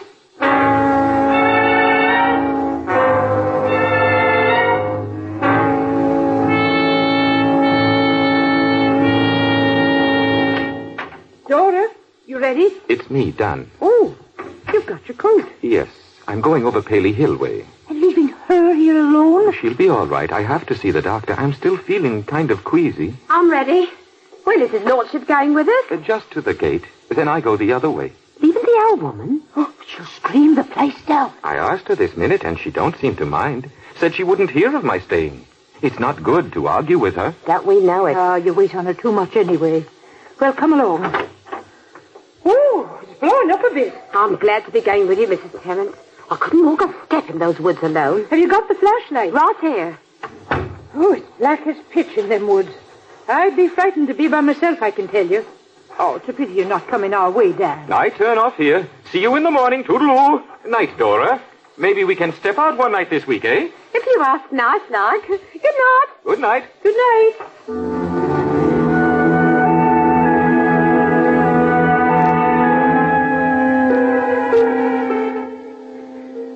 I wish people wouldn't just walk out of the house and leave me high and dry. Where are my chocolates now? Oh, there. That Dora's been at them again. What's that? Daddy! Daddy! And oh, Lord.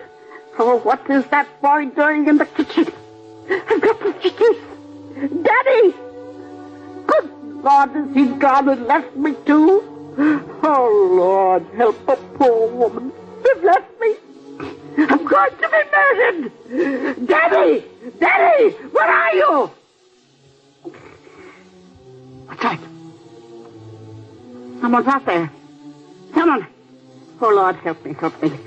Forgive me my trespasses. Oh. Oh! Oh!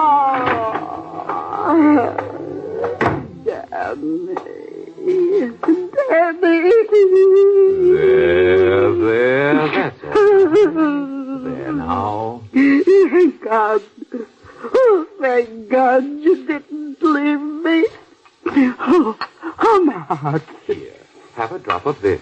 Do you good. I thought... I am sorry. I am, really. You see, Dora and Mrs. Terence wanted me to see them along the path, past the rubbish pit where they found... I was all alone. Just an old woman calling for help and no answer. Poor old Mum. You're the only one that really understands me, Daddy. I don't have to tell you about my husband. How unkind and ungodly he was. I wouldn't have minded so much him being ungodly. But he was He was unkind. Drink some more. Oh, bless you, Danny. Now, what would you like? Shall I read you to sleep? Hush. What is it? A sort of thumping noise. Why, Danny, it's your heart beating. Are you all right? Fine. I've been running along the path, you see. In the dark. Yes, it is dark. Yes. It's night now. Well, it's been a long day, and I'm stiff in the neck from the draft. I think I'll go to bed. Let me rub your neck a bit. There.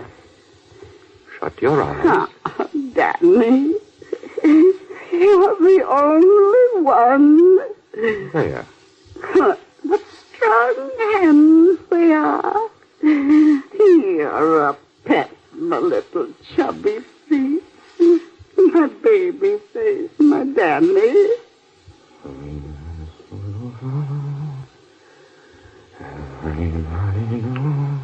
Your hands, they're too tight. Don't know what to call him. But he's mighty.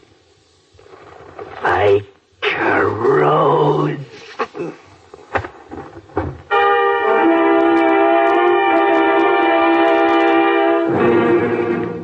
That's done it. A few gallons of kerosene sprinkled about. And in a minute, it'll all be up in smoke. Just strike a match. What's that? You. I decided to come back. Life is so ordinary, isn't it? Even Mrs. Bramson, dead in her chair, is ordinary. What did you come back for? To find you out. Now you know. She didn't keep any money anywhere else, did she? I read so much about Eve. Did she? I never expected to come across it in real life. You like it, though, don't you? I hate you. No. You feel light as air, same as me. Why? This is my big chance. Money I'm going to have now. And me telling other people what to do. The world's going to hear from me. You wait.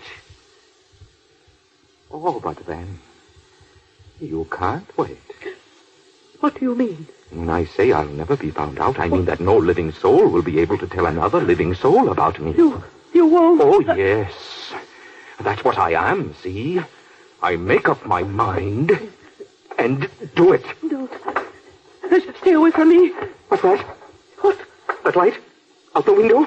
I don't see. It's there. They're watching me. Somebody's watching me. Somebody is watching me. I'm the one that watches. What's that?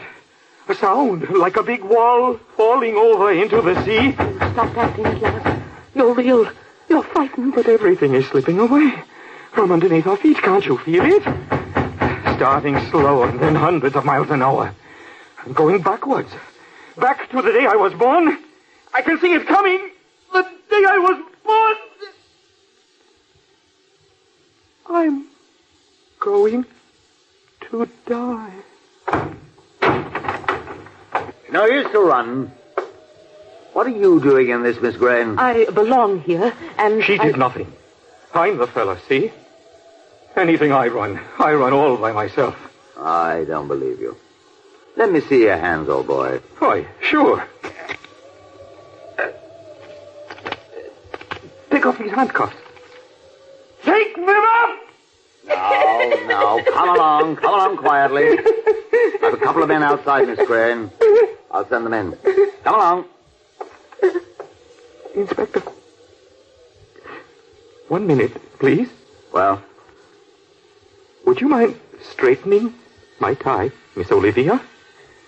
All right. This is the real thing, you know. Acting. That's what you said. Isn't it?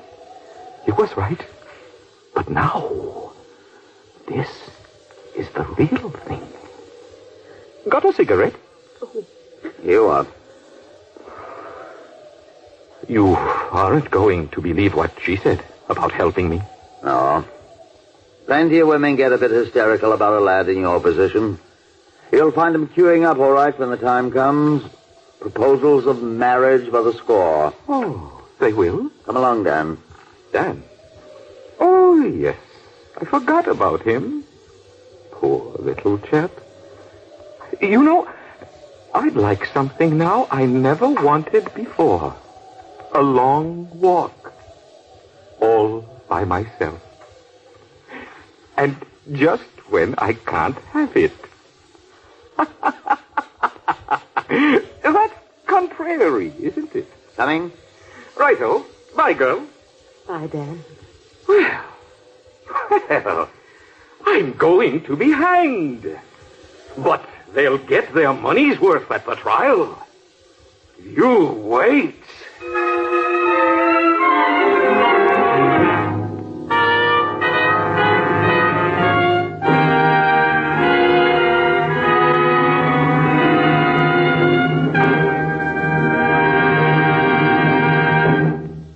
You have just heard the Best Plays production of Night Must Fall by Emlyn Williams, starring Alfred Drake and Mary Boland, with Carmen Matthews.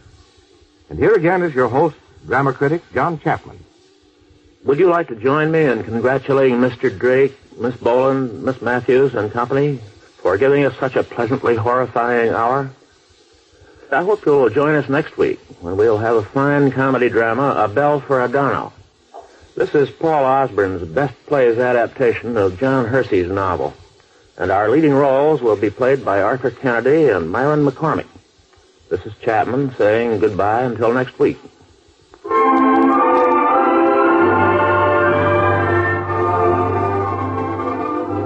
Night Must Fall was transcribed and adapted for radio by George Leffert. Heard in the cast were Richard Newton as Hubert, Mary Michael as Mrs. Terrence, Horace Braham as Inspector Belsize, and Kathleen Cordell as Dora.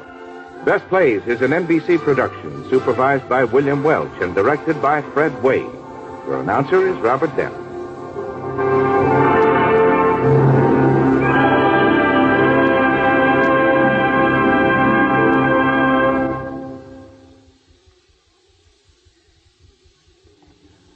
Tonight, hear another Radio City Previews on NBC.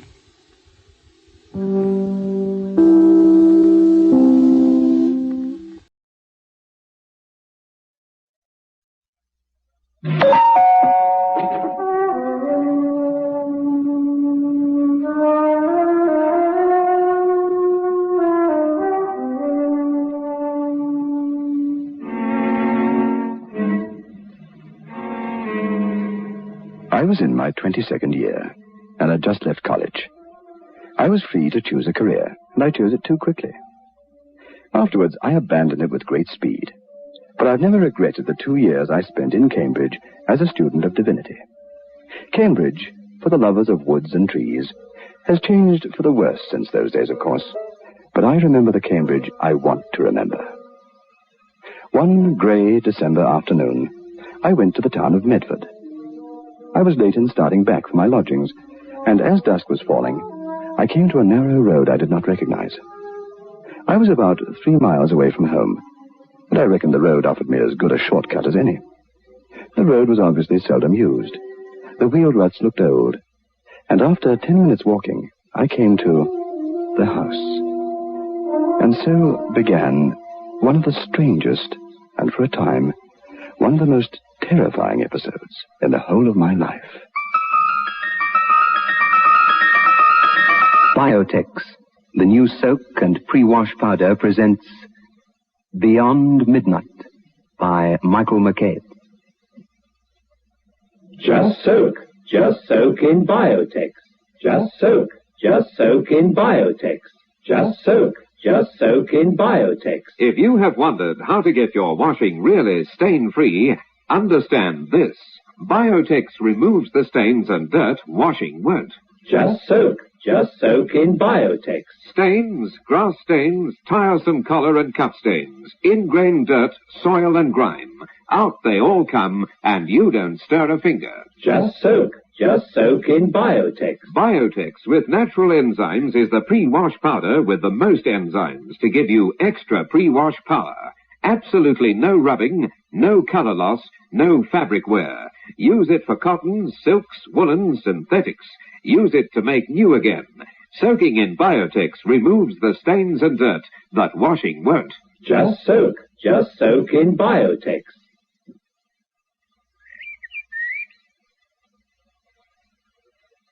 It was huge, the house, ugly and yet beautiful. The apple orchard that surrounded it was tangled and overgrown. Something bade me go up and try the door. It was locked, and so I continued on my way. I thought about the old house on and off during my studies, and a few days later, I returned there. I found it again without any difficulty. I approached as before, and the door was locked and barred as before. I was about to walk away when I heard someone approach. I hid myself immediately.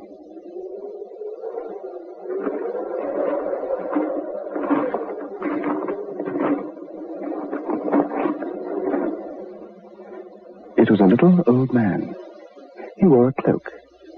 He came to the door, bowed before it, felt in a pocket, produced a key, and turned it in the lock.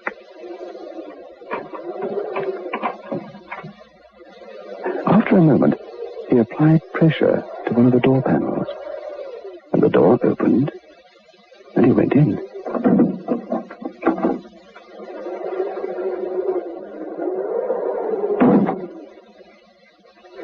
After a little while, candlelight appeared faintly through the shuttered windows, and squinting through a crack, I saw a lighted room, and, grotesquely out of proportion, I saw a shadow of someone seated rigidly, as if being interviewed by someone, or something.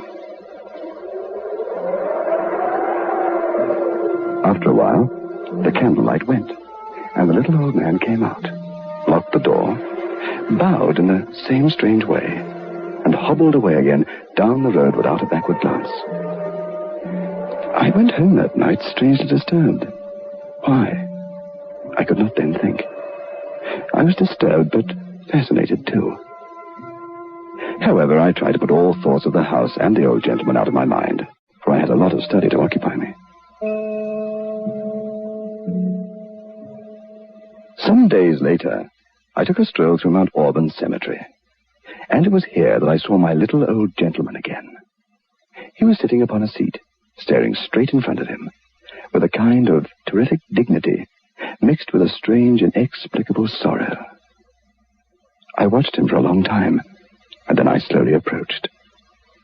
His clothes were shabby but neat, and his old blue cloak had known half a century's brushing. Good day to you. We're having wonderfully mild weather for this time of the year, don't you think? This is a very comfortable place. I'm very fond of walking in graveyards. Walking? Yes.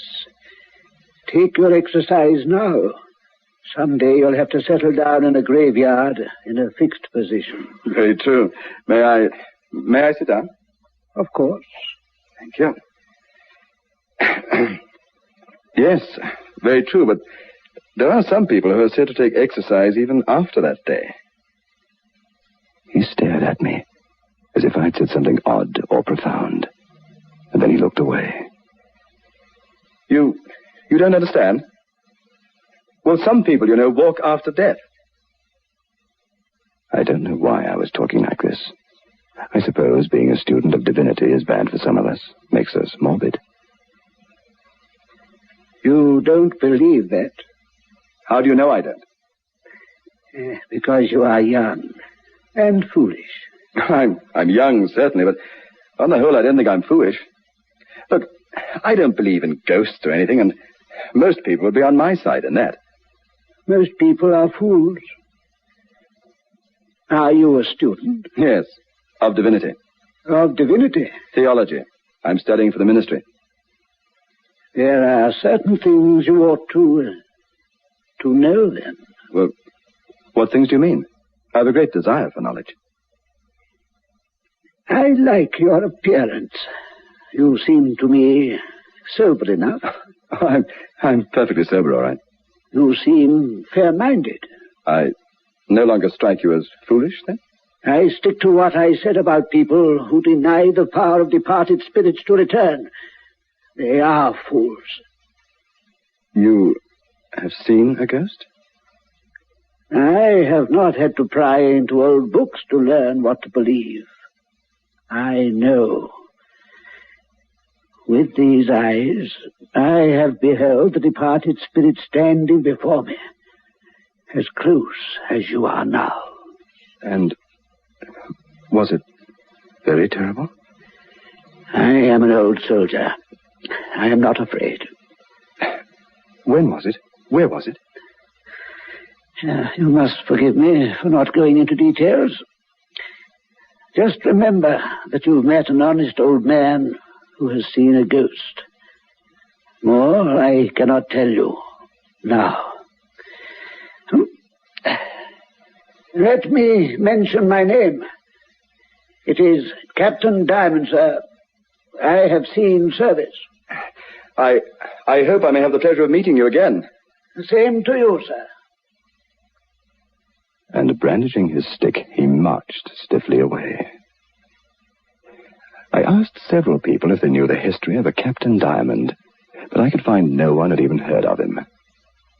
I could not put him out of my mind, though, and could not forget the house and his strange visit to it.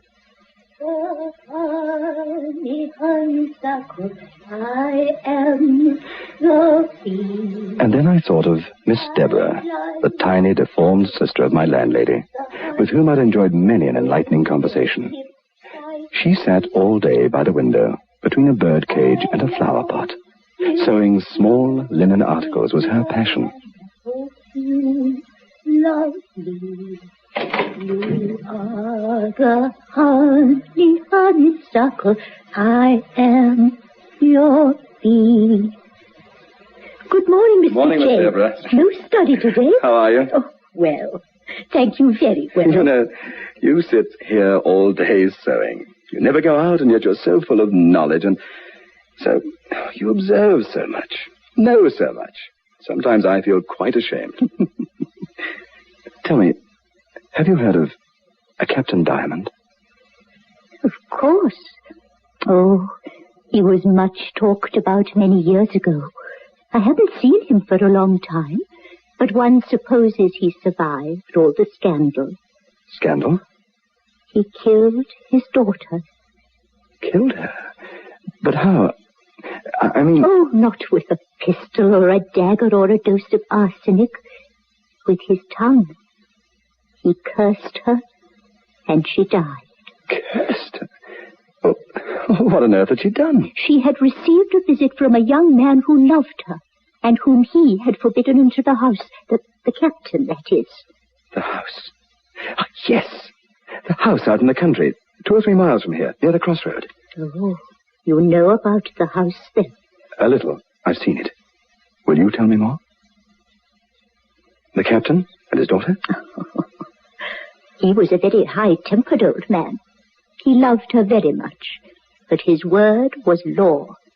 He had picked out a husband for her. Her mother was dead. They lived alone together. The poor girl's lover was a young man with whiskers from Boston in America. And the captain came home one evening and found them together. His rage must have been terrible. You do not understand, sir. She is my wife. Emma, it cannot be true. No, it isn't. It isn't. I know the thing. Get out of this house. You never come back, you hear? You never come back. Reasonable. Get out! The young woman fainted, and Captain Diamond left the house in a rage. Several hours later he came back and found a note saying the American had killed the captain's daughter and had carried the body away in a gig. The captain wrote a terrible letter saying he didn't believe she was dead, but that she was, in any case, dead to him. A week later, in the middle of the night, he saw her ghost, and thereafter, little by little, she began to haunt the house. The captain's anger passed into grief. He tried to sell or rent the house, but the story of the haunting was abroad and no one would take it. With the farm, the property was the old man's only means of livelihood. And because no one would buy the place, and because he couldn't live in it, he took his staff, put on his old cloak, and wandered away. But occasionally he was drawn back to the house, and the ghost relented and proposed a compromise. Leave the house to me. I have marked it for my own. Go and live elsewhere. But to enable you to live, I will be your tenant, since you can find no other. I will rent the house from you and pay you a sum of money. And the old man consented to accept the sum the ghost named, and he goes every quarter to collect his rent.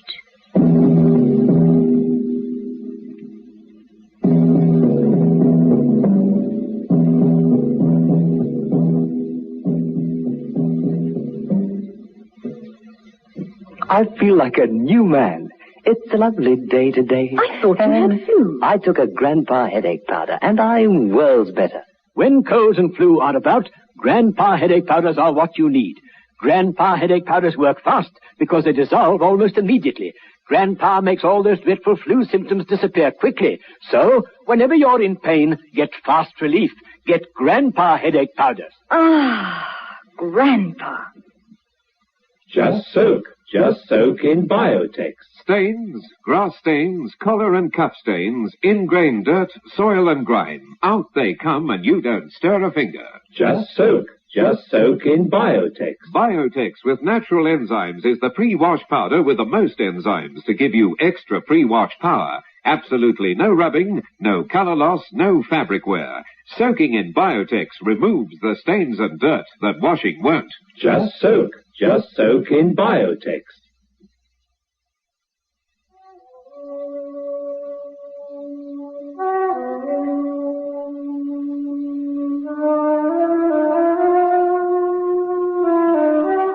Captain Diamond has no other means of living? None. The ghost supports him. A haunted house is valuable property. And in what coin does the ghost pay? Silver. But all the pieces date from before the girl's death. I'm sure it was part of the bargain that he should go in person to collect his rent. And so, for him, life goes on. And he keeps this secret which you must keep too now that you share it. Well, now, it's time for my sleep, Mr. James, if you'll excuse me. Storytelling has quite worn me out. My first sight of him had been on December the 31st, and it was likely that he would return to his haunted house on the last day of March, the end of the next quarter. When the 31st of March came, I was there, at the house, watching. He came and went as before, bowing and letting himself in just the same, and I felt an enormous pity for him. A month after this, I met him again in Mount Auburn Cemetery. What do you want of me? I wanted to enjoy your conversation again. You don't find me cracked? Cracked? My dear sir, I'm the sanest man in the country. I believe you. I will tell you. I once committed unintentionally a great crime. Now I pay the penalty. I killed my own child, you know. Struck her to the ground. But they could not hang me. More is the pity. Because I struck her with words, not with my hands. And I know that her soul is immortal, sir. For we have an appointment to meet 4 times a year. Her spirit, you mean? Her spirit, I mean. She has never forgiven you? She has forgiven me as the angels forgive. That's what I can't stand, the soft, quiet way she looks at me. I'd rather she twisted a knife about in my heart. I must go my way. I must be creeping along. I shall perhaps see you here again. Oh, I'm a stiff-jointed old fellow, and this is rather far for me to come, but I should like to see you again, someday perhaps. What is your name? James. Roger James. Look, please keep this little book. It's Pascal's Thoughts. My name's written on the fly sheet. It's a book I'm very fond of. Perhaps it'll tell you something about me. I'm not much of a reader, but I shan't refuse the first present I've received since my troubles. Thank you, sir. And he took his departure of me. An old, shuffling figure. Terribly sad. Broken. On June the 30th, I decided what I would do. That quarter I would wait at the house, but this time I would not conceal myself. He was a little early this time, and the candlelight already shone through the window shutters when I arrived. And when at last he came out, he found me waiting on the doorstep.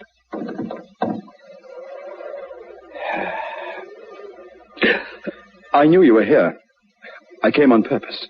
I hope you'll forgive me, but you did encourage me. You are very clever. I've been hoping for a chance to see inside. Do you know what it is I see? How can I know, except by experiencing? Please, take me in. Take you in? I wouldn't go in again before my time's up for 1,000 times the sum. I stick to my bargain, no less, no more. If you'll go in alone, you're welcome. Will you wait for me here? Yes. You will not stop very long. But the house is pitch dark. When you go, you have lights. Here.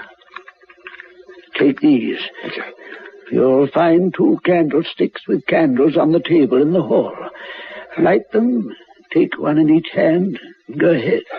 Where shall I go? Anywhere. Everywhere. Trust the ghost to find you.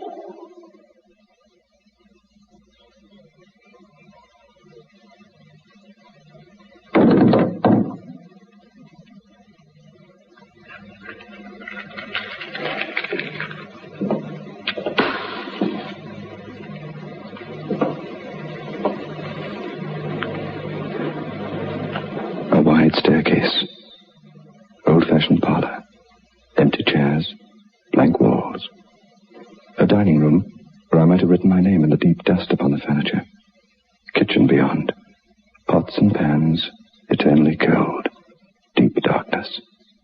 I came back to the stairs and looked up. Suddenly, with an inexpressible sensation, I became aware that this gloom was animated. It seemed to move and gather itself. Then I began to perceive a definite figure standing at the top of the stairs. 2 white hands appeared, and they were raised to what would have been the level of the head. They were pressed together, and then the face was disclosed. It was white, strange, and in every way ghostly. Then one of the hands was waved to and fro as if in attitude of dismissal. I left the house. I did not look back. Outside again, the captain looked at me but said nothing. I felt something I can never explain. It was fear, yes, but something deeper, beyond fear. I hadn't the heart to disturb the old man's next vigil. Came the 30th of September. I was sitting in my room, alone, when there came a knock upon the door. I've come from the old gentleman, Captain Diamond. He's right down sick and must see you.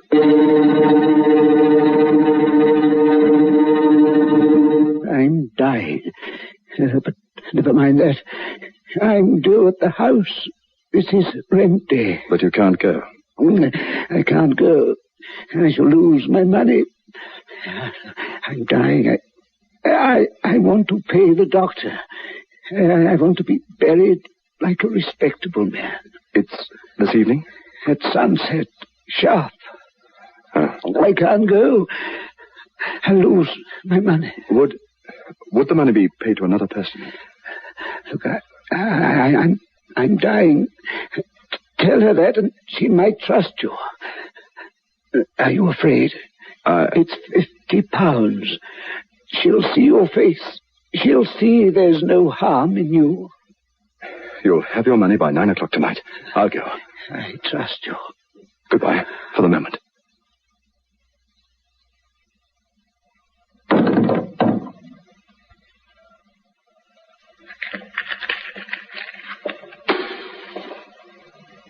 waited. For a long time. At last I saw it. The figure. The same as before. I've come in place of Captain Diamond. At his request. He's very ill. Unable to leave his bed, and so... Please pay me the money. Captain Diamond would have come himself if he were able to move. At this, the figure came slowly down the stairs, and I saw the white face. Instinctively, I backed away. The figure reached the bottom of the stairs and advanced. As it drew near, I saw that the face was perfectly human. We gazed at each other. When the voice came, there was nothing ghostly at all about it. Is my father dangerously ill? It was no apparition, just a very beautiful woman. Quickly, I stretched forward a hand and pulled sharply at the veil. She was about 35 and had her father's features. Her face was sorrow-worn and pale. My father, I suppose, sent you here to insult me. Here is your money. I stooped to pick up the purse of money, and she seemed to glide away. She disappeared not up the stairs, but into one of the rooms leading from the hallway. I knew she was no ghost. I had turned to go when she screamed. My father! Your father? Where? Through there. No. He's in white. In his shirt. It's not he. Your father. He's in bed, ill. Badly ill. Dying? I hope not. Heaven. I've just seen his ghost. Ghost? It's a punishment for my long folly. The punishment of my violence. Take me away from this place. You've been playing all these years? A game? The last time I came, you frightened me a lot, you remember? It was a game. But it was the only way. Had he not forgiven you? So long as he thought me dead, yes. There have been things in my life which he could not forgive. And where is your husband? I have no husband. I never had a husband.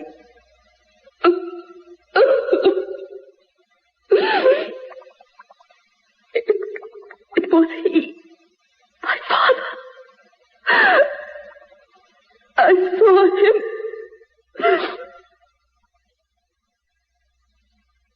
I'm leaving this place now. You're going to my father? Directly. Will you let me know tomorrow what you have found? With pleasure. But how will I communicate with you? Come. And she led me outside into the night and said... Write. Just a few words. And put them under that stone. The stone there, by the well. Good night. Listen. It's all right. I know my road. Everything is arranged. It's an old story.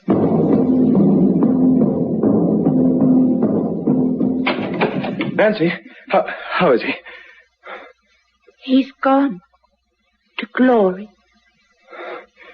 Dead? He's as big a ghost as any of them now. I returned to my lodgings, meaning to write the note for the captain's daughter and leave it under the stone by the well the next morning. That night late, preparing for bed, I noticed a red glow in the northwestern sky. A house was on fire in the country and burning fast. I thought no more about it and went to sleep. Yes, of course, you've guessed. The house on fire? That's right. I remembered I had left one of the candles alight. If it was not that one, it was the one she had dropped when she thought she had seen her father's ghost. The house was a mass of charred beams and smoldering ashes. The well cover had been pulled off in quest of water by the neighbors. The loose stones were displaced, and the earth had been trampled into puddles. To the best of my knowledge, no one ever saw again the beautiful lady who had haunted, in the flesh, her father for so many years.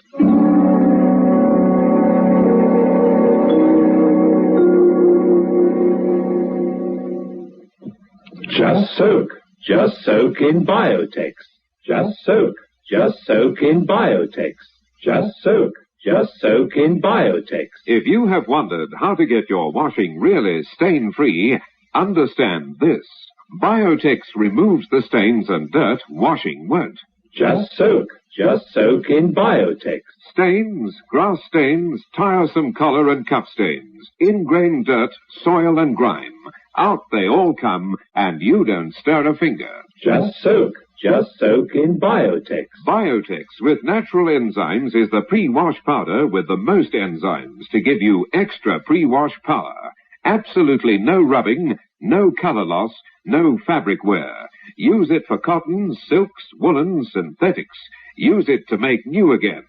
Soaking in Biotex removes the stains and dirt that washing won't. Just soak in Biotex. Beyond Midnight is presented every Friday night at 9:30 by Biotex, the new soak and pre... C-O-L-G-A-T-E, Colgate presents Phil Stern. With the Colgate Sports Newsreel. Phil Stern, the Colgate Shapery Man, is on the air. Phil Stern, the Colgate Shapery Man, with stories rare. Take his advice and you'll look keen. You'll get a shave that's smooth and clean. You'll be a Colgate brushless fan. Good evening, ladies and gentlemen. This is Phil Stern with a 252nd edition of the Colgate Sports Newsreel. Our guest tonight is the most famous detective in the world, Ellery Queen. But first, Reel 1. Profile of a guy named Joe. This is the story of a guy named Joe. Joe from Georgia was his nickname because, you see, Joe was from Georgia. He was born in Georgia back in 1879. Joe was a healthy, husky youngster who, by the time he was 12 years old, had won the junior wrestling championship of his little Georgia town. By the time Joe was 16, he'd won the wrestling championship of all Georgia. But Joe was growing up now. And since his mother wanted him to become a priest, he finally left his Georgia home to go to a larger city to study for the priesthood. For 5 years, Joe studied to be a priest. But in his 5th year, Joe became the victim of a dreaded disease. For 7 long months, he lay between life and death. At last, however, he was well enough to leave his bed. But the disease had left its mark on him, for Joe's left arm was paralyzed. After his illness, Joe returned to school, but somehow it just wasn't the same. Where before he'd loved sports, now because of his health, he had to stay on the sidelines, and it hurt him, for he'd always prided himself on his athletic ability. He tried to overcome this by making new friends, but apparently he picked the wrong kind of friends. At least so the school thought. For it wasn't long before Joe was paying more attention to his new friends than he was to his studies. And so, one day, Joe was dismissed from school. And sadly, he returned to his home in Georgia, knowing that now he could never become a priest. It was a bitter blow to his mother. She'd so wanted Joe to be a priest. She could tell how much the dismissal from school had hurt him. For a while, Joe was happy at home. But gradually, he became moody. Perhaps he brooded on his dismissal from school. Perhaps he realized what a disappointment he'd become to his mother. But whatever the reason, one day, Joe just disappeared. Nobody could understand it. His leaving became the big topic of conversation in the little Georgia town. At first, people thought Joe'd come back. But as the days turned into weeks and the weeks into months and finally the months into years, people forgot about Joe. Then rumors began to come back to that little Georgia town. Rumors of where Joe was. Some said he'd become a wrestler. Others said he was now a failure. Still others insisted he was in jail. But nobody knew for sure, not even his mother. When people'd ask her, she'd sadly shake her head and say, "I don't know where Joe is, but I do know that someday he'll come back to Georgia." As the years passed and no definite word was heard from Joe, people even forgot that he'd once been Georgia's wrestling champion, for new champions had come along to take his place. 15 years went by. Then, one day, just as mysteriously as Joe had disappeared from his home in Georgia, he suddenly came back. But now Joe was no longer an unknown boy. Now he was famous. People followed him wherever he went. And when Joe came back, everyone in Georgia knew why he'd been away and what he'd been doing during the 15 years he'd been gone. And now they understood why no one had heard from him. Joe hadn't been a wrestler, and he certainly hadn't been a failure. Joe had been quietly organizing a revolution. A revolution that would have cost Joe his life if the Georgia police had caught him. Yet Joe had started a revolution. A revolution that was to free his country. You see, the Georgia we've been talking about is not the state of Georgia in the southern part of the United States. The Georgia we've been talking about is a state in the southern part of Russia. And that's the story. The story of a youngster who was once the wrestling champion of the Russian state of Georgia, but who's far better known today as the most powerful man in Russia, Joseph Stalin. Profile of a guy named Joe. Reel 2. On the beach at Waikiki. That's where Buster Crabbe learned to swim, and that's where the sensational Olympic champion first practiced his smooth, cutting speed in the water. In shaving, too, Buster Crabbe aims for smooth, cutting speed. And he gets it, too, with Colgate Brushless Shave Cream. Here's what he writes. Dear Bill, thanks to you and your Colgate Brushless Shave Cream, I've now perfected my shaving style, and I'm sure I set an unofficial shaving record every morning. Why, I just spread on that Colgate Brushless straight from the jar, then over lightly with my razor, and I'm on the last lap. I always thought my beard had plenty of stamina, but it wilts when it meets up with Colgate Brushless. Thanks a million, Bill, for putting me in the swim with Colgate Brushless. Signed, Buster Crabbe. Most men can't equal Buster Crabbe's swimming records, but any man can equal Buster Crabbe's shaving records, you bet. Colgate Brushless Shave Cream takes you through a fast, smooth, comfortable shave every time. Just spread that cool, rich cream on your face and commence shaving. Colgate Brushless tames tough whiskers. It stays moist and active clear through your shave, and at the finish, you douse it off your face and razor. No goo or grease to gum up the works. Men, if you want a shave cream that's made especially for wiry whiskers and naturally dry, sensitive skin, then it's Colgate Brushless, the shave cream of champions for you. Try it. And if one trial doesn't make you say, this is it, just send the top of the carton to me. Bill Stern, care of Colgate, Jersey City, Zone 2, New Jersey. And I'll see that you get double your money back. Reel 3. Colgate's camera close-up of Ellery Queen. You've all read Ellery Queen's great mystery novels, and you've all heard Ellery Queen's radio programs over this same network. Now meet him in person. One of the most famous detectives in the world, Ellery Queen. Good evening, Bill. Good evening, Ellery. Have you ever solved any sports mysteries? Yes, several. In fact, I once solved a murder that involved 5 famous sports personalities. Were all 5 sports personalities suspected of the murder? They were, Bill. One was a girls' swimming champion, another was a big league baseball pitcher, still another was a racing jockey, and the 4th was a prize fighter. But that's only 4, Ellery. You said there were 5 people suspected of that murder. Who was the 5th? Well, Bill, if you must know, it was a sports commentator like yourself. Oh, fine. I suppose it was the sports commentator who was the murderer. No, it wasn't, but he almost got murdered himself. Serves him right for being a sports commentator. Tell me, Ellery, since I'm going to be a guest on your show tomorrow night to try and solve tomorrow night's mystery, you ever had any other sports figures as guests on your show? Yes, we have, Bill. We had Lieutenant Commander Jack Dempsey. Jack Dempsey, eh? How'd he do? He was KO'd by a clue. But I'll tell you who did do well on solving one of my mysteries. Who was that? Gypsy Rose Lee. She just stripped the plot down to its bare facts. She would. But there's one mystery, you know, Ellery, that even I can solve. What's that, Bill? I can tell you why Colgate Shave Cream is the best. Just try it and see for yourself. Get it? Thanks so much. Good luck and good night, Ellery Queen. Good night, Bill. Good night, Ellery. Reel 4. Portrait of a prize fighter's protege. This is the story of John L. Sullivan. Many people say John L. Sullivan was the greatest heavyweight champion this country's ever known, but let me begin this story at the beginning. John L. Sullivan came out of Boston, where by the sheer brute power of his own fists, he wrote boxing history as he battled his way to the heavyweight championship of America. After he won the heavyweight championship, he became the most famous man in America. In fact, at the height of his popularity, John L. Sullivan was so much in demand that he appeared on the stage in vaudeville.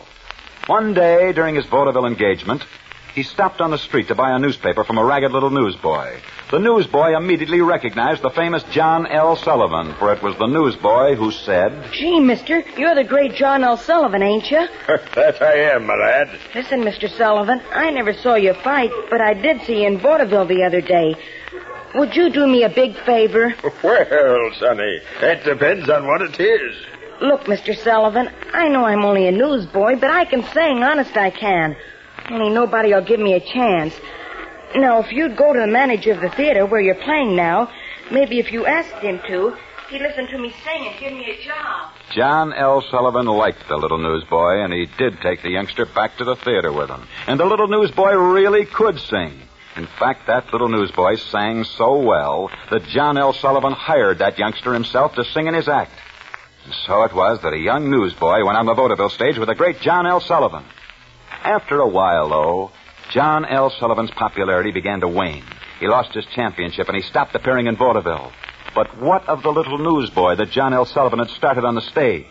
Well, that little newsboy stayed on the stage. Stayed on the stage to become a great star in his own right. For that little newsboy was Gus Edwards.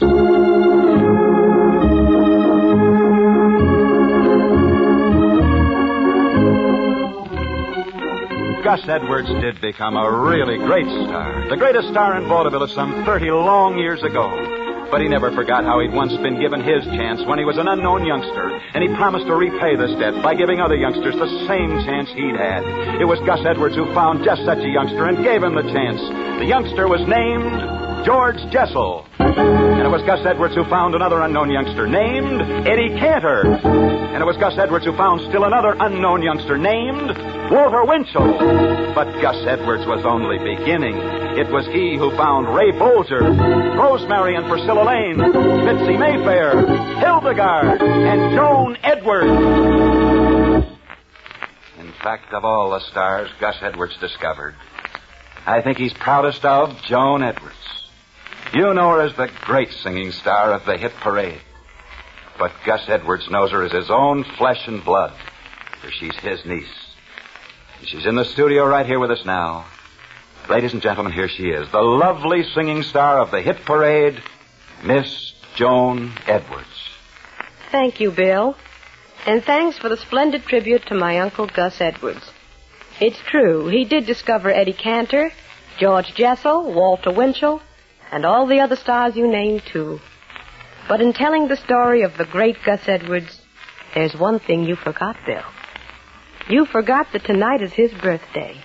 And even though he's been sick, I know that he's listening beside his radio in California right now.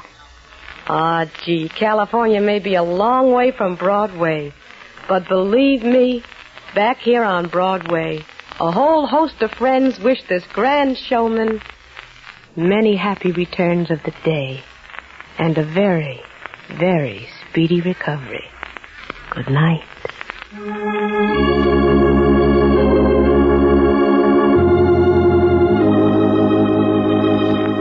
Thank you, Joan Edwards. That, ladies and gentlemen, is the story. Story of Broadway. A story of how Gus Edwards discovered the greatest stars on Broadway. A story that wouldn't have been possible if it hadn't begun many years ago with a prize fighter named John L. Sullivan.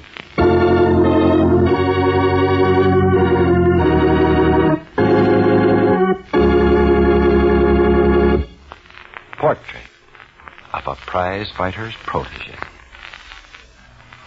Reel 5, Charles McCarthy. You know, men, your face sits up and takes notice when you spread on Colgate Brushless, the shave cream of champions. Even if you've got a beard like the spines on a cactus, Colgate Brushless will take you through a clean, close shave. No snagging, no pulling, and no dry, drawn skin at the end. No after irritation. For Colgate Brushless Shave Cream was made for naturally dry, sensitive skin and wiry whiskers. It's a soothie and a smoothie. So take Bill Stern up on his offer. Get Colgate Brushless, the shave cream of champions, tonight. And I hope your beard is plenty tough so you can really appreciate the marvelous shaving performance you get with Colgate Brushless. If it doesn't do all you expect, just send the carton top to Bill Stern, care of Colgate, Jersey City's own, to New Jersey, for double your money back.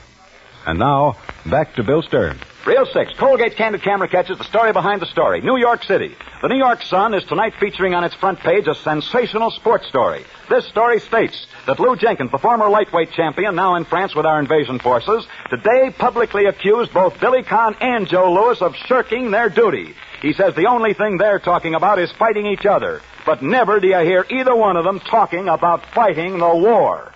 Hollywood, California. The funniest remark yet about the Dorsey Hall fist fight was made today by a Broadway columnist. Miss Dorothy Kilgallen, writing about the fight, said, "Since Tommy Dorsey hit John Hall, it's been suggested that Dorsey change his theme song to Swinging on a Star." And that's the 3-0 mark for tonight. Next Friday night, we'll be back same time, same stations, with another edition of the Colgate Sports Newsreel.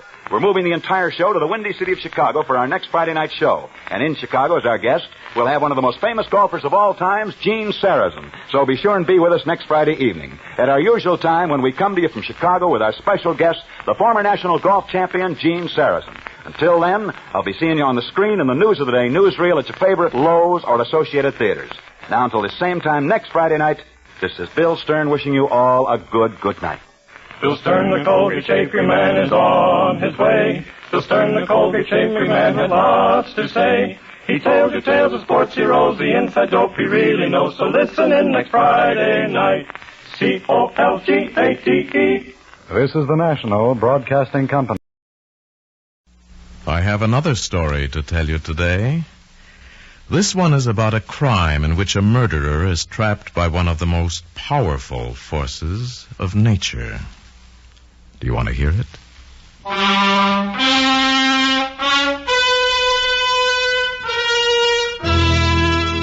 Now starring Paul Frees as your teller of tales. Another story from The Black Book. Yes. From the world's most fabulous collection of strange and unusual stories, The Black Book, I have selected a story called The Vagabond Murder.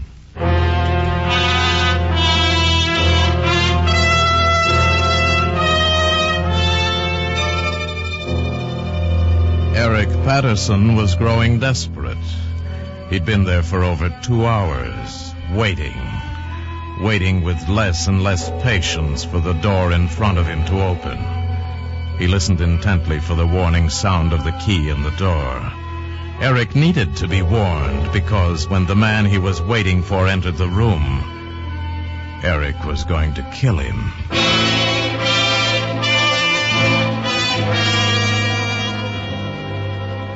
As the seconds ticked past in the darkness, Eric thought back to the beginning of all this.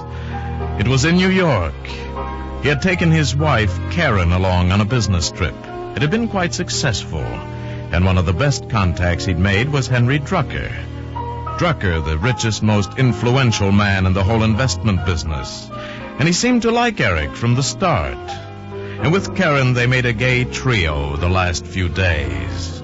Rounds of cocktail parties, the theater, endless nightclubs. And then on the last evening of all, Drucker had said, "Look, Eric, why not join me on the Bermuda trip? The best thing in the world for you and Karen. My yacht sails tomorrow. What do you say?" At first, Eric thought it was just talk, but he was wrong. And the next day, they sailed for Bermuda on Drucker's yacht, the Vagabond. It wasn't until the return trip that Eric began to suspect that it wasn't him Drucker was really interested in, but Karen. And then the night before they were to dock in New York, it happened. The three of them were sitting at the small bar after dinner when Karen got up, said she wanted some fresh air, and went out on deck. A few minutes later, Drucker excused himself. "I think I'll go to my cabin, Eric. But I won't be long. Wait here for me, will you?" "Well, yes, if you like." "Good. Then we'll have a nightcap together."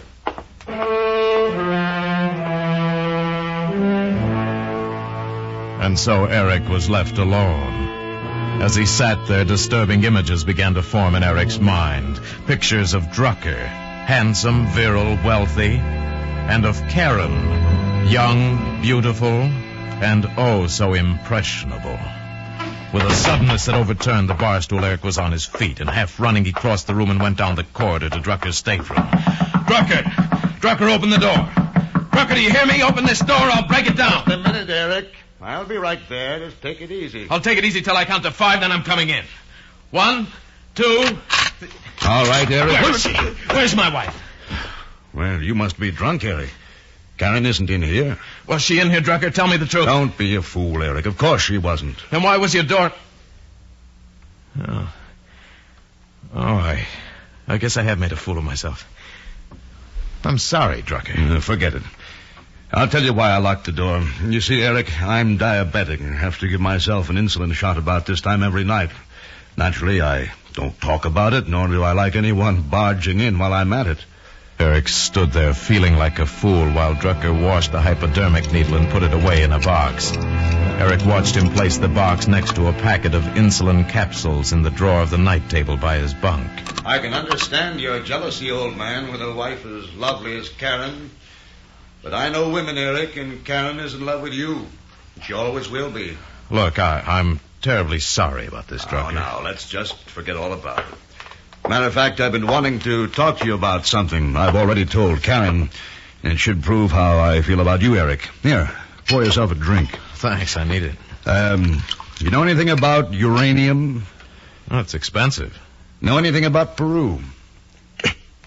What are you driving at? Uranium in Peru, Eric. Big. Really big. And the payoff is so big that I was going to put in $750,000 on my own. But I'll let you have $250,000 of it if you want it. That's a lot of money. So is a return of 23%. Yeah. But I haven't got that much. I'd have to borrow on everything. 180 days should see the first dividends. You'll have a certified check within 2 weeks.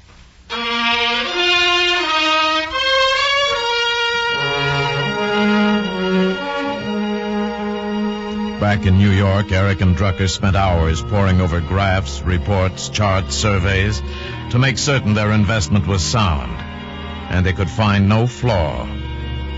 But 6 months later, Eric learned that even the most gilt-edged promotion can fail. Uranium in Peru didn't make him a millionaire. It ruined him. It took his entire personal fortune, and because he'd borrowed so heavily, his business and his credit were ruined. Eric suddenly found himself without a single capital asset. In desperation, he went to see Drucker. So that's the picture, Eric. There isn't a thing I can do. Yes, of course. I understand your position. All my cash assets went too, and everything else of mine's tied up. I just can't touch it for years. Well, we took a chance, and we both lost. Thanks again, Drucker. Eric, do you have any plans? Well, I've had an offer from the coast. Oh. Small investment house in Oakland. Well, I'm sure it'll work out fine. Tell me about Karen. How is she taking all this? Karen? Oh, she's really great, Drucker. Now she decided to go back to modeling in New York for 6 months or so. Just while I'm getting started, you understand. She's a fine girl, Eric. You're very lucky. Yes, I know I am. Well, goodbye, and thanks again.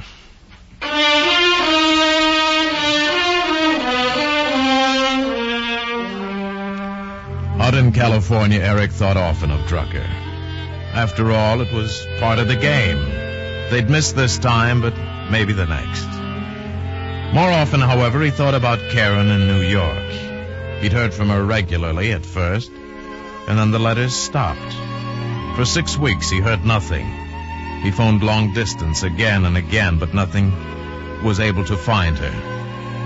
And he was beginning to be beside himself with worry and fear. Then one night his phone rang. Yes, hello? Mr. Patterson? Yes? This is Oliver Fay. I do a little gossip column here for the Herald. I hope you read me. No, I don't. Well, anyway, perhaps you'd like to make a statement.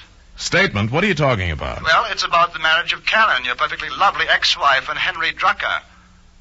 Where'd you hear this?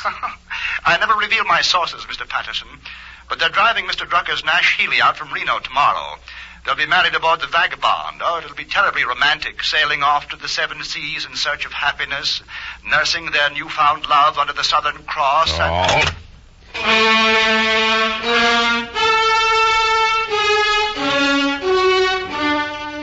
At first, Eric thought it was all a lie, that perhaps he was the victim of a cruel prank. But he had to find out. And an hour later, he was standing on a fog-wet pier looking at the sleek white outline of the Vagabond. And suddenly, as waves of nausea swept through him, he understood everything. Drucker had deliberately ruined him, and undoubtedly with Karen's knowledge. These last 6 weeks, Karen had been in Reno divorcing him by default.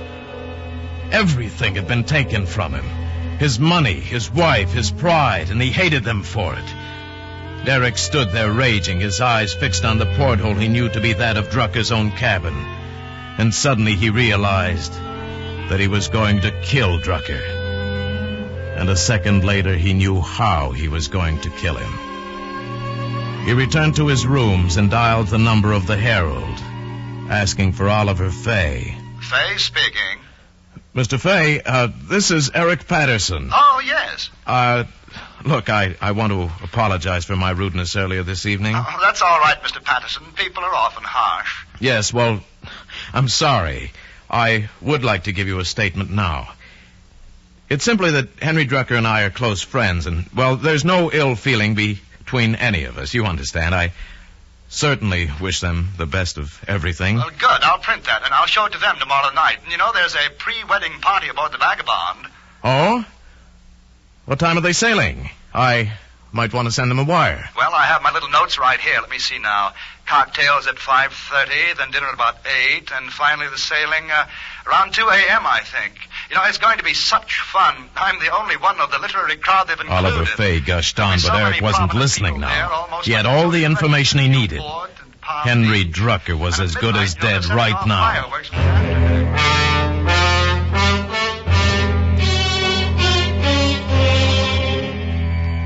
About 6:30 next evening, Eric stood in the shadows of the pier and watched the last of the guests arrive and board the Vagabond. Then he walked quickly across the open area directly to the porthole of Drucker's cabin. He was unobserved. The porthole was on a level with the pier, and Eric had to lie on his stomach in order to crawl through it. A moment later, he was safely inside. He closed the porthole and waited for his eyes to become accustomed to the darkness. Then he found the night table by Drucker's bunk and removed the hypodermic needle and insulin. Quickly, he filled the syringe with more than enough insulin to kill a man and placed it carefully on top of the table. Next, he found a towel and rolled it lengthwise. With it, he could choke Drucker into unconsciousness without leaving a mark. Now he was ready. An hour passed, then 2, and a third more slowly than ever. And for the first time, Eric grew nervous. Another hour, and the towel in his hands was wet with perspiration. What had happened? Had Drucker, in the excitement of the evening, forgotten his injection? Panic began to rise in Eric, and he fought it back desperately. And then suddenly he heard a key in the door. He stood back and waited. The door opened, and Drucker, a black figure against the light of the corridor, entered the cabin. Eric waited until he'd locked the door behind him. Then he moved. What? The towel went around Drucker's neck, and Eric twisted it with a frenzied strength. After a moment or two, Drucker ceased to struggle, and Eric finally released him. He might have been dead already, but to be sure and to make it look like suicide or an accident, he injected the overdose of insulin. Then it was over. Perfect. Eric sighed deeply with relief and satisfaction. Mr. Drucker? Mr. Drucker! Oh, come now, I know you're in there. You promised me an interview, you know. Terror-stricken, Eric moved to the portal. His hands trembled as he opened it and prepared to climb through. But something was wrong. The portal was open, but he couldn't get out. Blocking it 6 inches from his hands was a solid wall of pilings, great timbers side by side. The floor of the pier was now 2 feet above him. For a moment he was dazed. And then he knew. The tide was going out, and the ship had dropped a few feet with it. The tide had cut off Eric's only escape. He was hopelessly trapped. He sat down heavily, almost ready to cry. I'm still here, Mr. Drucker, and I'll wait right here all night if necessary. Do you hear me?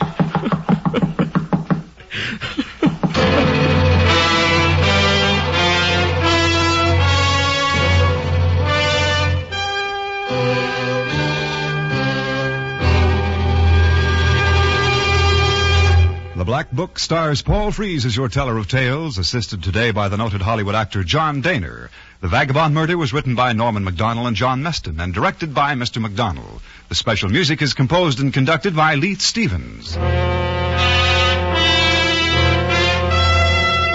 Every Monday night, a top Hollywood star plays the leading role in a thrill-packed story on suspense on most of these same CBS radio stations. Clarence Cassell speaking. Remember, Broadway Playhouse brings you top stars and top stories Sunday nights on the CBS Radio Network.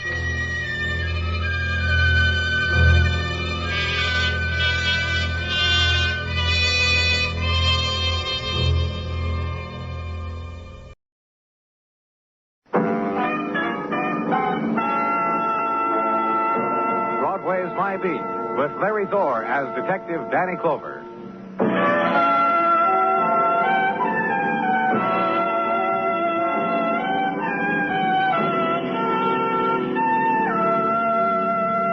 The death of autumn passes not unobserved on Broadway. There's the tolling of bells by thin, shivering fellows in white wigs and baggy Santa Claus suits. And the hands of hawkers are not so nimble and fleet, numbed with winter darkness. And from trumpets, solemn removal of derby for the passing of autumn song, and modulate, quick scream into Rudolph the Red-Nosed Reindeer. And remember, how were the days of the falling leaf? Taste their glow, watch them flicker, watch them die. Then go search somewhere else. Only 25 more shopping days. And north on Broadway and then east, where wealth is fringed by Winter River. The room is paneled wood gleaming in firelight, and carved desk and sheen of wine-red leather chair. And soft glow of firelight also on the face of a boy, dead of a bullet wound between the eyes. And the man over him, proud. Neat shot, wouldn't you say? Yes, it was, Mr. Parker. I'd say he never knew what hit him, wouldn't you say? Eddie, please. Please. We're listening, Cora. What it is you want to tell us? Nothing. Just nothing. Frightful thing, I suppose, for a woman. You see, Mr. Clover, my wife has never looked upon death. Not at least to my knowledge. Cora, dear, is this the very first time... Just write it down for me, Mr. Parker, exactly what happened, how it happened. Quite obvious, wouldn't you say? Just tell me. Well, quite obvious, I would say. The open safe, the money he tried to steal, now littering my library floor where I potted him. Eddie, stop it. Why should I, dear? The man asked me. He has to know exactly how it was. That sordid little thief could have killed me if I hadn't got there first. Would you just move away from him, Mr. Parker? Of course. How these things work out. We were off for a second little honeymoon. Cora and me. Reservations, the whole deal. Fun, sunshine, desert. The Rossmore in Palm Springs. Then word at the airport that our plane was grounded. Back here, and then... There's nothing on him. Loose change, pack of cigarettes, no gun, no identification. I was saying, we came back here and we sat for a while, talking, then to bed. Cora fell asleep. I read. There was a sound on the fire escape. I got my gun. I found him here in the library with the safe open. And it was simple. Between the eyes. We'd best hit the sack, Cora. We're leaving tomorrow. Cancel it. Stick around. Look, we've Eddie boy. You wish to add something, Cora? You liked it. You liked killing him, didn't you, Eddie boy? A thief, dear. In my house. Oh, come now. Can you think of another way? And the man, named Edward Barker, squared his shoulders, clasped hands behind back, made glinty the eyes, and stood at parade rest in a double-breasted pinstripe. A few minutes later, the men from Technical made their entrance. Mr. Barker made more glinty the eyes. And I left. Home now and one flight up. The magazine. Story continued next month. Sleep. Life continued next day. Next day, breakfast that explodes when you pour the milk on it. Coffee and back to headquarters. The man sitting in your office waiting for you is Detective Dennison. Morning, Danny. Hi, Dennison. Nippy out, huh? Yeah. You notice how fast Christmas is coming this year? Every year it comes fast, except the payments to the Christmas Club. Those week after slow week. Yeah. You got anything for me, Dennison? Zero. No identification on the boy, huh? Nothing. Strange, too, the way he opened that safe. Clean. Real fine professional job. You'd think he had a record. Muggerthan left a notation that the boy's prince check was nothing at all we've got. So Muggerthan sent him to Washington. We'll see. That's all. What you doing for Christmas, Danny? I hadn't thought of it. Now, this sounds real oblong, but my girlfriend's got a girlfriend. Warm, sunny, southern type. She used to dance in a... Dennison, I'll think about it. Turn the chair. Through steamed window, the winter city and tread wheel of crowd. And beyond, harbor and freighter. And you know it's barnacled with the coral of summer seas. And turn back into it. Begin a waiting you've known before. Wait on the identity of a boy who lies still and nameless in the morgue. And fill in the time of waiting across the street with coffee and a sandwich. Back then to headquarters. And corridor is swift winter twilight and the new sheaves of violence on bulletin board. And at the turn, it's Detective Dennison. I told the girl to have a seat. Wait till you got back. What girl? The girl who ran out of husband last night, all night. Looked for him all day. Came here for a... Oh, where is she? Girl with this problem, where else would she be? Morgue. Need me anymore, Danny? No. Go back. And turn into another corridor. And at the end of it, the swaying light bulb. It's yellow on the winter mist hair of a girl who sits erect on the worn bench. Miss? I was told to wait here. The man said... I asked somebody about Johnny. I don't remember who, but he was tall and kind of... Well, that was Detective Dennison. This, Johnny... My husband, Johnny Clark. I'm Peggy Clark. Johnny said he was going out for a little walk last night, and he didn't come back. Oh. I sat up all night. Then this morning I went to where he works, and he wasn't there, and I asked somebody what to do. That's the morgue, isn't it? Through those doors? Yes. Will you take me in, please? Well, Mrs. Clark... If Johnny's in there, I want to know about it. All right.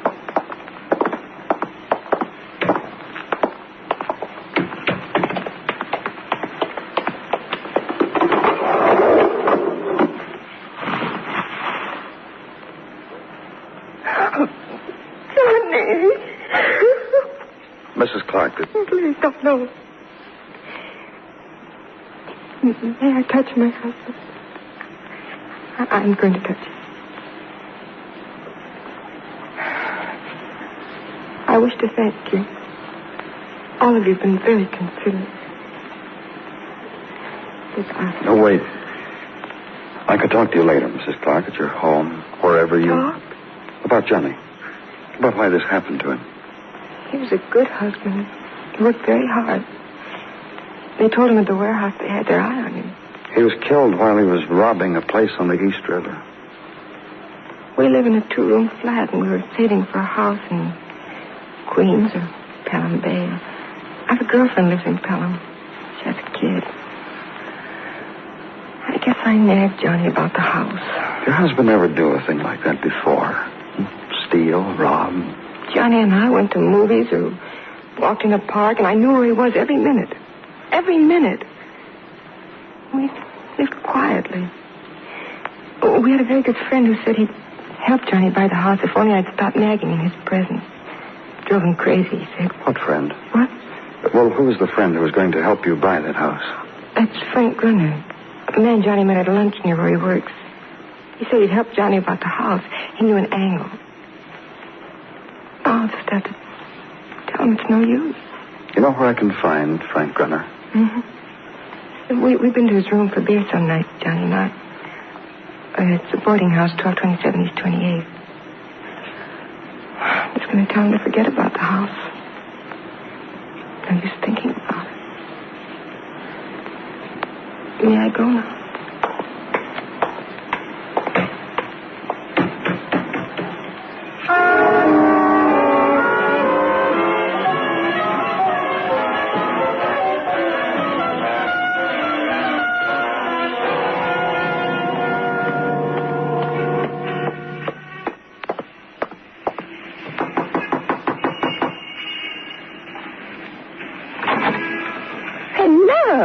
Hello.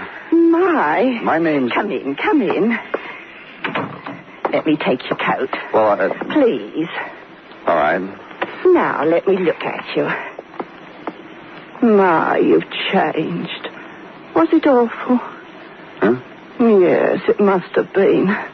And now you've come back. I'm from the police. My name's Danny Clover. Oh, I thought you sent me the pillow. This one. No, I didn't. So many of the boys who stayed here with me send me things. Soldiers, most of them, and, well, I thought you were the one that sent No, me. I want some information about... One of them sent me a sword. See? From Japan. A real Japanese used it to... I'd information about Frank Grunner. I only wish he was here now. I'd show him how a real Renfrew would use this. I'm Bessie Renfrew. I'm glad. I'm kidding. I like Frank. I wouldn't harm a hair. Let's talk about him, shall we? He's gone. You mean for the day? Gone. Then he's not coming back, is that it? Yesterday. Pinched my cheek. Gave me my favorite smile. Then got mean and said, Bessie, you run a flea bag boarding house, and I hope we'll never meet again. What a kidder. Where did Frank go? You'll never believe me. Yes, I will. Oh. I promise. Ruxton Plaza Hotel on Park Avenue. From Bessie Renfrew's to Park Avenue like that. See, I told you you'd never believe me. May I have my coat, Mrs. Renfrew? You poor boy. And having lived the place of brocaded pillows and samurai swords in the motherly Mrs. Renfrew, live it just a little longer. Disengage her toil-worn fingers from my overcoat sleeve and brush aside the gentle tides of gin-scented air and get out. And cross town now to Park Avenue and the Ruxton Plaza Hotel. The clerk recovers from the sight of a police badge, grasps the desk with both hands, and tells you that a Mr. Frank Grunner is a newly arrived guest. That he occupies room 1212, and please, will there be no trouble, please. Walk away from him. Ride the elevator with a young woman in conversation with a Pekingese, with her hand being held by a gray-haired gentleman who talks to no one at all. 12th floor and down the corridor lined with framed pastel splotches and carpeted silence. And room 1212. The radio behind it plays. No one answers the door. Try it. And inside, framed pastel, larger. Radio, jazz through white lacquer. Bed occupied. The man on it was dressed in a blue satin robe. And where his initials were, F.G., between them, a knife. Laying against one hand a book, a novel. In the other hand, a corner of bedspread in anguished fold. Man in hotel room. Murdered man.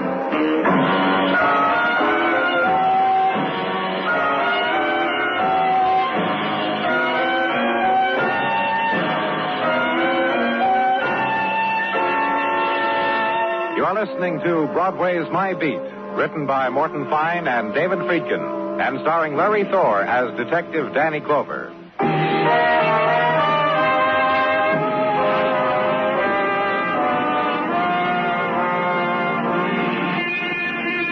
The light of a new November morning taps Broadway's shoulder, breaks the clinch that held it all night long. The beginning of it, the slow moments before going to work time. The gesture, splash water in your face and get ready for this round. Then from somewhere, the warning buzzer, the faraway shriek of a whistle. Get ready to fight it. Forget the bumps of yesterday. Put a clean white shirt over them and a pretty necktie. And get out there. A new day just came out of the corner.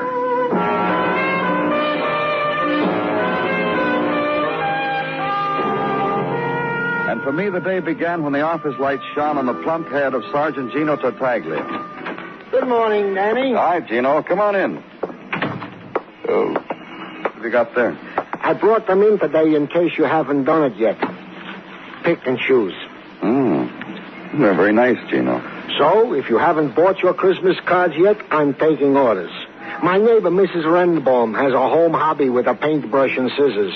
So I took a lot on consignment to bring to the office for all the boys to see. I'll look at them later, Gino, if you don't mind. Any special ideas you have, Mrs. Renbaum will be glad to make up, Danny.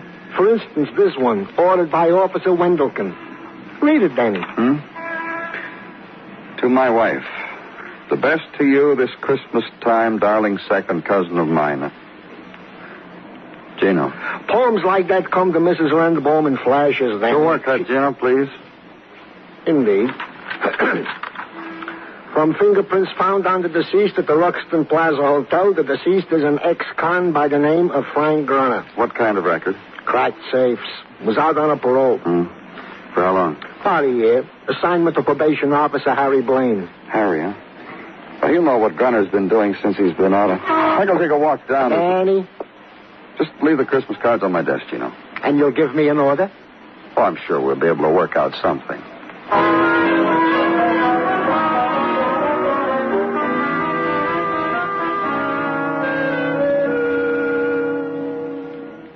Man tries, Danny, does the best he knows how. Reads the books on how to be a good probation officer. Attends the lectures, and Blue, he blows up, smacks him in the face. You sorry about Frank Grunner? Yeah, if you wish to put it that way, I'm sorry.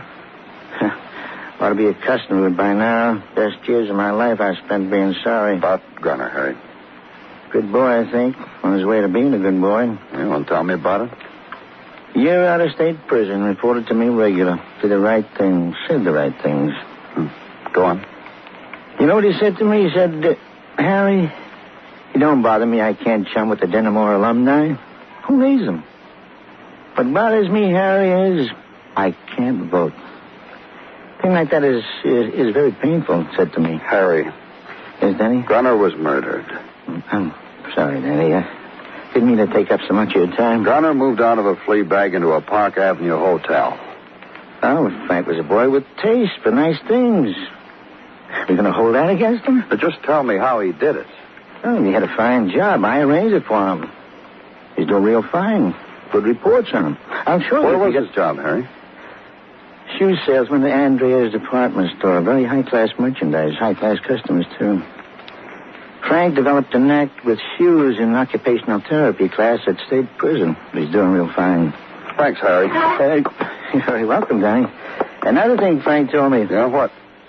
He said soon he was going into business for himself. I patted him on the back for that one. I even offered... I'm sorry I took so much of your time, Danny.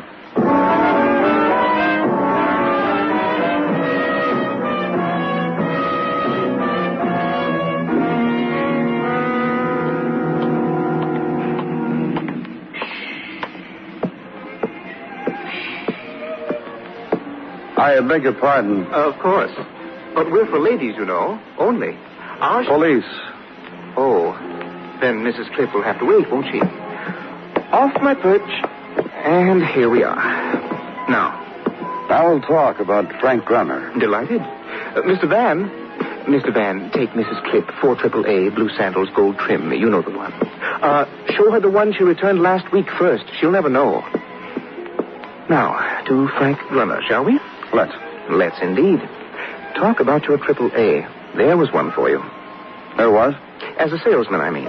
Rough, but gentle. You know. Go on. How could he miss? Oh, just tell me about him. It's something a great shoe salesman is born with. Frank Grunner had it. Many of us try... That's not what I want to know. I want to know who his customers were. Yes. We'll start from there.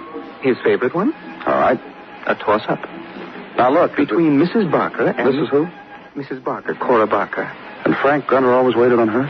The long minutes they spent over there by the X-ray machine, she with her foot in it, he peering into the eyepiece. The giggles and the chuckles that went on there. Real friendly, huh? The amount of shoes he sold her was the talk of the city. Do you know whether he ever saw her on the outside? He was an ex-convict, you know. Yeah, I know. That's the only reason. For what? For meeting him after the store closed. For taking him home in her car. To make Frank feel that he was not unwanted. To make him know that she and we were all pulling for him. And we were. Yeah, that's the reason why she picked him up. Cora Barker is a married woman. Sir, our customers... No, of course. Well, you've been a big help, thanks. That's about all I want to know. Of course. Did Mr. Van fit you, Mrs. Cliff? I see he did. Walk out of it. Past the knee-high mirrors, past the reflections of misted silk, shod and unshod, and have the vague impression that the large toe in one of them had been crooked, was beckoning you. Pull up for an instant, look back, and see the toe now peeking out of the latest thing in Peruvian lizard. Comfortable there. Then the door that opens photoelectrically onto late November Avenue. Walk it. Against the stone facade pose two names, Frank Grunner, Mrs. Cora Barker. And another, Johnny Clark, first-time thief who was dead of a bullet between his eyes, had become aware of another thing, the quickening pace of the crowd, the fleet curve of November into evening, and race it to headquarters. And in your office, find the lights already turned on against swift winter night. The man who'd done it, Detective Dennison. Give a touch of color in your cheeks, Danny. Nippy out there, huh? Yeah. You got anything, Dennison? Yeah, I made a routine check on the possessions of the late Frank Grunner. Found a thing. Oh, what? Passbook. Savings account, Corn Exchange Bank. Frankie boy was a very thrifty character. Salary, commissions, he had a good job. Not this good, Danny. Very few people have it this good. Look, I'll show you. 17th, deposit of 300 simoleons. 10th, just a week before that, deposit 2 C's plus 50. 3rd, which is just a week before the 10th, 4, 6, 7, and 29 cents. Goes on like that. There's something else I got for you, Danny. You're a ball of fire today, aren't you, Dennison? Today, yesterday, other days, there've been rumors. That Cora Barker, Danny. Yeah, what about her? I see how well Frank Grunner was doing. Struck me I should check how was Mrs. Cora Barker doing. You know what, chum? Just tell me, huh? Rich girl like Mrs. Barker. Not a savings account to her name. Nowhere in no bank. I figure the married lady's a spendthrift, Danny. You follow me? Mind I use your phone, Danny? Promise today, but give Just turn out the lights and you leave, huh, Dennison?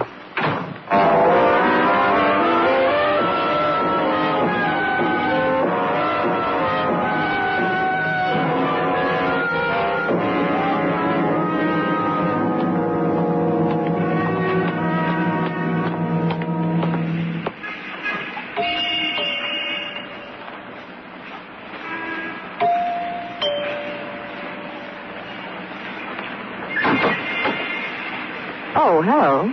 You remember me, Mrs. Barker? Yes, of course. You're the policeman who was here when my husband Eddie killed that burglar in the library. Please come in. Thanks. Well, I'd like to talk to you. Well, don't you think Eddie should be here? He's just in his room with his gun. Nice collection. I looked at them when I was here. He spends hours with them. My husband's hobby, guns. I'll call him. Later. Well, how do I entertain you, Mr. Clover? Talk. About what? What possibly could you About and a I murdered have? man. Oh, no, you're wrong. My husband explained it to me. That wasn't murder. That burglar was robbing our safe, and Eddie shot him. That's not murder. Murder's I'm talking about Frank Grunner. Who? The shoe salesman. I don't... At a lady's shoe shop named Andrea's. Oh. He was murdered. Didn't you read about it? Yes, I did. Want to call your husband now, Mrs. Barker? I told you he's cleaning his guns. He doesn't like to be disturbed. Get him. Very well. Eddie, that policeman here again. Which one? Clover. What does he want? He wants to see you. All right. He says you want to see me. What do you want to see me about? Why did you bring the gun along, Mr. Barker? Well, I was cleaning it. In a few minutes, I'm going to go on cleaning it. Oh. Nice rifle. I like her. Now, what do you want? I want you in on a conversation I was having with your wife. What were you talking about, Cora? He said something about murder, and I explained to him what you explained to me about killing that burglar, and... Yeah, then we went on to talk about Frank Grunner. What have you got on your mind, Clover? The usual things for a policeman on homicide. Who murdered him? Eddie. What? He's found out I knew Frank Grunner, so he probably thinks I know something about... Listen, Clover, what harm is it for my wife to know a shoe salesman? She told me about it. An ex-con who needed a smile. And is that why you're here, to ask my wife about the smile? About the smile? About the lifts home? About Frank Grunner's bank book? What about it? How he was getting rich on a salesman's salary? You're saying what? Gets back to the boy you killed the other night. Just a kid who opened your safe real neat. A kid without a record. Just a wife and a dream and a need for some fast money. A kid. A shipping clerk at a wholesale house. Well, don't get sloppy about it, Clover. Just say it. Shipping clerk. Friend of Frank Grunner. Frank Grunner, friend of your wife. Frank Grunner, man with growing bank account because of your wife. Cora. Listen, Eddie, we talked about it. You said you'd forget it. I like going over it. I like watching what it does to you. Say it slow, Clover. There's not much more. Just slow. Eddie. Your wife ran out of money to give to Frank. She had no bank account of her own. So go out of town. Go to Palm Springs. Her idea. She's a cutie, isn't she? Give Frank the combination to the safe so he could rob it, get more money. Only Frank wouldn't take any chances. Not Frank with a record. He gave the big opportunity to the boy. tough about that plane being grounded, wasn't it, Cora? Please, Eddie. And the way you begged me to take a train. Anything to stay away from our house. What about Gunner? Sure, I killed him, too. Him, my wife. Cora told me. I made her tell me. You don't think I'm stupid, do you? How did that boy know the combination of the safe? I didn't tell anyone. Cora must have. What do you want me to do now, Cora? Kill him? Kill you? What? You like guns so much. You like killing so much. Let's have the gun, Parker. Watch me, Cora. Kill him. You scared, Clover? Put it down. He's not scared, honey. He doesn't believe you. He doesn't know you like I do. Oh, what am I, honey? After you killed that boy, after the police left, kill Eddie. Do it again. A real cutie. You want a gun, Clover? Catch. How do you feel, Cora? You're crazy. No more. Lock us up, Clover. Put us away.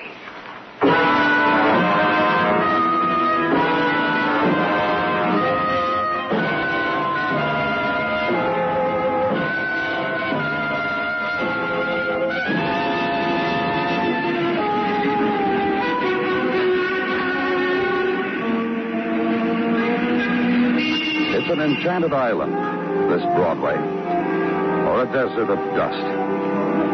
Look at it, and it's a magician's pitch with golden mirrors and fountains that plume with jewels. Look at it again, and it's dissolved, and the flakes trail away on the night wind.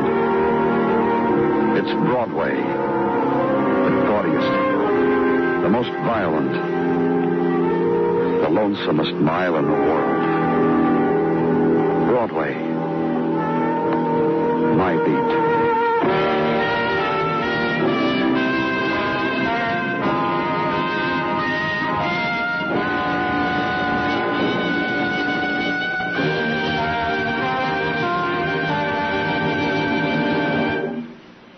Broadway's My Beat stars Larry Thor as Detective Danny Clover, with Charles Calvert as Tartaglia and Jack Crucian as Muggavan.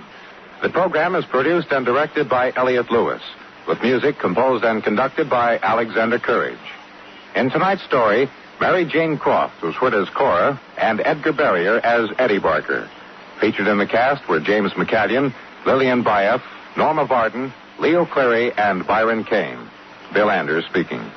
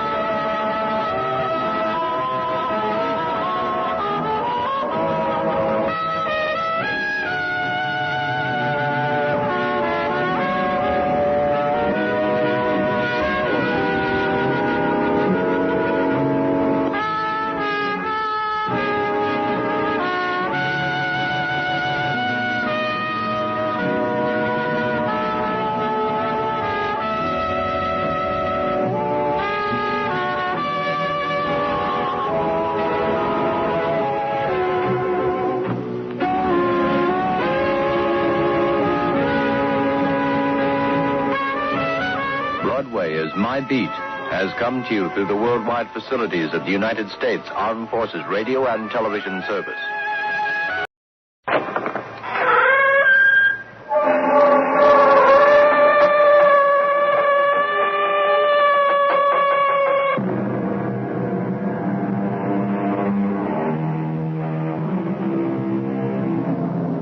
Come in. Welcome. I'm E.G. Marshall. You know that phrase, killed in the line of duty? It's one of the saddest epitaphs to those who lay their lives on the line. A guard, a night watchman, a cop who is shot while on duty. You've seen the photographs in the papers of a long line of policemen standing in sorrow at the funeral of a buddy. Have you looked closely at the expression on their faces? I might be next, it says. Yet they do their job every day, every night, to make our lives safer. They didn't believe me. The judge, the jury. I was there. It wasn't George who pulled the trigger. He was with me in the cabin. It was Rudy, my brother, who killed your detective. Yeah, that's what you said in court. George didn't kill that man. I swear it. Now, why would I say things against my own brother? Accuse him of the murder if it wasn't so? Maybe because you love George Collins.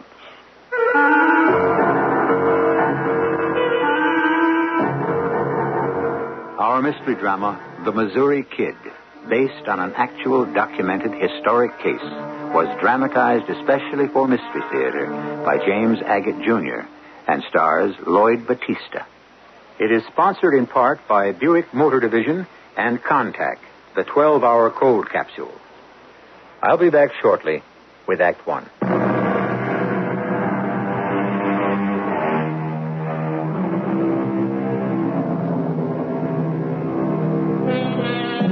It was in all the newspapers of the time. The St. Louis Post-Dispatch headlined the robbery, Memories of the Missouri Bandit Days. Today, through the miracle of radio, we can turn to that story and actually hear it happening. It is 3 days after Christmas, 1902. 55 miles out of St. Louis, about an hour past midnight, two men ride into the little town of Union, Missouri, and head for the Union Bank on Main Street. Stand in that doorway opposite the bank, George. If someone moves, shoot. Nothing I like better, Rudy. I got a belt full of bullets. I ought to have this piggy bank busted wide open in 5 minutes flat. Hey, got your crowbar? Got it. I sleep with it. Hand me the nitro. It's in your saddlebag. Here you be. Now, blow, Rudy. I sure aim to.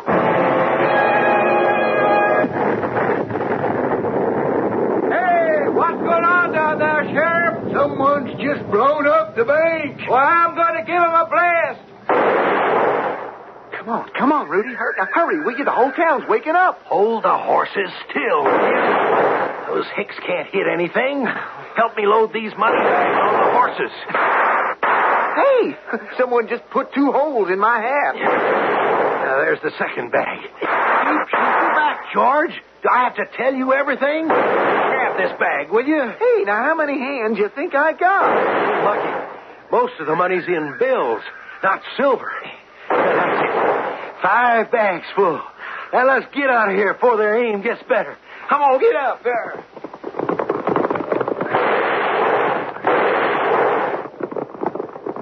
Sheriff? Hey, Sheriff, they're gone. Look at all that smoke coming out of the bank. Now, someone get the fire department. Looks like the bank's on fire. Well, do something, somebody. The Union Bank's just been blown up.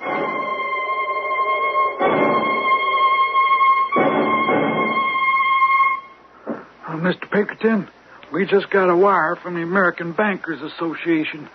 2 men blew open one of their banks the night before last and got away with $28,000. Who is the law there? Oh, Tom Birch. He's the sheriff of Union. Any word from him? Well, a phone there. He's been sick for a week, so nobody's made up a posse. And the robbers got away. Are they sure there were only 2? Yep. And made a mess of Main Street between them. All right, CJ. It's your case. Find those 2 robbers and find them good. Huh. Not fast. Yeah. Find them good and fast.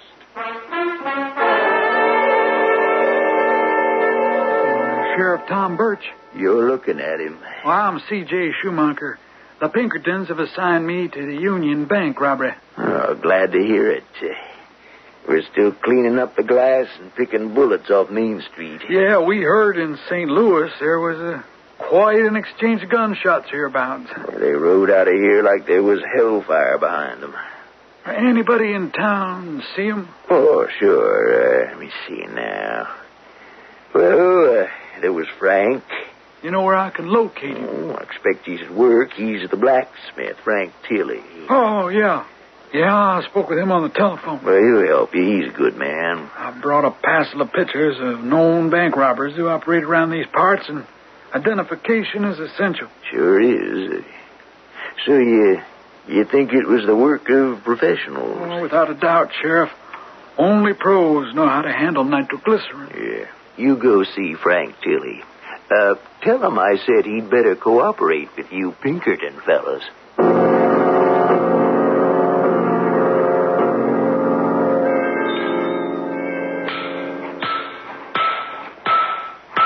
Mr. Tilley? Frank Tilley? Huh? Oh, yeah. What is it? Well, I'm C.J. Schumacher of the Pinkerton Detective Agency. Oh, about those bank robbers. Yeah, well, if you're busy, I'll come back later. No. Let's head for these barrels over here. Set yourself, Miss Schumacher. What can I tell you? Well, I brought this satchel full of pictures I'd like you to have a look at. What we at the agency call our rogues gallery. Mugshots of every outlaw, professional, trained, and bank robber we ever had dealings with. Now, if you just have a look. Oh, I don't have to.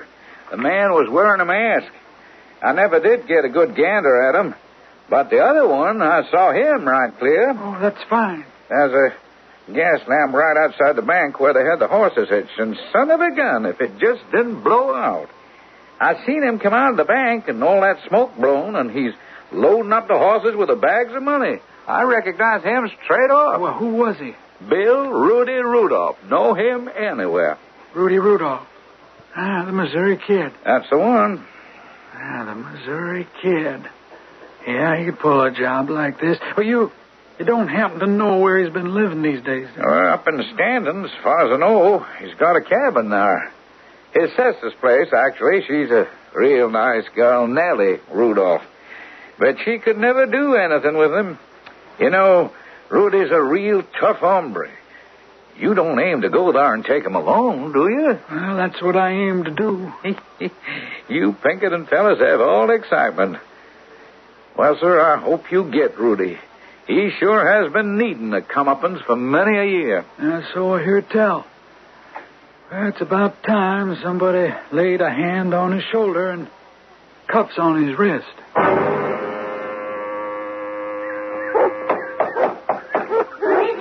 My name's C.J. Schumacher. What do you want? Hi there. Who are you? What business is it of yours? Shut up, Butch. Shut up. Oh, I'm sorry. Looks like I knocked on the wrong door. How do you know? Who'd you want? Well, first off, I want a friendly hello, and, well, I think I come to the wrong house for that. Sorry, ma'am. What do you mean I'm unfriendly? Well, I've been hunting all day, and I had me the worst luck any hunter could have. So the last thing I need right now is someone who's suspicious. So long, ma'am. Now, wait. I'm sorry. It's the nature of us around here. Were you looking for someone? Well, I'll be honest with you. I'm kind of lost, and I'm hungry, and what I was looking for is to buy some supper. Oh, well, just a minute. Say, there's a hunter outside. He wants to buy some supper. Should I let him in? A hunter? Yeah. You sure? Well, pretty sure. He ain't no city dude by the looks of him. What do you say, George? Well, why not? I'm getting stir-crazy with just you two to look at. Wouldn't mind seeing another face. What if he's the law? I sure wouldn't want to be the law stepping in here all alone. Okay, now. Tell him you'll make him some supper. Sorry to keep you, Miss... what'd you say your name was? Schumacher. Oh. I'll never pronounce that. I had to ask my brother and his partner. Well, is it all right for me to buy some supper? Well, I'll wrestle you up with something. It'll cost you 50 cents. Done. I sure couldn't cook myself any decent grub for that.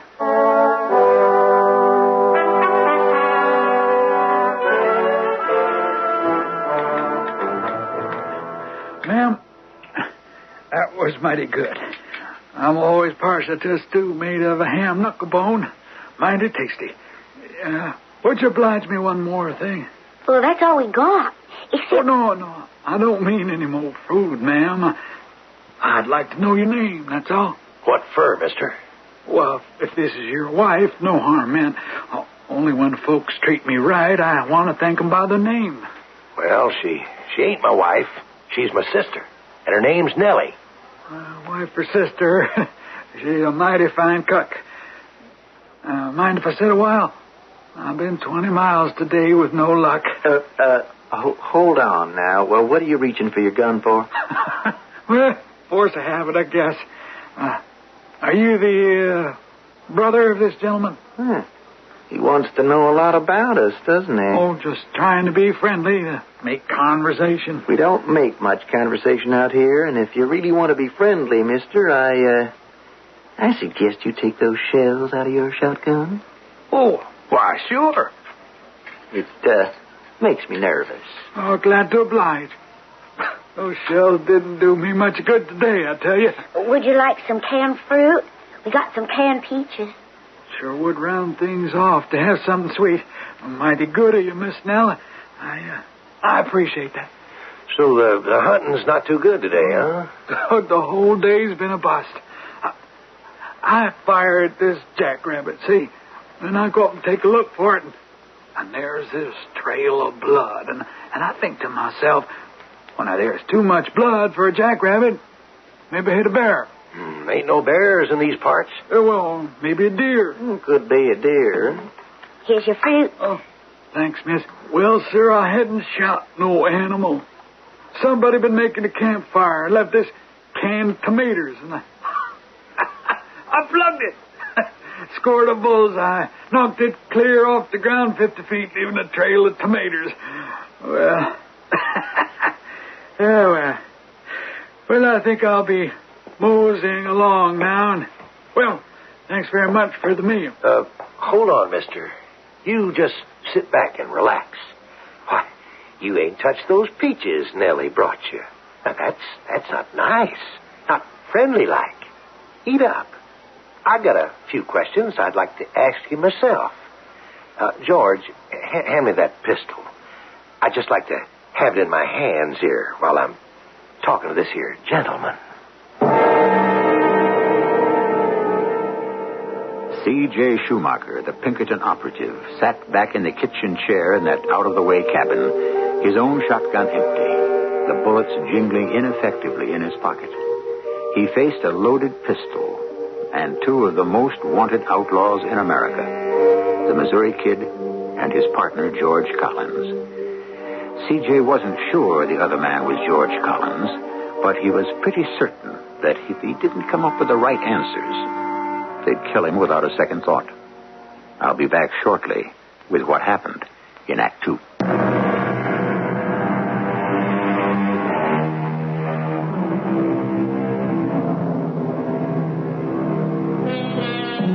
C.J. Schumacher, the operative for that great private detective agency, the Pinkertons, was tracking down the desperados who had robbed the Union Bank of Union, Missouri. He had inveigled himself into their hideout by pretending to be a hunter who wanted some supper. Unquestioningly, the two men who sat watching him eat were the men he was seeking. Now the problem remained how to get away alive so that C.J. could return with an armed posse. You had much book learning, friend? Who, me? Book learning? Yeah, you mean did I go to school? Well, folks do. Now, I went to school. Didn't do me no harm. Oh, sure, I went to school when I was little. You done much reading, Mr. C.J. Schumacher? Reading? Oh, well, some. Mm-hmm. He means if you see a handbill for a wanted man, can you read it? Where would I see that? Oh, anywhere. In a post office or a bank, for instance. Oh, not me. I don't write letters, and I don't get letters. Well, I think I'll be moving along. Miss Nellie, here's your 50 cents. Thank you for a right good spread. Oh, made up for my disappointment hunting today. Well, goodbye, Mr. What was that name again? C.J. Schumacher. Schumacher. You're not from around here? Well, not far. Not far, but take me a couple hours to get back. Well, good night, folks, and thank you.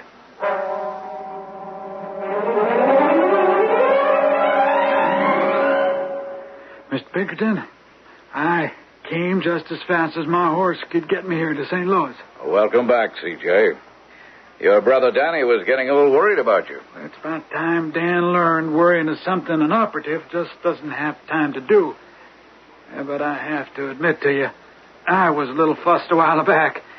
I was having me a bite to eat with the Missouri Kid and his sister Nellie Rudolph and the kid's partner, who I think may be George Collins.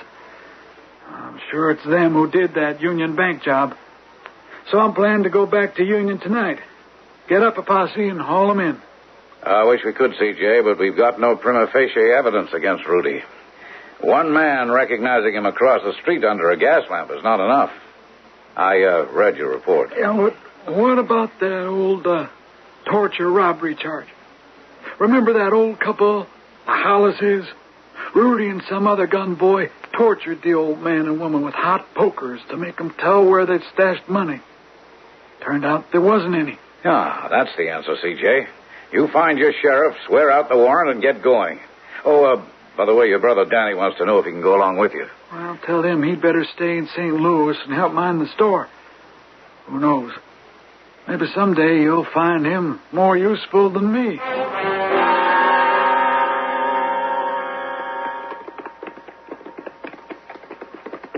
Sure. You got your guns cocked? Sure have. So the rest of the posse right behind us. Sorry, all I could round up was 3 men. Well, we're getting closer now.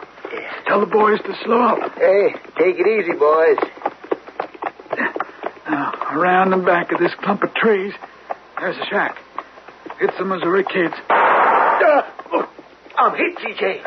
Help me, give me a hand. I'm falling off. I got you, Sheriff. Hold right now. Let's get out of here. C.J., what is it? I got a couple of bullets in the stomach. If you can't stay and fight it out, go on. Go on, leave me. I'll get away. Don't wait for me.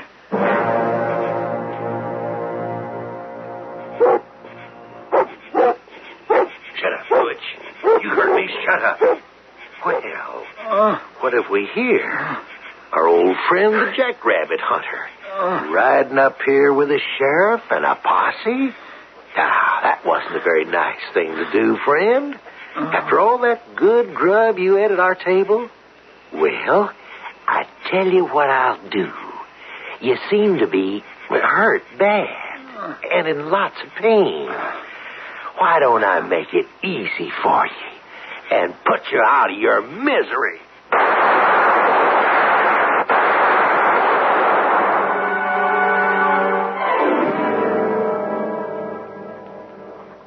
Mr. Pinkerton. Yes, Danny. What do we got there? A telegram. They killed my brother. Give that to me. Regret to inform you we have recovered body of C.J. Schumacher killed in gunfight with Bill Rudolph and unknown assailant. Oh, Dan, I can't tell you how sorry I am. I want you to call the staff, all the local officials of Union, and from Stanton, too, right now. I want them all here in St. Louis as soon as you can get them together. The world's not big enough to hide C.J.'s murderer. We'll get whoever it was if we have to keep looking for him as long as I live. Mr. Pinkerton, assign me to the case. I want to pick up where C.J. left off. All right, Danny, you've got it. Now, you round up everyone you can. When I've laid out instructions for a manhunt from here to California, then you can pick up the trail. I'm going back to that shack where they were hiding and see what I can find. You see, Mr. Schumacher, when we come back to find your brother's body, the shack was empty. They'd all pulled out. You know, C.J. was killed saving my life. That's how it was. He put me back on my horse when I got shot. He was one brave fella. Well, as far as you know, Sheriff, no one's been back here since? Nope. Oh, we've been watching in case any of them do. But they lit out and took everything with them. What a mess. Yeah. He went over this shack with a fine-tooth comb to try and find the money they stole from the Union Bank. You found nothing? Not a red cent. Well, what do you expect to find in all that trash on the floor, Mr. Schumacher? Evidence? Evidence of what? Anything, Sheriff. Where they're going, where they've been. Like this. This medicine bottle, for instance. See what it says on the label? Brewer's Pharmacy, Hot Springs, Arkansas. That might be some evidence. Yeah, I'm going to roll up my sleeves and take a look inside this stove. Maybe they burned something valuable. You're going to get yourself mighty dirty cleaning out that stove, Mr. Schumacher. You know, I expect before this manhunt is over, I'll have more than cinders and soot on my hands. Well, is there anything I can do? No, thanks, no, Sheriff. Now, maybe. You find something? Huh? It just may be. That little piece of burnt paper, what is it? Somebody's handwriting. So it is. Pretty fancy handwriting. You don't see much of that around. Yeah, that's just what I'm counting on. Tracking down those fancy curlicues might help us quite a lot. Can you find out what's written there? Don't have to. Just find who wrote it.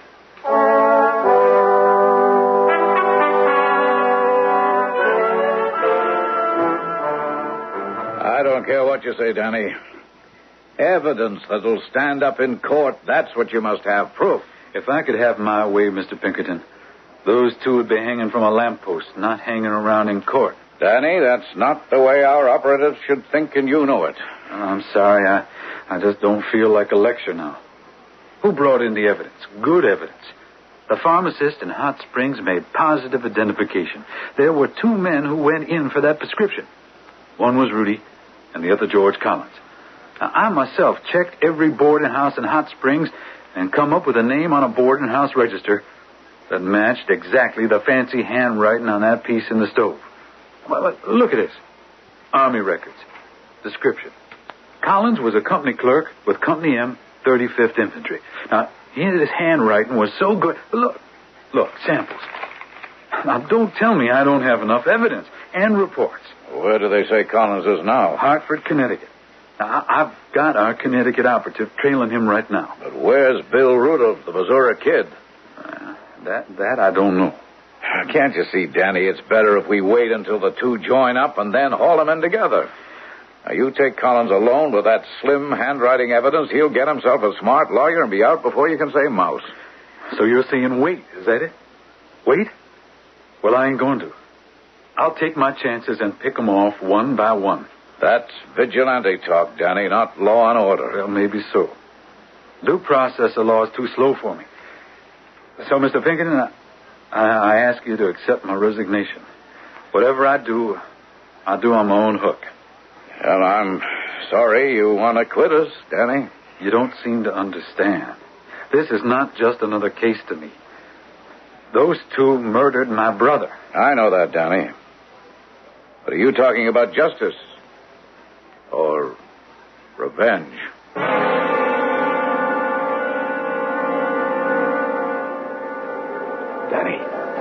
Danny Schumacher. Mr. Pinkerton, what are you doing here in Hartford? Oh, just watching you, Danny, standing outside this saloon. Oh, yeah, but why are you here? I thought I'd see how you were getting on. You've been following me? An old habit I got into. What are you up to, Danny? Well, I'm handling this on my own like I said I would. I don't know if you know it, son, but once you're a Pinkerton man, the only way to get out of the agency is horizontally. Or get fired. Well, you're not dead. And I don't remember firing you. You mean I can't quit? That's about the size of it. So I've come to Hartford to give you a hand. Oh, Mr. Pinkerton, that's great. Listen, it's turning out like you want it. Collins is in there right now, buying drinks for the house. You should see him. Dressed fit to kill. And Rudy? He's in there with him. He came into town today, and they're having a high old time in that saloon. What are we waiting for, then? Let's just see if they come along peaceably like innocent citizens, or if they want to put up a fight.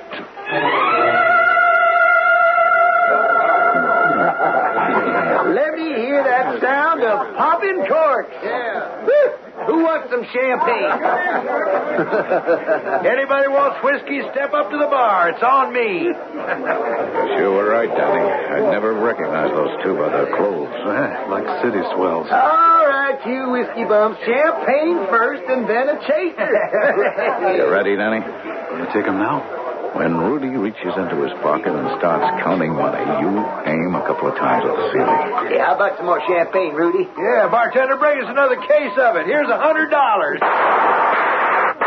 It's a hold up. All right, reach, everybody. Send those arms up to the sky. You too, Rudy, and you, George. It's the cops. It's Pinkerton men. Wait till I get my hands on you, Ray. Get off of me. Get your hands off. You're joking me. That's what I aim to do. Hands high, George. Okay. You got me. My hands are up. All right, try these on for size.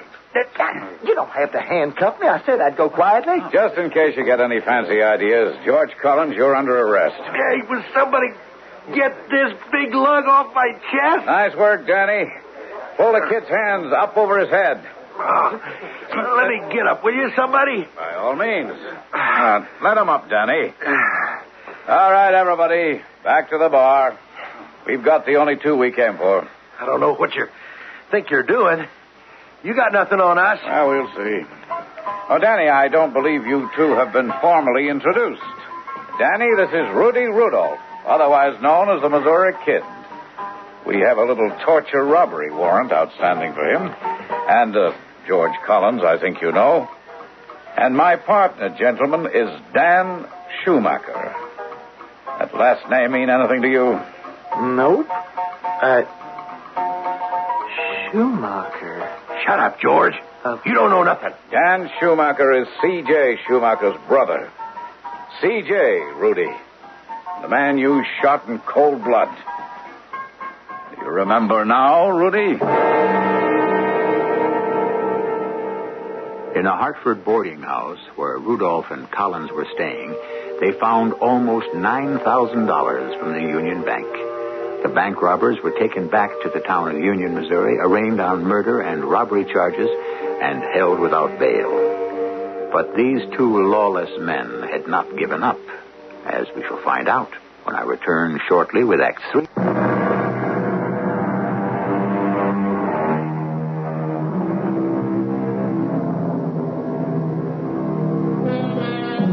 Crime, the criminal, and women never ceased to amaze William Pinkerton.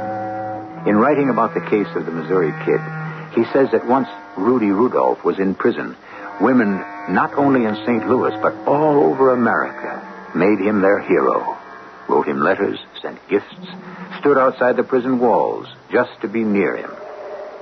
Strange, the fascination of this cold-blooded murderer. All right, you guys, in twos. March by twos. Once around again in the yard for exercise. Charlie Hopper, move on along. You two, Gatsby, move on. Nobody talks. No one talks. George, right behind you, Rudy. This crummy jail's too small to hold us. They searched me good in St. Louis. I couldn't stash a file the way I did in Denver. No file, huh? Not even a toothpick. You better get one. I asked the guard if Nellie could pay us a visit. He said he'd ask the warden. What is this, a tea party? You heard me. No one talks. You the exceptions around here? You may be the Missouri Kid, but in here you do what you're told. And you're told no talking. It's all my fault, guard. I was just telling Rudy I asked you yesterday if his sister Nellie could come see us on visiting day. And honest, that's all I was telling him. All right. You got some rights, and I recognize that. George, how's Rudy? I thought, seeing as how I'm his sister, I'd be visiting him. You're lucky they let you see me. Pinkerton phoned the warden, said if they couldn't put on an extra heavy guard to put Rudy in solitary. He's afraid he'll escape. That Pinkerton's a mind reader. Easy. I think that guard is listening. You mean really, honest? You got all that fan mail for Rudy? All those letters. Well, here, let me smell one of them. Wow, perfume. Hey, guard, you want to smell these letters? Can I take them? Perfumed letters for the Missouri Kid. Yeah, I guess you can have them. I don't think a gun could fit in a letter. Yeah, you're right. Nell, you're a wonderful kid. And we'll do what we have to do. You haven't much time. George, they've announced the trial date. Oh, don't worry. When that trial comes up, we'll be reading about it in the Arkansas newspapers. Arkansas? Oh, yeah. Yeah, Indian territory. Yeah. Like last time. The only safe place to hide out. Oh, George, I'll miss you so. You will? Mm-hmm. Say, am I crazy or do you like me? Oh, don't you know that, George? One more minute. Visiting hours are over. Don't I know that? Well, how I feel about you all these years. Well, all these years Rudy and I have been together, to me you were like a kid sister. Oh, well, look at me, George. I'm 18. Do I look like a kid sister to you now? Well, no, you, I can't say that you do. In fact, you look real good to me now. Do you know what I'm hoping? No. That's all, folks. Will all the visitors please rise and form a line to the door? That everything will turn out all right. That you'll get out and then go straight, George, for us. Keep moving. I thought you were in solitary. They only had one cell, and it was occupied. Said they put me in there after the 4th of July. Did you, get the fan letters? Yeah. And what was in them? Yep. Hey, you. No talking. You heard me. Keep moving. Listen, I got to talk to you. Yeah, where? I'll find you in the mess hall. Keep a place on the bench next to you. I'll bring my tray over.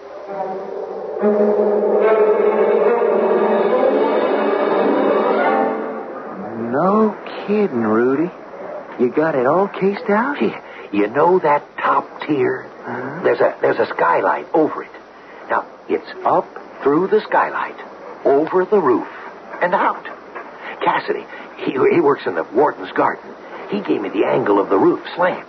Then, across the chapel roof, down into the warden's backyard, and from there, right into St. Lou, and we can get lost in the traffic. What time you picked out? After the roll call at 12. In the afternoon, about 3. The streets in the city will be crowded then, you know. Okay. Now, when? Guess what big holiday's coming up? The 4th. The 4th of July. A lot of guards will be off duty. I'll have my door filed and ready to go. I tried it already. It cuts like butter. I just got to figure out how many steps from my cell to the top tier. And then, how far from there to the skylight. Well, what about me? You've got the only file. How do I get out of my cell? You won't even be in it. The morning of the 4th, you'll have an attack of appendicitis and be screaming with pain. You'll be in the infirmary. I can feel that appendicitis coming on right now. Here. They'll slip some money in those fan letters. Now, you take it, all of it. You pay off a bunch of the guys to start a fight at the far end, the other end, from the skylight in the prison hall. Now, remember, 3 o'clock, the afternoon of the 4th. Sharp. Boy. Can't you see those dumb guards thinking there's a riot running over there? I figure that'll give us just about enough time that we'll need to break out. On the 4th of July, too. Boy, what a day to celebrate on. Come on, get some of those cars moving up here. We're going to riot. Hey, George, you with me? Right behind you, Rudy. They took my clothes away in the infirmary. All I got is this nightshirt. Okay, now, grab a hold of these girders and follow me. Now, I'm going to swing my legs up and smash that glass skylight. Okay, let's go. Come on, George. Take my hand. Now, go on. I'll hold you. Now, up you go. I don't think I can make it. Oh, sure you can. That's it. Now, climb along the roof behind me. Okay. Now, watch your step. They haven't any idea we're gone. Which way now, Rudy? Over here at the edge. Now, from this roof to the chopper roof. Ready? That's 50 feet. I'll never make it. Oh, cut it out. It's only 20. You say. Oh, You go, Rudy. I can't make it. Oh, come on. I can't. What are you, scared of high places? Yes, I always have been. Well, all right. So long, George. Now, listen. If anybody comes through that skylight, you just hold them off long enough till I'm out of sight. Yeah. Okay? Yeah. Ready? 1, 2, 3. Oh. Kid! Oh, Rudy! Look at that! You're hanging upside down. What are your feet caught on? Oh, dad-burned wires. Somebody strung wires up here. Nobody told me that. I got to get loose. Give up, will you? Your face is all cut. If you fall on your head, don't, Rudy, don't! I'll make it. Got to make it. I'll just untwist these wires. I'm on the chapel roof now. Now pray for me. Good luck, George. It's not as though you didn't warn them, Mr. Pinkerton. They'll try to escape. You knew it. I knew it. Oh, it makes me so angry. Well, at least they got Collins back. You have the detailed report? Well, haven't you seen it? No, I haven't. Read it to me, Danny. Well, evidently the kid was cut and bleeding. Got tore up on some wires strung across the roof. He jumped or fell from the main roof to the chapel roof. Then down that and into the warden's garden. Then walked in the unlocked back door where the warden's mother was ironing. She said he bowed to her and walked out the front door. Next report, on the corner of Spruce and 11th, he steals a bicycle and heads into the middle of the city. Next report, a rowboat stolen in North St. Louis. Presumably, he rode across the Mississippi. Let's see. Next, a man answering Rudy's description gets out of a freight car in the Memphis Railroad yard. All the way to Memphis, huh? That was yesterday. Yes, and I'll bet you anything we'll get a report he's stolen a horse somewhere in Tennessee and he's headed for Arkansas. Yeah, right to Indian territory. We always lose those bandits in Indian territory. Well, take out, Danny. It won't be for long. He's not the kind to spend time hiding. If I know the Missouri kid, he'll be back in this neighborhood knocking off another bank. Our chief weapon now is to circularize every spot in every state with his picture and description. Sooner or later, he'll surface.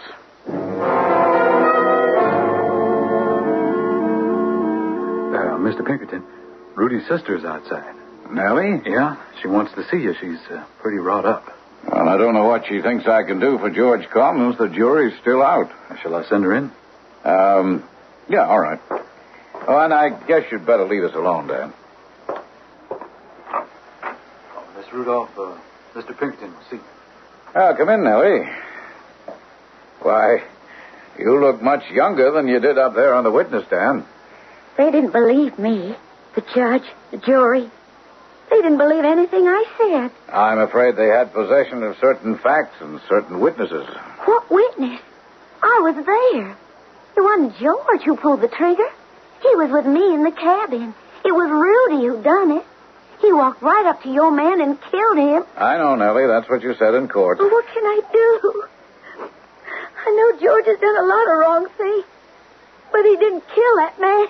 I'm not the jury or the judge. Why would I say things against my own brother? Accuse him of a cold murder like that if it wasn't so. But your brother isn't here to defend himself. He's hiding out somewhere. It's possible the jury will believe you. But maybe they'll figure you're making this up because you're keen on George Collins. I do love him. I'm not saying I don't. But he didn't do it. It's out of my hands. Nellie, why don't you go home? All I can say is just try to let all of what's happened be a lesson to you. You think it's too late, don't you? That they'll convict him? Even if George Collins were to walk out of that prison a free man, I'd tell you never to see him again. Try to start over, Nellie. You're only 18. You've got a whole life ahead of you.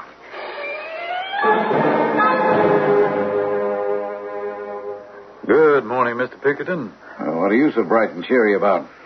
Well, I don't like to say I'm celebrating, but I guess in a way this news makes me feel real good. All right, spill it. Well, for one thing, it's almost a year since George Collins was convicted and hung, and we kept trying and trying to find Rudy. and we will keep on trying. Well, I think our luck has changed. He's come out of hiding, and he's done exactly what you said he would. Here's the telegram. Call to your attention, prisoner Charles Gorney, apprehended in attempt to rob Lewisburg, Kansas National Bank. Comparing your photographs of William Rudy Rudolph, alias Missouri Kid, not satisfactory identification. However, Bertillon measurements, particularly scars, mole on upper lip, and 2 gold teeth, closely resemble Gorney. Kindly advise Sheriff Paoli, Kansas. What do you think? Well, of all the bank robbers in the world, the likelihood 2 men would have the same scars, the same mole, and the same 2 gold teeth, well, it's just not possible. That's just why I feel good today. That's right, Danny. I think we've got our man. And indeed they had. Charles Gorney turned out to be none other than Rudy Rudolph. It had been a long and costly trail. And had it not been for the cooperation of every local and state law enforcement body, the Missouri Kid might never have been caught. You may say this proves crime does not pay. However, for the Pinkertons, who spent hundreds of thousands of dollars to wrap up this case, crime can be very expensive. I shall return shortly.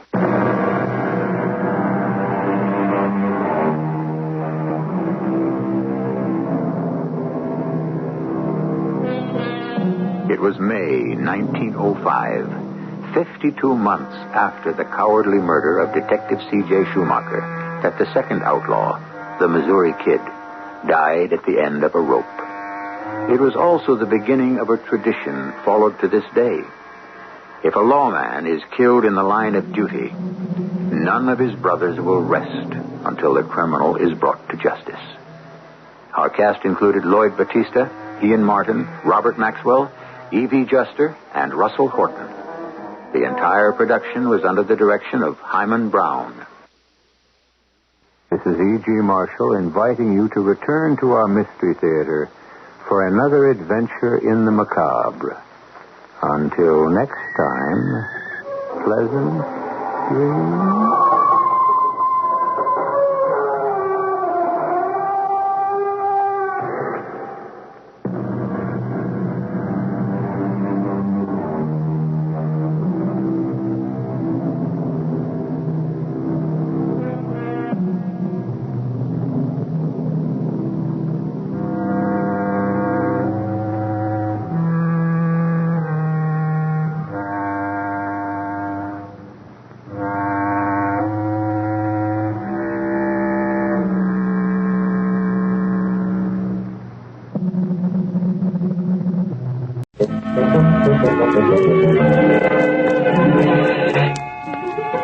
The Adventures of Detectives Black and Blue.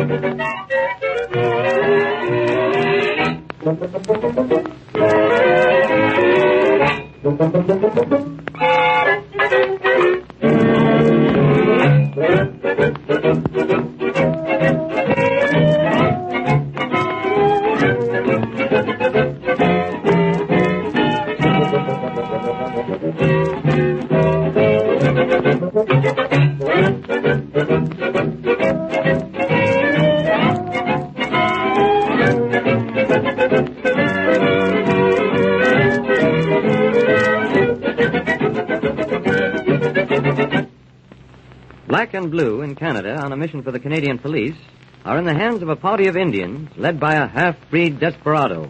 They discover that Chief Blackfeather, who represented himself to be an agent of the Canadian Secret Police, is actually in league with the crooks and is helping them conduct Black and Blue as prisoners to the head of the outlaws, the scar-faced Indian known as the Ghost, the very man the two friends have been engaged to capture.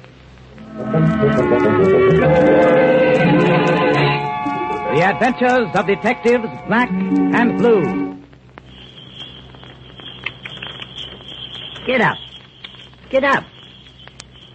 Say, Black, this is a break for us. Letting us ride in the sleigh and drive the horses. Well, they wouldn't have did that for us if it wasn't that double-crosser of a cheap Blackfeather wanted to go back and ride horseback and talk the Indian language with the rest of them Indians. Yeah, and they would have kept on making us walk. Only they found out we couldn't walk as fast as the horses. Look at all of them back there, riding along Indian file. Yeah, just like Indians. If I don't never see a Indian again, it'll be soon enough. Me too. Say, you notice how that snow is beginning to melt a little all along the sides of the mountain? Yeah, and if we don't get caught in a snowslide, we'll be lucky. That last one just missed carrying off the whole party. Well, I ain't so sure, but what, we'd be better off to go that way than to meet this Scarface. Gee, ain't I nervous enough now, Blue? Well, that's the way it is.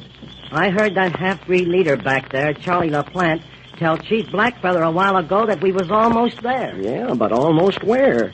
Oh, I suppose he meant the place where they're going to meet the big chief, the ghost. Gee, Blue, we gotta do something. We can't just go on like this, practically walking right into more trouble, you might say. There ain't nothing we can do. And besides, we ain't walking. We're riding. Riding in a sleigh. If we only had some guns. Well, there's a couple of guns in the sleigh right here. I seen them myself. Charlie LaPlante put them there. But there's 5 of them fellas. The minute we'd make a move, they'd shoot us down. We wouldn't have a chance. Couldn't we make the horses run faster and get away? Uphill? Why, you're cuckoo. They're all riding horseback. This team we're driving has got to pull the sleigh. Not a chance. That is, unless we was going downhill. I don't think even then. Well, if we got enough of a start, maybe we could shoot some of them. Where are these guns? Figures now. Don't let on you're looking. They're right back of the seat on top of the bedding in the tent. Oh, gee, they're regular rifles, ain't they? I wonder if they're loaded. You bet they're loaded. They're Westminster repeating rifles. I seen that Charlie LaPlante pick one up and shoot at a deer. But he missed it. Well, say, it looks to me like we've been going downhill for quite a while. Why, I guess you're right at that, Black. We've been pulling uphill so long I just didn't notice. Well, I tell you what we should ought to do is we could pull away from them. Kind of gradual. Gee, I'm afraid they would notice it. Well, gee whiz, they're about a half a block behind now. Well, get up. We could try it, I suppose. If they say anything, we'll tell them the sleigh got there going fast downhill and we never noticed. Well, look, the road is going downhill now for sure. See, the horses even have to hold back a little. Let them go. A little bit more. Say, Black, remember, we're taking our lives in our hands now. I know it. Don't make me no more scared than what I am. Now, look, you're coming to a sharp curve here. Wait till I peek behind me. No, they ain't taking no notice at all. They're riding 2 abreast now and talking. Well, listen, when I get around the curve here so they can't see us, you jump back over the seat and get them rifles. Yeah? Pass them to me, see? And then climb back quick on the seat beside me, see? Yeah? Well, you ain't far enough around the curve yet. I know it. Wait. Get up. Now, listen, can you shoot a rifle? Yeah, I used to when I was a kid. Well, you better shoot straight now. Here's the idea. As soon as we get around this curve out of their sight, you grab the gun. Yeah? Well, then I'll whip up the horses, and we'll go down this hill lickety-larry. Well, say, maybe I better not come back on the seat with you, Blue. I'll kind of hide back of this stuff here in the sleigh and keep shooting. Maybe you had, because I'll have all I can do holding the horses. Well, don't hold them. Let them go. Let them go. If them fellas catch us, it's all up with us. Now, on your toes. We're just starting around the curve. Get up. Get up. Get up. Come on here. Hey, come on. That's the stuff. That's the stuff. Let it right out now. Hey. Gee, I hope them fellas don't hear us. Get up. Come on. Oh, boy, we're flying now. Why didn't we think about cutting them sleigh bells off the horses? Get up. Hey. Crack the whip around them, Blue. Jump back over there now, Black. Quick. Boy, are we sailing now. I can't hardly see. The horses is throwing so much snow back in my face. All right, never mind. Yeah, 2 rifles. Hurry up, Blue. Keep going. We're going, all right. Gee, if this sleigh don't tip over, we're okay. Hey, get up. Come on. Gee, Blue, we're half a mile from the curve already. And they ain't come around the bend yet. Every foot you can gain on them is so much to the good. Give them the whip, Blue. Now, you get both them rifles ready back there, so when you empty one, you can shoot the other. Yeah, but say, Blue, they'll start shooting at us, too. I know it, but a Indian can't hit nothing. Hey, get up. Well, Blue, if I don't see you no more, goodbye. Don't be a sap. Get up. Oh, gee, Blue, here they come around the curve. They see us. Oh, gosh, starting off on the gallop. Hey, Don't hey. you care, Black. Hey! I'll give him a shot now, shall I? No. Well, why don't you wait till he gets nearer? Are they coming any nearer? One of them is, but the others ain't going no faster than we are. Hooray! Whoopee! Yep. Get up! The fellow ahead is Chief Blackfeather. Give him a shot, Black. All right, I will. Gosh, I missed him. Give him another one for me. All right. Gee, this place is jumping around, so. Missed him again. Don't it? That's all right. How's the other fellas? Are they coming? Two of them coming. Oh, gee. There's one horse stumbling fell. Good. One down. That leaves only 4 now. Take another crack at that double-crossing Blackfeather. All right. Missed him again. Ain't that aggravating? Oh, say, I missed him, but another fellow's down now. I don't know whether I hit him or not. His horse is rolling around in the snow. Good. Hold your shots now so you don't waste none. Hey! Gee, Blue, there's only 2 of them in the lead now. Gosh, they're shooting. I can see the puffs of smoke from their pistols. Let them shoot, Black. They only got 6 shots apiece of their pistols, and all the rest of their ammunition is in here. They ain't got time to reload anyway. Gosh, they're mad. They're gaining on us, Blue. They can't hit you, Black, when they're riding horseback. Who are the 2 fellas in front? Charlie the Black and Chief Blackfeather. And now Charlie is pulling ahead of the Chief. Hey, get up! Boy, if this road just keeps straight downhill, we're okay. Give him another shot, Black. Hey! I dropped one of them that time. Look at him roll. It's one of the other Indians. Hooray! Whoopee! There's only 2 left, Black. Blackfeather and the half-breed. Get up! Whoopee! They're gaining on us, Bo. They're gaining on us. Gee, they're shooting 2. Let them shoot. I'll give them 1 more. Give them everything, Black. The horses Missed them by a mile. Missed them by a mile. All right. Keep going. Hey, come on. Darn the luck. Oh, gee, this gun's empty now, and I can't spray any more shots. Take the other gun. Give him the works, Black. Get up. Well, here goes.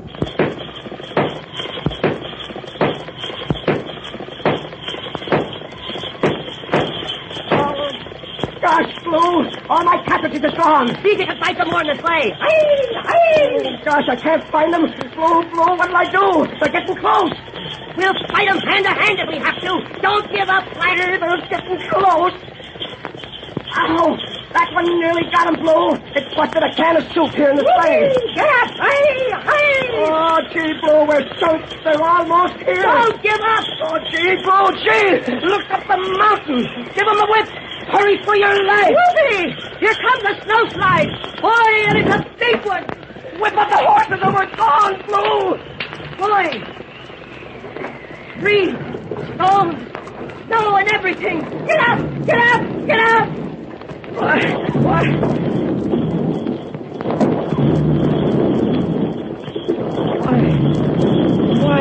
Where's the road behind us gone? Pull up the horses, Blue, quick. Whoa. Why, there ain't no road behind us. Nothing but trees and snow and big boulders. Where's Blackfeather? And the half-breed, Charlie LaPlante, and the other Indians? They're gone, Black. They're gone.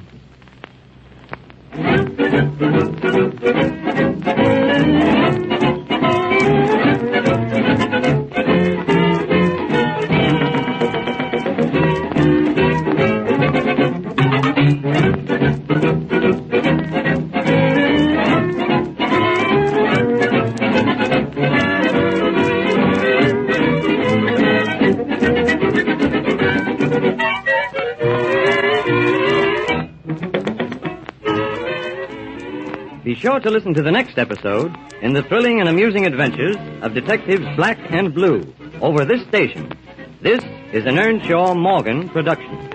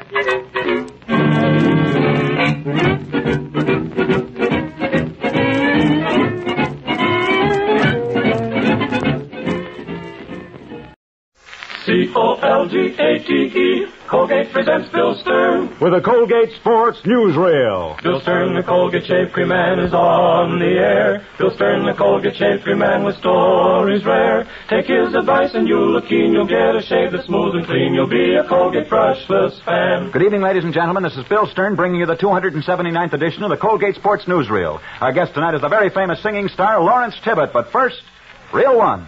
Joe Lapchick is the king of basketball. He played with the original New York Celtics for 14 years, and he's now in his 9th year as head coach at St. John's, a great team. And as you might know, the famous basketball director is also in the championship class when it comes to shaving. He writes, "Doggone it, Bill, if Colgate Brushless didn't turn out to be a winner just like you said it would. It's the first brushless shave cream I ever tried that seemed made for my combination of tough beard and sensitive skin."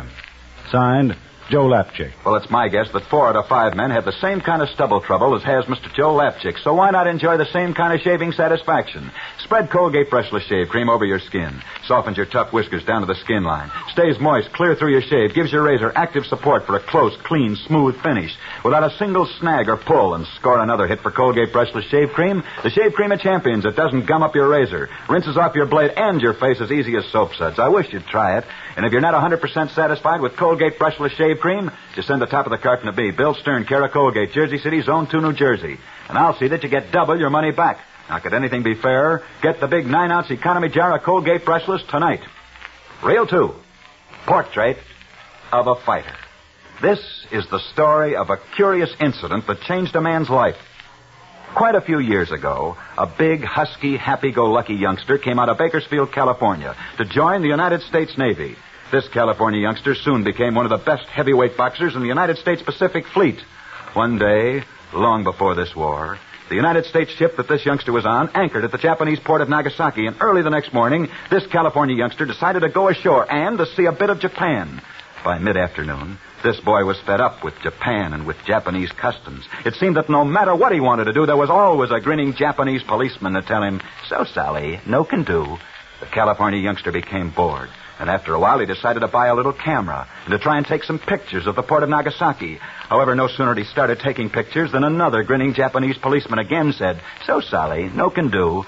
And this Japanese policeman tried to take his camera away. This was too much for the American. With one punch, he knocked that grinning Jap policeman down. Immediately, the Jap blew his whistle, and other Japanese policemen came running from all directions. The California youngster decided to try and make a dash for freedom. With another well-aimed uppercut, another Jap hit the pavement, and the American boy was on his way, running full speed up the nearest street, looking for any American store he could find. For he felt that if he could find an American store, it might give him some protection. Finally, he did see an American store. It was a phonograph shop. It advertised American phonograph records. The California youngster rushed inside. Hey, listen, buddy. You're an American, aren't you? Why, yes, I am. I sell American phonographs and records. They're the best in the world. Can the sales talk? Look, I just knocked down 2 Japanese policemen. Oh, don't ask me why. I'll tell you later. But they're hot on my heels. Oh, will you help a fellow American and hide me? Well, I don't know. Listen, mister. I'm a sailor in the United States Navy. Will you please help me, but quick? Well, all right. Okay, sailor, get in that phonograph booth. Play as many records as I give you. And don't come out till I tell you to. Now get in that booth, take these records, and shut the door. No one can see you if you stay in there. The California youngster took those phonograph records, went into the tiny phonograph booth, and he began playing the records. He couldn't be seen from the outside, and he thought that he'd eluded the Japanese police. But a few moments later, into that American phonograph store in Japan came several Japanese policemen. Have you seen American sailor? Big, rough. He come down street? Why, no, sir. There's no one here but a musician. He's playing some opera selection, some operatic recording. Well, this no musician. He sailor. And he no type to listen to opera selection. So sorry. Well, that's all there is to the simple story of an American sailor who saved himself from the Japanese police by staying in that phonograph booth listening to operatic selections all afternoon.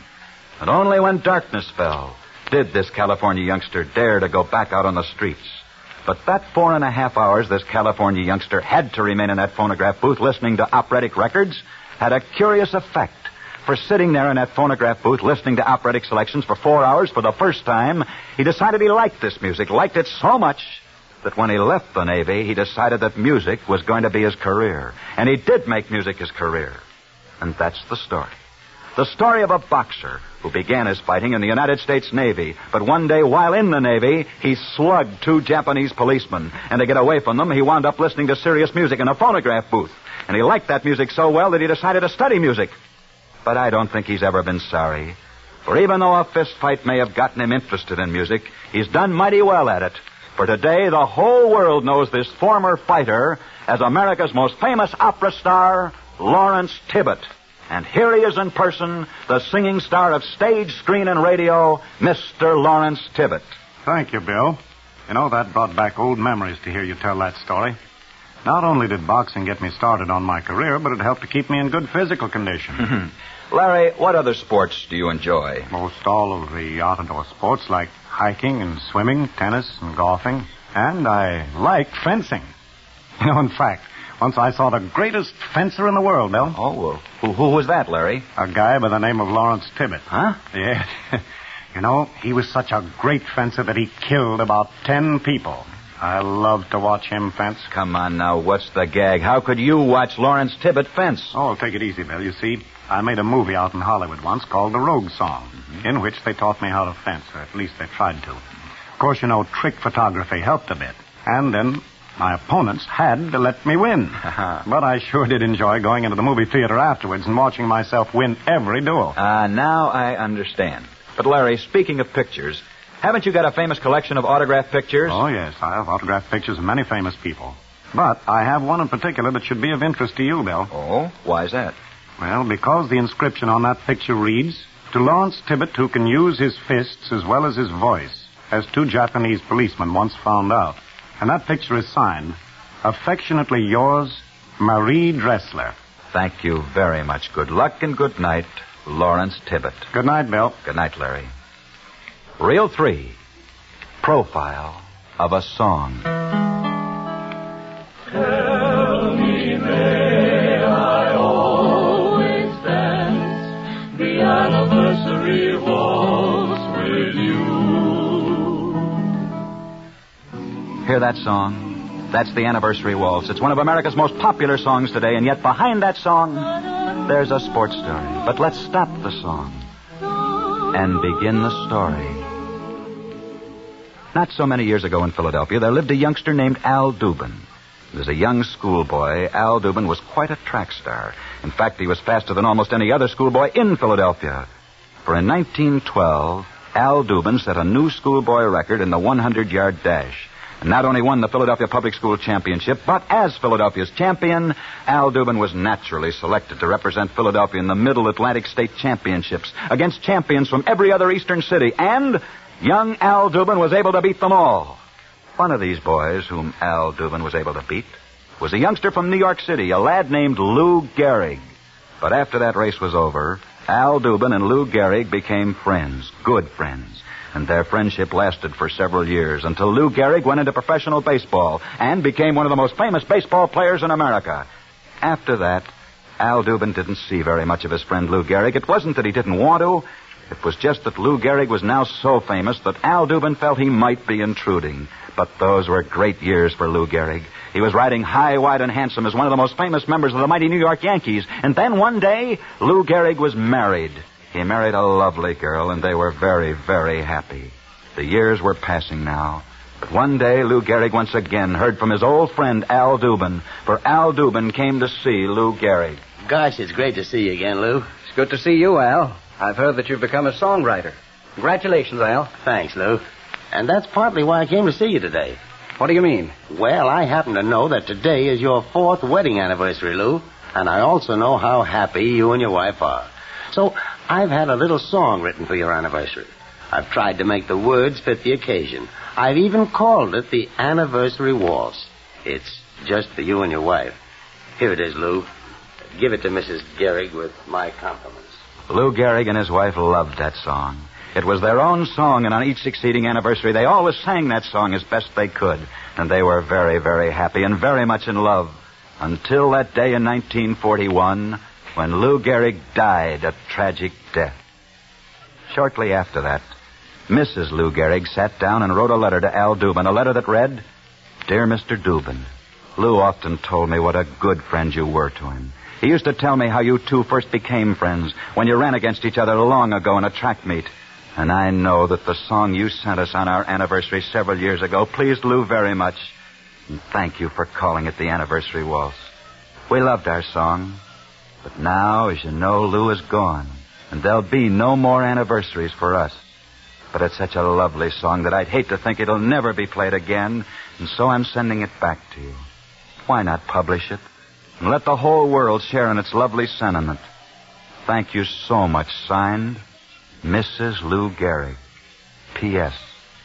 I shall never forget our anniversary waltz. And so, Al Dubin did publish that song that very year. Nothing was changed. Even the title was kept the same, and from the moment it was published, all America came to love the anniversary waltz. Strange, isn't it, that behind America's most popular waltz should be a sports story. And yet if years ago a youngster named Al Dubin had not raced Lou Gehrig, they never would have gotten to know each other. And Al Dubin would have never thought of writing this lovely song for Lou Gehrig and his wife to help them celebrate their anniversary. And it was their song until Mrs. Gehrig could no longer say, May I always listen to the anniversary waltz with you. Profile of a great song. Reel 4, Charles F. McCarthy. Here's our latest limerick. Said a busy young lawyer named Dow, Colgate brushless shave cream is a wow. I spread it over my skin from my brow to my chin, and my razor shaves smoothly. And how? Smooth, clean, fast, and comfortable. Add it up, and it spells happy shaving with Colgate brushless shave cream, the shave cream of champions. Here's a shave cream made specially for you fellows with wiry whiskers and naturally dry, sensitive skin. It lets your razor come through with a fast, clean performance. No pulling or snagging. So why not solve your stubble troubles with Colgate brushless shave cream? Most druggists now have the big 9-ounce economy jar. It's a real money saver. So get yourself a jumbo jar of Colgate brushless shave cream tonight. And now, back to Bill Stern. Reel 5, Colgate's Candid Camera catches the story behind the story. Washington, D.C. Last week in Congress, two members traded punches. They were Representatives Hook and Rankin. Rankin, who's been asking for it, picked on the wrong guy in Mr. Hook, who once worked his way through college by fighting better fighters than Rankin will ever be. And that's the 3-0 mark for tonight. Next Friday night, we'll be back, same time, same stations, with another edition of the Colgate Sports Newsreel. Our guest next Friday evening will be one of America's youngest screen stars, Miss Jane Withers. So be sure and be with us at our usual time next Friday night when we present as our guest the young Hollywood star, Jane Withers. See you then. And until then, I'll be seeing you on the screen in the News of the Day newsreel at your favorite Lowe's or Associated Theaters. Now, until next Friday evening at this very same time, this is Bill Stern wishing you all a good night. Bill Stern, the Colgate Shave Cream Man, is on his way. Bill Stern, the Colgate Shave Cream Man, had lots to say. He told you tales of sports heroes, the inside dope he really knows. So listen in next Friday night. Colgate.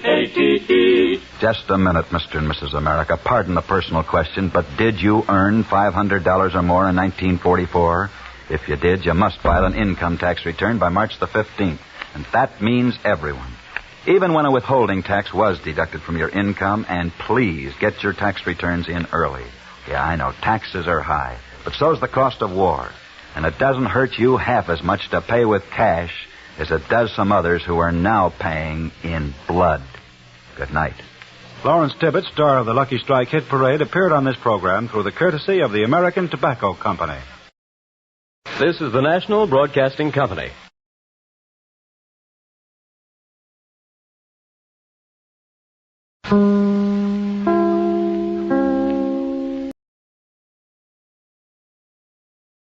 The Kraft Foods Company, makers of Kraft Quality Foods, presents Harold Perry as the Great Gildersleeve.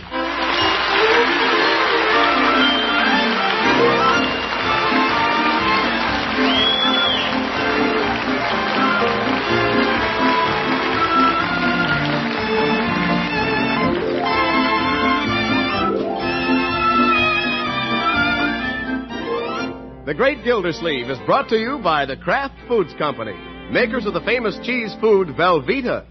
Everybody goes for Velveeta's rich yet mild cheddar cheese flavor in snacks, in sandwiches, and in hot dishes. And Velveeta, you know, helps supply important food values from milk and is as digestible as milk itself. That's why smart homemakers keep Velveeta on hand regularly to spread or slice and to melt for grand economical hot dishes. Tomorrow, get Velveeta, the cheese food of Kraft quality.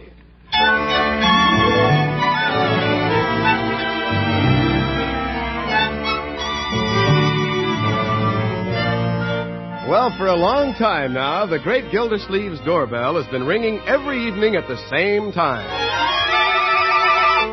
And Marjorie rushes to the door with the same eager anticipation to greet the same young man.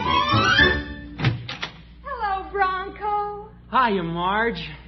And this gets the same reaction from the Great Gildersleeve. Good evening, Mr. Gildersleeve. Hi, Leroy. Hello, Bronco. Hi. I brought the records, Marge. Oh, wonderful. Well, come on, Leroy. Let's you and I go into the dining room. Gosh, why do we have to leave the room every time Bronco comes over? Leroy? Oh, you don't have to leave, Mr. Gildersleeve. We're just going to play some records. Bronco got a new album, Romeo and Juliet. It's the opera. Well, good. I don't think you care for opera, do you, Unky? No. I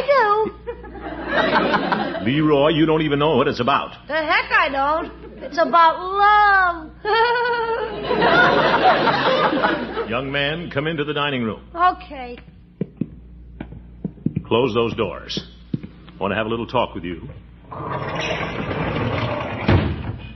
What did I do? Leroy, why do I always have to drag you out of the parlor when Bronco comes to see Marjorie? Gosh, why do they always want to be alone? Well, you heard them. They want to play Romeo and Juliet. Yeah. He's going to be Romeo and she'll be Juliet. That love stuff. Yeah. Don't be silly, Leroy. Bronco and Marjorie are not in love. Ha! You ought to see her diary. Young man, have you been reading Marjorie's diary? Well, she left it open on her desk. Dear diary, Bronco just left and my heart left with him.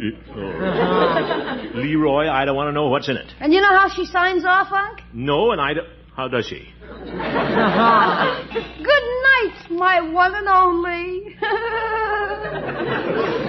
One and only. Well, all young girls write things like that in their diaries. Excuse me, Mr. Gildersleeve. Oh, am I in your way, Bernie? No, just want to get one of these plates. Miss Marjorie wants me to fix sandwiches again. Well, fine. I don't know why they want sandwiches. They never eat them. They don't? I can't understand a big, hungry-looking fellow like Bronco not eating. Well, that's love, Mr. Gildersleeve. Now, Bertie? Oh, when people are in love, they don't eat. And them two don't eat, so they're in love. Bertie, that doesn't mean a thing. No, sir. And when Miss Margie don't see any other young man except Mr. Bronco, it don't mean a thing. Well... And when he rings that bell every night and she breaks her neck to get to the door, it don't mean a thing. Bertie? When every other word is Bronco this and Bronco that, you know what it means, Miss Gilsey? Well, Bertie... That's right, it don't mean a thing.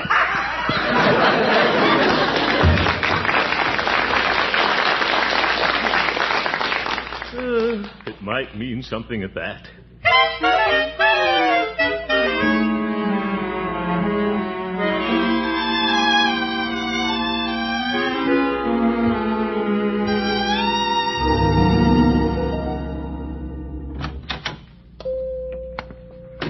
Good morning, Peavy. Well, hello, Mr. Gildersleeve. What can I do for you this morning? Give me a cup of coffee, Peavy. Very well. Trying to wake up this morning, are you, Mr. Gildersleeve? Well, I am a little sleepy. Peavy, how many nights a week should a young man call on his girlfriend? Well, I'd say that's your business, as long as you don't neglect the water department. What? And don't fall asleep at the faucet. Peavy, I'm not talking about me. I'm talking about Marjorie's boyfriend. Oh. Bronco Thompson. I've suddenly realized, Peavy, that Marjorie is going steady. You don't say. Yeah, and I don't think she should confine herself to one boyfriend. Well, you may have something there. I know when I was a young man, I didn't confine myself to one girlfriend. Yeah, I'll bet you didn't. No, sir. One Sunday afternoon, I'd sit in the parlor with one girl. And the next Sunday afternoon, I'd be sitting in the parlor with another girl. Perhaps way at the other end of town. Oh? You were really living, eh, Peavy? Yes, indeed. Come Sunday afternoon, you know what I had on my knee, Mr. Gildersleeve? On your knee? A banjo. Oh, friend. And whenever things started getting serious, I'd strike up a tune. My father always told me to beware of entanglements and play the field. That's not a bad idea, Peavy. I think Marjorie should do the same thing. Scatter her dates around a little. That's what I used to do. One Sunday afternoon, I'd sit in the parlor with You told me, Peavy. I didn't tell you everything. Yeah. Oh, pardon me, Mr. Gildersleeve. That looks like young Marshal Bullard pulling up in his father's Cadillac. Marshal Bullard? Say, he must be home from school for the holidays. It seems so. He was in this morning, left in order. Let's see if I have everything for him. Shaving lotion, pipe cleaners, nail buffer. Nail buffer? That sounds like Marshal Bullard, all right. Gets more like his father every day. Junior stuffed shirt. I thought you rather liked young Marshal. He used to call on Marjorie, as I recall. Well, he used to run back and forth across the street. What a pest. He hasn't had a date with Marjorie since he went to Harvard. And say, maybe that's an idea. Well, hello, Marshal. Welcome back to Summerfield. Hello, Mr. Gildersleeve. Back for the holidays? Yes. Does Marjorie know you're in town? Well... You'll have to drop across the street and see us. All of us. Soon. Tonight, maybe. My. Well, I'd like to, but I just got home, and of course I'd like to see Marjorie. Good. I was just telling Peavy how much you and Marjorie used to see each other, and how our whole family has missed having you around. Wasn't I, Peavy? Well, now, I would... Peavy? Yes, indeed. Welcome home, Marshal.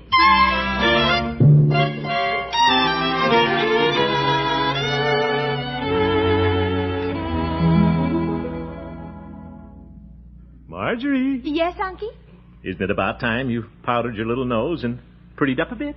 Bronco thinks I'm pretty. Yes. Besides, it isn't time for him to come over yet. Well, one of your other beaux might drop over. Unky, I don't have any other beau, and you know it. You might have a secret admirer. Marshal Bullard's in town. Marshal Bullard? Uh-huh.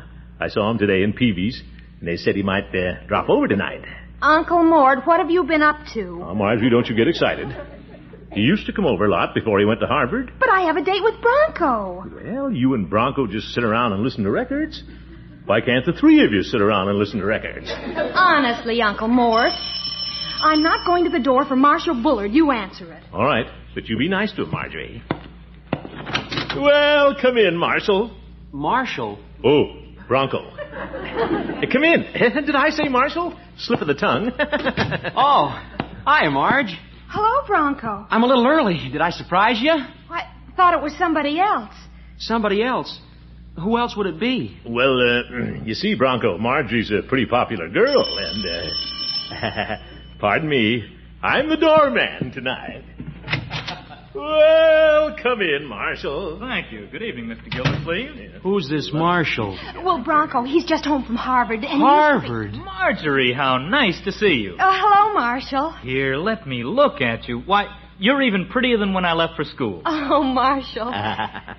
And can this be Leroy? Oh, my, how you've grown. I'm not Leroy. Marshal, this is Bronco Thompson. Oh. Bronco, this is Marshal Bullard. Yes, Marshal lives across the street. He and Marjorie grew up together. Oh, ho! How do you do, Bronco? Hello, Bullard. Here, let me take your coat and gloves, Marshal. Thank you, Mr. Gildersleeve. Well, real pigskin. Marjorie, I thought we might take a spin in the Cadillac tonight. It's a much sweeter job than the one we used to run around in. Well, Marshal... Oh, it seems like old times to be in this living room again. Oh, it was awfully nice of you folks to invite me over tonight. Well, I guess I'd better be going. So soon, Bronco? Bronco, you're not leaving. Well, I wasn't exactly invited over. I just dropped in, as usual.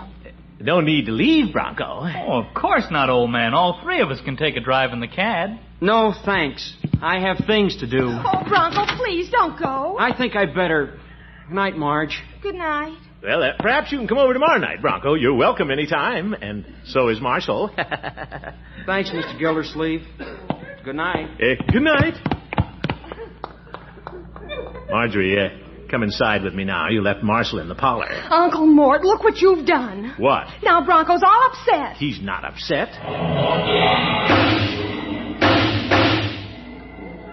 Well, I guess he is a little upset.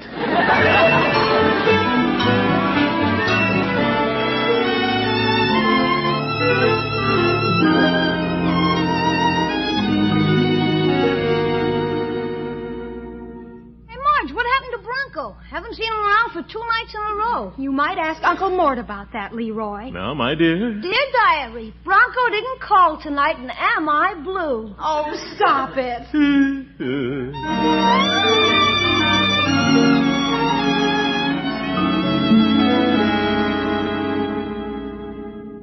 Marjorie, come away from the window. She's watching for Bronco. This is the time he used to show up. In the good old days. Yes. Come over and sit down by your old uncle, my dear. I haven't the slightest desire to sit by you, Uncle Mort. I'll never forgive you for inviting Marshal Bullard over. Marjorie, I was only doing what I thought was best for you. Besides, this should be good for Bronco. There's nothing like competition to fire up a suitor. And if I know Bronco... Hey, Marge! That's Bronco's car. Oh, it is? It is. It's Bronco. Well, what did I tell you, Marjorie? I knew he'd come back. Oh, Unky, at last. Yeah, I'll let him in, Marjorie. No, I'll let him in. Yeah, I'll do it. Hello, Bronco. Hi, Marge. Well, Bronco, come in. No, thanks, Mr. Gildersleeve. I'll just stand here in the doorway and say what I have to say. What? Bronco, come on in. Don't be silly. I'm not being silly, Marge. I've been thinking this out for 3 days. I don't think I should take up any more of your time. Bronco, what are you talking about? Marge, you'll be a lot better off going with Marshal Bullard than with me. What? Now, Bronco, there's no reason why both you and Marshall can't see Marjorie. Thank you, Mr. Gildersleeve, but I'm bowing out. It's for Marjorie's own good. I've got it all figured out on paper. On paper? Yes, sir. I drew a line down the middle of the sheet, and I put Marshall's qualifications on one side and mine on the other. Oh, Fred. He's got money, a Harvard background, a big car, expensive clothes, and what did I have on my side of the paper? Blank. Blank. Bronco Thompson, you're being ridiculous. Yeah? Guess I am ridiculous. Oh, my goodness. And when I found out you and Marshall were childhood sweethearts, well, I can't break up a beautiful thing like that. I'm no cad, Mr. Gildersleeve. We know that, Bronco. We all think you're a fine boy. Well, he'll be better for Marjorie. What's going on out here? Leroy, you stay out of this. I'll say goodbye now. Bronco! Thanks for everything. But now, let's part with no regrets. But, Bronco... I'll just walk off into the fog.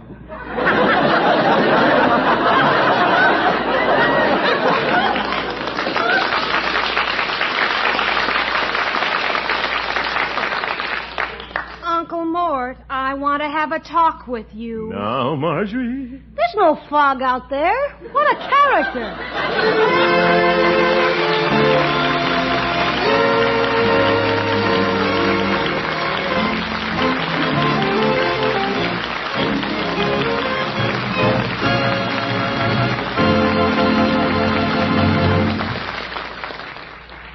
The great Gildersleeve will be back in just a minute.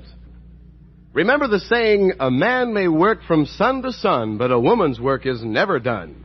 Well, you homemakers can remedy that situation when it comes to after-hours snack fixin'. Just keep your refrigerator stacked with a 2-pound loaf of Kraft's famous cheese food, Velveeta, for good-eating snacks that Dad and the youngsters can fix themselves. They can spread Velveeta on crispy crackers or slice it thick for hearty sandwiches that are good cold and extra special good toasted to a bubbling gold.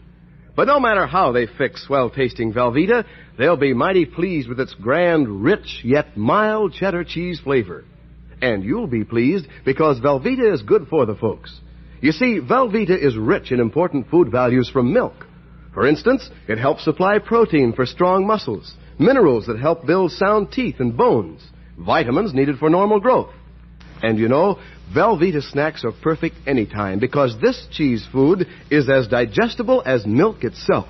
So for snacks that provide Dad and the youngsters with wholesome good eating and provide you, Mother, with a little extra time, keep stocked with a 2-pound loaf of Velveeta.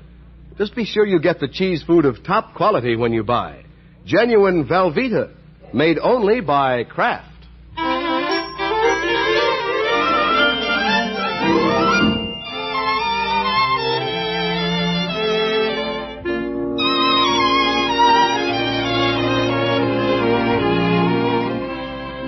Well, the great Gildersleeve didn't like the idea of his niece Marjorie going steady with Bronco Thompson. So he invited Marshal Bullard over to give Bronco a little competition.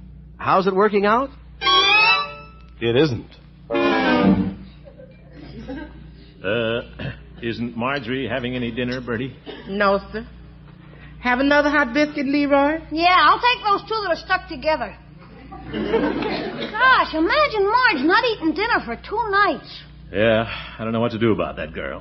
No, sir. I don't know how she does it. She must be sneaking crackers. Yep.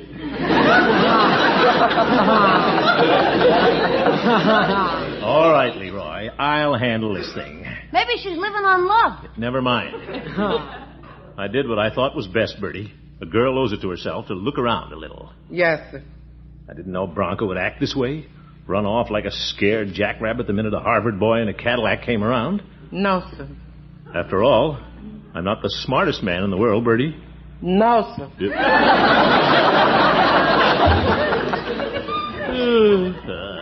Where do you suppose Bronco disappeared to, Unc? You think he joined the Foreign Legion? I doubt that, Leroy. The way he acted, I doubt if he has enough gumption to join anything. Here she comes, Unc. Leroy, let's be tactful. Let's pretend we didn't even notice she wasn't here. I get you. Well, hello, my dear. Hi. Hello. Sit down, Marjorie. Perhaps Leroy and I started a little early. Yeah. We didn't even notice you weren't here. Yeah. Tactful little fellow. I might have a little dessert. Dessert? Good. Take mine. I wasn't going to eat it anyway. You in love too, Unc? Leroy. Have a date tonight, Marjorie? Yes. Well, anybody we know? Marshal Bullard. Oh, Marshal again, eh? Well, that's what you wanted, isn't it, Uncle Morris? Well, no, it isn't, Marjorie. Well, that's what you're going to get. You drove Bronco away, and now you're going to see Marshal Bullard around here until you're as sick of him as I am. Marjorie. Hey, maybe that's Bronco on the phone. I know who it is. Hello? Oh, hello, Marshal. Zeke. Why, of course, Marshal. I'd love to. Come over any time. The sooner the better. Goodbye. That settles it. I've got to get Bronco back in the parlor.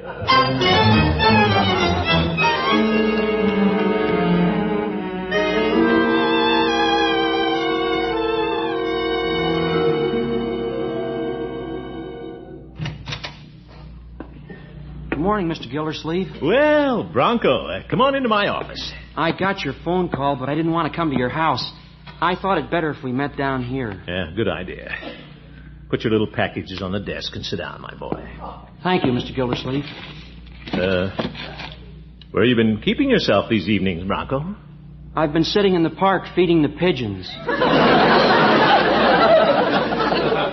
Well, don't you think you should be dropping by the house once in a while, my boy? Oh, no, Mr. Gildersleeve. No, that's no place for me now. Oh? Well, what would you say if I told you Marshal Bullard has been seeing Marjorie quite often? Well, I'd say, lucky him. But doesn't it make you a little jealous? Doesn't it make you want to put up a fight? Ask for a date, maybe? Mr. Gildersleeve, I'm doing what I think is best for Marjorie. Oh, brother, we're right back where we started. Marshall has a lot more to offer Marjorie than I have, and all I'm interested in is her happiness. Yes. By the way, you left all your record albums in the parlor. Don't you think you should drop by and pick them up? No use letting Marshall and Marjorie play Romeo and Juliet. I'd like Marjorie to have my records. For Auld Lang Syne. For Auld Lang Syne. I give up. Goodbye, Mr. Gildersleeve. Think it over, Bronco. Remember, faint heart near one fair lady. No, sir. But a Cadillac and a Harvard education can do it. Oh, my goodness. Say, the boy left his packages here. Popcorn. Must be for the pigeons. What's this book? Life in a Monastery. Anybody home? Oh, come in, Judge. Good morning, Gildy. Wasn't that Bronco I saw going down the hall? Well, it could have been, Judge. What are you reading, Gildy? Well, Life in a Monastery. Are you thinking of donning the cloth? All right, Judge. Put the book down. It belongs to Bronco. Oh? Poor fellow. From what you've told me, the boy probably considers himself a martyr. I suppose so. He's completely withdrawn from the field, and poor little Marjorie is just eating her heart out. Too bad. Doesn't Bronco know how Marjorie feels about it? How can he, Judge? He won't even come near her. I tried to make him jealous so he'd show Marjorie a little fight, but nothing happened. He just blinked his eyes and looked at me like a sick chicken. Gildy, why didn't you come right out and tell Bronco that Marjorie prefers him to Marshal Bullard? Well... Bronco's been belittling himself. But if he knew that Marjorie's happiness depended on him, he'd be over there in a jiffy. Say, I believe he would at that. Then you can leave everything up to Marjorie. A woman can't hide her true feelings, Gildy. I know. Oh. By George, Horace, that's a prize-winning idea. I'm glad you thought of it. Thank you, Gildy. Yes, sir. And here's your prize, Judge. Popcorn? For me? No, the popcorn's for the pigeons. You get to eat the bag, you old goat. Gildy!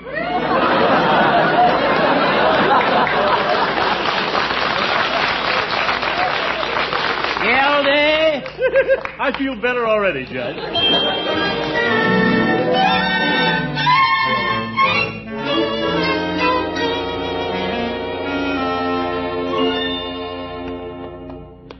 You know, I'm certainly glad you see it my way at last, Bronco. Well, Mr. Gildersleeve, all I've been thinking about is Marjorie's happiness. But if she isn't happy with Marshall around, then he shouldn't be around. Yeah, that's the spirit, Bronco. I'm the fellow who should be around. You said it. Why, only this morning, Marjorie said she was sick of seeing Marshall. Is that so? Yeah. You'll see it with your own eyes when we get in the house. A woman can't hide her true feelings, you know. Well, I don't know much about that. Marjorie's the only woman I know. Oh, yeah. They'll be in the parlor. Let's go right in. All right. I know three's a crowd, but if Marjorie doesn't like the fella, I feel like crowding somebody. Yeah, that's the spirit. Hello, Uncle Mort. Good evening, Mr. Gildersleeve. Oh, hello, Marshall. Guess who's with me, Marjorie? Hiya, Marge. Well, I haven't seen you in quite a while, Mr. Bronco Thompson. Not very enthusiastic. Oh, I've been around. Hello, Bullard. Well, hello. Bronco's been pretty busy. Oh? Yeah. Nice to see Bronco again. We missed him, haven't we, Marjorie? Have we? Must be a window open someplace. What have you been doing, Marge? Oh, Marshall and I have been having a glorious time. Oop. Haven't we, Marshall? Oh, yes, we've really been doing the town, as they say. Marshall is so much fun. He is? Yeah, it's good to have Bronco around again. Of course, it's nice to see Marshall, too. Marshall's been so sweet to me, so thoughtful. That's fine. What's she trying to do? Marshall's a perfect dream on the dance floor, Bronco. Well, guess I'll be going. Oh, he's collapsed again. Now, wait a minute, Bronco. Yes, don't run away, old man. I have things to do. Good night, Marjorie. I hope you'll be very happy. Jellyfish. Well, I'll be running along too, Bronco. Just stopped in for a minute. Don't leave on my account. Oh, no, I was just telling Marjorie I have another date tonight. You have another date? Why, of course. When you're going with a girl as sweet as Marjorie, you have the nerve to go out with another girl? Why not? Oh, you cad! That did it. There he goes. Marshall Bullard, you're a cad and a bounder. Oh, Bronco! Stand aside, girl. Bullard, come outside and defend yourself. Wait a minute, I'm leaving. You bet you're leaving. Now, fellas. Now, hold on, Bronco. Run, Bullard. Come back, you bounder. Bronco, stop! Run, Bullard, run! He made it to his front door just in the nick of time. Oh, Unky, isn't Bronco wonderful? Yeah, and Marshall's a bounder, all right. Did you see how he cleared that hedge?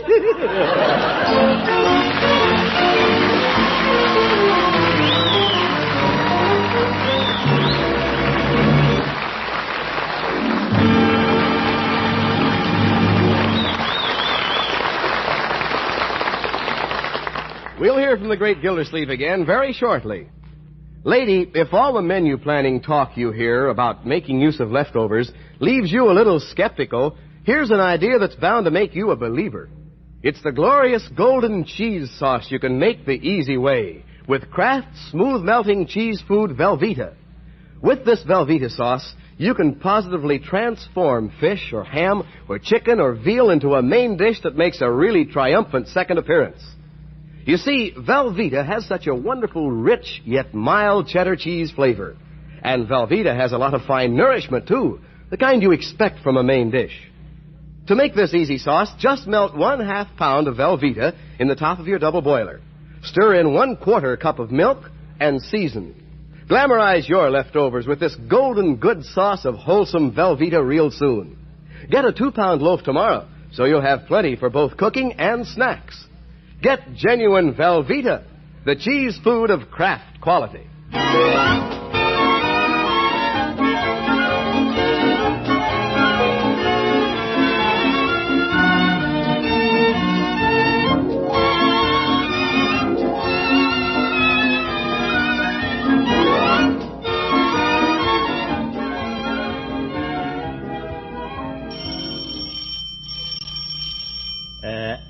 I think there's somebody at the door, Marjorie.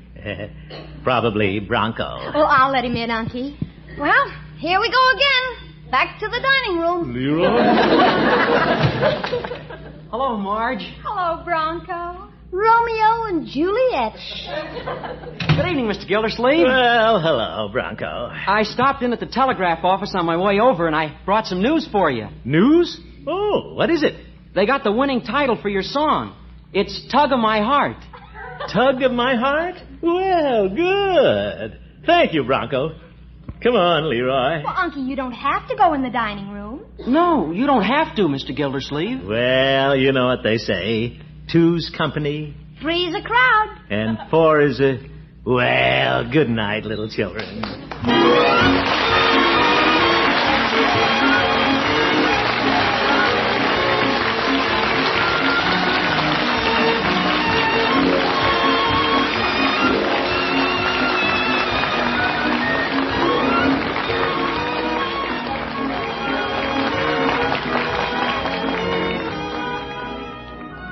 The Great Gildersleeve is played by Harold Perry. The show was written by Paul West, John Elliott, and Andy White, with music by Jack Meakin.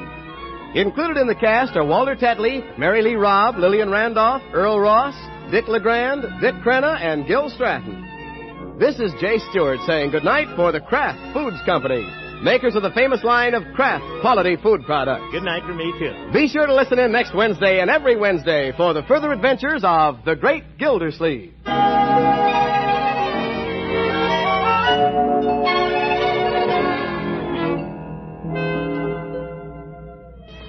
Ladies, Pabstet, the delicious cheddar cheese food, is offering you a knife of 100 uses, the Super Slicer. It pares faster, slices cleaner, removes olives and cherries from bottles in a jiffy. It's the handiest kitchen knife in years. And you can get this knife for only 25 cents and the top label of a round package of delicious Pabstet cheese food or the red arrow from the top of a 2-pound Pabstet loaf. Send your Pabstet label and your quarter tonight to Phoenix Pabstet, Box 5239, Chicago 77, Illinois. Please print your return address.